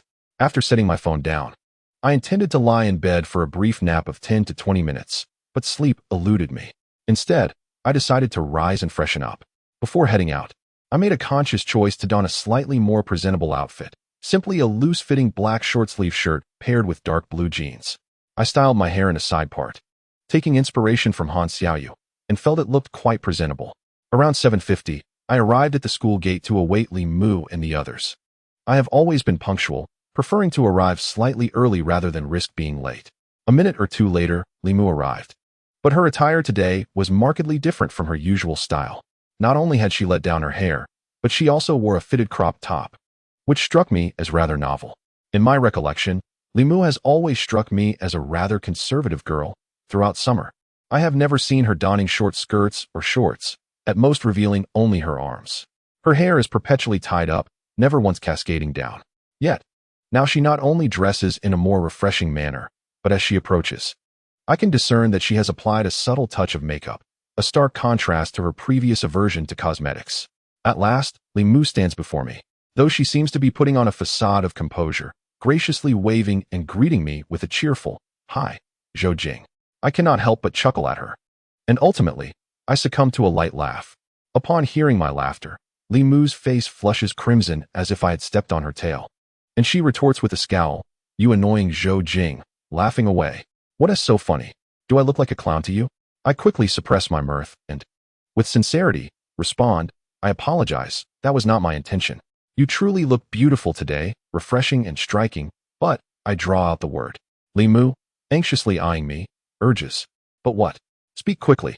I continue, "However, you need not be overly tense. Simply relax and behave as you usually do. No one will judge you. In fact, your appearance today will likely alter their perceptions positively." Li Mu pouts and replies, "It's not that I care about others' opinions," though her voice lacks conviction, eventually trailing off into silence. Yet, I must concede that the current Li Mu exudes a certain charm.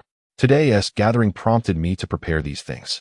As suggested by my best friend, I wanted to make a change, though I have never attempted anything like this before, which feels quite constraining, Li Mu confides.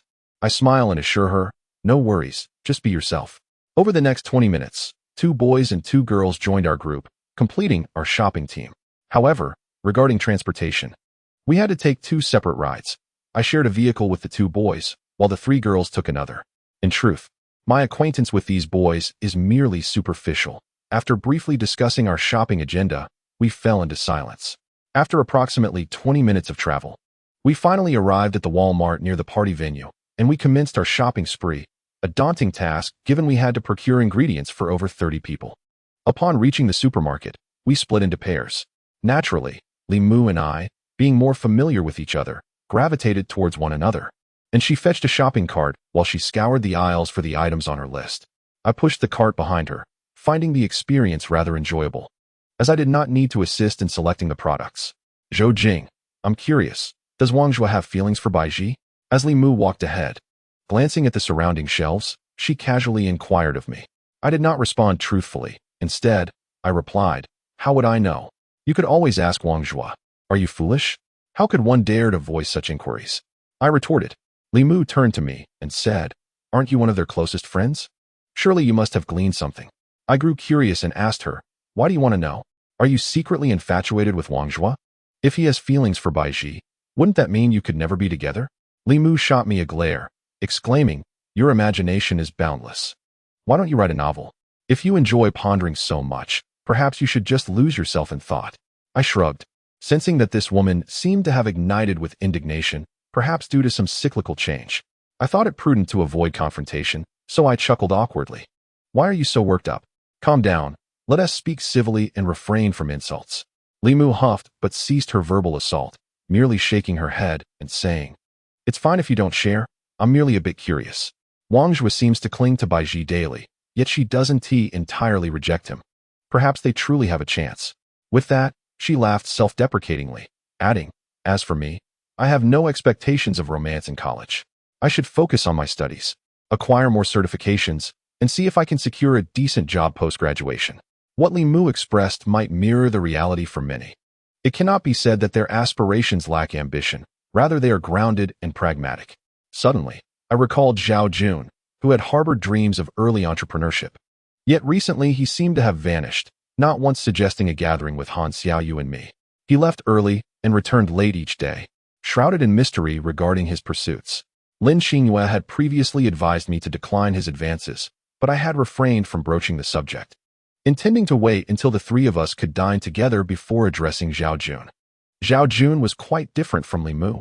One was filled with ambition, while the other remained steadfastly grounded. I cannot cast judgment. Rather, I acknowledge that each has their own path. Hey, what are you daydreaming about? Hurry up and catch up. Li Mu's voice echoed from a distance, pulling me back to reality. Upon regaining my focus, I noticed Li Mu had advanced quite a distance, her hands laden with 2 bags of snacks, glaring at me with irritation. Chapter 57. In the shadows of the sun, Li Mu and I were primarily responsible for procuring snacks and similar items. Given our large party, we nearly filled the shopping cart to its brim before ceasing further acquisitions. As Li Mu surveyed the overflowing cart, her expression became somewhat hesitant. I could not help but ask, have we selected too many? Should we put some back? Li Mu shot me a disapproving glance, saying, what are you thinking? We've certainly chosen too few. I am considering whether we should grab a bit more. I quickly waved my hand, responding, let us not. This should suffice. Not everyone enjoys snacks. At last, Li Mu nodded in agreement. Very well. If it turns out to be insufficient, we can always order takeout later. I finally sighed in relief and said to Li Mu, let us settle the bill first, then we can wait outside for them. All right, she replied. This gathering was primarily a collective expense. Each person contributed 200 yuan for the costs. If there were any surplus after the expenses, it would be evenly returned to everyone, as Li Mu had already arranged before the gathering. I was somewhat apprehensive about exceeding the budget, which would indeed be rather awkward. While Li Mu appeared to be quite composed, though I wondered if she had truly calculated everything accurately. Once the other 2 groups emerged, we finally converged. Li Mu was indeed correct in her calculations. The time was nearly 10 o'clock, and as we arrived, the others had just reached the party venue as well, allowing us to commence preparations for lunch. Of course, these matters were the responsibility of others, and our task was essentially complete. Upon arriving at the party venue, many had already gathered, curiously exploring the various amusing features of the place. However, Li Mu promptly directed them to prepare lunch. Yet, Wang Zhua and Bai Ji were still nowhere to be seen. I did not make a point to inquire via WeChat. After handing over the purchased items to someone else, I settled into a quiet corner. Boredom enveloped me, so I snapped a few photos of the venue's decor and the individuals preparing lunch, then sent them to Lin Xingyue. I was quite eager for her response, but after a considerable wait, there was no sign of activity, leaving me with a slight sense of emptiness. I couldn't help but wonder if she was awake by now. What could she possibly be occupied with that she hadn't checked her phone? Lost in thought, I suddenly realized why Lin Xingyue had consumed my mind so entirely. At that moment, my phone vibrated, and I instinctively assumed it was a message from her, hastily unlocking the screen. However, upon seeing a name that was not the one I had hoped for, I felt a twinge of disappointment and silently chastised myself for being so pathetic. Why couldn't I be a little more carefree? Of course, the message was from none other than my father, old Joe. He seldom reached out to me, and his call made me somewhat anxious. The message was brief, simply asking, "Are you there?" As I pondered what he might want to discuss, I quickly typed a response. "If you have something to say, please just go ahead." Not long after sending my message, old Joe called directly. I was momentarily taken aback and sought a quieter spot to answer. "Dad, why did you suddenly call?" I inquired. Old Joe chuckled lightly before getting straight to the point. "Son, how are things going with Qinghua lately?" I was momentarily speechless, realizing that he had called solely to inquire about my relationship with Lin Qinghua. I replied, "It's going fairly well." "Fairly well? Can't you be a bit more specific? How far have you progressed? For instance, have you ever held hands or kissed?" Before old Joe could finish his sentence, I heard a loud slap followed by his anguished cry. My mother's voice resonated through the receiver, admonishing him sharply. "What nonsense are you spouting? Always so frivolous. Corrupting the children." Old Joe retorted, "Weren't we brought up in the same manner back in the day?" Another yelp echoed, and without needing to look, I knew my mother had pinched his waist with her iron grip. Each time old Joe was pinched, he would exclaim in surprise, while my mother, seemingly relishing the act, would occasionally deliver another pinch. Of course, I was well aware of the power of that iron grip, which compelled me to study diligently as a child. If she ever caught me slacking, I would inevitably receive a painful pinch on my legs, leaving me gritting my teeth in agony. Old Zhou cleared his throat and continued. Zhou Jing, you must cultivate a good relationship with Qingyu. When you have the chance, take her out shopping or to the movies. Although your feelings for her may be rather tepid at present, they can develop over time. We'll see about that, I replied dismissively. Don't brush me off. This matter is crucial for you and our family. Old Zhou's tone turned serious. My curiosity piqued. I asked, Dad, why is it necessary for us to become in-laws with the Lin family? Upon hearing my question, Old Zhou fell silent for a moment. After a pause, he spoke with utmost gravity. Zhou Jing, there are certain things I withhold for your own good. I acknowledge that asking you to undertake this is not entirely right. Yet regardless of the circumstances, a marriage must occur. This is of great significance, for our family, for your mother. You must take this matter to heart. After a brief pause, he continued, if you truly do not have feelings for Lin Qingyu, you may offer her a mere title without investing your emotions. As for whom you may love later, you can part ways with Lin Qingyu after a few years. I understand that my words may not be to your liking, but this is my advice to you. You possess the confidence and the means to do this, for you are the legitimate eldest son of the Zhou family. The future head. When old Zhou spoke these words, he resembled a merchant, and Lin Qingyu appeared to be a mere commodity in our family's dealings. I found this perspective quite distasteful. This was a rare side of old Zhou that I witnessed. At home, he was a devoted husband and father, treating family and relatives with great kindness. Any relative in need of a loan would receive it without question, and he would assist in establishing connections when necessary. If any child from the family struggled to find work, he would ensure they were provided with at least a job that could sustain them. He listened attentively to my mother and showered me with affection, never having struck me throughout my life. Whenever my mother would scold me, he would scoop me up and run away, with her chasing after us. Thus, I shared a relatively close bond with old Zhou, unlike the typical father-son relationship. Although some distance certainly existed, it was not significant. Nevertheless, when it comes to outsiders, he embodies the archetype of a businessman, cold-blooded and merciless, with every action driven by profit. Occasionally, he engages in deals that may seem unprofitable in the short term. However, when viewed from a long-term perspective, these transactions often conceal substantial gains. Yet, he frequently laments his inability to match his grandfather's prowess, mourning his lack of innate business acumen and expressing regret that the family legacy bequeathed by his grandfather cannot flourish under his stewardship. I fell silent and said to old Zhou, if I truly end up with Lin Qingyu, I will take full responsibility for her. Old Zhou chuckled softly and replied, it is commendable that you hold such thoughts. The prerequisite is that you genuinely care for her and are willing to share a lifetime together. I will not impose my will upon you. Your choices are yours to make. Rest assured, our family will treat her well. Understood, I responded. Old Zhou then casually inquired about my life at school before reminding me to spend more time with Lin Qingyu, after which he ended the call. Following my conversation with old Zhou, I did not rush back. Instead, I lingered in the small garden behind the party venue, my mind consumed by his recent words. A wave of melancholy washed over me as I felt somewhat guilty towards Lin Qingyu, knowing that our family approached this matter with ulterior motives, which filled me with shame. For a moment, I found myself reluctant to embrace this engagement, as I did not wish for Lin Qingyu to marry into our family. Such a fate seemed unjust and unkind to her. Yet, I recalled Lin Qingyu's earlier words, where she had expressed that if she did not marry into our family, she would likely end up with another, perhaps the Zhangs, the Lis, or the Huangs. Her eyes had brimmed with desolation and self-mockery, a memory etched vividly in my mind. Suddenly, I found myself ensnared in a paradox, struggling to extricate myself. Zhou Jing, what are you doing here all alone? Came Wang Zhu's voice from a distance. I looked up to see him approaching, a puzzled expression on his face. Have you encountered some troubles? Share them with your brother. Perhaps I could help alleviate your burdens, Wang Zhu said, throwing an arm around my shoulder.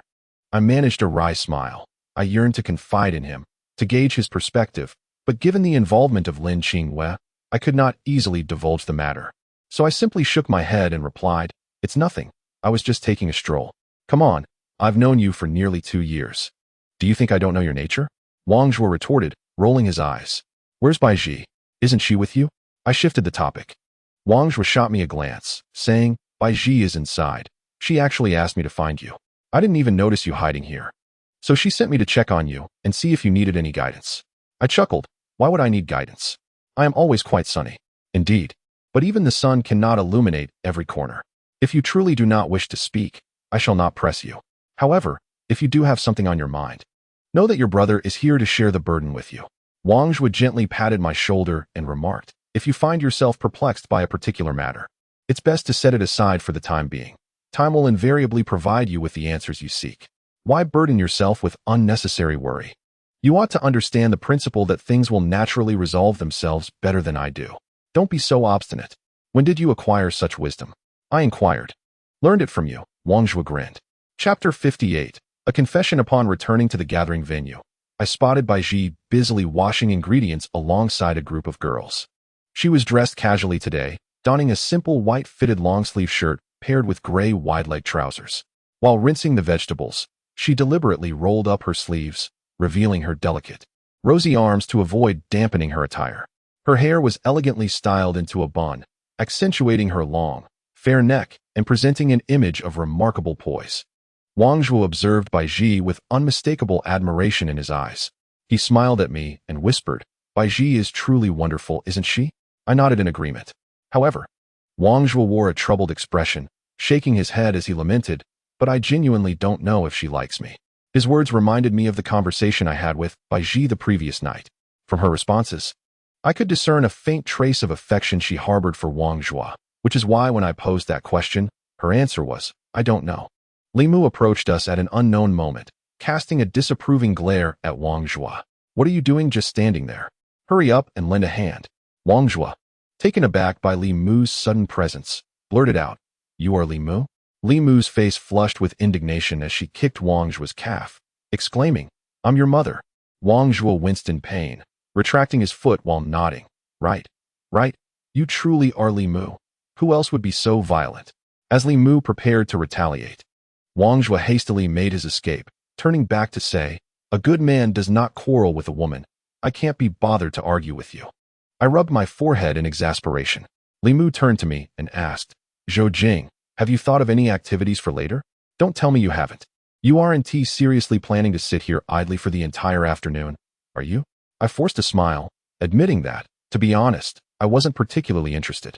Generally, a gathering venue offers a plethora of entertainment options, such as electronic devices like the Switch and PS5, as well as recreational rooms featuring screening rooms, billiard tables, and board games. However, I didn't feel inclined toward any of these activities. If given the choice, I would rather lie down and rest, as I was utterly exhausted. Seeing my silence, Li Mu proposed, How about you join us for a horror movie later? You clearly don't want to engage in anything else. All right, I nodded. Then it's settled. I'll find Wang Zhua and Bai Ji to discuss it shortly, Li Mu declared. At that moment, my phone vibrated, and out of habit, I retrieved it. Upon unlocking the screen, I saw a name that had finally appeared, Lin Qingwei.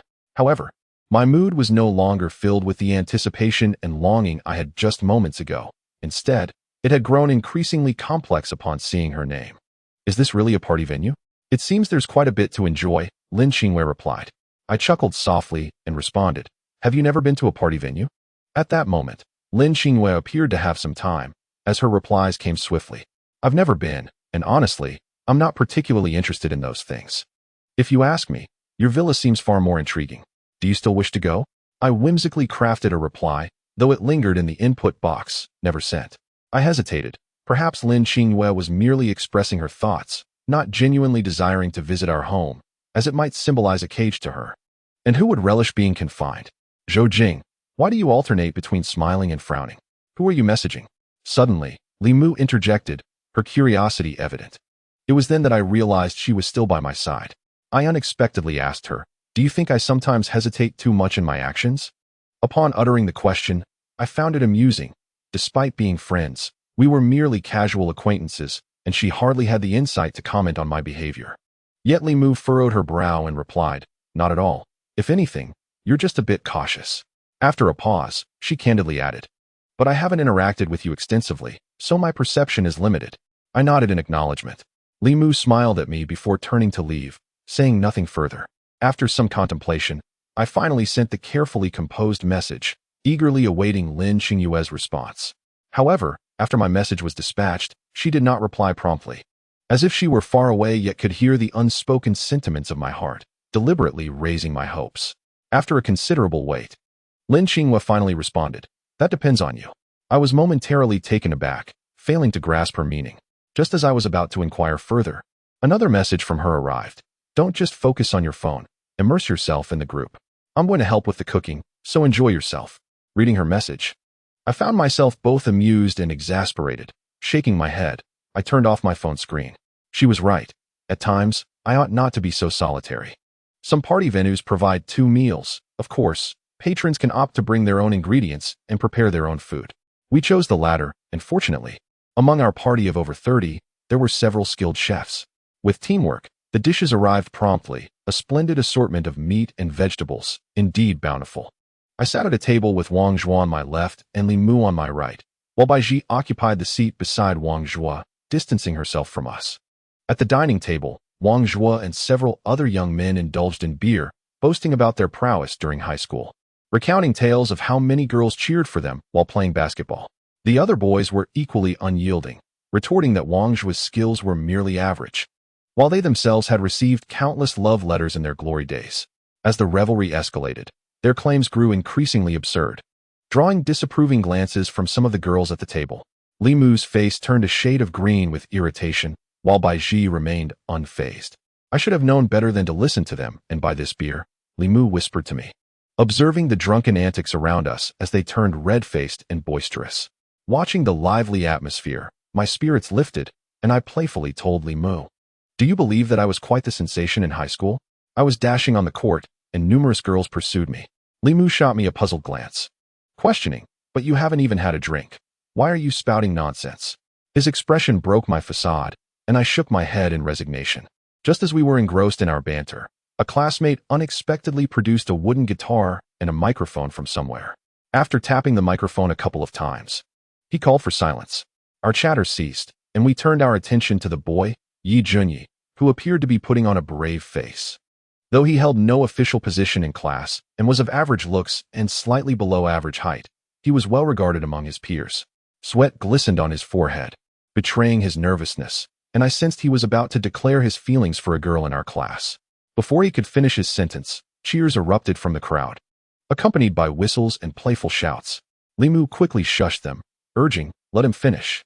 Gradually, the noise subsided, and everyone leaned in, eager to discover the identity of the recipient of his affections. Gratefully, Yi Junyi acknowledged Li Mu with a glance before continuing. "However, I won't reveal her name just yet. First, I would like to sing a song that I have long wished to dedicate to her. After I finish, I will disclose her name." Surprisingly, the crowd responded with understanding to Yi Junyi's teasing approach, patiently waiting for him to begin singing. I speculated that perhaps he felt uncertain about this confession. Had he revealed the girl's name first, the song might have been rendered unnecessary. Thus, he chose to sing before unveiling her identity. Not because the song held immense significance, but rather because he believed that if the outcome were rejection, he would at least have made an earnest effort, leaving no room for regret. Yi Junyi gently strummed the prelude of the song. Even in its mere introductory notes, I recognized it as Mayday's contentment. How does one possess a rainbow? How does one embrace the summer breeze? The stars above laugh at those on the ground, who often fail to comprehend or feel a sense of sufficiency. Yi Junyi's voice was unremarkable, his singing skills equally so. Perhaps he was merely a novice in guitar, and the countless hours he had devoted were solely for this moment of confession. Nevertheless, he undeniably conveyed profound emotion, deep and sincere. The gazes of many girls had transformed entirely as they watched him. As the song reached its conclusion, the poignant lyrics echoed, "The joy of contentment compels me to endure heartache." After delivering that line, Yi Junyi turned to the microphone and, with a hint of melancholy, stated, "I know I am not your type, and I understand this confession may not succeed. That is precisely why I chose contentment. However, regardless of the outcome, I must summon the courage to confess to you." It seemed as though the crowd held its breath, the air suspended in anticipation as everyone awaited the utterance of that cherished name. "Huang Weiwei, I like you." Yi Junyi finally spoke the name. Yet it was not someone familiar to me. My interactions with Huang Weiwei had been limited. In my memory, she had always been a serene girl, with a somewhat cute appearance, and she ranked among the more attractive in our class. However, at that moment, the girl I remembered as tranquil had turned pale, her lips quivering, and I could almost feel the shock reverberating within her. Those around her instinctively created a bit of space, while others began to cheer, urging her to respond. Huang Weiwei hurriedly approached Yi Junyi, trembling, and upon seeing her ashen face, I mistakenly thought she was merely startled. In my astonishment, I wanted to give the young man a sharp reminder to snap out of his unrealistic fantasies. Yet, the ensuing scene caught me entirely off guard. Huang Weiwei began to weep, her voice trembling as she scolded Yi Junyi. "Why did you wait until now to confess? You dense man, how can you be so oblivious? Haven't you seen that I've liked you since our freshman year? How could you have missed all the signs? It has dragged on until now." Huang Weiwei spoke through her tears, as if burdened by immense grievance, while Yi Junyi stood in stunned silence, until our cheers jolted him back to reality, prompting him to ask, "Does that mean you agree to be with me? What do you think?" Huang Weiwei stamped her foot, seemingly wishing to slap him twice over. At last, Yi Junyi broke into a smile, as if a dream had come true, a genuine joy emanating from deep within. I noticed Li Mu beside me, her hands clasped over her heart, wearing a look of envy, while Wang Zhuo appeared somewhat dazed by the unfolding happiness. I turned my gaze to Bai Ji, standing next to Wang Zhuo, only to find her expression filled with complexity. The sentiments of the crowd vary greatly, yet within me, there lingers an ineffable feeling that has seemingly alleviated my distress regarding certain matters. Chapter 59, A Beautiful Incident. The afternoon unfolds in a leisurely manner, devoid of any obligatory gatherings, allowing everyone to indulge in their own pursuits. Some engage in billiards, others immerse themselves in video games, while a few congregate to play mobile games together, each finding their own form of entertainment. The newly established couple retreats to the small garden, their intimate world undisturbed by others. I had promised Li Mu to accompany them for a horror film, thus I made my way to the screening room. Inside, 3 sofas are arranged, with cushions scattered across the floor. A considerable number of people have already settled in, predominantly females, while the males are fewer. Wang Zhuo sits on the sofa with Bai Ji, while Li Mu occupies the space beside Bai Ji. However, as the sofa is fully occupied, she has kindly set aside a cushion for me beside her. Upon my arrival, Li Mu waved and inquired, "Would you prefer the sofa or the cushion?" "Either is fine with me." "I'll take the cushion," I replied. I was hesitant to sit beside Bai Ji, although there was nothing between us. The events of the previous night rendered the situation somewhat awkward. Sitting next to her would undoubtedly be akin to sitting on pins and needles. "All right then," Li Mu nodded. I had not seen this film before. It was a Western horror movie directed by a Chinese filmmaker renowned for creating classic horror films, which is why Li Mu chose this particular one. Once the curtains were drawn and the lights extinguished, a palpable atmosphere enveloped the room. Perhaps due to my inherent lack of fear, I inexplicably began to feel drowsy. Li Mu, for reasons unbeknownst to me, placed her hand upon my shoulder. Whenever a frightful scene or tense moment occurred, she would press down firmly, jolting me awake. I endured half an hour of the film, but as my fatigue intensified, compounded by a restless night and an early morning, I could no longer withstand it. I shifted toward the back, leaning my back against the wall, and eventually succumbed to a comfortable slumber. In my dream, which I perceived as a nightmare, I found myself in a state akin to what Bai Ji had described, utterly devoid of everything. No family estate, no illustrious lineage. I was merely an ordinary individual. While this was bearable, the most terrifying aspect was the profound solitude. Everyone I knew and cherished had vanished, leaving me utterly alone in the world. This was an indescribable loneliness. In my dream's final moments, I encountered Lin Qingwei, who revealed that she was with someone else, and that we were fated to be apart. Abruptly, I awoke, drenched in cold sweat. Looking around, the film continued to play, but it was no longer the horror movie from before. Instead, it had transformed into a youthful romance. Strangely, a blanket had appeared draped over me, and the number of viewers in the screening room had significantly diminished, with Li Mu and the others nowhere to be seen. Checking my phone, I realized it was already 5:30 in the afternoon. I had dozed off for nearly 3 hours, which was quite excessive. As I stood up, a girl nearby was startled, clutching her chest and exclaiming, "Zhou Jing, when did you arrive? You scared me half to death." I gazed at her innocently, responding, "I've been here since around 2. I merely dozed off. You really ought to toughen up." With that, I gestured towards the blanket I was holding. The girl shot me an irritated glance and hurriedly waved me away, prompting me to leave without lingering as I stepped out of the screening room. In the kitchen, a crowd was busy washing ingredients, while outside in the yard, a few boys had set up a barbecue grill, preparing the charcoal. "Zhou Jing, you've finally woken up?" Wang Zhuo appeared at my side, his expression one of astonishment. I nodded. The prolonged slumber had left my head throbbing. Wang Zhuo sighed, saying, "Well, you can sleep soundly. But I'm about to lose my mind." "What is bothering you?" I inquired. He beckoned me to sit on the sofa. Then, with a furrowed brow, confided, "Yi Jinye's confession has hit me hard. What do you think? Should I try a similar type of confession? Perhaps Bai Ji would be moved." I shook my head, replying, "I find that unlikely." "Why do you say that?" I explained, "Your relationship with Bai Ji requires a steady and gradual approach. If it reaches that stage, it will naturally come to fruition. Frequent declarations may backfire." This was a conclusion I had drawn as an observer. I sensed Bai Ji's fondness for Wang Zhuo, while his feelings were evident. Given Bai Ji's profession, if Wang Zhuo could persevere, she might eventually cast aside her reservations and truly be with him. However, if he were to discover the nature of her part-time job, I wondered how he would react. My attempts to persuade Bai Ji seemed futile, as I struggled to comprehend her mindset. Perhaps, in her circumstances, this path was the most advantageous choice. Nonetheless, despite being merely a simple gathering, it was fraught with danger. What if those individuals were to impose themselves? How could Bai Ji, as a woman, possibly contend with such threats? As a friend, I had voiced my concerns. Ultimately, the decision lay with her. What if it truly doesn't work out in the end? Wang Zhuo asked. It is unwise to hang oneself on a single tree. Was not Wang Zhuo once quite the dandy? He boasted of his numerous conquests. Just as I finished speaking, Wang Zhuo interrupted, saying, "Do not bring up old tales. Besides, I, Wang Zhuo, have declared that since I cherish Bai Ji, I shall not frolic with others." Had this been in the past, I would have doubted his sincerity. Yet now I found myself genuinely believing him. After chatting with Wang Zhuo for a while, we were summoned to assist with the barbecue. He and I were assigned to the same grill, while Li Mu and Bai Ji joined us in our endeavor. We worked in perfect harmony. The girls skewered the ingredients onto bamboo sticks, while Wang Zhuo and I grilled, seasoning them, with Li Mu ultimately delivering the delectable fare to the table for everyone to enjoy. During our grilling, someone who had learned to play and sing borrowed Yi Jinye's guitar and serenaded us with popular tunes of the moment.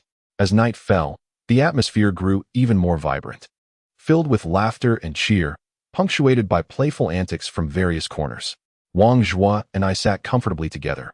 He was about to light a cigarette when he suddenly hesitated, chuckling as he put it away.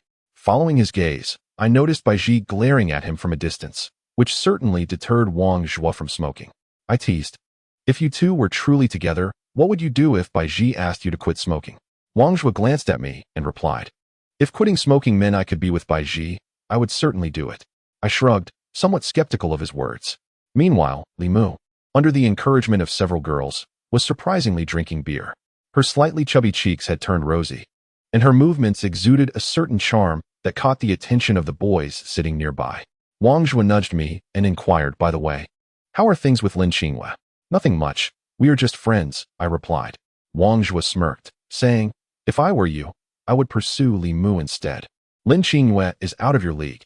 You could never catch her. Look at Li Mu. At times she possesses quite a unique allure, though her temperament is a bit fierce. Other than that, she is quite charming." I asked, "Then why don't you pursue her?" He responded, "But I have feelings for Bai Ji. One cannot be fickle in love, can they?" After a brief pause, he added, "That is why I suggested you pursue Li Mu. After all, you and Lin Qinghua are merely friends, with no romantic ties yet." I smiled but did not respond to Wang Zhuo. Yet he was right. One cannot be indecisive in matters of the heart. Moreover, Lin Qinghua is my betrothed in name. I must not waver. I should strive to transform her into my true fiancée.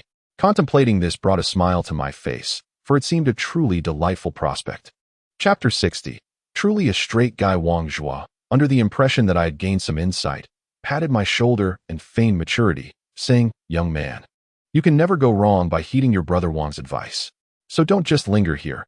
Take the initiative and go find her." I nodded in acknowledgement and made my way towards Li Mu. As I approached her, I gently tapped her shoulder and whispered, "It's getting late. I should head back."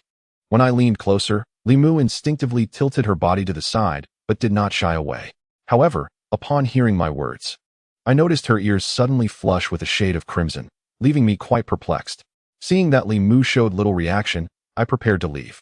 Yet, at that moment, she seized my hand and exclaimed loudly, "Don't go." I was taken aback, and the surrounding crowd looked at Li Mu with astonishment. Li Mu, likely still partially intoxicated, became flustered under the gaze of onlookers. She hurriedly stammered, "I mean, why are you leaving so quickly? Can't you stay a little longer? Everyone is still here."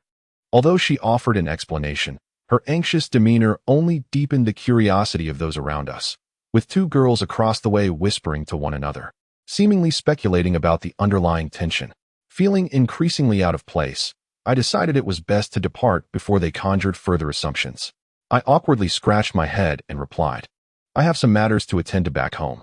Li Mu appeared to realize she could not keep me, and with a reluctant nod, she acquiesced. "All right then."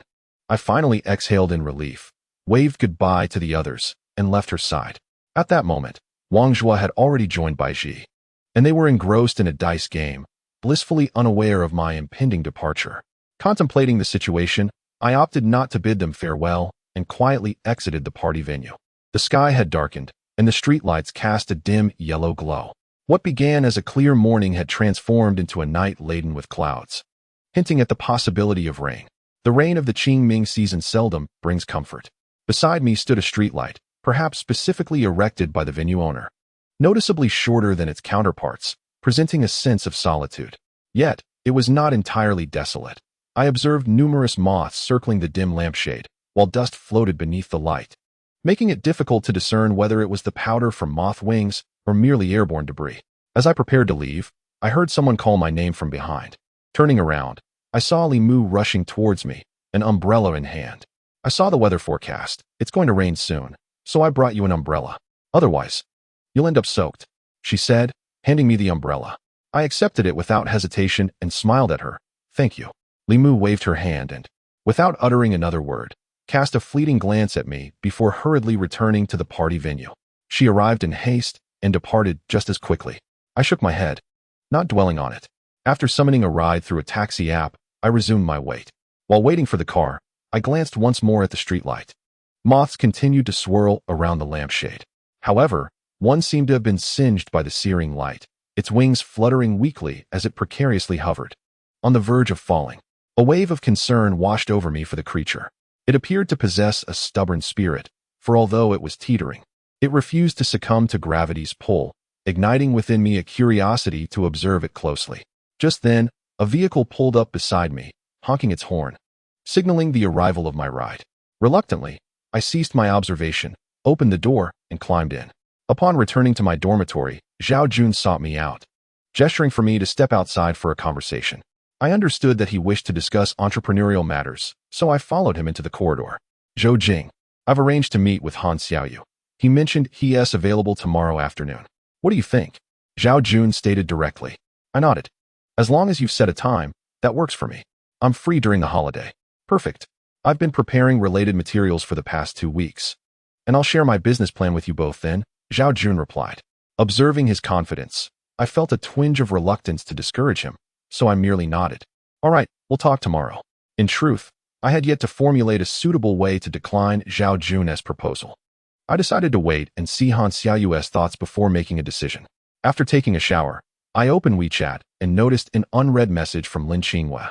"Zhou Jing, are you still out?" she inquired.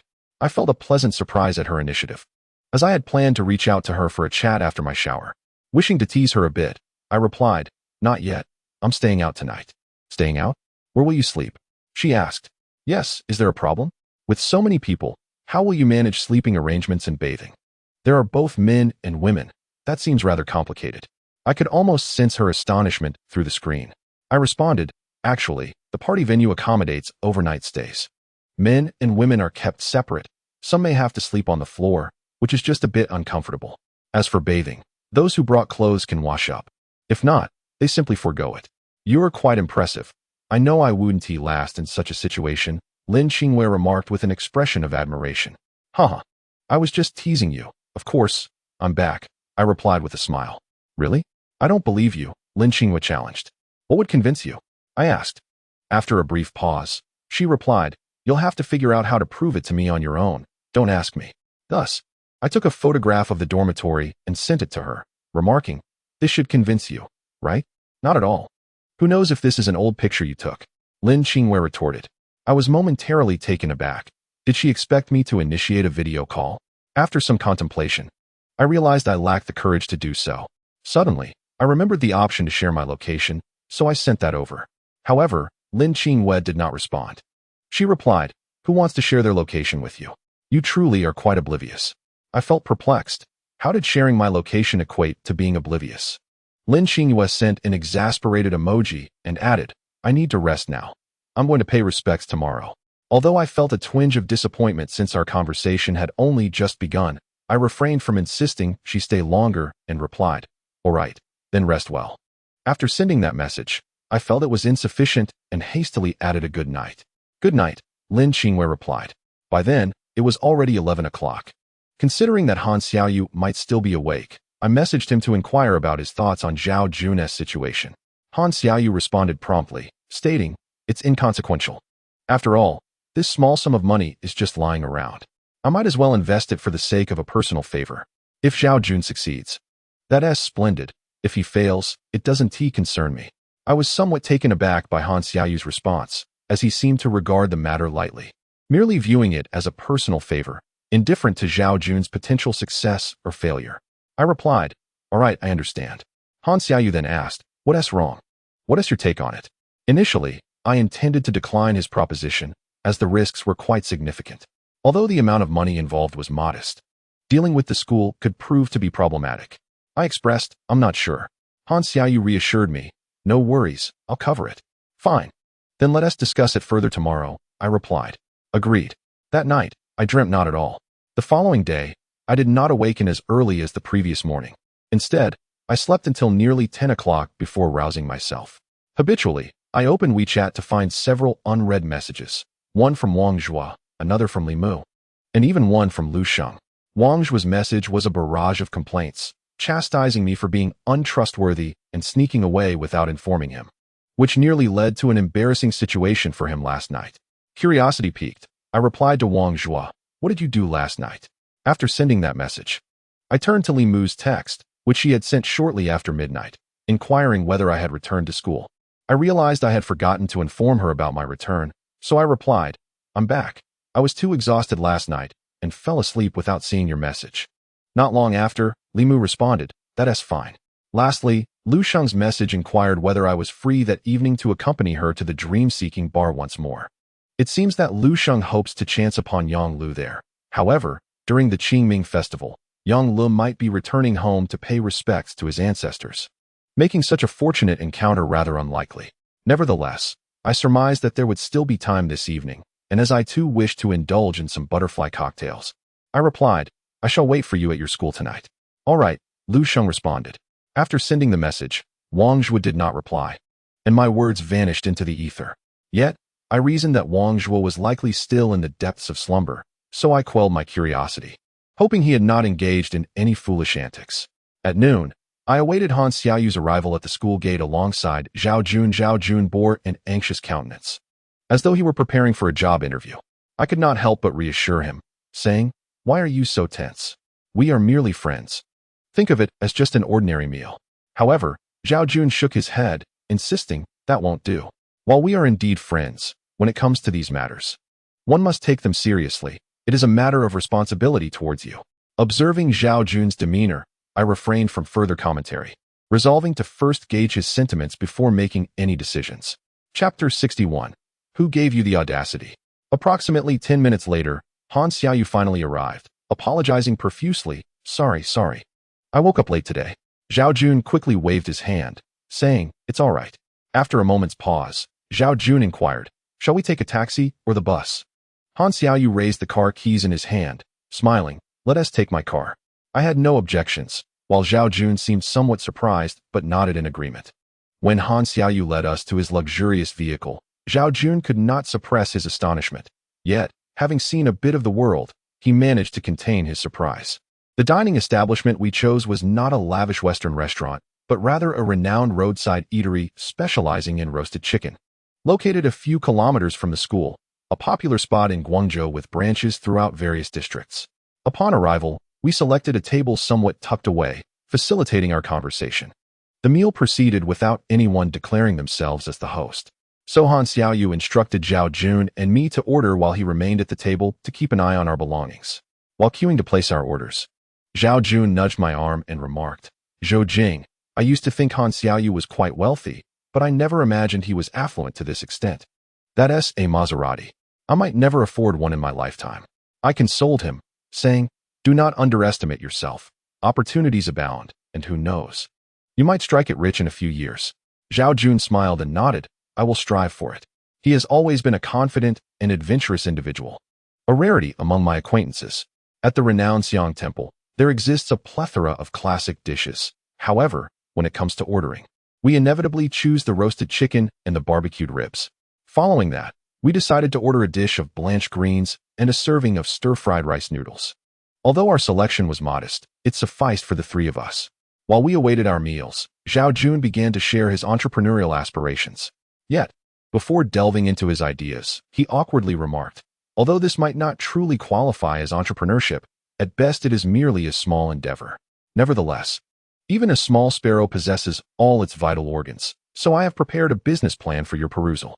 With that, he handed us 2 printed documents, and both Han Xiaoyu and I took one each. Upon a cursory glance, I found his proposal to be well-reasoned and articulate, addressing several concerns and suggesting ways to circumvent potential issues. He not only discussed the acquisition of equipment, but also the possibility of collaborating with other dormitories. Ultimately, he elucidated a vision for future development, indicating that if all proceeded smoothly, he would establish a self-pickup and delivery coffee shop. Han Xiaoyu, having read through it even more swiftly than I, nodded in approval, stating, "Not bad, very innovative." Zhao Jun visibly relaxed, his gaze turning expectantly towards me. After I finished reading the entire plan, I too nodded and replied, "It's quite satisfactory." However, our responses seemed to make Zhao Jun somewhat anxious. He awkwardly inquired, "Aren't you going to offer any feedback?" "I'm open to suggestions. Feel free to voice any concerns, and I can revise it." Han Xiaoyu shook his head, saying, "No criticisms here. I can invest 10,000 yuan into this venture, and you can take full responsibility.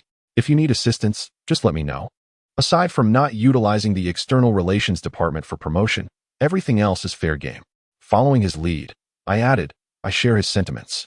But I must clarify that my investment will be capped at this amount, with no further funding unless the business flourishes and reaches a critical juncture where expansion is necessary." "We can discuss it then." Zhao Jun was taken aback, seemingly astonished by our candidness. It appeared he had not anticipated such a straightforward response from us.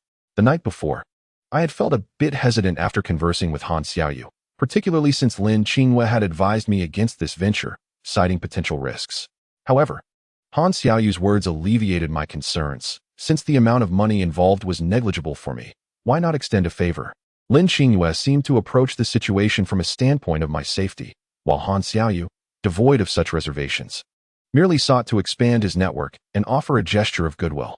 I harbored no fears regarding adverse outcomes, perhaps bolstered by the confidence instilled in me by my family. Thus, despite the inherent risks, I felt relatively unperturbed. Regaining his composure, Zhao Jun quickly suggested, "Perhaps we should draft a contract to provide you with some reassurance." Han Xiaoyu chuckled, replying, "We don't even have a storefront yet, nor are we registering a company. What would be the point of signing something? It would hold no legal weight." Zhao Jun awkwardly scratched his head. I reassured him, "It's all right. You need not sign anything. We trust that you won't run away. Rest assured, I shall fulfill this task diligently," Zhao Jun assured, patting his chest. I smiled. "I have faith in you." Han Xiaoyu, taking the initiative, raised his glass, and we clinked our cups together. After the meal, Zhao Jun opted not to return with us, stating he wished to meet a friend, leaving only Han Xiaoyu and me to head back to the university. As he drove, Han Xiaoyu inquired, "Zhou Jing, are you free tonight? Shall we go out once more?" I was taken aback, surprised that Han Xiaoyu still wished to drink. However, remembering my prior engagement with Lu Sheng, I tentatively suggested, "What if I take you to a different place? I have a friend who has also invited me out tonight. Let me see if she can bring you along." Han Xiaoyu nodded. "That sounds good. Anywhere is fine as long as there's alcohol." I then relayed Han Xiaoyu's intention to Lu Sheng, who was conveniently engrossed in her phone, and she replied without hesitation, "No problem." It seemed Lu Sheng was not particularly concerned about whom I brought along. She was not shy and appeared eager for the chance to encounter Yonglu. So as long as she had company, she was content. After informing Han Xiaoyu that Lu Sheng had no objections, he merely nodded, choosing not to elaborate further. Upon returning to the dormitory, I finally received a WeChat message from Wang Zhua. He replied, "Don't say anything. This mess is all your fault. Why did you leave so early? If you had been there, I wouldn't have made such a foolish mistake." I was taken aback. Could it be that Wang Zhua had done something inappropriate to Bai Ji while intoxicated, leading to his regret? I replied, "Be honest, what on earth did you do?" After a moment of silence, Wang Zhua recounted the events. They had stayed out late the previous night, and during the room assignments for resting. The boys mostly slept on the floor while the girls occupied the rooms. Due to the imbalanced gender ratio, there were instances of mixed sleeping arrangements. Nonetheless, most adhered to decorum, maintaining a respectful distance. However, Wang Zhua, having imbibed a bit too much, lost his lucidity, found Bai Ji's resting place, and lay beside her, even going so far as to embrace her. As a result, he received a slap, and Bai Ji stormed off in anger, leaving him in a state of deep regret. I was momentarily at a loss for words and asked, "Who gave you the audacity?" Wang Zhua replied, "Spare me your sarcasm. I had a few too many drinks, and I didn't realize I was so out of it." Alas, this is truly the end.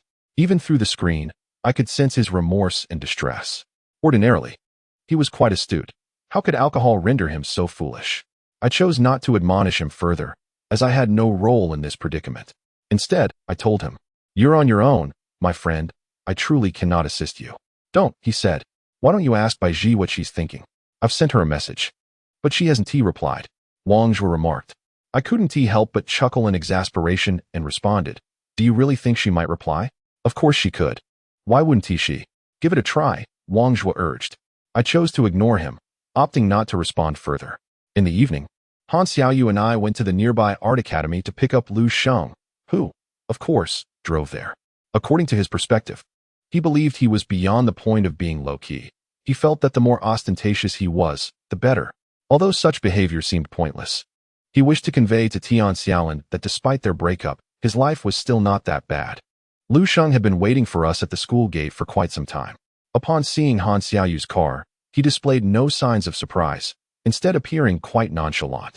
After a brief introduction between the two, they quickly became familiar with each other, and we made our way to the dream-seeking bar. On the way, Lu Sheng suddenly tapped me, signaling me to check my phone. Taken aback, I didn't inquire further and lowered my head to unlock my device. I found a message from Lu Sheng that read, "Do you know what happened with Bai Ji?" "Huh, what happened?" I replied. "She came to me early this morning, and without saying a word, she just started crying upon seeing me," Lu Sheng explained. A heaviness settled in my heart. Could it be that Wang Zhua's actions truly hurt Bai Ji? "Did you ask her what was wrong?" I inquired. "I did, but she wouldn't say anything. She just kept crying. After she calmed down, she left. I didn't know how to comfort her, and this has been troubling me ever since. That is why I asked you," Lu Sheng replied. I set my phone down, rubbing my temples, while Lu Sheng looked at me with a worried expression. I typed a response to her. "Let us talk about it when we arrive." "Okay," came the reply. The car pulled up at the bar's entrance, and Han Xiaoyu, observing the retro decor, looked at me with a puzzled expression and asked, "Zhou Jing, are you sure this is the right place?" I nodded affirmatively. "Indeed. This place is quite different from where you usually go. It's not just the ambience. More importantly," I paused, "it fosters a sense of tranquility." Chapter 62. A perfect match. It was Han Xiaoyu's first time here, so as soon as we entered, he began surveying the bar's layout and decor. Meanwhile, Lu Sheng eagerly headed towards the bar, intent on securing a good spot. "Are you okay with sitting at the bar?" I asked Han Xiaoyu. He shook his head. Thus, I led him to the bar area, where I sat to Lu Sheng's left, and Han Xiaoyu took the seat to my left, placing him between us. To my surprise, Butterfly was absent tonight, and only one bartender was behind the counter. This bartender was hired by Butterfly. I didn't know his full name, only that he went by Abai. So, I inquired, "Abai, where's Butterfly?" Abai shook his head and said, "The proprietress went out this morning," mentioning she might return tonight, though the exact time remains uncertain. Hence, I was asked to assist in running the shop. The absence of the Butterfly brought a tinge of regret, as I had hoped to introduce Han Xiaoyu to her. Abai glanced at us and inquired, "What would you like to drink?" I handed them the menu while opting for a gin and tonic myself. After perusing the menu, Lu Sheng ordered a Long Island iced tea, while Han Xiaoyu requested a sake martini. As we awaited Abai's cocktail preparations, Lu Sheng appeared somewhat restless, her demeanor suggesting she wished to ask something, yet hesitated to voice it. I nudged her arm and asked, "What is on your mind?" Lu Sheng replied, "I wonder why Sister Butterfly hasn't returned yet." I chuckled. "I fear you are waiting not for the butterfly, but for Yang Lo." Lu Sheng quickly shushed me, shooting me a glare. "Please don't say that. If someone overhears, they'll think I have ulterior motives." I shrugged and shook my head. "Don't fret. I doubt Yang Lo will show up tonight. If it were during the May Day holiday, it might make sense. But what reason would she have to come here during the Qingming holiday?" Upon hearing my words, Lu Sheng's expression fell, leaving me feeling somewhat awkward, regretting my earlier comment that had dashed her hopes. I then reassured her, "Stop overthinking it. The band hasn't started performing yet. Why not go up and sing a couple of songs?" Clearly uninterested, Lu Sheng shook her head, saying, "Forget it. I'll just have a drink." Nearby, Han Xiaoyu, intrigued by our conversation, asked, "What are you discussing?" Just as I was about to respond, Lu Sheng hastily nudged me and said to Han Xiaoyu, "Oh, nothing. We're just debating whether to sing." Han Xiaoyu, slightly surprised, inquired, "Can you really sing here?" I nodded. "If you have the talent, then absolutely." At that moment, Abai finished mixing the drinks and turned to Lu Sheng, smiling as he asked, "I wonder if we might hear you sing a couple of songs tonight."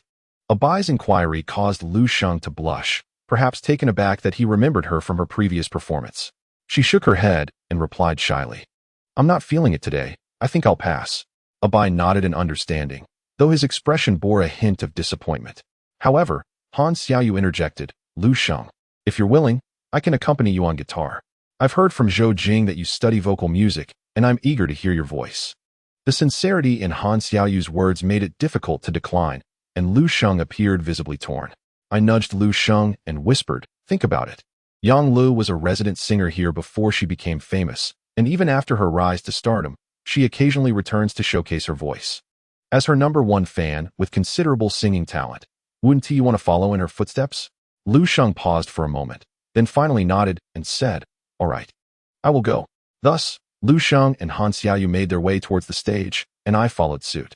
After exchanging pleasantries with the familiar bandleader, they graciously agreed to let Lu Sheng perform a few songs.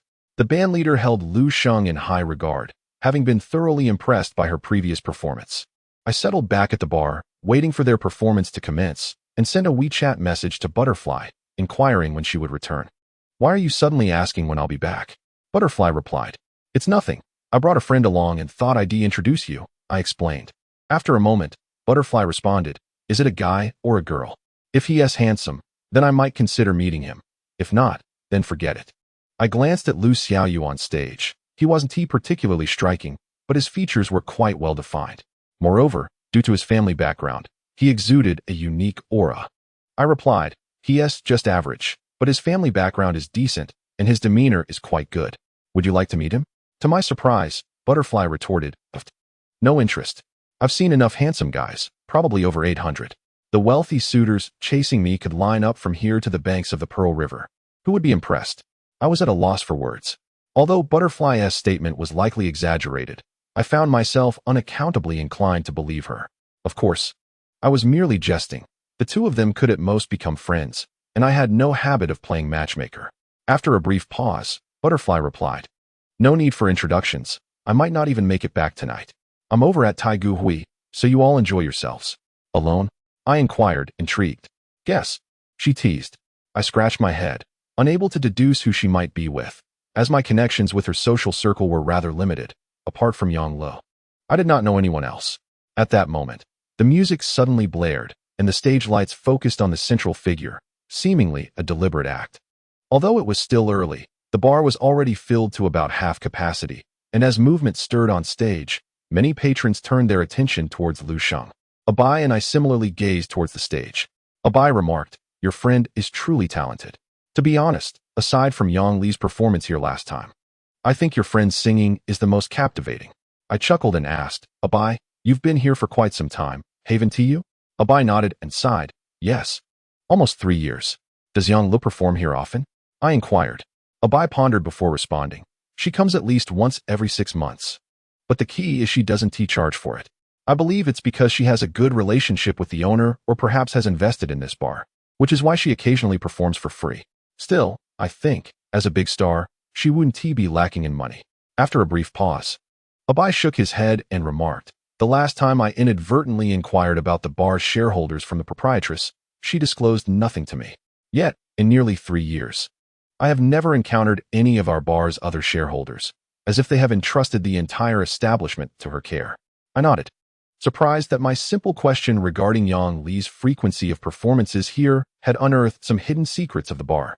Although my curiosity was piqued, I had no intention of delving deeper into the matter. Lu Sheng's song for the evening was Su Song's Qing Ming Yu Shang, which was quite fitting for the moment. Han Xiaoyu accompanied her on the guitar, and it must be noted that his guitar skills were indeed exceptional, likely honed through prior practice. Listening to Lu Sheng's performance, Abai could not help but praise, "She's truly remarkable. In a few years, she might just become another Yang Lo." I smiled, non-committal, perhaps. The rain moistened my eyes as I yearned for the return home, most fearful of shedding tears in silence. Lu Sheng's ethereal voice was crisp and clear, adhering closely to the original melody, without unnecessary alterations in pitch, showcasing her extraordinary vocal prowess. Meanwhile, Han Xiaoyu on stage did not falter at all. He even harmonized beautifully in certain parts. Despite it being their first collaboration, their synergy was effortless, as if it were a match made in heaven. Abai clicked his tongue, saying, "If I were a few years younger, I would certainly have asked for her WeChat. But now," he glanced at Han Xiaoyu on stage, shaking his head with a sigh, "It's certainly not my turn now." I watched as Abai continued to speak to himself. Initially, I found it amusing, but as time went on, it began to feel increasingly peculiar. Upon a closer look at the stage, Lu Sheng and Han Xiaoyu indeed shared a certain chemistry, making it clear why Abai was shaking his head. After finishing one song, Lu Sheng transitioned to another by a different artist, performing Li Kachin's Hui Eni De Jiu Mingzi, shifting from Mandarin to Cantonese. The patrons below adapted to this change, quietly enjoying the splendid performance. And even Abai beside me ceased his self-talk. I took a sip of my drink and activated my phone's recording function to capture the entirety of the performance. Once the show concluded, Lu Sheng excused herself to the restroom, leaving only Han Xiaoyu and me at the bar. Han Xiaoyu appeared hesitant, as if grappling with something. I nudged him and inquired, "What is on your mind?" He shook his head, seemingly having come to a decision, and said, "If possible, could you share Lu Sheng's WeChat with me? I would really like to befriend her." I chuckled, "Why don't you just ask her yourself?" Han Xiaoyu, looking somewhat embarrassed, replied, "I'm afraid she might feel shy, so let us wait until we return, and you can give me her WeChat then." I suddenly turned to him and asked, "Have you developed feelings for her?" "What?" Han Xiaoyu seemed taken aback, quickly responding, "Of course not. I merely wish to befriend her." Chapter 63. I invite you. Han Xiaoyu appeared noticeably flustered. However, I chose not to press further. If he wished to pursue this friendship, that was his prerogative. As for whether Lu Sheng would agree to add him on WeChat, that was entirely her decision. Upon Lu Sheng's return, I shared the video I had just recorded with her, inquiring, "What do you think? It turned out rather well, didn't it?" Lu Sheng blushed slightly and replied, "I sang rather poorly. Why did you even record it?" "Not at all. I thought it was quite good. Should I send it to Butterfly for her to see?" I suggested. Perhaps not. What if Sister Butterfly shows it to Sister Yang Lo? What would I do then?" Lu Sheng responded anxiously. "But isn't that precisely the point? Perhaps Yang Lu would find your singing commendable and decide to nurture your talent, leading to your success," I said earnestly. Lu Sheng appeared skeptical, but after a moment of hesitation, she consented to let me send the video to Butterfly. I sensed that I was being a bit mischievous this evening, coaxing Lu Sheng into various actions, yet she did not reject my suggestion. As the night deepened, the bar gradually filled with patrons, though it remained pleasantly subdued, with conversations held in hushed tones rather than raucous revelry. The band on stage serenaded us with light-hearted classic tunes, enveloping the bar in a serene atmosphere devoid of sorrow or anguish. However, it was time for us to leave. Lu Sheng could not linger outside for too long, as she was unable to climb over the courtyard wall. Thus, Han Xiaoyu and I escorted her home. After returning Lu Sheng to her residence, Han Xiaoyu drove me back to the school. "Zhou Jing, how did you come to know Lu Sheng?" he casually inquired during the drive. "A friend introduced us." I replied succinctly. "Oh, what are your thoughts on her?" Han Xiaoyu probed further. I glanced at the driving Han Xiaoyu and chuckled. "Are you truly interested in her?" This time, Han Xiaoyu did not deny it. He nodded and admitted, "I do have a fondness for her, as she is quite an exceptional girl. However, To say that I am ready to pursue her immediately would be an exaggeration. His response was candid. Indeed, if he were to transition from a recent breakup to pursuing Lu Sheng right away, while being single is not inherently problematic, it could portray him as rather indifferent, signaling a lack of regard for his previous relationship. He was forthright, openly expressing his feelings for Lu Sheng while also indicating that he would not be pursuing her in the near future, which was commendable. What do you plan to do then? I inquired. Let's just be friends for now. I have only known her for a day. I merely find her pleasant to be around. Without any deeper intentions, Han Xiaoyu replied. Very well, I shall speak to her about it. As for whether she agrees to add you as a friend, that is beyond my control, I stated. That is perfectly fine. After a brief pause, Han Xiaoyu continued. It seems that we've known each other for quite some time, yet I feel as though I know nothing about you. There is an air of mystery surrounding you. Please don't misunderstand. I'm not prying, merely curious. I was momentarily taken aback, realizing that while I had indeed known Han Xiaoyu for a while and had even spent time together on a few occasions, I had seldom shared details about my personal life, whereas I had gathered a fair amount of information about him. I smiled and replied, but you haven't really asked, and I don't possess any mystery. I'm simply not adept at expressing myself. Han Xiaoyu nodded and remarked, regardless, you are undeniably a unique individual. I was at a loss for how to respond to that. Upon returning to the dormitory, it was already 11 o'clock at night when a message from Lu Sheng appeared on WeChat. Zhou Jing, you should be able to discuss Baiji with me now, right? Lu Sheng stated directly. I scratched my head, contemplating that since Baiji had sought Lu Sheng to confide her troubles, it would be acceptable to share the matter with her. Thus, I recounted the absurd actions of Wang Zhuo to Lu Sheng, presenting the facts plainly without embellishment. After sending the message, Lu Sheng took several minutes to respond. I was uncertain of her current feelings, but had it been Li Mu, she might have been inclined to skin Wang Zhuo alive. I understand. I really don't know what to say about Wang Zhuo, Lu Sheng finally replied. Observing her response, I could sense Lu Sheng's frustration even through the screen, so I suggested, why not invite Baiji out for a proper conversation? I can have Wang Zhuo apologize to her in person. Lu Sheng replied, forget it. I fear that Baiji might lose control of her emotions upon seeing Wang Zhuo. All right, then you should spend more time with her during this period. The issue needs resolution. After all, they are classmates and will inevitably encounter each other. I understand. Lu Sheng acknowledged. Just as I was about to close my phone, I suddenly recalled Han Xiaoyu's request, so I asked Lu Sheng, by the way, Han Xiaoyu would like to add you on WeChat. Should I pass on your contact information? It's fine. Go ahead and send it, Lu Sheng replied. Then that's settled, I said. Before drifting off to sleep, I hesitated for a moment and opened the chat window with Lin Qinghua, wanting to reach out to her, yet uncertain if she was already asleep. After some contemplation, I messaged her, are you asleep? After sending the message, I waited for quite a while without receiving a reply from Lin Qinghua, prompting me to consider retracting the message. However, just as 3 minutes had passed, I found that I could not recall it, leaving me awkwardly staring at those 4 words, filled with regret. At that moment, as if sensing my inner turmoil, Lin Qinghua unexpectedly replied, not yet. If you have something to say, go ahead. Listening to her candid words, I found myself momentarily at a loss for a response. After pondering for a while, I replied, no, I was merely inquiring when you would return tomorrow. Since when have you become so enthusiastic? Are you inviting me to dinner? Lin Qinghua inquired. A spark ignited within me, as this presented a perfect opportunity for a meeting. Thus, I hastily responded, indeed, when you return, let me know, and I shall take you out for hot pot. Hey, Zhou, are your intentions less than innocent? Why the sudden invitation? Lin Qinghua questioned. Her inquiry made me somewhat anxious. After much contemplation, I could not conjure an appropriate explanation. Surely I could not confess my longing for her, lest she strike me down. Yet, Lin Qinghua remarked, I am off to sleep now, you should as well. I was taken aback and quickly replied, it's not even midnight yet. She stated, staying up late is detrimental. At 6 tomorrow afternoon, wait for me downstairs at my dorm. Initially, I felt a twinge of disappointment, but upon reading her message, my spirits lifted. I responded, see you tomorrow. See you tomorrow. The following day was one of my rare free days. Throughout the holiday, my schedule had been packed. And while it is said that holidays are for rest, many often exhaust themselves during this time, making their time off more exhausting than the work week, leaving them even more fatigued afterwards. As the last day of the Qingming holiday, I decided to switch off my phone before bed, sleeping soundly until nearly 11 o'clock. To my surprise, Only old Lu and I remained in the dormitory. Ding Xian and Zhao Jun were absent. Upon inquiring, I learned that Ding Xian had gone to a friend's gathering, and Zhao Jun had vanished early that morning, with even old Lu unaware of his whereabouts. It seemed likely that Zhao Jun was preoccupied with his career, as 20,000 yuan is neither a trivial sum nor an insignificant amount for a university student. Thus the pressure on him was considerable.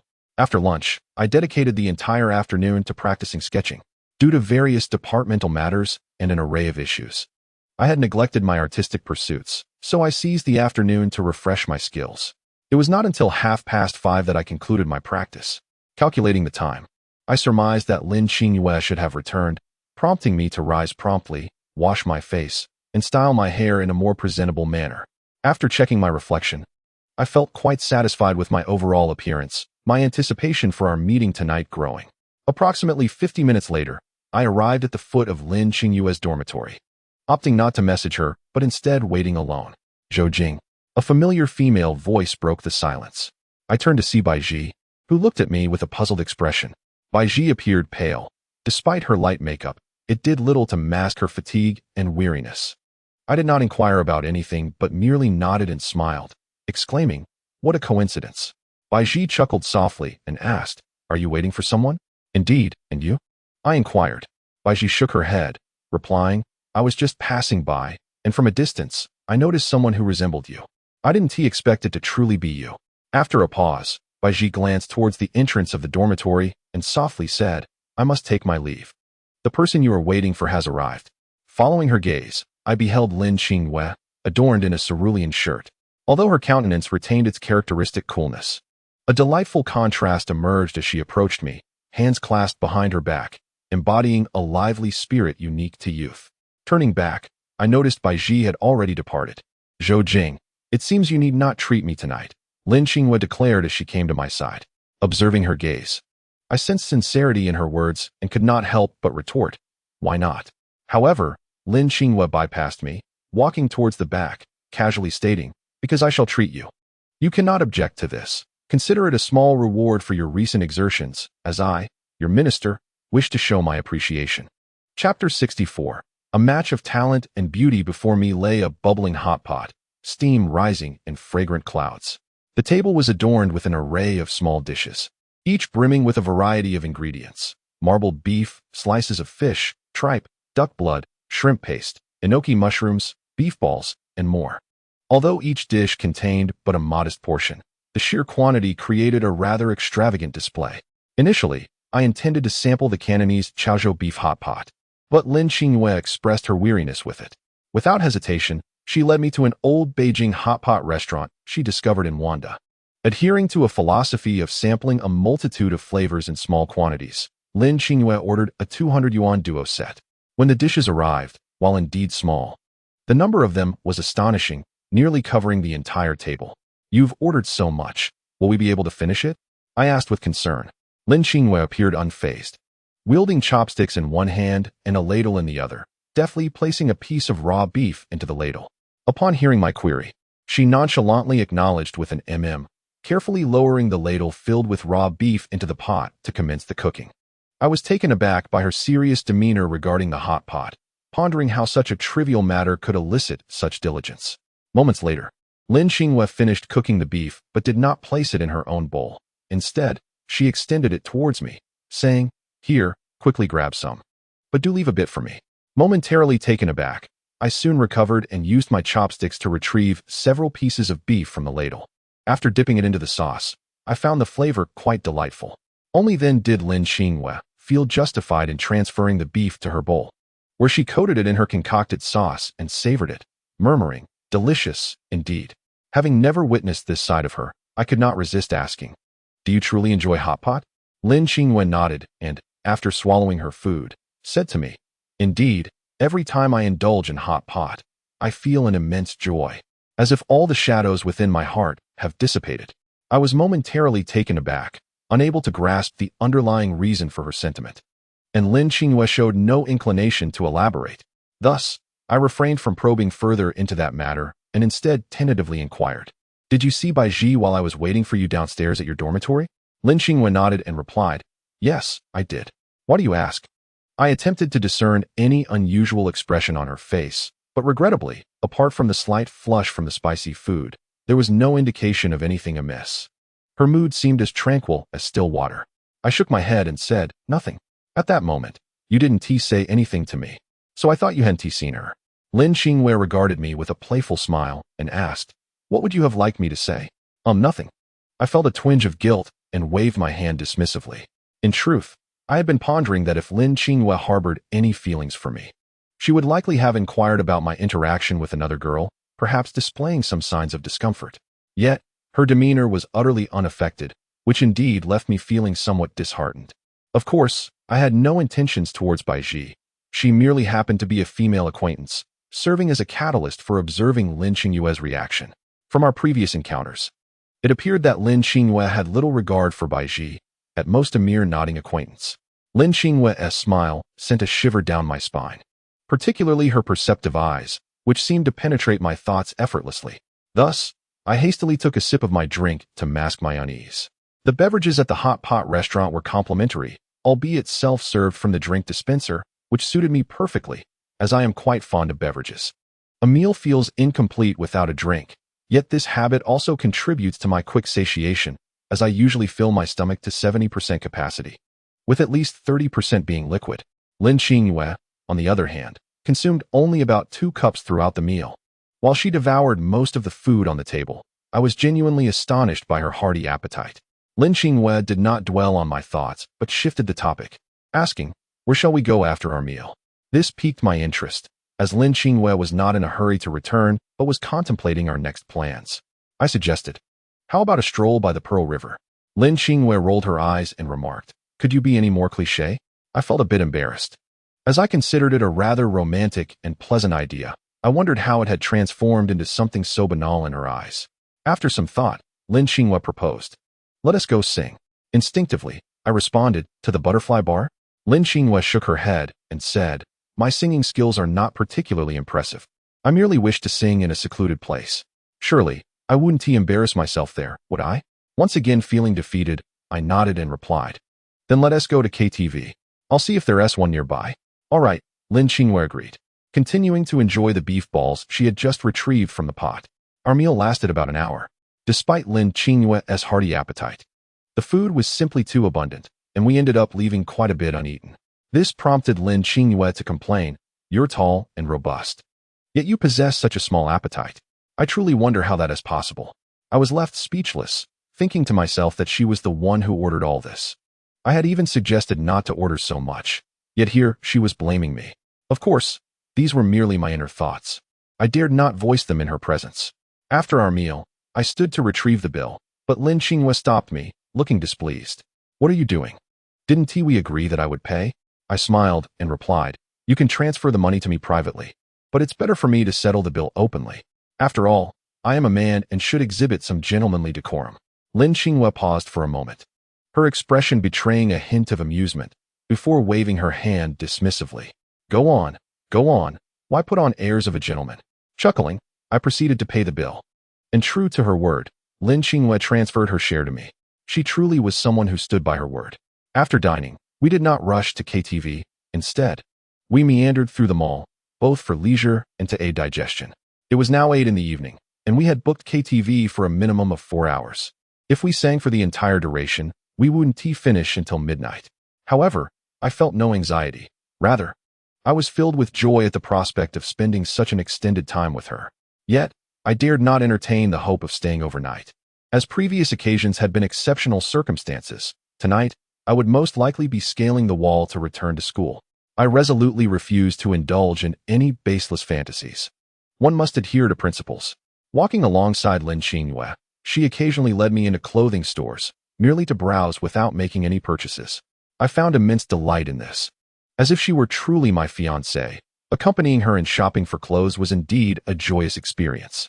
As we entered yet another clothing store, my phone vibrated twice. Habitually, I opened it to find a message from Wang Zhua. "Zhou Jing, could you please respond? Baiji hasn't replied to my messages yet, and neither have you. What am I supposed to do?" Reading Wang Zhui's message, I couldn't help but smirk. He was merely reaping what he had sown. What more could I do? It was his own doing. Nevertheless, I replied, So now you realize your mistake? Nonsense. I am well aware of my mistakes. Yet I find myself bereft of an opportunity to apologize. You mentioned that Bai Ji had blocked me, but in truth, she has not. Instead, she remains utterly unresponsive. What does that signify, I wonder? Wang Zhuo remarked. I couldn't help but inquire. Are you implying that you wish Bai Ji would block you? Certainly not. I simply find myself perplexed by Bai Ji's current stance. It leaves one at a loss for how to proceed. Wang Zhuo continued. Sighing, I finally advised him. It would be wise to refrain from hasty actions for the time being. Let a few days pass to allow Bai Ji to stabilize before you attempt an apology. If communication through WeChat proves ineffective, are you currently in your dormitory? I could come to speak with you in person. Wang Zhuo replied, No. I am not in the dormitory. Please don't come. I responded, Where could you possibly be at this late hour? Wang Zhuo asked. I disregarded his question and retorted, Why does it concern you? Hey, have you grown wings? He teased. I chose not to engage further, as Lin Qingyue approached me, holding a light blue dress, asking, Does this look good? While demonstrating how it would appear on her. I nodded, affirming, It looks lovely. The sales assistant, beaming with delight, interjected, Miss. Your boyfriend has quite an eye. This piece is our brand's latest edition, designed by a renowned domestic designer. Before she could finish, Lin Qingyue interrupted, awkwardly stating, We are merely friends. The sales assistant appeared taken aback, as if she had misread the situation, quickly apologizing. I'm sorry. I assumed you two were a couple. Given how well-matched you seem. I chuckled lightly, graciously waving her off. No worries at all. Internally, I was quite pleased. It seemed that a discerning eye is essential in sales. After all, a man and a woman shopping together, even if not in a romantic relationship, inevitably carries a hint of ambiguity. Both parties might sense it, yet choose to feign ignorance. Thus, the sales assistant's words resonated deeply with me. Chapter 65. A step behind Lin Qingyue said nothing further. After selecting her size, she purchased the dress herself this time, opting not to have me pay first. As we passed a bubble tea shop, she tugged at my sleeve and proposed, Shall we buy some bubble tea to take to the KTV? I hesitated, asking.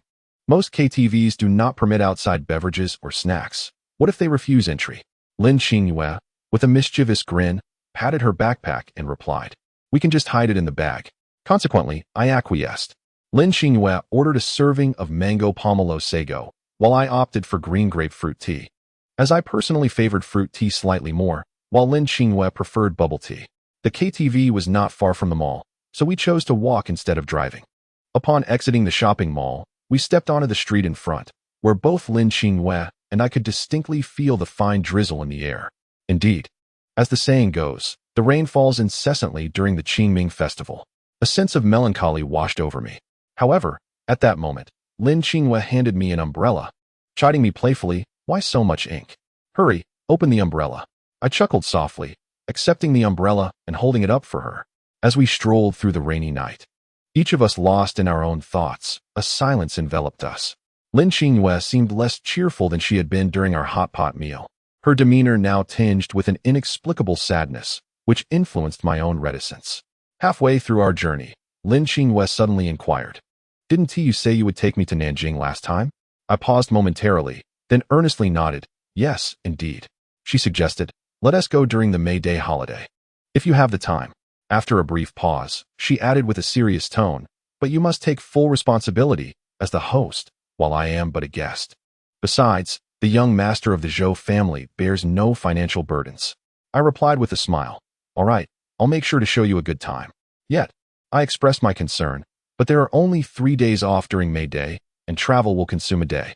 Lin Qingyue looked at me as if I were foolish, asking, Can't you squeeze out some time? After saying this, she winked at me suggestively. Suddenly, her meaning became clear. She was hinting that I should consider skipping a class or two. I found it amusing that the otherwise exemplary student, Lin Qingyue, had this mischievous side. I nodded in agreement. Sure, no problem. She then acknowledged my response with a nod. Upon arriving at our reserved KTV, I collected a slip from the front desk bearing our room number. We had booked a small room, which felt rather spacious for just the two of us, as it was designed for 4 to 5 people. After settling in, I intended to retrieve the milk tea from her bag, but Lin Qingyue interjected, Wait. Let us hold off on that for now. I was taken aback, but did not question her and acquiesced. Initially, Lin Qingyue refrained from singing. opting instead to play a few popular songs while she silently scrolled through her phone, seemingly waiting for something. I found myself perplexed, but chose not to pry further. After about 2 or 3 minutes, the door to our room swung open, and a server entered, carrying a jug of water. After scanning the room, he politely informed us, "If guests wish to order meals or snacks, please scan the QR code to place your order." Lin Xingyue waved her hand dismissively, replying, "I know." The server nodded and exited. After waiting another minute or two, Lin Xingyue finally retrieved the milk tea from her bag, handed me a bottle, and happily began to sip on her own. In an instant, I comprehended her meaning. She was concerned that the server might catch sight of the milk tea we ordered and subsequently inform us that we could not indulge. After sipping a couple of times, Lin Xingyue turned to me and remarked, "Don't find it peculiar. The last time I came to KTV with friends, we had our snacks confiscated by a server who swooped in unexpectedly because we brought them out too early. We ended up not retrieving them, as it was far too embarrassing. Just thinking about it makes me furious." I couldn't help but chuckle at her. She indeed appeared somewhat indignant. Her arms crossed over her chest, and her brow furrowed. It seemed that singing a song had turned into a covert operation for her, I teased. Lin Xingyue shot me an eye roll and waved her hand dismissively, saying, "You wouldn't understand." I shrugged, then handed her the microphone, saying, "I haven't had the pleasure of hearing you sing yet. After all, we're not here just for milk tea." However, upon receiving the microphone, she hesitated, stammering, "You go first. I need to warm up my voice." Her cheeks flushed slightly, hinting at a shy disposition, which surprised me. Could it be that Lin Xingyue felt stage fright? Perhaps our acquaintance was still too fresh, making her somewhat reserved in my presence. Thus, I refrained from declining. Although my singing skills were merely mediocre, I assured myself I could at least manage to stay in tune. "Which song would you like to hear me sing?" I inquired. "How about a Cantonese song?" Lin Xingyue asked curiously. I nodded, replying, "If it's a classic I know, I should be able to sing it." She promptly opened her phone to search for songs, one hand resting thoughtfully on her chin while the other scrolled through the screen, as if she were meticulously selecting a piece. "Let's go with Jackie Chung's Just Want to Spend My Life With You," Lin Xingyue suggested. I paused, for I was indeed familiar with the song, yet a significant concern loomed. The tempo during its climax was exceedingly rapid. Although I could converse in Cantonese, maintaining fluency at such speed seemed daunting. Upon voicing this concern to Lin Xingyue, she furrowed her brow, seemingly taken aback by the issue. Tentatively, I proposed, "How about we sing it together? You take the climax, and I'll handle the verses." After a moment's hesitation, she nodded in agreement. "All right." As the accompaniment began, I felt a surge of nervousness, despite my outward display of confidence. Which male would not feel apprehensive singing before a girl he admired? My anxiety caused me to miss the first line, and after receiving a glare from Lin Xingyue, I quickly regained my composure, starting to sing from the second line. "Together, we have weathered some storms of sorrow." In the end, despite the intoxication and pain we experienced together, I realized that I cannot be without you. This song is a tender ballad, yet it also embodies a heart-wrenching sentiment. The climax appears to convey a determination to alter everything through a rapid pace, though, as a layperson in music, I cannot comment extensively. I merely know it is melodious. Lin Xingyue did not await the climax, as I reached the line. "But you did not take away everything from my dreams," she joined in singing. Subsequently, she seamlessly took over the climax, and during that part, her performance was anything but awkward. It flowed effortlessly, as if it were a natural gift. I must admit, while her vocal technique may not rival that of Lu Shang, her voice carried a hint of coolness when she sang. When she expressed her emotions in that climactic moment, she resembled a woman battling against fate, unyielding and resilient. Once the song concluded, Lin Xingyue set down the microphone, leaning back against the sofa, her chest gently rising and falling, her gaze somewhat dazed. "What's wrong?" I inquired softly. Lin Xingyue glanced at me, forcing a smile as she replied, "It's nothing. I just recalled some sorrowful memories." I refrained from probing further, instead diverting the conversation with a light-hearted remark. "Now it's your turn to sing, right?" Lin Xingyue nodded, shaking off her melancholy, and released her ponytail, allowing her hair to cascade over her shoulders, the fragrance wafting around us. She selected numerous songs, predominantly in Cantonese, interspersed with a few classic Mandarin tracks. Yet few were contemporary hits, most were timeless classics, with the most recent being Zheng Rong's Traffic Light. Throughout the evening, Lin Xingyue sang for the majority of the time. while I took on the role of a listener, quietly absorbing her melodies. I increasingly sensed that beyond her family troubles, she harbored untold stories, secrets she had never confided to anyone. As the final notes faded, Lin Qingyue appeared to be on the verge of tears, her voice tinged with a slight tremor. The song abruptly ceased, leaving only the accompaniment echoing in the room. Curiously, I raised my head to see Lin Qingyue wiping her eyes with her sleeve. She truly had been crying. Suddenly, my heart tightened, as if gripped by an unseen hand, leaving me breathless. I leaned closer, offering her a tissue, and gently asked, "What's the matter?" Her emotions seemed to surge as she swatted away the tissue I extended. Choking back words, "I don't need your concern." With that, she abruptly stood and dashed out of the room. Without hesitation, I quickly gathered my belongings and hurried after her. I do not hold her attitude against her, for every individual experiences moments of breakdown, and emotional fluctuations are a universal human phenomenon. Even I, at times, find myself in similar straits. Thus, why should I cast blame upon her? Each person harbors within them a vessel specifically designated for negative emotions. Some possess larger vessels, while others have smaller ones. Yet, regardless of size, every vessel will inevitably overflow one day. Therefore, it is imperative that we regularly empty the negativity contained within our vessels and also prepare for the inevitable overflow. Thus, instead of reproaching her, I found myself enveloped in understanding. However, despite hastily placing the items into Lin Qingyue's bag, my actions proved to be a moment too late. For by the time I reached the elevator door, she had already descended. Chapter 66. I deceived you. This floor is equipped with 2 elevators. Lin Qingyue had just taken the one on the right, while the one on the left had only just begun its ascent from the first floor. Naturally, I could not afford to wait for it to ascend at its leisurely pace. Without hesitation, I pushed open the door to the adjacent fire escape and sprinted downwards.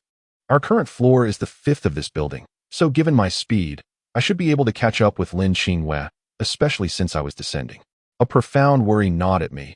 Fearing that she might encounter some misfortune, I truly felt anxious.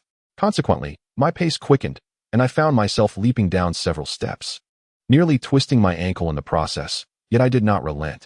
Upon exiting the fire escape, I caught sight of Lin Qingyue emerging from the door, and I rushed towards her, grasping her arm firmly. She gazed at me in shock. Breathless, I exclaimed with fervor, "What are you thinking? Do you realize how perilous it is to run out like that? What would happen if something were to befall you? Can't you be a little more aware?" Although I did not blame her, I sought to awaken her through my words, which rendered my tone somewhat harsher. This approach seemed effective. Lin Qingyue's eyes glistened with unshed tears, her gaze fixated on me in a daze. Many passers-by had begun to cast their curious glances our way, yet I remained oblivious to them, for my focus was solely on Lin Qingyue before me. Eventually, Lin Qingyue came to her senses, but rather than respond, she bit her lips stubbornly, turning her head away and refusing to meet my gaze. Observing the tear-streaked visage before me softened my once hardened heart, and with a sigh, I proposed, "Shall we talk? Perhaps by the banks of the Pearl River?" For reasons unknown, I felt a peculiar compulsion to speak there, as if it were the ideal setting for a heartfelt conversation. Surprisingly, Lin Qingyue did not refuse my request. Leaning against the railing, Lin Qingyue silently gazed at the river's waters, which danced and swelled with the wind, her expression distant and lost. Meanwhile, I purchased a can of Red Bull from a nearby shop to invigorate my senses. Had circumstances permitted, I would have preferred a beer, but as I was to drive tonight, I abstained. After a prolonged silence, Lin Qingyue finally whispered, "I'm sorry." I turned my face, gazing at her with a hint of surprise.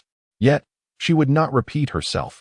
Regardless of whether I had comprehended her words, Lin Qingyue, with her stubborn nature, would state her point only once, never to utter it again. I chuckled softly and said, "There is no need for you to apologize to me. Emotions must find their outlet. Moreover, I initially intended to add, especially since you are my nominal fiancé, but I realized that such a statement would be inappropriate." And Lin Qingyue harbored a strong aversion to it. Thus, I paused and instead said, "We are friends after all." Lin Qingyue smiled and inquired, "Do you relish uttering those words?" "Those words?" I asked. "Friends, after all." I couldn't help but smile. In truth, I often said this to Lin Qingyue, but rarely to others. Perhaps, deep down, I longed to engage with Lin Qingyue in a fitting capacity. I nodded and replied, "Indeed, that is what friends are for." As I mentioned before, when there are joyous moments to share, one should not hesitate to seek help. Lin Qinghua shook her head and said, "No. It is merely that my emotions were a bit tumultuous today, and it affected you." Suddenly, I asked, "When I was intoxicated at the butterfly bar and you rushed to find me, what was your state of mind?" "I felt like killing you," Lin Qinghua candidly admitted. "I felt somewhat disheartened. However," she continued, "but regardless, I could not leave you there, so I came to find you." I laughed and asked her, "Does this qualify as a sudden act of kindness on your part?" "One might say so," Lin Qinghua replied. I nodded and ventured, "Did tonight remind you of something, prompting you to feel this way?" Upon finishing, I added, "If you prefer not to share, you needn't feel compelled. I do not wish to force you." At that moment, a gentle breeze swept through, tousling her dark hair and seemingly stirring the melancholy within my heart. Lin Qinghua then said, "Do you recall asking me why I adore hot pot so much?" I nodded. She continued, "It is because, since I can remember, our family rarely gathered for meals. There might be one occasion in a month, and most of the time, it was just my brother and me at the table, as my parents were often absent. Later, when my brother went to boarding school, I was left to dine with the nanny. Family meals were scarce. But one occasion stands out vividly. My father once suggested we have hot pot, and our family gathered joyfully to share a meal." After a brief pause, Lin Qinghua added, "Here, having hot pot is akin to what we call the bien lu, and I cannot discern the difference between the two, so I generally conflate them. Consequently, I have cherished hot pot since childhood, as it symbolizes reunion." I nodded, understanding, and remarked, "No wonder you feel so elated when enjoying hot pot." However, I turned my gaze towards her, perplexed, and inquired, "Why is it that your emotions fluctuate so dramatically when you sing?" Lin Qinghua did not respond.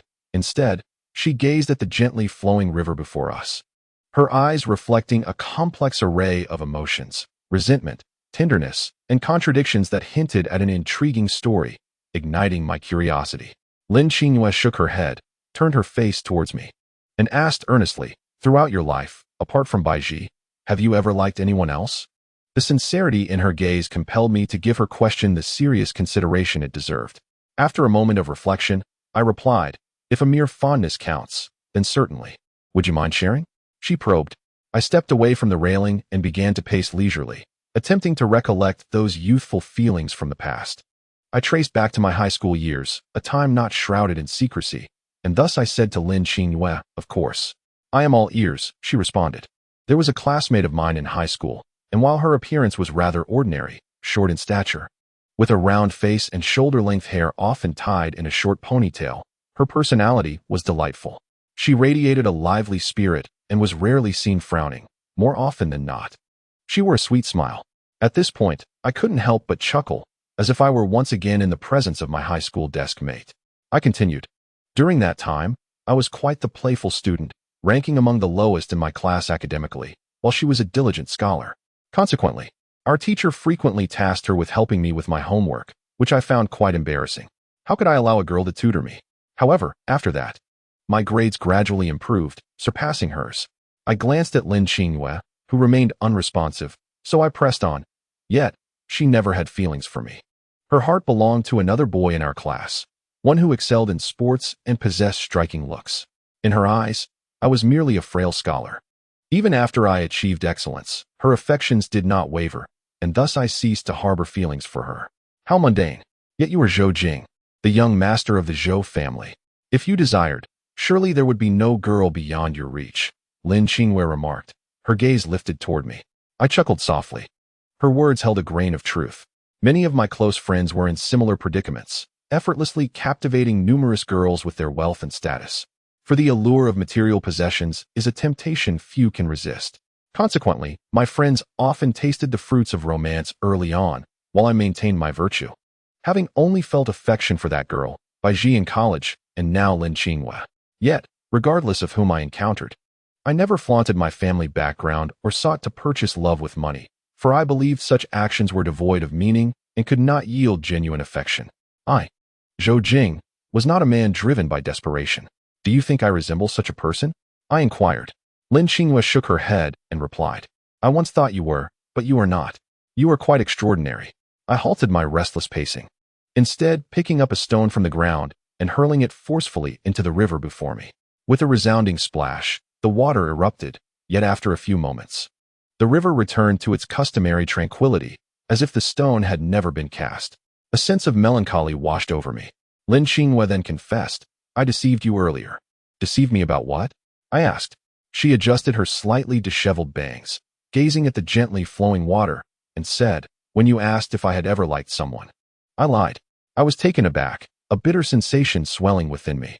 It appeared I had idealized her too much. Yet I reassured myself. What girl has not experienced the stirrings of affection? Although Lin Xinghua possessed an inherently aloof demeanor, she too was human, capable of emotions and desires. And it was entirely plausible for her to have someone she cherished. Why was it that I, Zhou Jing, could freely express my affections, while Lin Xinghua was expected to remain untouched and pure, never having liked anyone else?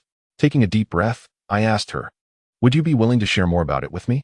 Lin Xinghua's expression grew complex, and she fell silent for a moment, her gaze seemingly drifting far away. I refrained from urging her, allowing the gentle breeze to caress my face, prepared for whatever she might reveal, patiently awaiting her words. Chapter 67. Are you not angry tonight? Lin Xinghua smiled, playfully teasing, "Talking about someone I like with my fiancé feels rather peculiar. Would you not feel jealous?" I longed to affirm my jealousy. Yet I shook my head, saying, "I harbor no such feelings for you. How could I possibly feel jealous?" Lin Xinghua nodded, and, mirroring my earlier movements, stepped away from the railing and began to pace on the platform. She continued, "The boy I liked was a classmate from my first year of high school. Later, when we were divided into science and liberal arts classes, he went to the science class, while I remained in the liberal arts." She paused, glancing at me before continuing. "He was not as tall as you, around 170, I suppose. His looks were average. He was not a handsome lad, but he exuded an intellectual charm. He seldom smiled and was a rather quiet boy. How should I put it? You see, how could I, Lin Xinghua, casually develop feelings for someone, especially someone like him? Initially, I felt nothing towards him, considering him just an ordinary classmate. However, when we became desk partners, my perspective shifted. Back in my first year, my temperament was rather difficult. I was one of the troublemakers in the class. As you know, my family situation was quite challenging. My father treated me poorly. As time passed, his gaze towards me seemed devoid of paternal affection. I pondered what I had done wrong.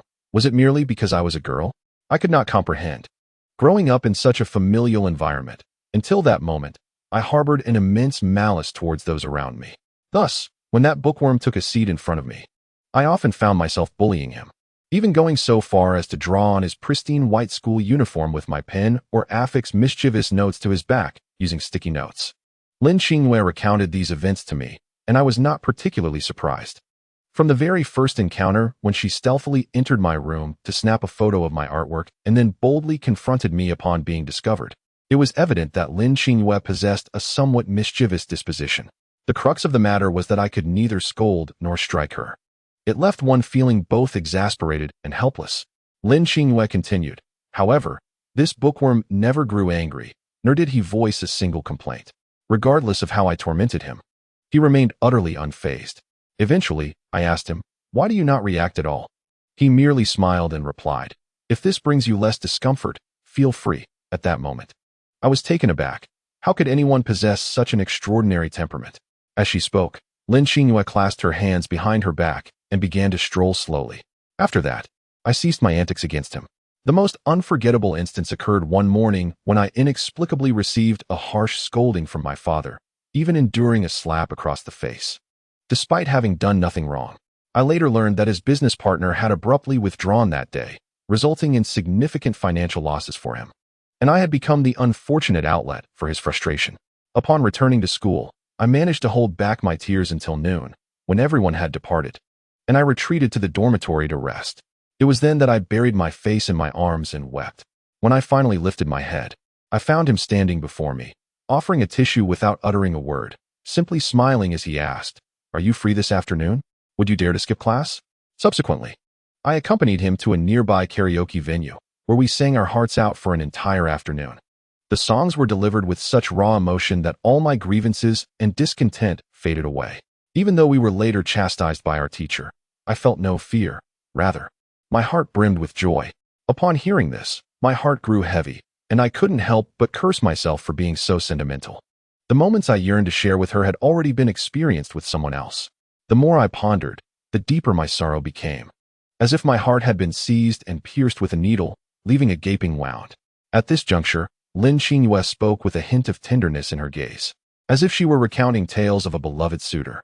I took a deep breath to maintain my composure, reminding myself not to feel sorrow, not to feel disheartened. Yet, the more I whispered these reassurances, the more my heart ached. What is troubling you? Lin Xingyue suddenly turned to inquire. I waved my hand dismissively, forcing a strained smile. It's nothing. I simply ate too much and ran too quickly, so my stomach feels uneasy. Then perhaps we should discuss this another time. Let us return for now. Lin Xingyue suggested. You have already opened up. Is it fair to leave me in suspense? I queried. Lin Xingyue shook her head, her expression turning melancholic. The story that follows is not as pleasant, she remarked. I gazed at her with curiosity and inquired, did you not end up together? No, she replied. A flicker of hope rekindled within me, as I felt a sense of sadness dissipate. Lin Xingyue continued, later, he went to the science class while I remained in the arts class. We occasionally kept in touch. He would sometimes offer me words of encouragement. However, I never anticipated that he would end up with one of the school's beauties. I often wondered what that beauty saw in him, even though they were classmates. I looked at her in bewilderment. Given Lin Xingyue's striking appearance, she seemed to be the epitome of beauty herself. How could she possibly be overshadowed by another? It seemed Lin Xingyue could read my thoughts, as she explained. During our first year, I sported a boyish haircut and looked rather tomboyish, which surely paled in comparison to that beauty. Suddenly, everything clicked into place. As Lin Xingyue spoke, she bit her lip and said with a hint of resentment, it would be one thing if he was with someone else, but do you know what he told me? I could sense her fury, evident in her tightly clenched fists, the delicate veins on her knuckles standing out. What did he say? I asked. He claimed he wanted to be with me, but he wouldn't break up with that beauty. Instead, he suggested we could have a secret relationship, hidden from everyone. Upon hearing this, I felt a surge of anger rise within me, exclaiming, what an utter disgrace. Who does he think he is? Initially, from her description, I had thought him to be a decent fellow, but it turned out he was merely a hypocrite. If he were before me now, I would have relished the chance to deliver a punch to his nose. Lin Xingyue paid no heed to my expletive, her tone growing increasingly cold as she continued. In that moment, I punched him, causing his nose to bleed. Since then, I have been reluctant to open my heart to anyone, as I am unsure of their sincerity. I regained my composure, observing the indifferent figure before me, reminiscent of the first day I had encountered her, so distant, so intimidatingly unapproachable. After taking a deep breath, Lin Xingyue seemed to relax somewhat, yet her gaze held a complex mixture of emotions as she stated, when we were singing, I could not help but recall this incident, and I mistakenly projected him onto you. Thus, I felt compelled to apologize. Standing before me, one hand hung naturally while the other grasped her arm, accentuating her slender frame and evoking a protective instinct within me. I offered a bittersweet smile and shook my head, saying, it's all right. Lin Xingyue regarded me with an expression that suggested she had more to say, hesitating slightly. I urged, what is it you wish to convey? Please, speak freely. I am listening. Lin Xingyue smiled faintly and remarked, at times, I nearly forget that we are friends, nearly forget that the person you cherish is not me. Thus, my demeanor towards you fluctuates. If you find this unfair, you are welcome to maintain your distance. It does not bother me. I gazed at Lin Xingyue, who had her arms crossed over her chest, her profile turned towards the river, embodying a blend of defiance and solitude. I chuckled, do not delude yourself. I have no affection for you. Our engagement is merely nominal, so do not concern yourself with whom I favor. After a pause, I added softly, nevertheless, being friends is quite nice.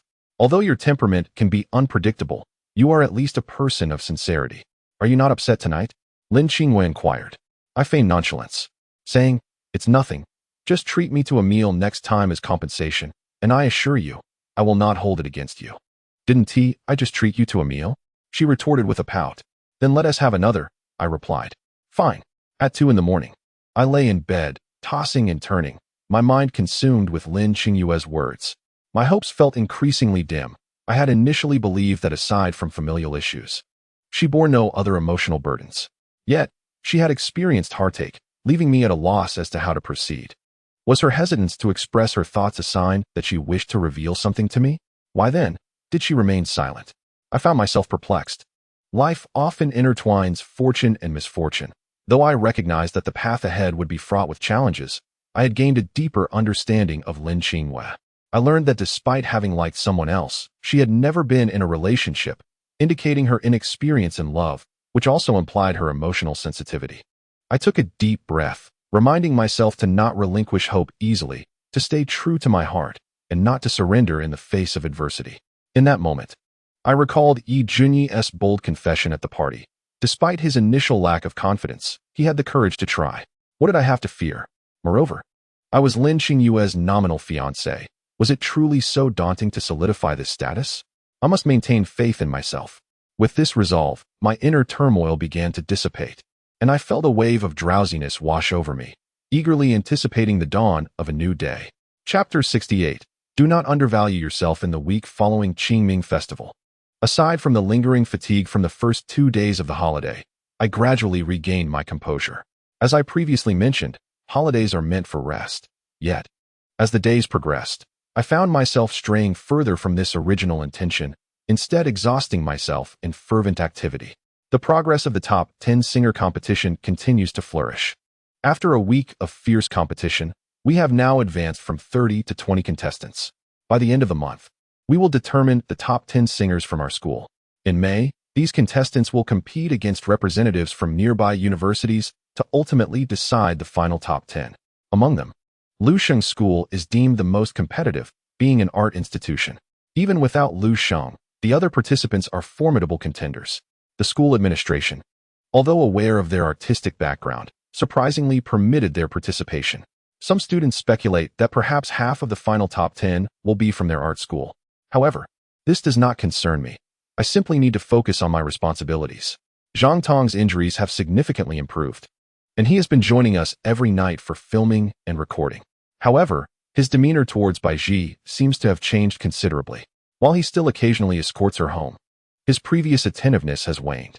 As for Wang Zhua, he appears to have taken my advice to heart, refraining from pursuing Baiji this week to avoid being off-putting, lest he completely diminish his chances. It is difficult for me to gauge Baiji's feelings. From her expression during our last encounter, it was evident that she harbors some affection for Wang Zhua. Yet, following his foolish actions, her attitude towards him has become inexplicably distant. My interactions with Baiji have only been awkward during the initial days. However, as we became busier, we gradually forgot our previous discomfort, often spending long hours together in the evenings. Any lingering awkwardness was easily worn away, especially since this situation does not directly involve me. Thus, our relationship has warmed, reminiscent of earlier days, although I have chosen to maintain a respectful distance to avoid any ambiguity. In regards to Lin Qinghua, since our last gathering, we have hardly crossed paths this week. I have been preoccupied with nightly commitments, and whenever I found the time to seek her out, she was nowhere to be found. The infrequency of our meetings has left me with a faint sense of unease, leading me to wonder if our last encounter has created a rift between us, prompting her to deliberately distance herself from me. I dare not dwell on this thought, hoping it is not as I fear. One day, after a long day of shooting, Lin Qinghua unexpectedly appeared near us, merely waving to me and instructing me to meet her in the office shortly. I nodded in acknowledgement, and she ascended the stairs ahead of me. Baiji observed this interaction and teased, at such a late hour, a solitary man and woman in a room together. Could she possibly have feelings for you? It is rare for Baiji to engage with me in conversation. Ever since our last meeting at the bar, the lively Baiji seems to have vanished into thin air, replaced by a more taciturn and troubled version of herself. I smiled faintly and inquired, "Do you think she would take an interest in me?" Baiji remained non-committal and instead asked, "Do you recall at the beginning of the semester when I shared Lu Sheng's WeChat with you?" I nodded, curious, and replied, "Yes, I remember. What about it?" Baiji chuckled with a hint of exasperation. "You truly have a tendency to forget important matters. I had hoped to facilitate a connection between you two, but you ended up neglecting Lu Sheng." I scratched my head, suddenly recalling the incident, and thought Baiji's words were a bit exaggerated. I hadn't completely disregarded Lu Sheng. We had still crossed paths multiple times, particularly at the dream-seeking bar. I let out a wry smile and said honestly, "I don't think we're suited for each other. She feels more like a sister to me."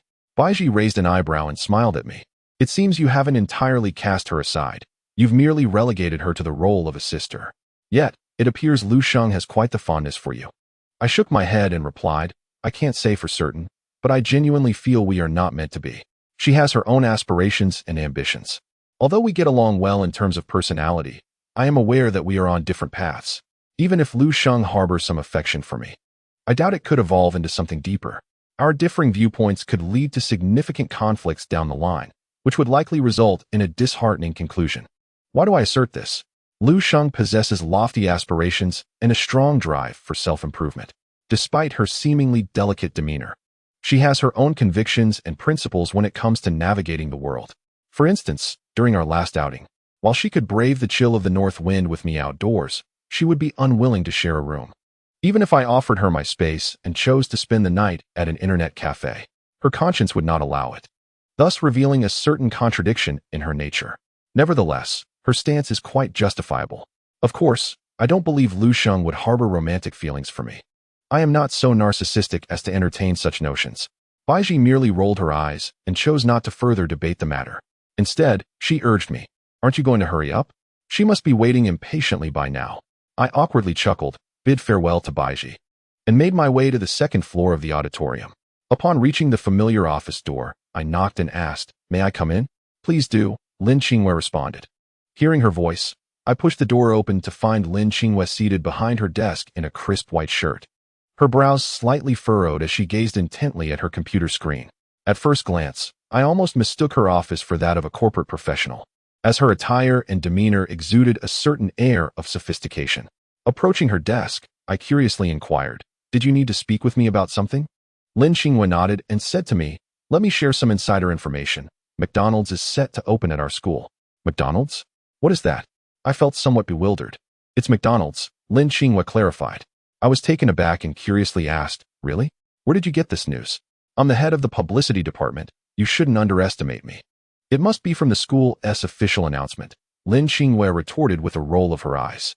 I smiled awkwardly, encouraging her to continue. Lin Qingwei elaborated, "Moreover, our department will be fully responsible for this matter. If all goes according to plan, there will be a signing ceremony around mid-month, and it could open as early as May." "So soon?" I was astonished. Lin Qingwei nodded, her expression slightly resigned. "Thus, with this and the top 10 singers competition, we have our work cut out for us this semester." After she finished, she looked at me and added, "Therefore, I would like you to take charge of the McDonald's opening. You don't need to help with the singing competition, just keep an occasional eye on it for me." I felt a bit flattered and replied, "You overestimate me. I'm just a minor member of the department, essentially a secretary to the head." Lin Qingyue's expression grew serious as she admonished me, "Zhou Jing, do not belittle yourself." For a moment, I was at a loss for words, unable to find a retort. She continued, "I'll give you 2 days to think it over. If you truly don't wish to take this on, I won't hold it against you. I can handle it myself." I nodded, saying, "I will consider it." "All right," Lin Qingwei said, packing her laptop. Her tone softened a bit as she suggested, "Let's head back." "Sure." It was getting late, and Lin Qingwei and I walked side by side along the campus path. She had her hands tucked into her jacket pockets, while I carried her backpack containing the laptop. The path was mostly deserted, with only the occasional passerby brushing past us. I noticed Lin Qingwei walked with a slight limp and furrowed my brow, asking, "What happened to you?" Aware of my concern, Lin Qingwei candidly replied, "I accidentally twisted my ankle this afternoon, but it's nothing serious." "Have you applied any ointment?" I inquired. Lin Qingwei chuckled, "For what? It's not severe." I am not sure what compelled me, but suddenly I blurted out, "Can I take a look?" The moment the words left my mouth, I regretted it. Lin Qingwei was momentarily taken aback.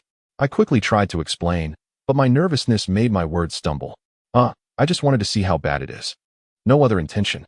If you don't want to, I won't look." Lin Qingwei gave me a glance and said, "Let's go over there." With that, she pointed to a nearby stone bench. As I removed Lin Qingyue's left shoe, her petite foot, clad in a pure black mid-calf sock, was revealed. I glanced at her, noting her lack of expression, and gently tugged her sock down slightly until it reached her heel, exposing her mildly swollen ankle. Upon closer inspection, the injury was not particularly severe, as there was minimal swelling, and according to Lin Qingwei, she had merely twisted it lightly, which suggested it was not too grave.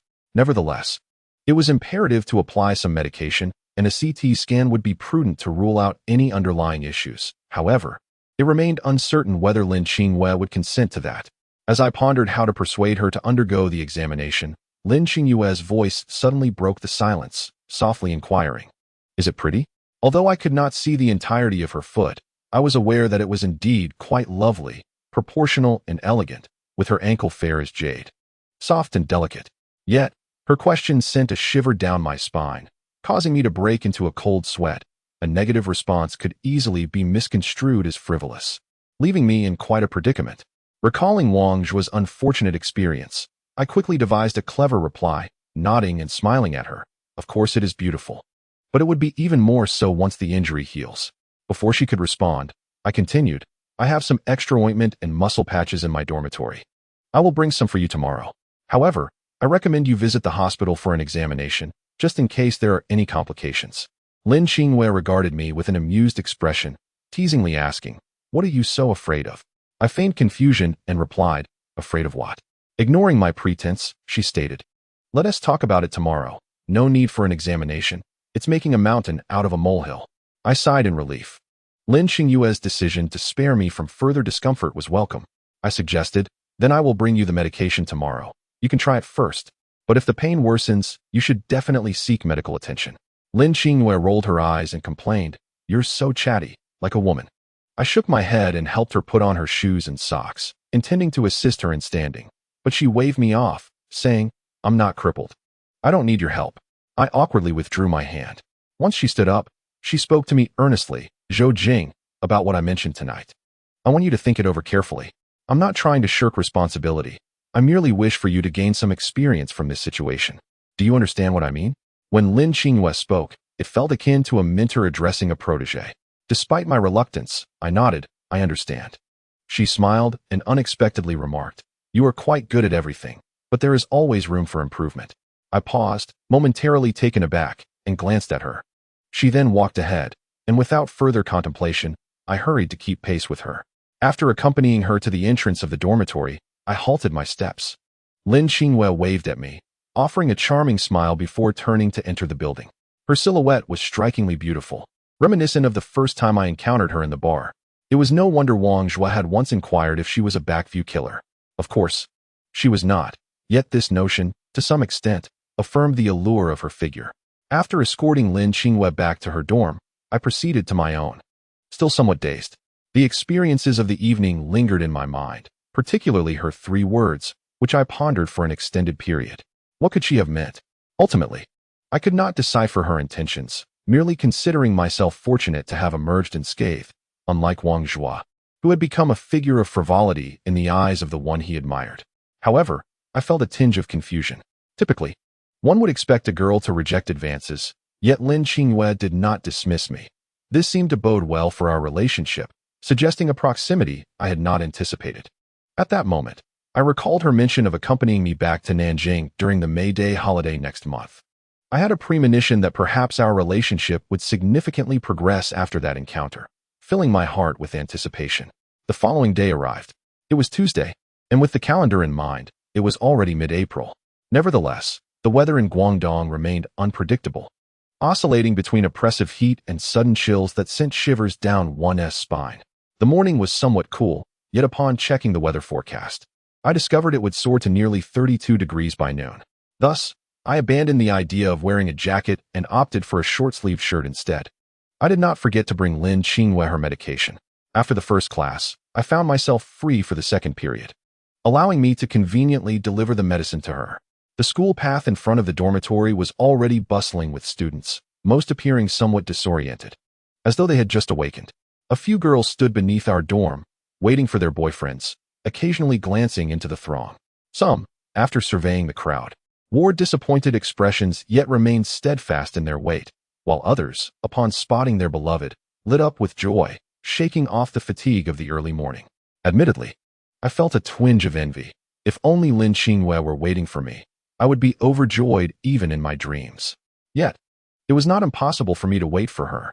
Of course, I was merely indulging in fanciful thoughts, shaking my head gently to dispel such daydreams.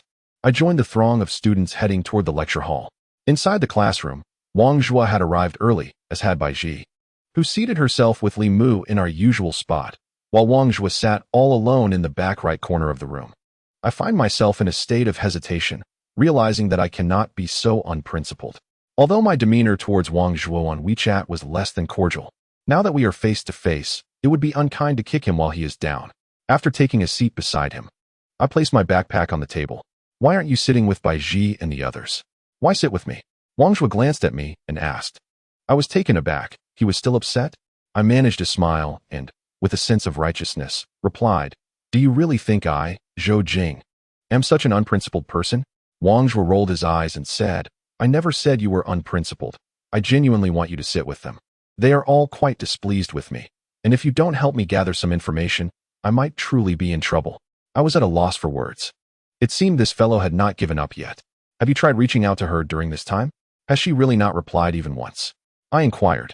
If this were any other girl, she would have likely blocked Wang Zhuo long ago, or perhaps escalated the matter to the school, or even the authorities.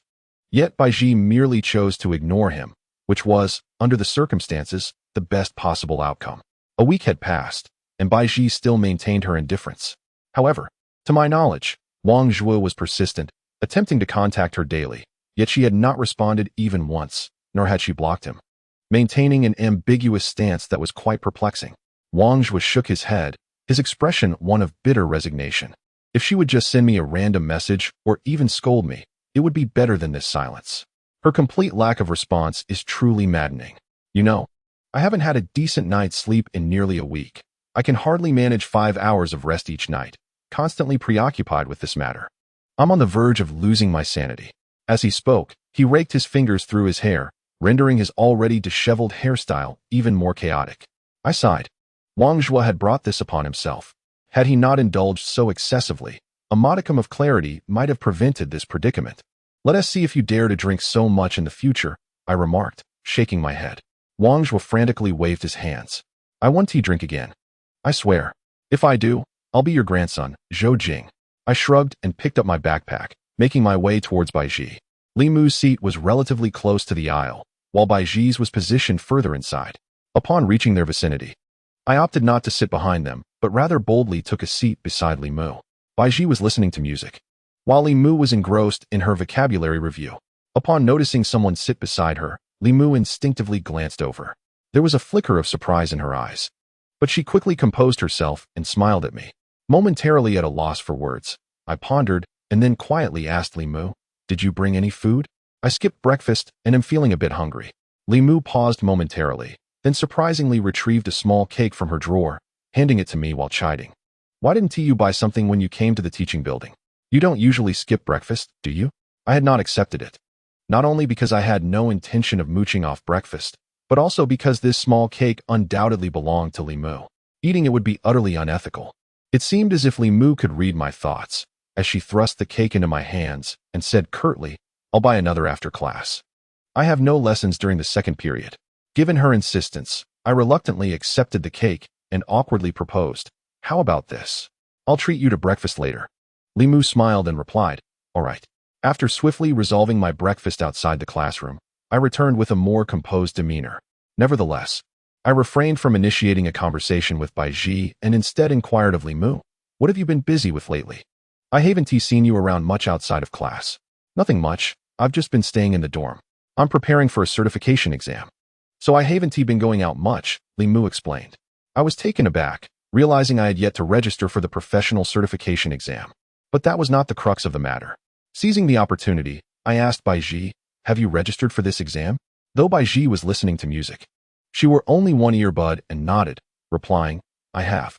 Her succinctness left me momentarily at a loss for words, unsure how to continue the conversation. Observing my awkwardness, Li Mu finally burst into laughter and remarked, stop pretending. Did Wang Zhuo send you over? Bai Ji regarded me with an impassive expression. A chill ran down my spine. It seemed they had discerned my intentions the moment I arrived.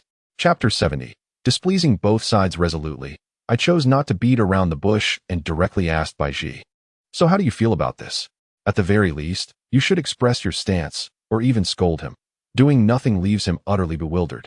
Li Mu scoffed. That's what he deserves. I chuckled awkwardly. While Li Mu's statement was not without merit, I still fixed my gaze on Bai Ji, eagerly anticipating her response. However, Bai Ji shook her head and said, Zhou Jing, I don't want to discuss this matter any further. Can you let me think it over? I found her unyielding attitude perplexing. No wonder Wang Zhuo was in such distress. Li Mu nudged me, displeased, and said, "Look, Zhou Jing, although you and Wang Zhuo are close friends, you shouldn't interfere in this situation. Don't be a troublemaker." "What do you mean by troublemaker?" "I merely wish to mediate their relationship," I defended.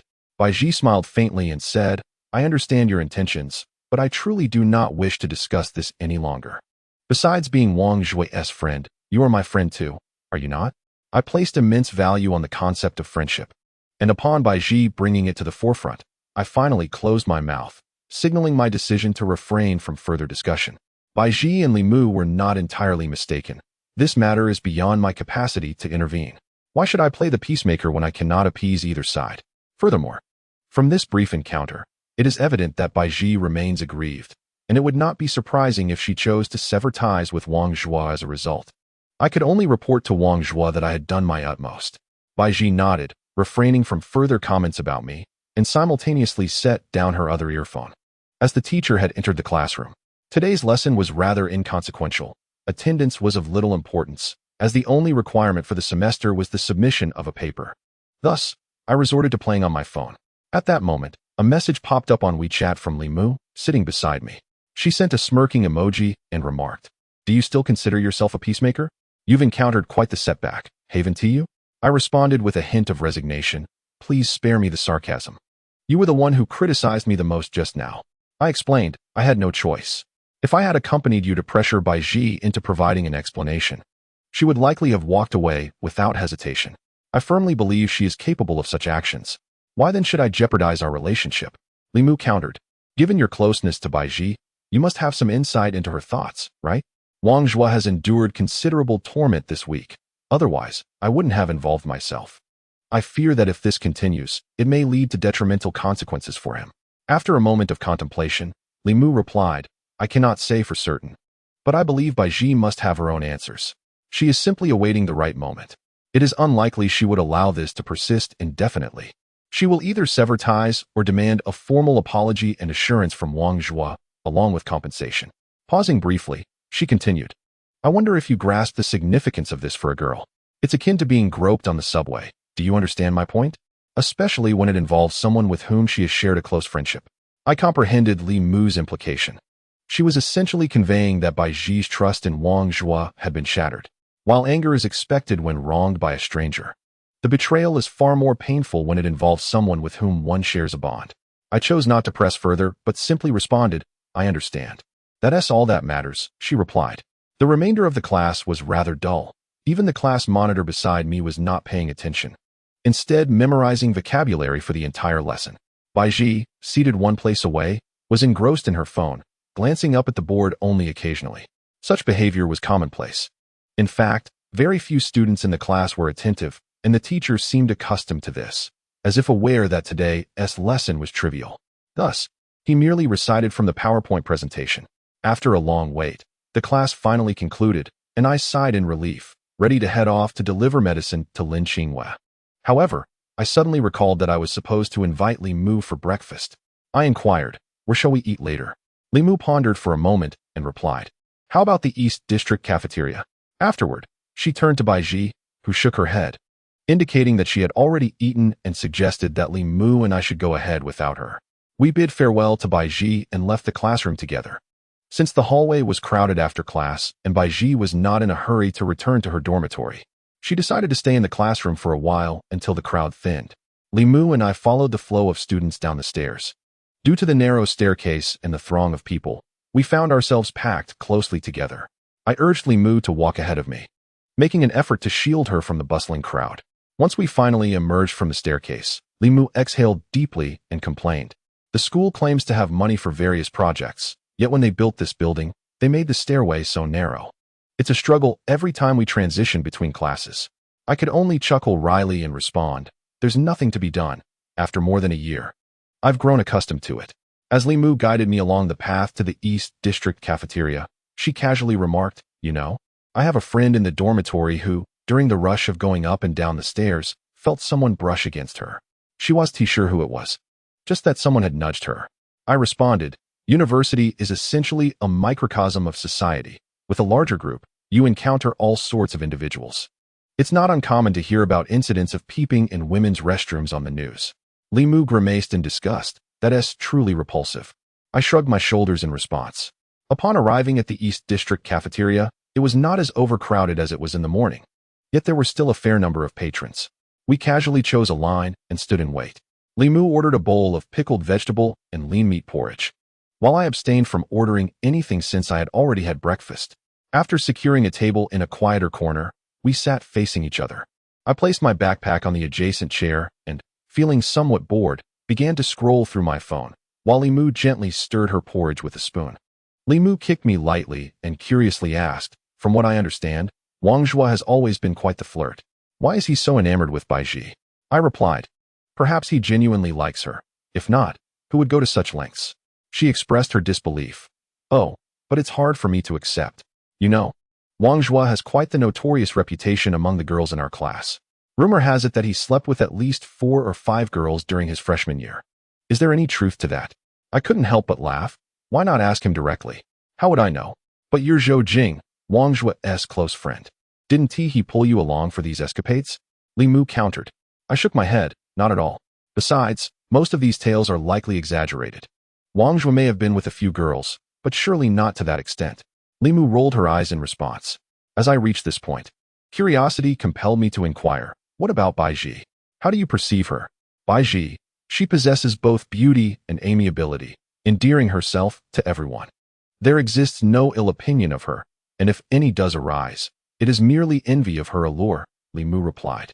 I nodded, recognizing that this description closely mirrored Bai Ji's character. However, these virtues seemed, to some extent, rooted in her desire to avoid offending others, which likely stemmed from her familial background. Contemplating this, a wave of melancholy washed over me. Li Mu then asked, "And what of you?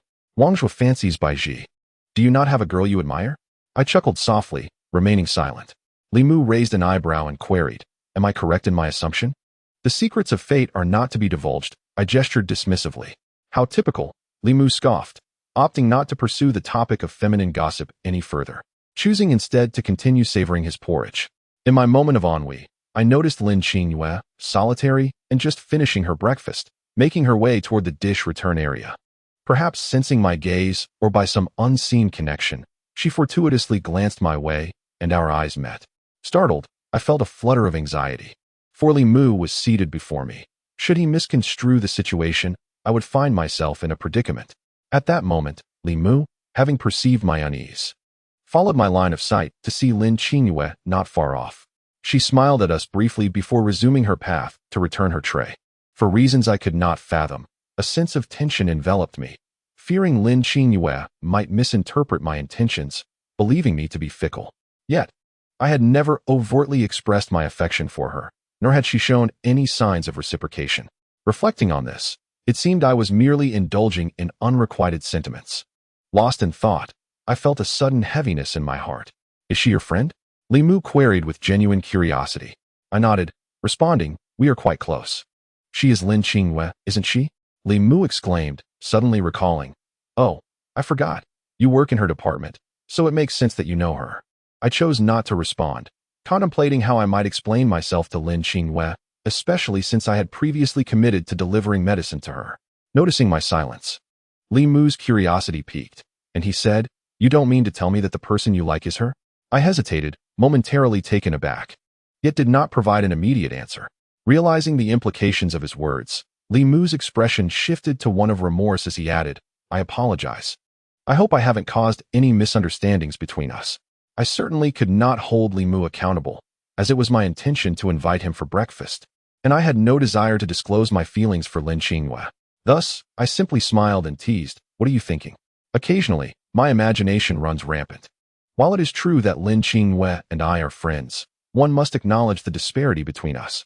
How could she possibly harbor feelings for me? In uttering this to Li Mu, I was simultaneously reminding myself of this reality, urging myself not to be overly sentimental. After a brief pause, I added, "Moreover, we are merely friends." Li Mu remained silent, gazing at me intently, as if seeking some hidden truth in my expression. "Why do you look at me like that?" I averted my gaze, feeling uncomfortable. "It just feels strange. You, who usually speak so little, have suddenly said so much. I can hardly take your words at face value." Li Mu replied, shaking her head. "Believe it or not," I retorted, rolling my eyes. Having finished her bowl of kanji, I inquired, "Are you done? If so, I must take my leave." "Are you in a hurry?" Limu asked. I nodded and said, "Yes, there are numerous matters to attend to at the student union, and I need to assist whenever I can." Limu appeared somewhat surprised and remarked, "I've never seen you this busy. You usually shy away from class activities. Yet now you are so eager for the student union." I chuckled and replied, "Well, it's for the sake of credits. I must be off now." With that, I slung my backpack over my shoulder and waved goodbye to Limu, who merely responded with a wave of her spoon. Upon exiting the cafeteria, I hurried to the school auditorium, determined to ascertain Lin Qingyue's attitude first. I dashed up to the second floor, knocked on the door, but received no response. After a second knock, the silence persisted. I gently turned the doorknob only to discover it was locked, indicating that Lin Qingyue was not present. A wave of anxiety washed over me. I opened our chat window and inquired, "Are you in class today?" "I'm at your office." Lin Qingyue replied succinctly, "In class." Those three terse words left me momentarily speechless, and I found myself at a loss for how to respond. After some contemplation, I asked, "I brought you some medicine. How should I deliver it?" Before long, Lin Qingyue's message arrived. "Just leave it in my office." Given her directive, I felt compelled to comply, hoping that I might assist her with the medicine today. Yet, I realized that yesterday's events were indeed an unforeseen accident, and the likelihood of a repetition was nearly non-existent. After unlocking the office door, I entered and placed the medicine on Lin Qingyue's desk, lingering for a moment before reluctantly departing. At that moment, I could empathize with Wang Zhu's feelings. The uncertainty was genuinely unsettling, as if I were entirely at the mercy of circumstances while the other party maintained unwavering control, leaving me powerless to resist. I shook my head, pondering whether I had been too attentive. Did she already sense my sentiments towards her? I found myself utterly perplexed. So I resolved to set this relationship aside for the time being. If this continued, I might indeed become the simp that Wang Zhu often referred to, and that would truly be a loss beyond measure. April 17th. It has been 3 days since I last delivered medicine, during which my interactions with Lin Qingyue have been sparse. Aside from her expressing her gratitude on WeChat on the 14th, there has been no further engagement, and we have not even met in person. I initially thought that by deliberately refraining from reaching out to her a few times, she might take the initiative to contact me. However, I ultimately miscalculated, for Lin Qingyue is not inherently an assertive person. On several occasions, it was only my initiative that prompted her to respond, and she would revert to her usual demeanor afterward, unless she happened to be in a particularly good mood, which would be an exception. Naturally, during these days of silence from me, she would not reach out to me. At 6 o'clock in the evening, I arrived at the school auditorium as usual. The top 10 singers competition was nearing its conclusion. After determining our school's top 10 singers, our contestants would compete at other schools, judged by their panels. As members of the publicity department, we were expected to accompany them, especially in the realms of photography and recording. Upon entering the auditorium, I was unexpectedly greeted by the sight of Lin Qingyue engaged in conversation with Bai Ji. Lin Qingyue was speaking while Bai Ji listened attentively. Once Lin Qingyue finished her thoughts, she settled onto a plastic bench to await the commencement of the evening's competition, while Bai Ji busied herself with the camera. Lin Qingyue was clad in an oversized white t-shirt, which, combined with her porcelain-like skin and elegantly long legs, was a striking sight. Below, she sported a pair of expensive AJ7 sneakers. I often observed girls adopting such attire, treating t-shirts as dresses, typically pairing them with shorts or leggings. Initially, in my naivety, I found it curious that they wore no pants, but I later realized how uninformed I had been. Yet, Lin Qingyue's appearance was particularly captivating. Her natural beauty, accentuated by her slightly revealing outfit, rendered her a striking figure amidst the crowd, compelling onlookers to pause and admire. I was momentarily taken aback. After inhaling deeply, I made my way toward Lin Qingyue. "What brings you here?" I inquired with a smile. Lin Qingyue glanced at me with an expressionless face and replied coolly, "You need to accompany me to the office. Wait for a moment before coming down." With that, she stood and ascended the stairs. I was left bewildered, my forced smile falling flat as I was met with unexpected dismissal. Could it be that my lack of communication over the past few days had angered her? Or was it possible that she felt jealous after seeing me dining with Limu? These thoughts raced through my mind, but I quickly dismissed them as implausible. I cast a glance at Bai Ji, who was adjusting her camera. She met my gaze, her eyes glimmering with an unmistakable hint of amusement. As if she were eagerly anticipating my impending misfortune, I asked, "What did she just say to you? Was it something disparaging about me?" Baiji's lips curled into a sly smile. A wave of anxiety washed over me as I pressed further. What did she say that was negative? Baiji burst into laughter, responding, "Oh, look at you, so anxious." She said nothing of the sort. She merely inquired about how my work was going. I felt a sense of absurdity wash over me. "I have no romantic interest in her, so please refrain from such thoughts," I cautioned Baiji. She raised her hands innocently, replying, "When did I ever say that you, Zhou Jing, have feelings for her?" I decided to cease this conversation, sensing that if it continued, all my secrets would inevitably be divulged. "All right, I will come down shortly. You can continue with your shooting," I said. Baiji nodded in agreement. Upon arriving at Lin Qingyue's office, I knocked gently on the door, and a voice from within beckoned me to enter. Pushing the door open, I beheld Lin Qingyue seated behind her desk, diligently typing away at her keyboard, while she had previously appeared disheveled downstairs. Now her hair was neatly tied back into a ponytail, revealing her elegant, slender neck. She did not glance up as I entered, continuing her relentless typing. Before finally addressing me in a detached tone, "Please, have a seat." Her demeanor instilled a sense of unease within me, prompting an internal reminder to remain composed and not to be intimidated by her presence. After several self-affirmations, I drew a chair closer to her desk and inquired, "What is the matter?" Upon hearing my question, she paused her relentless typing, turned to face me, and her gaze pierced through me as if she could see right into my soul.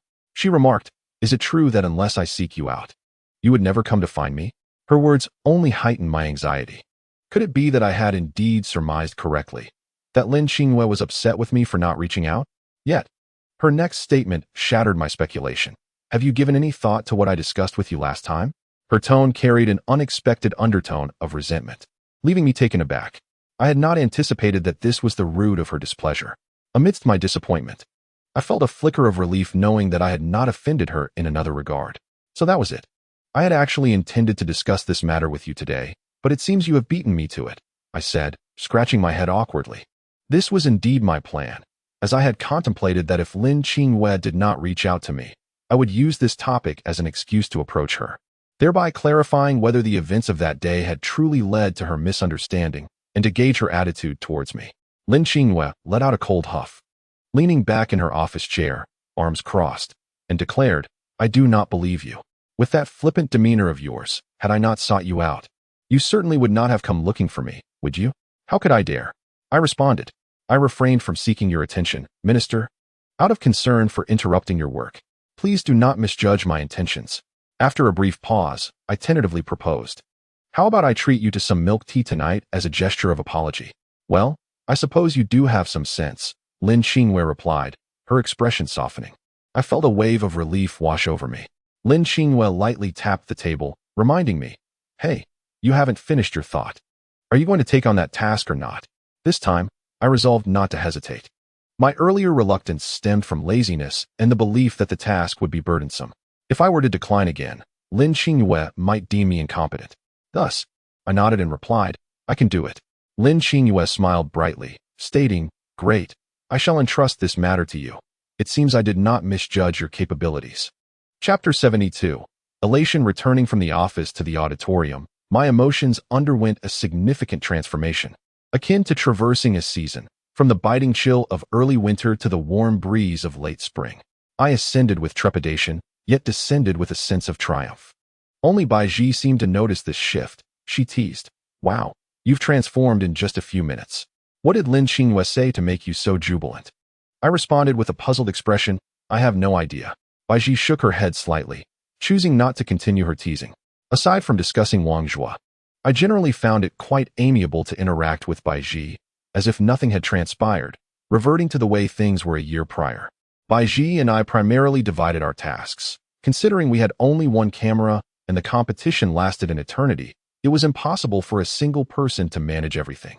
After I initially handled most of the workload, Baiji learned several filming techniques, and our working hours became roughly equal. During the early days of the Top 10 Singers competition, student enthusiasm was high. However, attendance dwindled significantly except for Friday evenings. As we approached the conclusion, the most exciting moments awaited us in the finals next week, promising to draw a crowd once more, thereby adding to our mounting pressure. We continued filming until 9:30 as the competition neared its end. It was then that Baiji was set to take over my duties, while I stood nearby, enjoying the performances of the singers on stage. Zhou Jing, a familiar male voice called from behind me, followed by a gentle pat on my shoulder. Turning around, I was greeted by the long-unseen Han Xiaoyu. He appeared revitalized compared to his previous state, having seemingly taken care of himself, exuding an air of refined elegance. I smiled and remarked, "Ah, it's Han, the man of fortune. Where have you been making your riches lately?"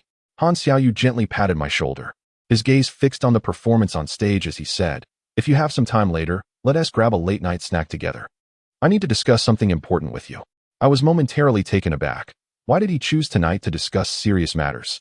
With an awkward smile, I replied, "Brother, could we possibly choose another time? I have an appointment this evening." "Oh." Han Xiaoyu raised an eyebrow, glancing at Baiji, who was not far from us, and whispered, "Is it her?" I shook my head. "If you are meeting her tonight, I certainly wouldn't bother you. But if it's someone else, could you perhaps delay it?" Han Xiaoyu suggested. I felt a bit conflicted, unable to disclose that my appointment was with Lin Qingyue, leaving me in a dilemma. Han Xiaoyu lowered his voice again, saying, "What I mentioned concerns Lu Sheng. Can't you do your brother a favor?" I was taken aback. Could it be that Han Xiaoyu had developed an interest in Lu Sheng and intended to pursue her? Just then, a familiar, cool voice rang out from behind me. "Han Xiaoyu? What are you doing here?" We turned to see Lin Qingyue standing not far away. Her small backpack slung over her shoulder, her brow furrowed as she regarded Han Xiaoyu. He was momentarily startled, but quickly regained composure, draping an arm over my shoulder and offering a sheepish grin to Lin Qingyue. "Minister Lin, while it is true that your publicity department is in charge here, this isn't solely the territory of your external relations department. I merely came to look for one of your team members. That shouldn't be an issue, right?" Lin Qingyue huffed lightly, crossing her arms and responding, "Then make it quick. I have to leave soon." Han Xiaoyu, somewhat puzzled by her tone, was about to speak when I whispered to him, "I'm actually here with Lin Qingyue tonight." Since she had already arrived, there was no need for me to remain silent. I decided to be forthright with Han Xiaoyu. For a long time, I had refrained from discussing Lin Qingyue with outsiders, primarily out of concern that our engagement might become public knowledge, which would significantly impact her. Not only would it affect her reputation, but she also harbored a profound aversion to such matters. If I inadvertently revealed our connection, how would she perceive me? "What? Why didn't you mention it sooner?" "I can't afford to cross her," Han Xiaoyu said, rubbing his forehead in exasperation. My curiosity was piqued, yet Han Xiaoyu chose not to elaborate further and instead declared, "Let us reschedule. Tomorrow, I'll find you. You must make some time." "All right," I nodded in agreement. With that, Han Xiaoyu waved goodbye to Lin Qingyue with a polite smile and said, "I'll take my leave now." She merely nodded in response. Han Xiaoyu recognized the situation and cast me a glance as a reminder of our arrangement for the following day before departing alone. Lin Qingyue approached me, her expression marred by displeasure. The look on her face was akin to encountering something utterly distasteful, a sentiment so vivid that it could be likened to stepping in a pile of dog excrement first thing in the morning. An apt description, indeed. Lin Qingyue asked me, "Are you ready? Shall we leave?" I glanced at Baiji, who was still filming, and replied to Lin Qingyue, "Let me inform Baiji first." Upon reaching Baiji's side, I told her that I needed to leave early. She paid little heed, merely nodding to indicate that I need not worry about her, allowing me to gather my belongings and prepare to depart with Lin Qingyue. As we arrived at the commercial street of the school, it was around 9:50 p.m., yet the vibrancy of the place rivaled that of the bustling dinner hour at 6. This was the time when students indulged in late-night snacks. Some members of clubs and departments gathered to unwind after a day's work or activities, while others from the dormitories congregated around large tables. And those studying late in the library would stop by for a bite before heading back. Here, a plethora of culinary delights awaited, from congee to noodles. And there were around 3 or 4 bubble tea shops. Thus the foot traffic was exceptionally high. Many students were eager to patronize these establishments. However, according to unverified rumors, the monthly rent for a shop could soar to an astonishing 12,000 yuan, a figure that is likely an understatement, indicating that the costs were indeed exorbitant. The utilities were also charged at commercial rates, making the operation of a shop here financially burdensome. Nevertheless, the profits were similarly substantial, barring unforeseen circumstances. Maintaining a balanced income and expenditure was quite feasible. However, a shift in the broader economic landscape could pose significant challenges. Upon reaching the commercial street, Lin Xingyue and I made our way to a well-known bubble tea shop. I had already placed my order via a mini program, so we intended to simply pick it up. Yet, upon arriving at the entrance, we found nearly 10 orders ahead of us, revealing that I had underestimated the shop's popularity. Thus, we resigned ourselves to waiting outside. I should have ordered earlier, I lamented. Lin Xingyue shook her head and replied, "It's fine. Waiting isn't an issue." In the midst of our idle wait, I recalled Lin Xingyue's demeanor towards Han Xiaoyu and curiously asked her, "Why were you so cold to him during your meeting?" "Because I dislike him," Lin Xingyue replied coldly. I was taken aback.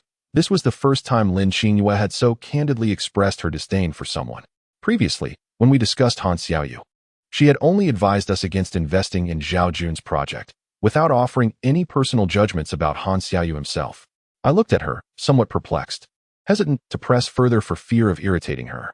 Lin Xingyue glanced at me and, with a hint of amusement, said, "You, the esteemed heir of the Zhou family, can simply ask me without this hesitance." Embarrassed, I managed to smile and inquired, "Could you share your thoughts with me?" To be honest, Han Xiaoyu is quite scheming and superficial. He possesses a depth of cunning. If you approach him without caution, you might find yourself at a significant disadvantage. After a brief pause, Lin Xingyue remarked, "In truth, I seldom have conflicts with him. Aside from occasional disagreements due to departmental issues, our interactions are primarily outside of school. I do not relish speaking ill of others behind their backs, but since you inquired, this is merely my personal perspective, and you need not take it to heart." I found myself in a somewhat awkward position, for in my recollection, Han Xiaoyu seemed entirely dissimilar to what Lin Xingyue described. Logically, Han Xiaoyu ought to be a gentleman of refined demeanor, especially considering his unwavering devotion to matters of the heart, which is truly admirable. How could such a person possibly be as Lin Xingyue portrayed? I was skeptical, yet reluctant to voice any objections, so I opted for silence. Lin Xingyue, however, was unconcerned with my attentiveness. Noticing that it was nearly time, she urged me to fetch the milk tea. As we strolled back, Lin Xingyue walked alongside me, one hand clutching her milk tea while the other swung casually, exuding a sense of utter contentment. I casually inquired, "What happened to your ankle? Does it still hurt?" After taking a sip of her drink, Lin Xingyue replied, "It still aches a bit when I walk, but it's not as painful as it was a few days ago. If necessary, I can apply pressure to it, but it's nothing serious." "That's good to hear," I nodded, pausing momentarily before adding, "If it becomes unbearable, let me know, and I shall take you to the hospital." Lin Xingyue waved her hand dismissively and said, "I know, stop being so naggy." Her spirits appeared high as she sipped her milk tea and hummed a tune that closely resembled Liang Jingru's Ningxia. In the tranquil summer, under a sky adorned with countless stars, I felt a twinge of nostalgia, longing for her countenance. While Lin Xingyue lacked Lu Shang's professional singing prowess, her voice was genuinely delightful, the kind that one could listen to endlessly. I was enraptured by her joy. Feeling as though I had consumed a full glass of tequila sunrise, my mood lifted into a euphoric state. With the passage of spring into summer, I found myself yearning for this serene Ningxia. Chapter 73. Holidays of Student Days. The following day, April 18th, Saturday. Upon waking, I noticed a WeChat message from Han Xiaoyu, inquiring whether I was free for dinner that evening to have a chat. Given my evasive response the previous night, I felt obliged to accept his invitation today. So I replied, "I am free tonight. Let us meet then." "All right. I'll wait for you at the school gate at 6:30 p.m., Han Xiaoyu promptly responded. "Okay," I replied. Weekends at school were quite pleasant. I rarely missed the chance to sleep in. Before responding to his message, I had briefly awakened. But upon realizing it was only 8 o'clock, I promptly returned to slumber. When I awoke again, it was now 10 o'clock. After a quick wash, I sent a WeChat message to Lin Xingyue, asking if she had the time to send me the materials. Lin Xingyue naturally began her work much earlier than I did. Therefore, shortly after I sent out my message, she promptly forwarded several folders to me. Upon seeing these folders, I felt a wave of dizziness wash over me. Overwhelmed by the immense pressure, although I had confidently vowed to complete the task, I soon realized that the role of Lin Xingyue as the head of this department was indeed no easy feat. Beyond coordinating the entire department, she also had to manage an array of responsibilities. In contrast, the two deputy heads seemed to confine themselves to their own small domains. contributing little beyond their duties related to the campus's top 10 singers.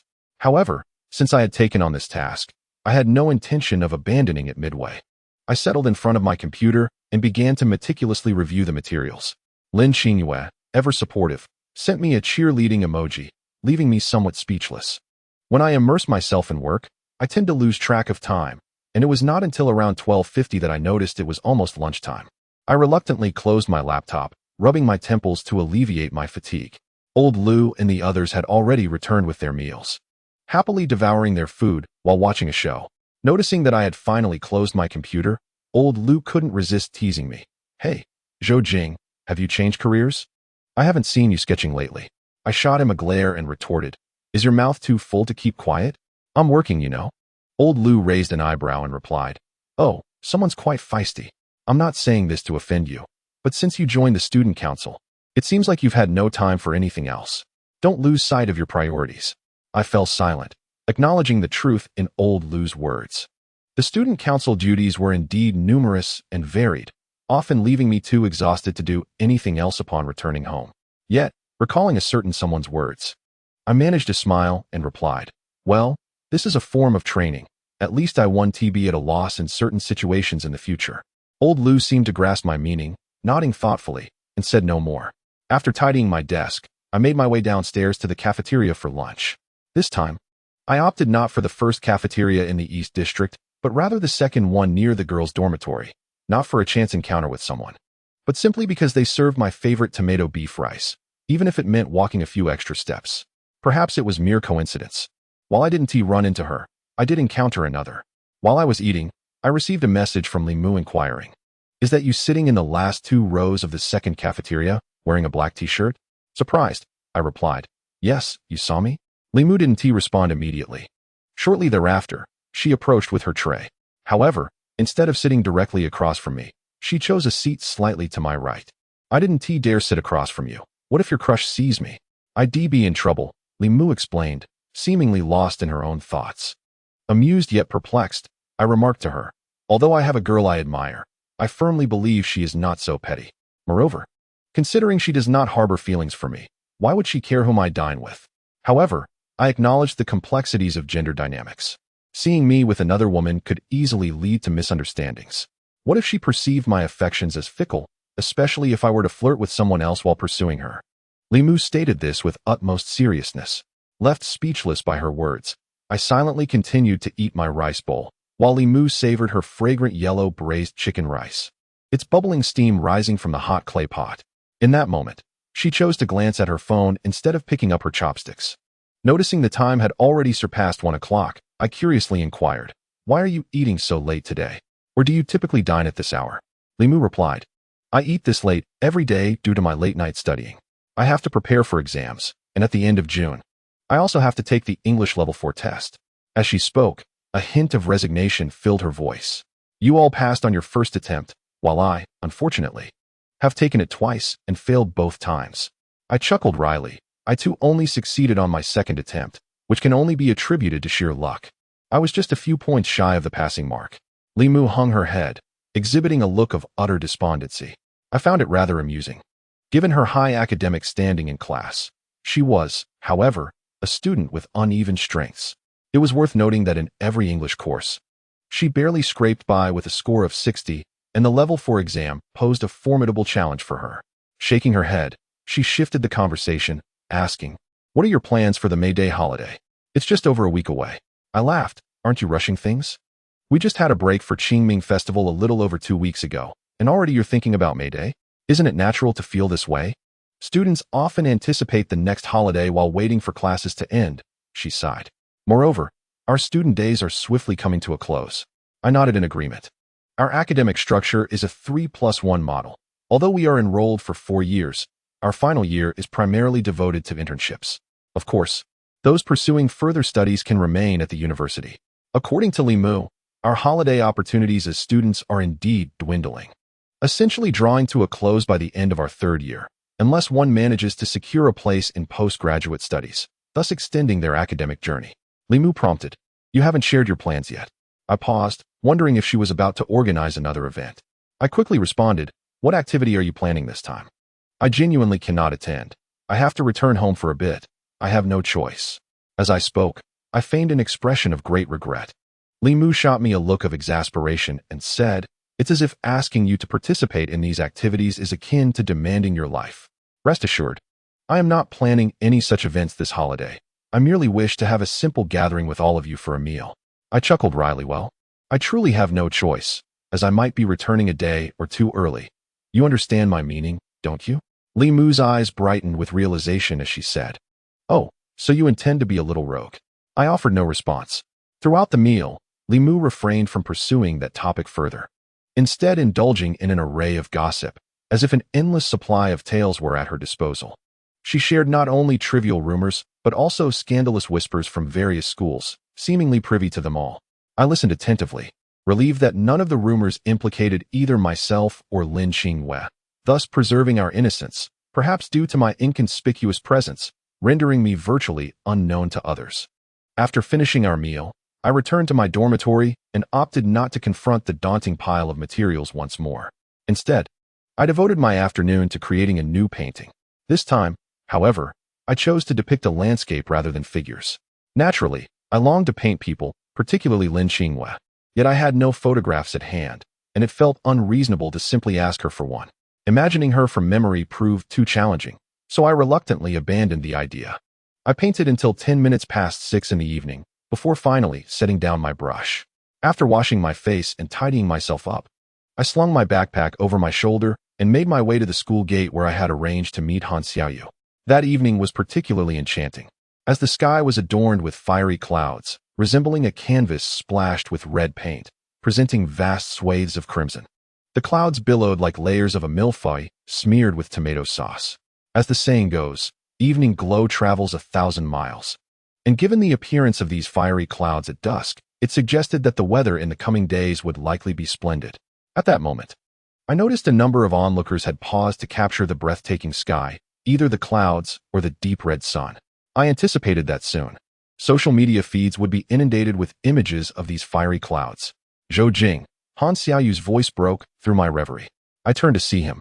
His attire was less dapper than on previous occasions, appearing rather plain, resembling an average university student. "Shall we go?" I asked him. "All right, let us take my car," he replied. His luxury vehicle remained parked in a public lot near the school, and I was curious why he hadn't simply obtained a parking permit for the campus, opting instead to leave it outside. When I inquired, Han Xiaoyu seemed a bit embarrassed, explaining, aside from my laziness to handle the permit, I might switch cars at any time, which would make the process rather cumbersome. "But isn't it exposed to the elements? And without security, aren't you worried about your car?" I pressed. Han Xiaoyu shrugged nonchalantly. "It doesn't matter. If something happens, I can always repair it." As Han Xiaoyu spoke, he bore an uncanny resemblance to the demeanor of those affluent scions. However, I chose not to voice any further comments. Along the way, I recalled Lin Qingyue's admonitions from the previous evening. Although I did not take all of her words to heart, a sense of unease began to brew within me. Lu Sheng is a kind-hearted girl, and if Han Xiaoyu truly embodies the hypocrisy that Lin Qingyue described, I would sincerely prefer to keep Lu Sheng distanced from him. This concern is not merely because Lu Sheng is a friend of Baiji, but also because she is a friend of mine. Yet, the true character of an individual requires time to manifest. Nevertheless, based on Han Xiaoyu's previous words and the situations I have witnessed, he does indeed appear to be a good man. However, if he truly harbors such duplicity, concealing it so deeply, then he becomes a perilous individual. With these thoughts swirling in my mind, I found myself in a state of contradiction. Just who is Han Xiaoyu, really? Chapter 74. The elegant and talented Lu Sheng. When we set off, Han Xiaoyu mentioned treating me to dinner. However, I opted for a shared expense. Considering that he had already covered our previous outing, it would have felt rather inappropriate for him to bear the cost again. Han Xiaoyu did not refuse my suggestion, but he jokingly remarked, "I still wish to dine at that exquisite Western restaurant we visited last time. Would that be agreeable to you?" Uncertain of whether there was deeper significance behind his inquiry, I waved my hand dismissively and replied, "It's fine." Han Xiaoyu nodded in acknowledgement and said nothing further, pressing the accelerator as we sped down the main road. Approximately 20 minutes later, we arrived once more at the upscale Western restaurant, where the staff greeted him as Mr. Han, to which he simply nodded in acknowledgement. Once again, Han Xiaoyu took the lead in placing the order. But this time he refrained from asking if I had any objections. Instead, he directly ordered a lemon-seared salmon, garlic butter prawns, Hungarian beef stew, 2 servings of pasta, and 2 glasses of juice before pausing. I couldn't help but feel a twinge of embarrassment, not over the expense, but rather at the sheer volume of food he had ordered. With only the 2 of us, how could we possibly finish such a feast? Oblivious to my concerns, Han Xiaoyu smiled and said, "These are the restaurant's signature dishes. Last time, I played it safe, but since it's just the 2 of us tonight, I thought it best to indulge a little and let you sample them." I surmised that Han Xiaoyu had refrained from ordering too much previously due to the presence of Wang Zhua, fearing it might impose a psychological burden on him. Now that it was just the 2 of us, he felt liberated to be less restrained. I forced a wry smile and said, "But given the quantity you've ordered, will we be able to finish it all?" Han Xiaoyu shrugged and replied, "We should be able to, right? Can we take leftovers?" I inquired. "Of course," he assured me, which brought me some relief. Before long, our meals arrived, and driven by hunger, I greeted Han Xiaoyu and began to savor the pasta. Han Xiaoyu meticulously sliced an entire salmon into several pieces, delicately spearing each morsel with a fork as he consumed his meal. It was then that I noticed he maintained a closed mouth while eating, devoid of any peculiar sounds. Furthermore, a white napkin was tucked neatly into his collar, reflecting an extraordinary attention to detail. In stark contrast, I indulged freely, devouring chunks of meat and gulping down drinks as I pleased. During our meal, Han Xiaoyu turned to me and said, "Zhou Jing, I wish to confide in you about something. Could you offer me some advice?" I sensed that the evening's pivotal moment was upon us, so I set down my fork and regarded him earnestly. Han Xiaoyu appeared somewhat taken aback by my demeanor, offering a wry smile as he remarked, "I haven't even begun to speak yet. Why the grave expression?" I relaxed, smiled back, and replied, "It is necessary to be serious. This matter is not so easily broached." Han Xiaoyu nodded, similarly placing down his utensils. He lifted a goblet from the table and took a gentle sip of his drink before continuing, "Surely you must have an inkling of what I am about to say. Although it may seem improper, sometimes emotions arise that are truly difficult to manage. As the saying goes, one cannot be hanged from a single tree, so." He gazed into my eyes and declared, "I intend to pursue Lu Sheng." I had anticipated this outcome long ago, ever since Han Xiaoyu and Lu Sheng met, and I observed their effortless chemistry during performances together. It became evident that Han Xiaoyu would likely develop feelings for the talented Lu Sheng. However, whether Lu Sheng reciprocated those feelings remained uncertain. The last time I communicated with her was nearly a week prior when she invited me to join her at a bar. As I had been occupied with filming tasks in the auditorium each evening, I declined her invitation, and since then, our contact had ceased. Without further conversation with Lu Sheng, I remained unaware of her sentiments towards Han Xiaoyu. Thus, I resolved to subtly inquire about her feelings upon my return. I certainly held an affection for Lu Sheng, though it was not of a romantic nature. Rather, it resembled the fondness an older brother might have for his younger sister. Setting that aside, I recalled my visit to the police station when she hurried to find me, even accompanying me to the hospital afterward. Her gestures had deeply moved me, and I genuinely wished for her happiness. "Have you spoken with Lu Sheng during this time?" I inquired. Han Xiaoyu nodded, admitting, "To be honest, I have chatted with Lu Sheng intermittently over these days, though I have yet to invite her out. Nevertheless, I feel the time to do so is approaching." With a touch of self-deprecation, he added, "Perhaps my previous romantic experiences have left me feeling somewhat discouraged, which causes me to hesitate. Often, when conversing with her, I find myself uncertain, not knowing how to leave her with a favorable impression." When Han Xiaoyu spoke these words, there was nothing inherently wrong. Yet I couldn't shake the feeling that something was amiss. After all, he had only recently parted ways from his last relationship, and it seemed he had already dulled the memories of that past romance to a considerable extent. In fact, there was no trace of heartbreak visible on his countenance. Could it be that his affections for his previous partner were merely superficial? Or perhaps his feelings were genuine, but he was someone who, despite being deeply invested, could swiftly move on after a breakup. Naturally, opinions on this matter vary, and it would be unjust to hastily label him a scoundrel, especially given my limited understanding of the situation. Thus, I should refrain from hastily defining others.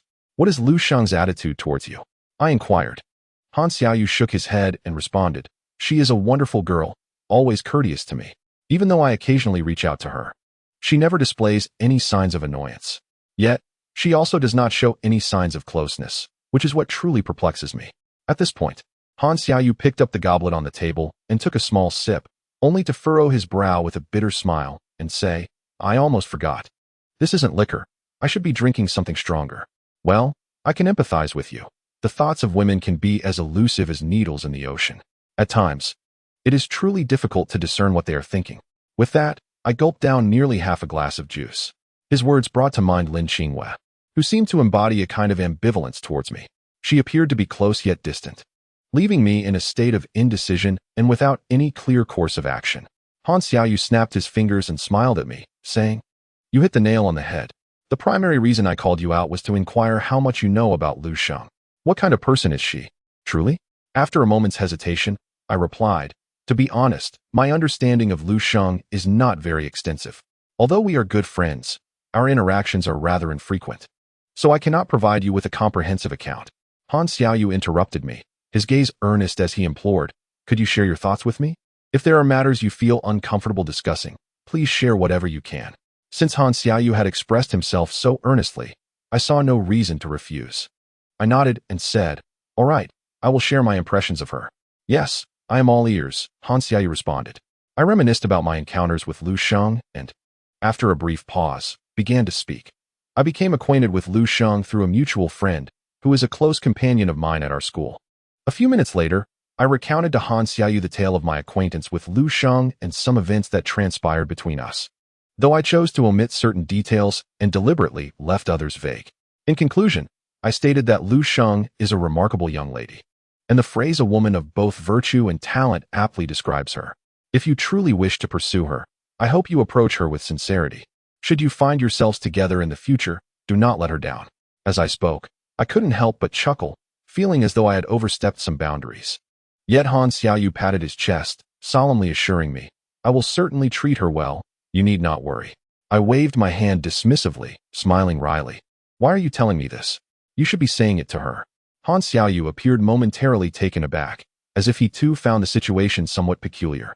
And he couldn't help but laugh. The meal was drawing to a close, yet I still harbored a degree of wariness towards Han Xiaoyu. Perhaps it was my subconscious placing considerable weight on Lin Qingyue's words. Thus, despite verbally dismissing any concerns, I found myself instinctively guarded in his presence. A realization that came to me only afterward. "There is one more thing I hope you can assist me with," Han Xiaoyu said, his expression somewhat sheepish. "What is it?" I inquired.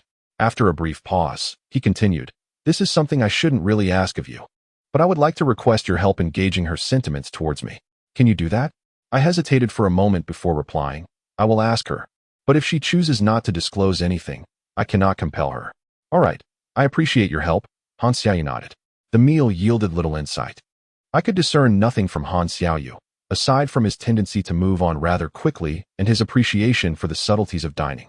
Upon returning to my dormitory, I took a brief shower and opened WeChat. It was already April 18th, and I recalled my agreement with Lin Qingyue to return to Nanjing together during the May Day holiday. If we were indeed to embark on that journey, now would be the time to purchase tickets. However, we had both been quite busy and had not broached the subject until now. It was imperative that I discuss it with her today. If this trip to Nanjing were to proceed smoothly, it could signify a substantial advancement in our relationship.